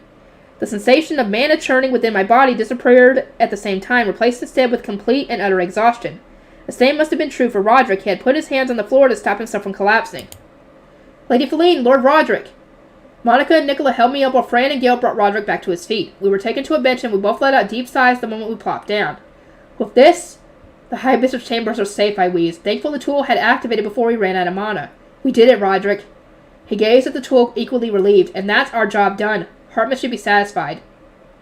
Hartman had said to us during our drills, neither one of you will be of any use in battle, but since you are nobles, you can at least activate defensive magic tools and protect the commoners Lady Rosamund needs. Excellent work, both of you, Fran said. Seeing the barrier we'd activated with our mana gave me an overwhelming sense of accomplishment. Zom handed us cups of fruit juice while the attendants and chefs all praised us. And then an ordinance arrived. This is Judith. Daniel sent word that the boat has arrived at the west gate. Be ready. People in Silvercloth have been spotted. Everyone in the room tensed up. The worst was finally upon us, and there was only one thing we could do now. May victory come to Ehrenfest. May everyone be safe. O mighty King and Queen of the endless skies. O mighty Eternal Five who rule the mortal realm. O goddess of water Flutrain. O god of fire Leidenschaft. O goddess of wind Shitzaria. O goddess of earth Geduld. O god of life Abiglabe. We offer you our prayers and gratitude. Praise be to the gods. Fourth bell rang out as we prayed. Oh no! Oh dear, this is gonna be... Oh, I'm scared! Next, I'm gonna wait for the next freaking book for this! I don't wanna wait! I don't wanna wait! I really don't! We gotta wait for the next book! Oh. Effa, strong bonds, strong protection. Mom, come on, we gotta go! Master Benno said we need to evacuate. A soldier's gonna come soon and say the same thing. A fight's about to break out at the west gate, so we gotta evacuate before noon. It was third bell and my son had just burst into my workroom. Rumors had already spread of the city's knights being sent to fight a war in the south, and with the recent decision to station knights at all the city's gates, not just the north one, his announcement caused an understandable stir in the workshop. Threats from the other duchies were coming to Ehrenfest, and as mere commoners, the most we could do was find somewhere safe to hide. Whether at home or at work, there was nothing we could hope to accomplish in a battle between nobles. Let's go, Mom, Camille urged. Together we rushed out of the workshop. The Gutenbergs and other personnel going with Lady Rosamund to the Sovereignty had been told to evacuate to the nobles' quarter. At first we needed to go to the planting company. We were all supposed to meet there and then travel by carriage. Oh, we're not meeting at the planting company anymore, my son informed me. We're going to head to the Gilberta company instead. Why is that, I asked. Too much stuff. Camille was only a child, so he wasn't the best at explaining things, but I could guess Mr. Benno had sent him to make sure I went to the right place. No soldiers had come to announce the evacuation, so the city's crowd didn't seem particularly tense. We were the only ones hurrying down the street. Go inside, Mom, Camille urged me. Go see Thule. Sitting outside the Gilberta company were 3 carriages, if they could even be called that. They were more like fancy horse-drawn wagons designed to transport large groups of people at once. I rushed past those busily moving luggage into the wagons and went into the store, whereupon Thule gestured me over. I went with her into the back room, confused, and saw several women changing clothes behind a screen. For obvious reasons, we can't go to the nobles' quarter dressed as we are now, she said. Could you change into these? Hurry, hurry, we don't have long before noon, another seamstress urged as she helped the others change. I did as instructed and wiggled into the new clothes I was given. They were even more elegant than my best dress, the one I'd worn for my coming-of-age ceremony. Under any other circumstances, I would have felt comfortable putting them on, but I don't have time to waste when everyone was in such a rush. Once you're done, Mom, board the carriage. Oh, and take this with you. Gunilla, is that everything? Tilly spoke with one of the other seamstresses, who, while I went back outside with a wooden box in my arms, the soldiers were now out and about, ordering everyone to evacuate. Seeing the rush of people hurrying down the street made me feel increasingly uneasy. You're in the front wagon, Zachlutz said. He was directing those of us who had finished getting changed. You can sit in the front second one with your wife if you really want, but it's meant to be for women only. Beside him, Mr. Benno was shouting in the direction of the store. Time to go! Anyone who's not in their wagon is getting left behind. That was the last thing I wanted. I went over to Lutz and asked which wagon I was meant to ride in. The back one, please. It won't be comfortable since it's full of the Gilberta Company's luggage, but you won't be in there for long. We're about to leave. I took my luggage into the wagon and sat down. Lutz must have put me with the Gilberta Company's seamstresses, as Mrs. Karina, Thule, and the rest of the group soon joined me. Mr. Benno sent word just this morning that we need to protect Lady Rosamund's new outfits and that the Gilberta Company's seamstresses need to evacuate too, Thule explained. That's why there's so much luggage. We're bringing our tools so that we can work while we're hiding. As we discussed this and that, the wagon started to move. It took us all the way to the gate outside the nobles' quarter and then stopped. Ah, it's Daniel, Tully said, having been gazing out the window. Wonderful, Mrs. Carita added with a smile. My brother said we would see him here. If not for Lord Daniel, we might have been waiting the entire day. Commoners trying to enter the noble's quarter were normally stopped at the gate and stalled for a painfully long time, but because Lord Daniel had come out to meet us, we were let right through. This is the noble's quarter. It's your first time coming here, right, Mom? I peered outside and my eyes widened. This was where mine lived? Beautiful, pure white stone stretched out in every direction, and there was so much greenery. There was a lot of space, too, especially compared to back home. It was so empty that I started to question if anyone else was even here. I don't see any other people or carriages, I said. Carriages are a pretty common sight here, Tully explained. I think the nobles have already evacuated, though. Oh, that makes sense. I continued to look around. Each ivory building was a noble estate, I was told, and they weren't even shared. Each one housed a single family. Then again, they technically are shared to some degree, since servants and attendants live there too, Mrs. Carina explained with a smile. It really is shocking to see so many enormous estates, right? Each one is supposed to have its own garden, too. I was extra shocked to discover that nobles didn't even share wells. It made me wonder where they had the opportunity to spend time with their neighbors and share gossip. Man, Mom, the Archduke Castle is behind that wall, Tully said, pointing. I went there for the first time just recently. It was so huge I couldn't believe it. Mine lived even further back, apparently. I heard they were going to Lady Rosemine's library today. Is that here in the castle, I asked? Yes. No, I think it's in the estate the previous high priest gave her before he went somewhere else. Les doesn't know the details either. He just told me what he learned from Gil. Oh. Well, I'm looking forward to seeing it. One of the seamstresses added. All noble estates look the same on the outside, but their interiors are totally unique. I can't wait to see what Lady Rosemine's like. The seamstresses were beside themselves with excitement at the designs and decorations inside the estate. I suspected they wanted to use them as inspiration for future outfits. Oh, they're going to be disappointed! The decorations aren't what I'm excited to see, though. The Gutenbergs were being evacuated to Lady Rosemine's estate, and the arrival of so many commoners meant the lady of the house would need to be present. I assumed we would only exchange greetings, but if nothing else, I would get to see my daughter again. No, wrong! Sadly, you won't get to yet. It was the one silver lining to all this chaos. As our conversations moved from closed to dies, the wagon turned a corner. I already knew that each plot of land belonged to a noble estate, but there were 3 buildings on each one. Which house was whose? And would mine's neighbors complain about so many commoners passing by their homes? As these questions ran through my mind, we continued past 2 more structures and then stopped outside the largest one at the very back. I stepped out of the wagon and gazed up at the estate towering over us. This is Lady Rosemine's house? Technically Lord Ferdinand's, but he gave it to her, so... I was too dazed to believe it. The building was far too giant for an unmarried child. Not even the home of the rich in front of the temple were this big. Lord Daniel shook his head. Not a house, a library. He was the noble who had always seen mine home safely during her days as an apprentice Blue Shrine Maiden. Even now, he stayed by her side as a guard knight and regularly bridged the gap between the worlds of nobles and commoners. Gunter had told me he was an honest man, someone you could really trust. What's a library, I asked. Is it not somewhere where you live?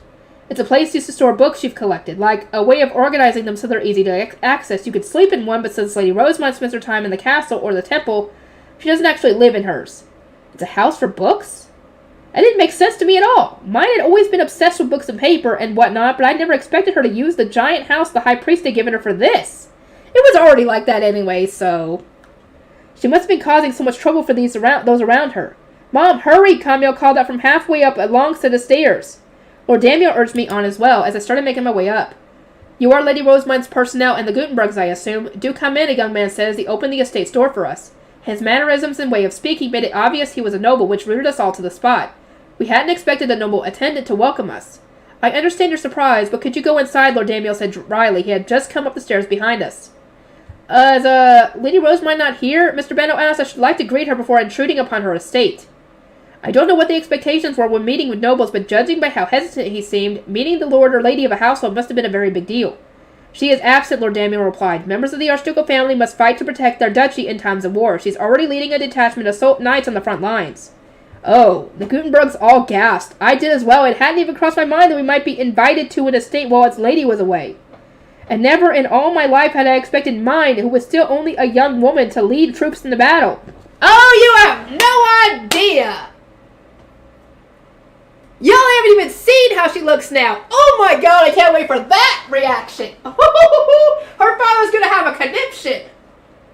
He'll be like, my baby girl's all grown up. That's what he'll be thinking. He'll definitely be thinking that. Is it okay for her to be doing that? She's much too sickly. She's quite unwell, Lutz said, likely having spoken without thinking. Lord Damiel raised an eyebrow. I won't pretend there isn't risk involved, but this is Lady Rosemine. She obtained her forces using methods nobody else would ever have employed, or even considered for that matter. And now she's just forging ahead as she pleases. I'm confident she'll win no matter what predicament she ends up in. That certainly is true, Lutz said with a smile and a nod. Mr. Benno and Mr. Mark smiled as well, which helped calm me down a little, but they knew far more about mine's noble persona than I did. In short, forget about the greetings for now, Lord Damiel said. Just wait until the battle is over. We need you here since you're going with Lady Rosemine to the sovereignty. This estate has so many protective magic tools that your safety is guaranteed. Lady Rosemine instructed me to guard you all, but I must head to the west gate before the enemy arrives. Did he just say the west gate? First to enter the estate was Mr. Benno, who had more experience with nobles than the rest of us, though it did take some urging from Lord Damiel. Next was Mark. I watched them out of the corner of my eye, but I was so preoccupied with my husband's absence that I couldn't move. The house might be safe, but what about Gunter? He's at the west gate. I was forcefully reminded of when a noble from another duchy had a target in mind on the temple. Gunter had sustained an injury on his arm, and the sight of him hunched over, racked with regret that he hadn't been able to protect our daughter, was burned into my memory. There wasn't a doubt in my mind that, like before, he would devote his all to defending the city and his family. As my uncertainty returned, I ended up squeezing the charm mine had given me. I've been told it would activate when struck by something that would normally do a lot of damage. Would it help Gunter to have even one more of these? Maybe, but I wasn't in a position to give him mine. Would it be rude to ask Lord Damiel to deliver it for me since he already had plans to head to the gate? I debated the question while watching him speak with an attendant by the door who looked like she had just come of age. Ladisletta, we aren't going to be sheltering any more commoners here, he said. Activate the barrier once I'm gone. As you will. Grisha and I shall see it done. Be safe, Damiel. Lord Damiel nodded in response, then turned to leave. Mom, what are you doing? Tully asked. Everyone else has gone inside. She and Camille tried to pull me into the estate by my hands, but my body wouldn't move. This was my last chance. Lord Damiel turned around when he heard Tully cry out. He noticed that I was standing in the doorway and said, Is something wrong? I saw consideration in his gray eyes, and the way he looked at me encouraged me to speak. This is Lord Damiel. He won't be offended. I removed, then held out my charm. Lord Damiel, I'm sorry for speaking out of place, but please give this to my husband at the west gate while you're there. If we're going to be safe here, he'll need it more than I do. Please give him Lady Rosemine's charm so that no harm comes to him. All right, Damiel said at length. I'll take it. As I thanked him, Tully held out her own charm. Lord Damiel, please take mine too. Dad needs it more right now. Camille did the same. You can tell Lady Rosemine we handed ours over because we wanted to protect Dad. Oh, Lady Rosemine's gonna... She'll think that's so sweet, but at the same time she'll be upset that they didn't keep their charms.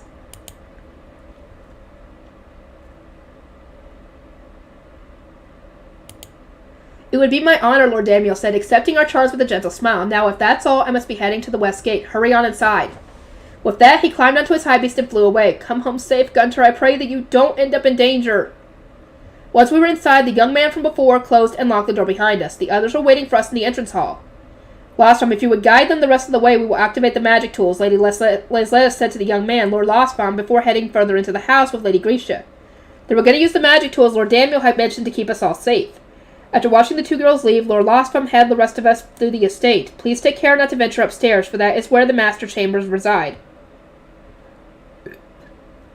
The young man continued to explain the places we wouldn't be allowed access to while showing us the rooms we would use if the battle stretched on. The furnishings alone told me this was a very expensive house, and it made me all the more thankful that I'd changed my clothes. I wouldn't have dared sit down in my usual getup.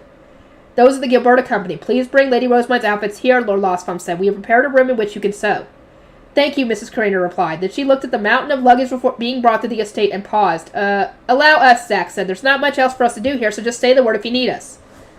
A warm smile spread across Mrs. Carina's face. Oh my, Zach, Johann, thank you. Meanwhile, Tully was speaking with a woman from another wagon, someone she knew from the look of things. It's been a while, Ella. I see you're staying here too. I thought the chefs would have evacuated to the temple.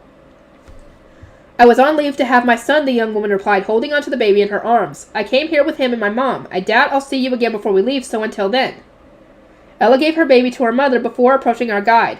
Lord Lostbaum, will the estate struggle to prepare lunch for so many unexpected guests? My mother can watch over my son, so allow me to help as Lady Rosemine's personal chef. I would appreciate that greatly. Should we help too? One woman asked as she and the other Gutenberg's wives stepped forward. We might not know noble recipes, but we can make normal food. Ella and Lord Lostbaum started to discuss the proposal. They agreed it was a good idea, but Lord Lostbaum didn't want strangers in the estate's kitchen. Could they instead peel vegetables in the servants' quarters, Ella suggested? That sounds like a fair compromise. We shouldn't need more than 2 people for that. In the end, it was decided that Zach's and Demo's wives would peel the vegetables. They went with Ella to the servants' quarters. Well, I guess they got lunch sorted. I spent a moment watching Thule move busily between the rooms given to the Gilberta Company and then looked around, wondering what Camille was up to. I soon spotted him with the planting company. Listen, Camille, you won't get many chances to explore the inside of a noble's estate, Lutz said. Make the most of this one while you can. You can use the decor here as inspiration when furnishing the Italian restaurant, or you can make some selling ideas to other inspiring high-class inns and stores. I want to learn as much as we can for when we establish our store in the Sovereignty.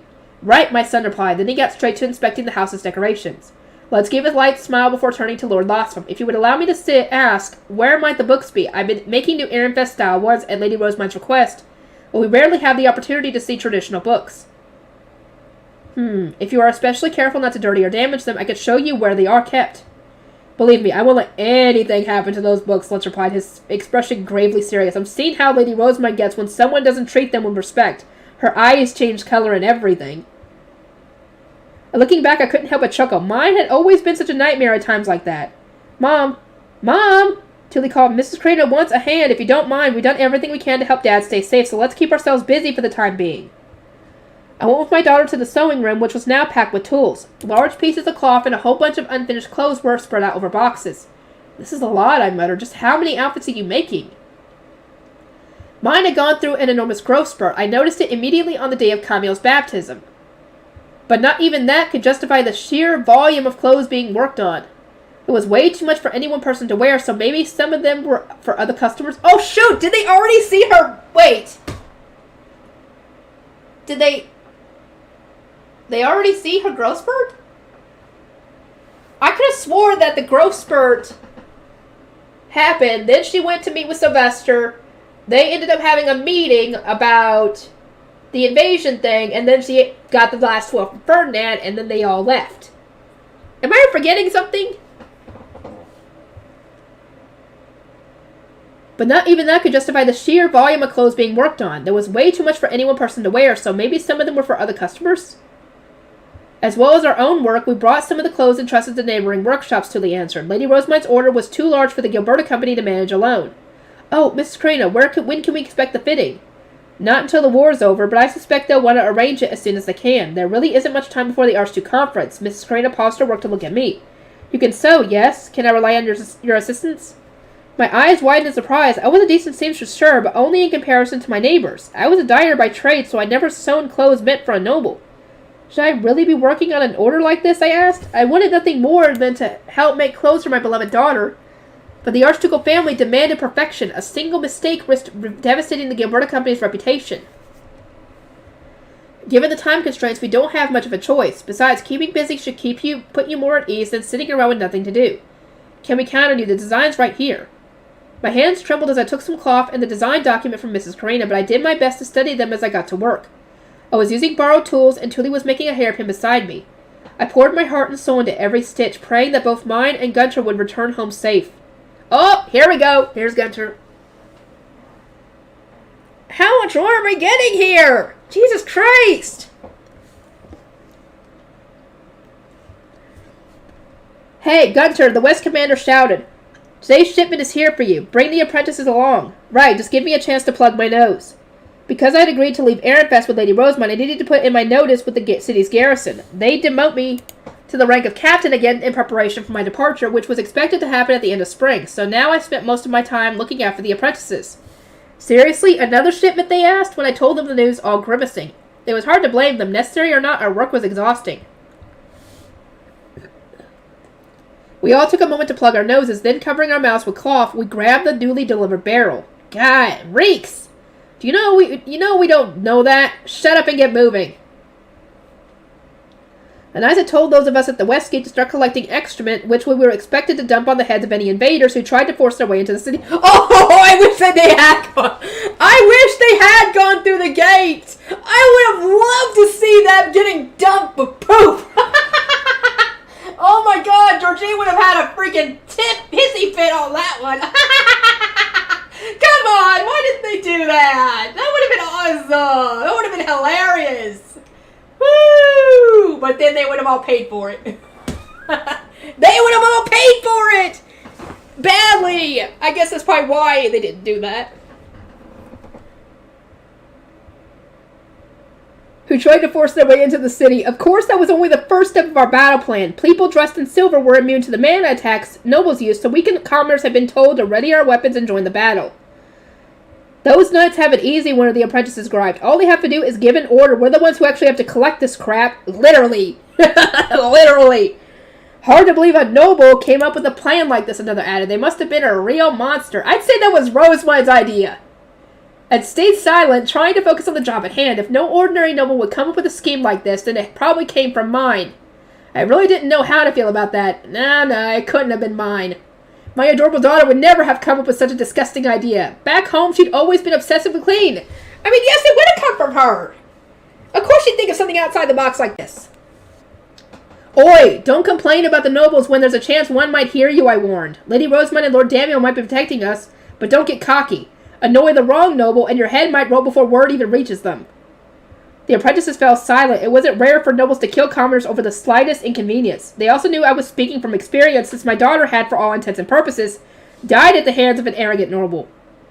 Look, I continued, this ain't pleasant work by any means, but we're doing it for a good reason. The duchy's being invaded right now. Some of our knights' order had to rush to the border a couple of days ago, and who knows when the enemy might show up on our doorstep. Our commander had told us the invaders were trying to reach the nobles' quarter, which explained why there were so many knights hanging around the gate these days.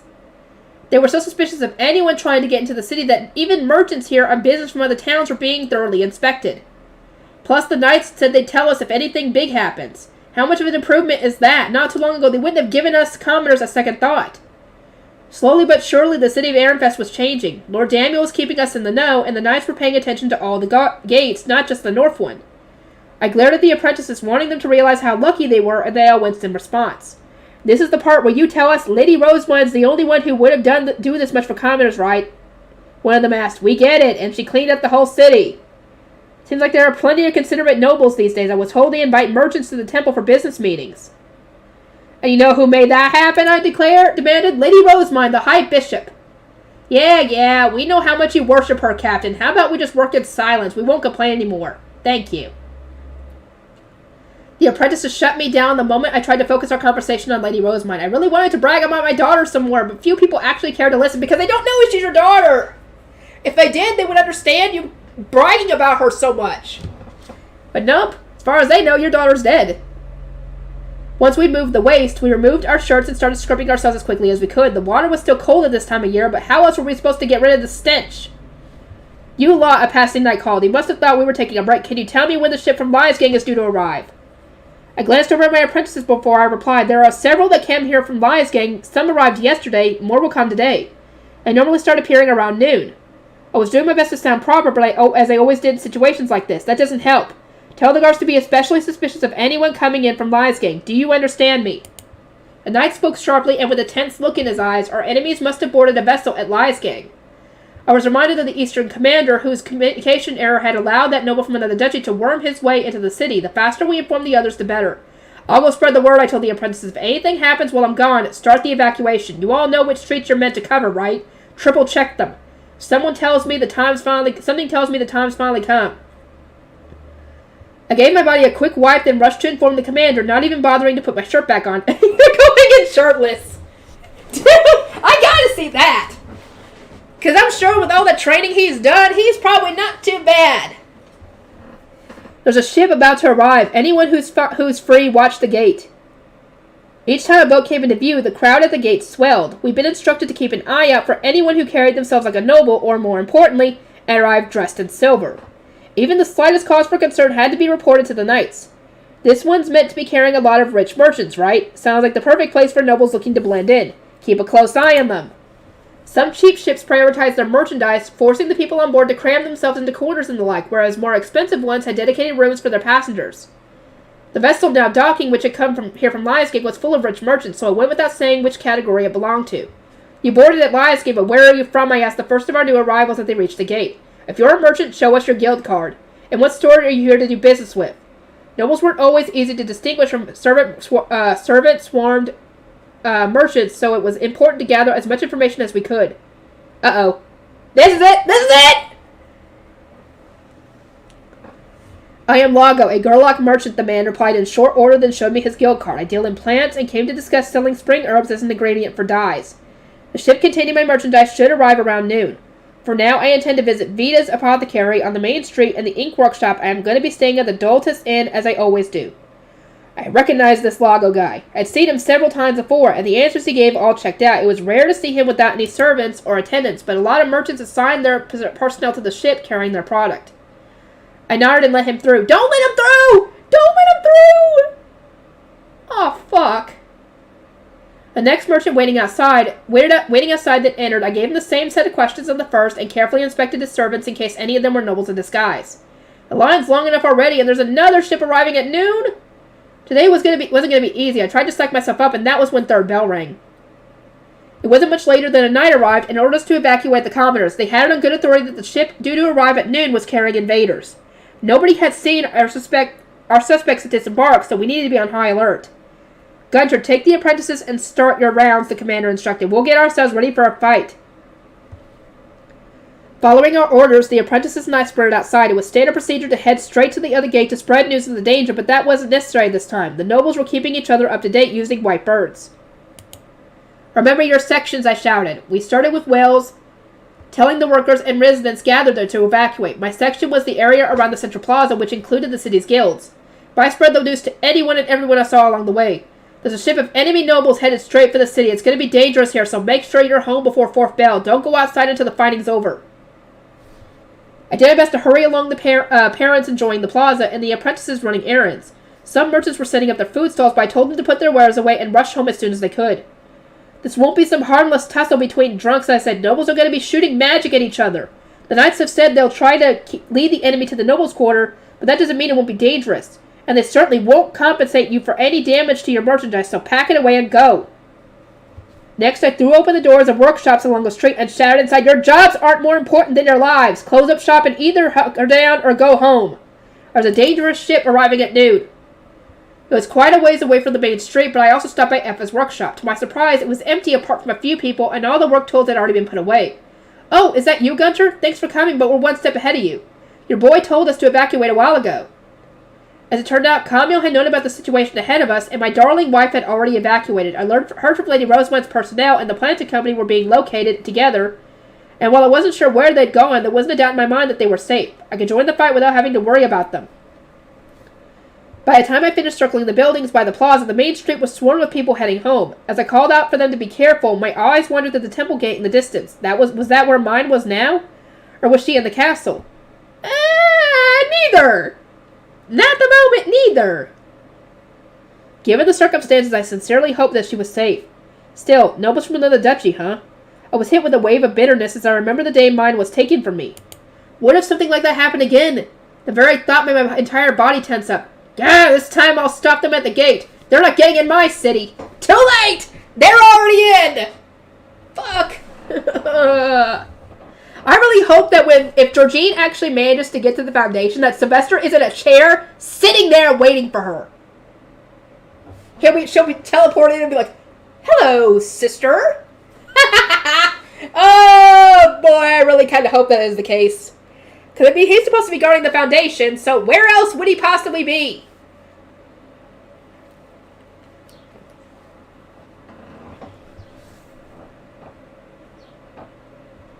We knew exactly where the threat was going to arrive. I squeezed the charm mine had given me. I wouldn't let any bad actors reach her in the temple or castle. It was close to noon when the clamor of the evacuations finally settled down. I quickly double-checked to make sure I hadn't missed anyone, then went back to the west gate. You sure took your time, Gunter. Lord Daniel's waiting for you. Lord Daniel? The soldiers assumed I knew Lady Rosamund's guard knight from our trips to Haas. Really, though, I'd met Lord Daniel way back when mine was still an apprentice shrine maiden. Here I am, I said as I entered the knight's waiting room, feeling tense. I was told you have some business with me?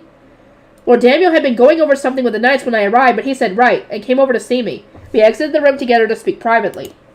Lady Rosamund asked me to protect her family in the lower city, he began. To that end, I participated in the evacuation of her personnel, your family included. You don't need to worry, I made sure they reached their destination safely. Thank you. And when I did, they gave me these. Lord Daniel took 3 charms from a pouch on his hip, the same charms Effa, Tully, and Camille had worn non-stop ever since we'd received them from Lady Rosamund. We've been told they would protect us from anything that might do us harm, so why were they here? I wasn't sure what to think. Your family is under the protection of a powerful magic tool Lady Rosemine made. They asked me to give you their charms to make sure you were just as safe. My family was so worried about me as I was them. These charms proved that more than anything I could feel the flames of love blazing in my heart as I put them on. How is Lady Rosemine, I asked. Is that tool you mentioned protecting her too? Even if she couldn't interact with Effa and the others as family, I wanted to know they were together during this crisis. Oh dear. Lord Daniel gave a half smile and shook his head. Lady Rosemine is the Archduke's adopted daughter. She's currently leading a group of knights to defend Ehrenfest and everyone she cares about. All of a sudden, mine's old promise flashed in my mind. My name's gonna change, and I can't call you Dad anymore, but I'll always be your daughter. I'll protect this city and you, and everyone I will.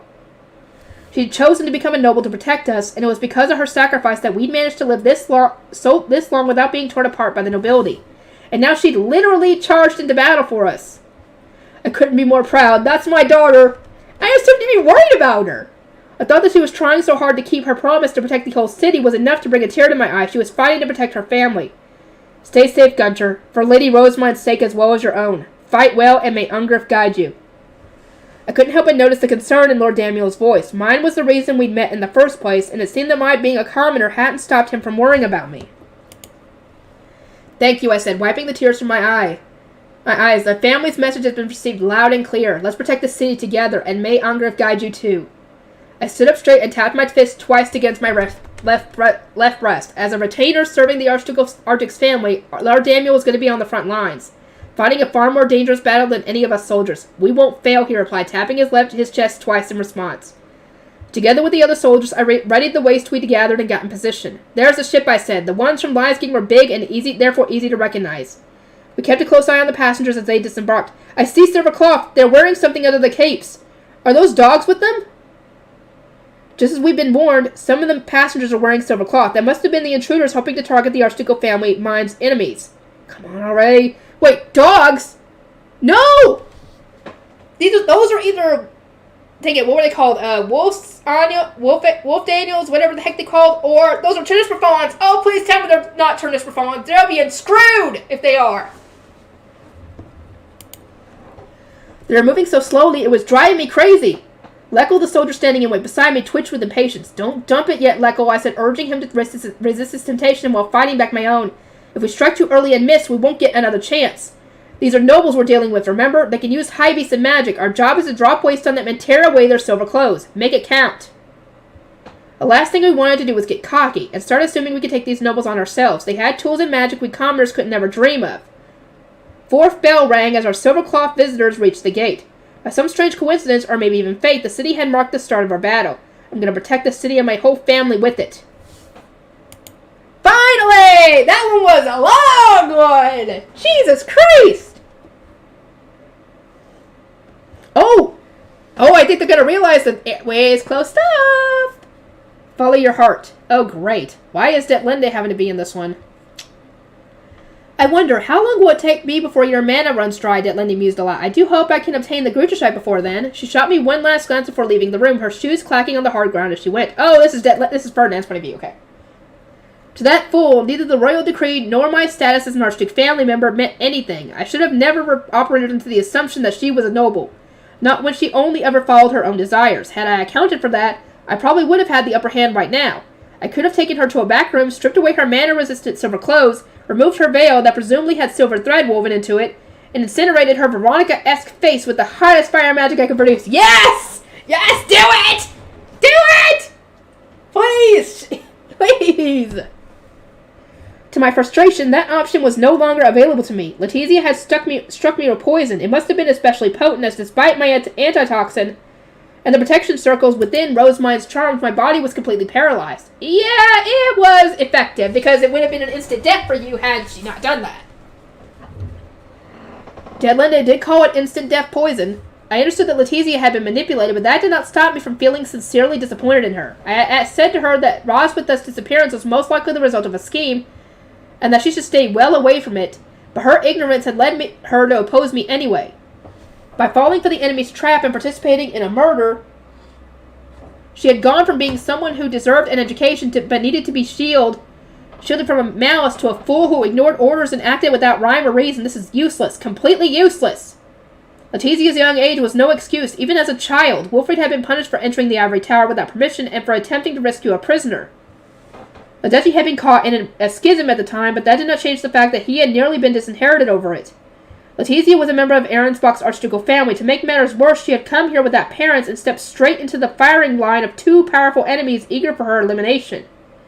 Her position had been precarious enough already. What punishment would she receive for murdering her tutor by royal decree, an archducal family member from another duchy? Even in the best scenario, she would not be the only one executed. Never have I seen an archducal family member so tragically unaware. Just how many retainers will need to be punished alongside Letizia, and what about the nobles of her faction who would be deemed guilty by association? It was impossible to calculate how much damage this whole incident would cause. Lindy and Georgine would not give up such a great opportunity to wreak havoc. As for Roswitha, she would most likely be killed to ensure her silence. There was no chance she would ever be freed, and even if she were, she would return to find that her imprisonment had driven Letizia to commit murder and then be punished alongside her. I could not even begin to imagine the depths to which her despair would take her. In truth, my heart went out not to Letizia, but to her retainers. They had been doomed entirely by their lady's foolish actions. Were Eckert and Justice able to escape, I wonder? Thinking about Letizia's retainers made me ponder what was happening to my own. If they stayed here in Ahrensbach, chances were that they would be swept up in this whole mess. If worse came to worse, they might have Letizia's crimes forced on them as well. The most I could do now was pray their name stones had reached them, and that they would save themselves by undoing the vows. They would probably deduce the circumstances, but they had no hope of reaching me here, and even if they explained my situation to Ehrenfest, it would be impossible to save me. I simply hoped that those who had always been so loyal to me would go to spend the rest of their lives at peace in their home duchy. Tomorrow at noon, I would say. That was when my mana would run out. Would Eckert and Justice make it to Ehrenfest and free Lost from Stone before then? That was my main concern. Dang, you have a lot of mana, dude. I do not fear the danger. Please bring me with you, Losfam had said to me, only to be told to stay in my estate and protect my belongings. I had intended to summon him with all my luggage once I was made more secure, but that would no longer be happening. Was he going to resent me for failing to keep our promise? On second thought, I suppose Eckert and Justice will return to enact revenge. Yeah, they would. They were actually planning on it! My retainers aside, almost everyone would rejoice at the news of my death. There was Lindy and Georgine, of course, but also the Zend who had ordered my move to Ahrensbach in the first place. The royals and sovereign nobles would surely be relieved to hear that I would no longer use Rosemine in search for the Grutashite as they all suspected. Rosemine would mourn me, but ere Wehrman had ordered her to kill me to finish her book of Messinora, she would most likely be relieved to obtain the missing section without having to endure the torture of us fighting each other. Dead young woman had an unusually low tolerance for death, but the entire country would collapse without my demise. She was a passionate lover of books, so maybe she had pieced together my intentions for the maximal quality Fey paper. And warning Sylvester is no longer an option. It had been Georgine's idea to manipulate Letizia, meaning she was the reason for my current predicament. No doubt she was already on her way to Ehrenfest under the guise of attending spring prayer. The intelligence was missing from the letters Eckert and Justice were trying to deliver. I wondered whether they would figure out the truth on their own. I asked if you brought to me by the goddess of time, protect Sylvester and protect Ehrenfest. I recalled my father's last words to me. Despite having come to Ahrensbach to keep an eye on Georgine, I was unable to warn Sylvester of the greatest threat she now posed. At once that voice in my head changed to that of Veronica. What use does the archducal family have for a worthless member who produces no results? Raising them sounds like a waste of resources. Their life would not be valuable in the slightest. Veronica had been correct, it seemed. I was useless when it mattered most. No, you were not! Forgive me, Father. I could not protect Ehrenfest and Sylvester as you asked. One by one, faces came to mind and then faded. My vision blurred and my consciousness slipped away. Even keeping my eyes open became an insurmountable task. My only option was to stop resisting the pain, and with that, my entire body relaxed. Oh, he's that cold. I had closed my eyes only for a moment, but it felt like an eternity had passed. Stranger still, I noticed that the ceaseless pull of my mana being sucked away had suddenly stopped. No, not just that. I had been enveloped in someone else's mana. My name has been stolen. That was when she did it. That was when she did it. Oh, shoot. How stole your name? Being enveloped in another's mana was not a new experience for me. Unlike when I gave my name to my father, however, there was no pain during this binding. The mana surrounding me was the same as the mana that had protected me when Letitia's poison had activated Rosemine's charm. I technically had entrusted my name stone to Rosemine by hiding it within the false bottom of a bag, but the stone had the name Quinta carved into it, not Ferdinand. Moreover, she was strongly against taking names and bearing the burden of other people's lives. She would never have considered stealing the name of someone she did not know. Before I could recover from my shock, Rosemine's voice resounded through my mind. Don't give up, Ferdinand. I'm coming to save you, and there's nothing that can stop me. Live. The fool! What kind of an order was that? I tried to resist on an unconscious level and was immediately overcome with pain, not from the poison, but from a strange sensation as if my master was choking me with her mana. I grunted out my acknowledgement of her command. Fine, I will use any means at my disposal to live. The moment I accepted Rosamund's order, the pain disappeared. The feeling of my name being bound was instant, and despite not having seen who had stolen my name, I was already being told what to do. On top of that, my acknowledgement had been accepted without me needing to say anything. A mere grunt had sufficed. The terror of having my name stolen made me want to sigh, but all that came out was a labored breath. I am to blame for sending her my name stolen to begin with. A justice must have given her a push. Rosamund was strongly against taking other people's names, but Justice always had his ways. He knew that she could use her mana to delay my demise, and that the girl in question loathed letting others die even more than she did taking their lives into her own hands. It would have been easy to convince her. No doubt she had taken my name with the sole intention of saving me. Rosamund would order me to live when the gods want one of us to die. I suspected she had not even considered that. She could have simply waited, and my wisdom would have become hers. If we both lived, we would eventually need to fight to the death as the gods demanded. Ewerman must have told her the same thing he had told me. Yet she was still prioritizing my life.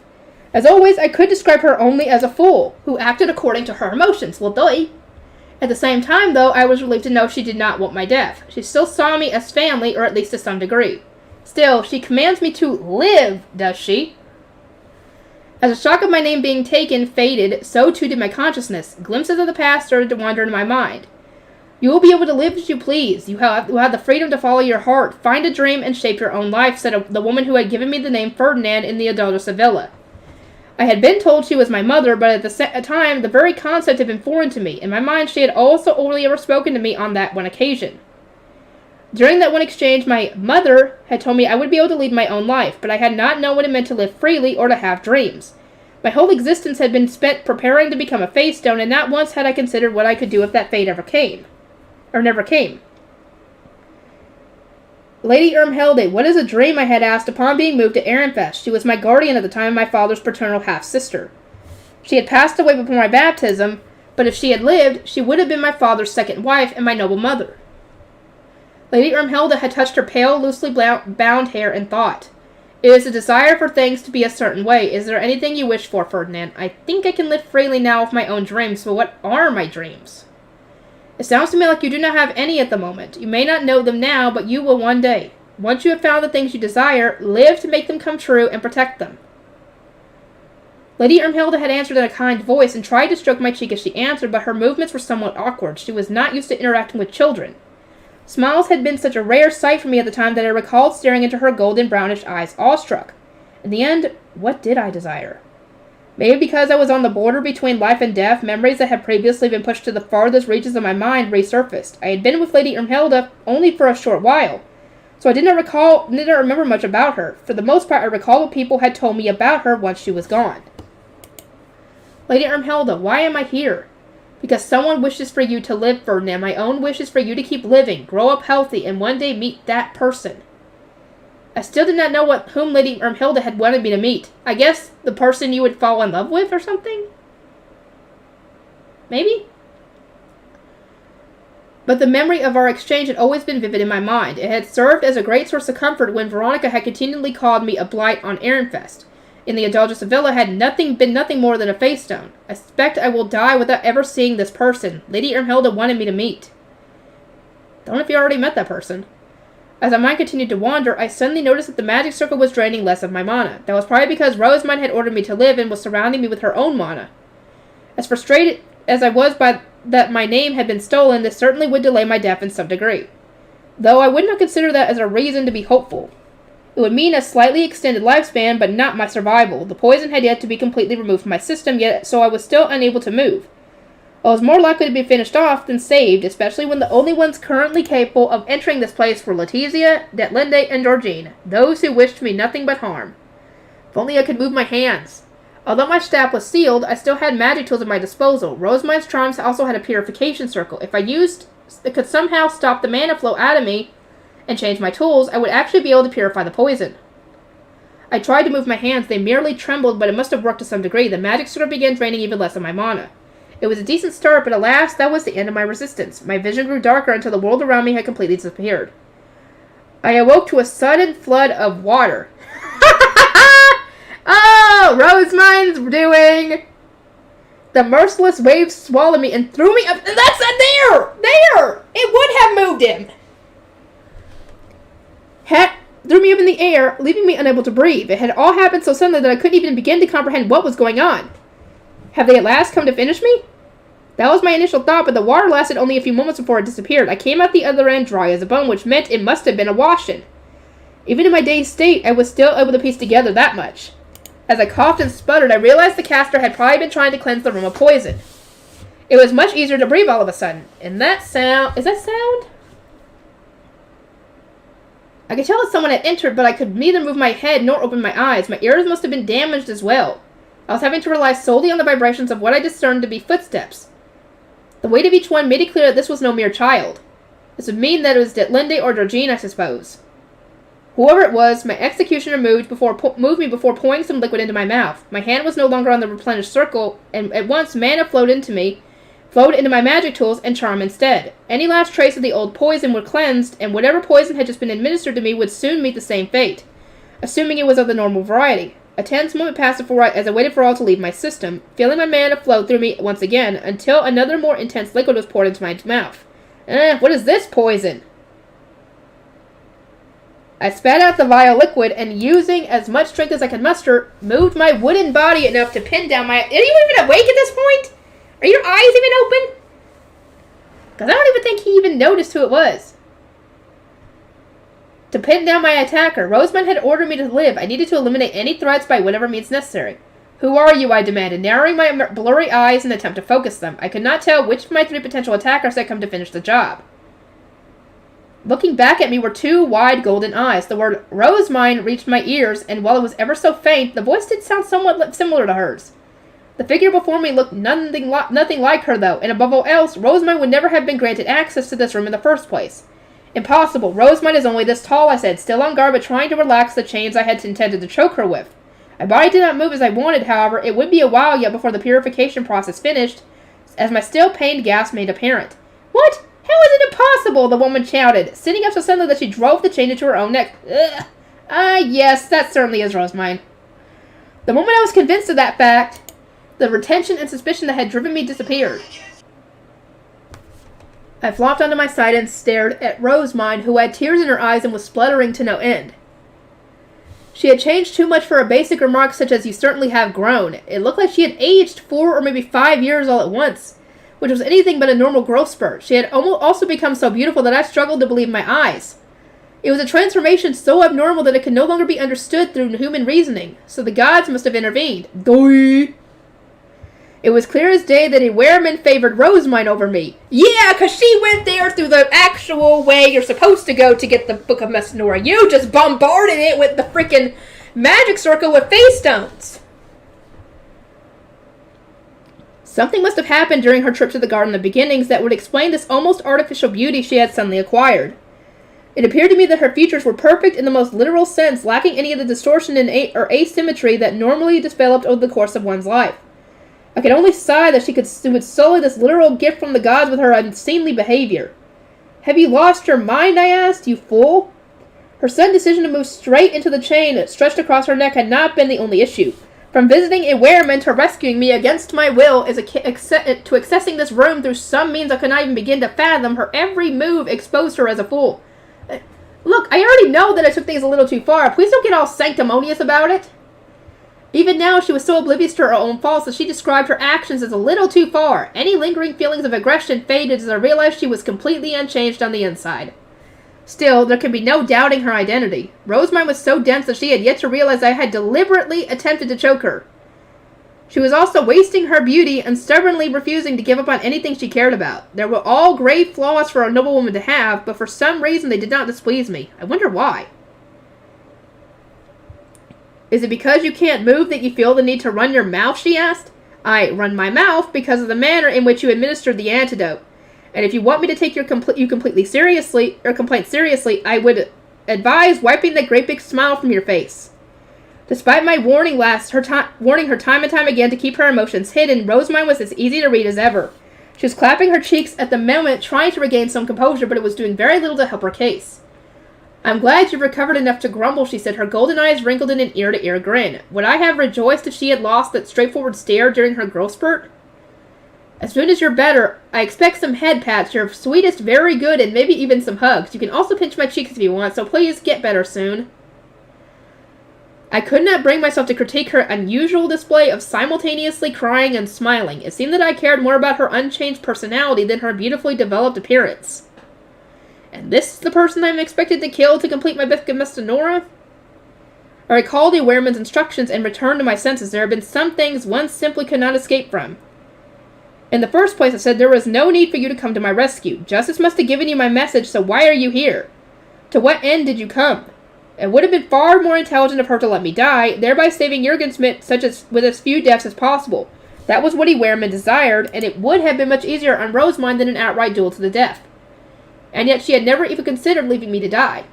I mean, who cares, she asked, cocking her head at me. There's no point in saving Jurgen Schmidt if you're not in it. Isn't it super obvious? I was at a loss for words. She had delivered that outrageous remark as though it were the most natural thing it is the most natural thing in the world for her to say. It had not slipped my mind that she had said I was like family to her and threatened to save me if ever I ended up in danger, yet her declaration that she would prioritize me over the entire country was hard to process. The greater duchies, the sovereignty, the royal family, and even the gods themselves. I would make an enemy of the entire world to save you, she said. I do not believe you said the gods before. In truth, it was a frivolous detail. Jurgen Schmidt was home to her commoner family and her friends, the people she cared about more than anything. I had not fathomed she would prioritize my life over their safety. Someone who is merely like family should never be placed above one's true kin. Is that not how it goes? My father had called me his son, but prioritized Veronica, Sylvester, and Bonifacius over me. Sylvester likewise called me his brother, but cared more about Florencia and his children. Even after our father's death, he had determined it best for me to enter the temple, not Veronica. I had always considered such favoritism the height of normalcy, so it seemed obvious to me that Rosamund would treat those who were only like family the same as everyone else did. Yes, I was special to her as a noble, and if something were to happen to me, she would rampage to save me as though we were related. But it had never even crossed my mind that she might continue to care for me when her true family's safety was on the other end of the scales. My calculations never accounted for this. No, dip, dude, she's abnormal. What do you expect? Oh, is this your first time hearing that part? Rosamund asked. My apologies, but that's just how it is. Now let's come up with a way to complete the Book of Messinora without either one of us having to die. The fool did not even acknowledge my emotions as she continued to joyfully babble on about Wehrman. She even came out with the truly ridiculous idea of pouring mana into the country gates to buy ourselves more time. I doubted Wehrman had even considered the possibility that we would refuse to kill each other over the Book of Messinora. They most likely considered it a given that mere humans from Jurgen Schmidt would obey his commands. Still, is Rosamund not following her desires too carelessly? I was equal parts exasperated and enthusiastic about seeing the shock on Wehrman's face when Rosamund's plans came to light. My lips curled into a slight grin, and it was then that I remembered what Lady Irmhilda had told me. Once you have found the things you desire, live to make them come true and protect them. Living in accordance with my own desires might not be a bad idea after all. This time I interpreted the words differently. Perhaps because my strength was returning to me, I attempted to bend my fingers, conscious that the charm and antidote were gradually restoring me. As I calculated how long I would need to wait before I could merely move freely again, I started to contemplate the most efficient way to destroy Ahrensbach. Oh, the afterword! Finally! Okay. Here's... oh god, they're all getting himself up... the guy in overwhelming lust for battle. We simply cannot take the risk of sending our knights home while they are so worked up. Yeah, they'd probably rampage. Yeah, I see that now. His devotion to his lord... his lord aside, Eckhard does kind of love his siblings. In order of preference, Cornelius is number 1, surprisingly. Lambert's number 2. Rosamund's number 3, and Nicholas is dead last.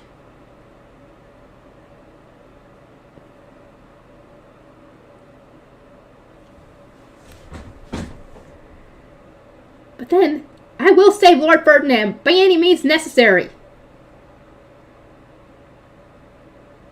And then Rosemont goes straight to number 1 on his list. Well said, dear sister. Cornelius just went from number 1 to number 2. Lambert's now at number 3, and Nicholas is still dead last. And Ferdinand, always suspicious. Upon waking up after being poisoned, he's exhausted. Rosemont is right here before him. But is this truly her? Ferdinand! And she's got a cat ear! She's so adorable! And the tail! It's wagging!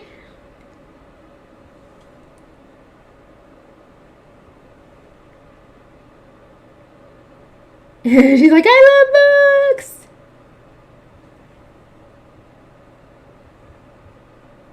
This is all wrong. What's all wrong? And confirmation. You became Ahrensbach's ob and then turned the duchy into your playground. Playground? It was the ocean and fishes of desire, not to mention the new wide variety of fish, and she's kind of fantasizing about all the fish. But still, this is just... You could even create that library city you proposed during one of our lessons. Oh, I got her attention. Is this like a dream? I'm actually drooling, but I'm still playing right into his hands. This really is my rose mine. Yep, that's your rose mine, alright. The rose mine you know and... I don't know. Anyway. Dang, that's a long one! I might have to cut it!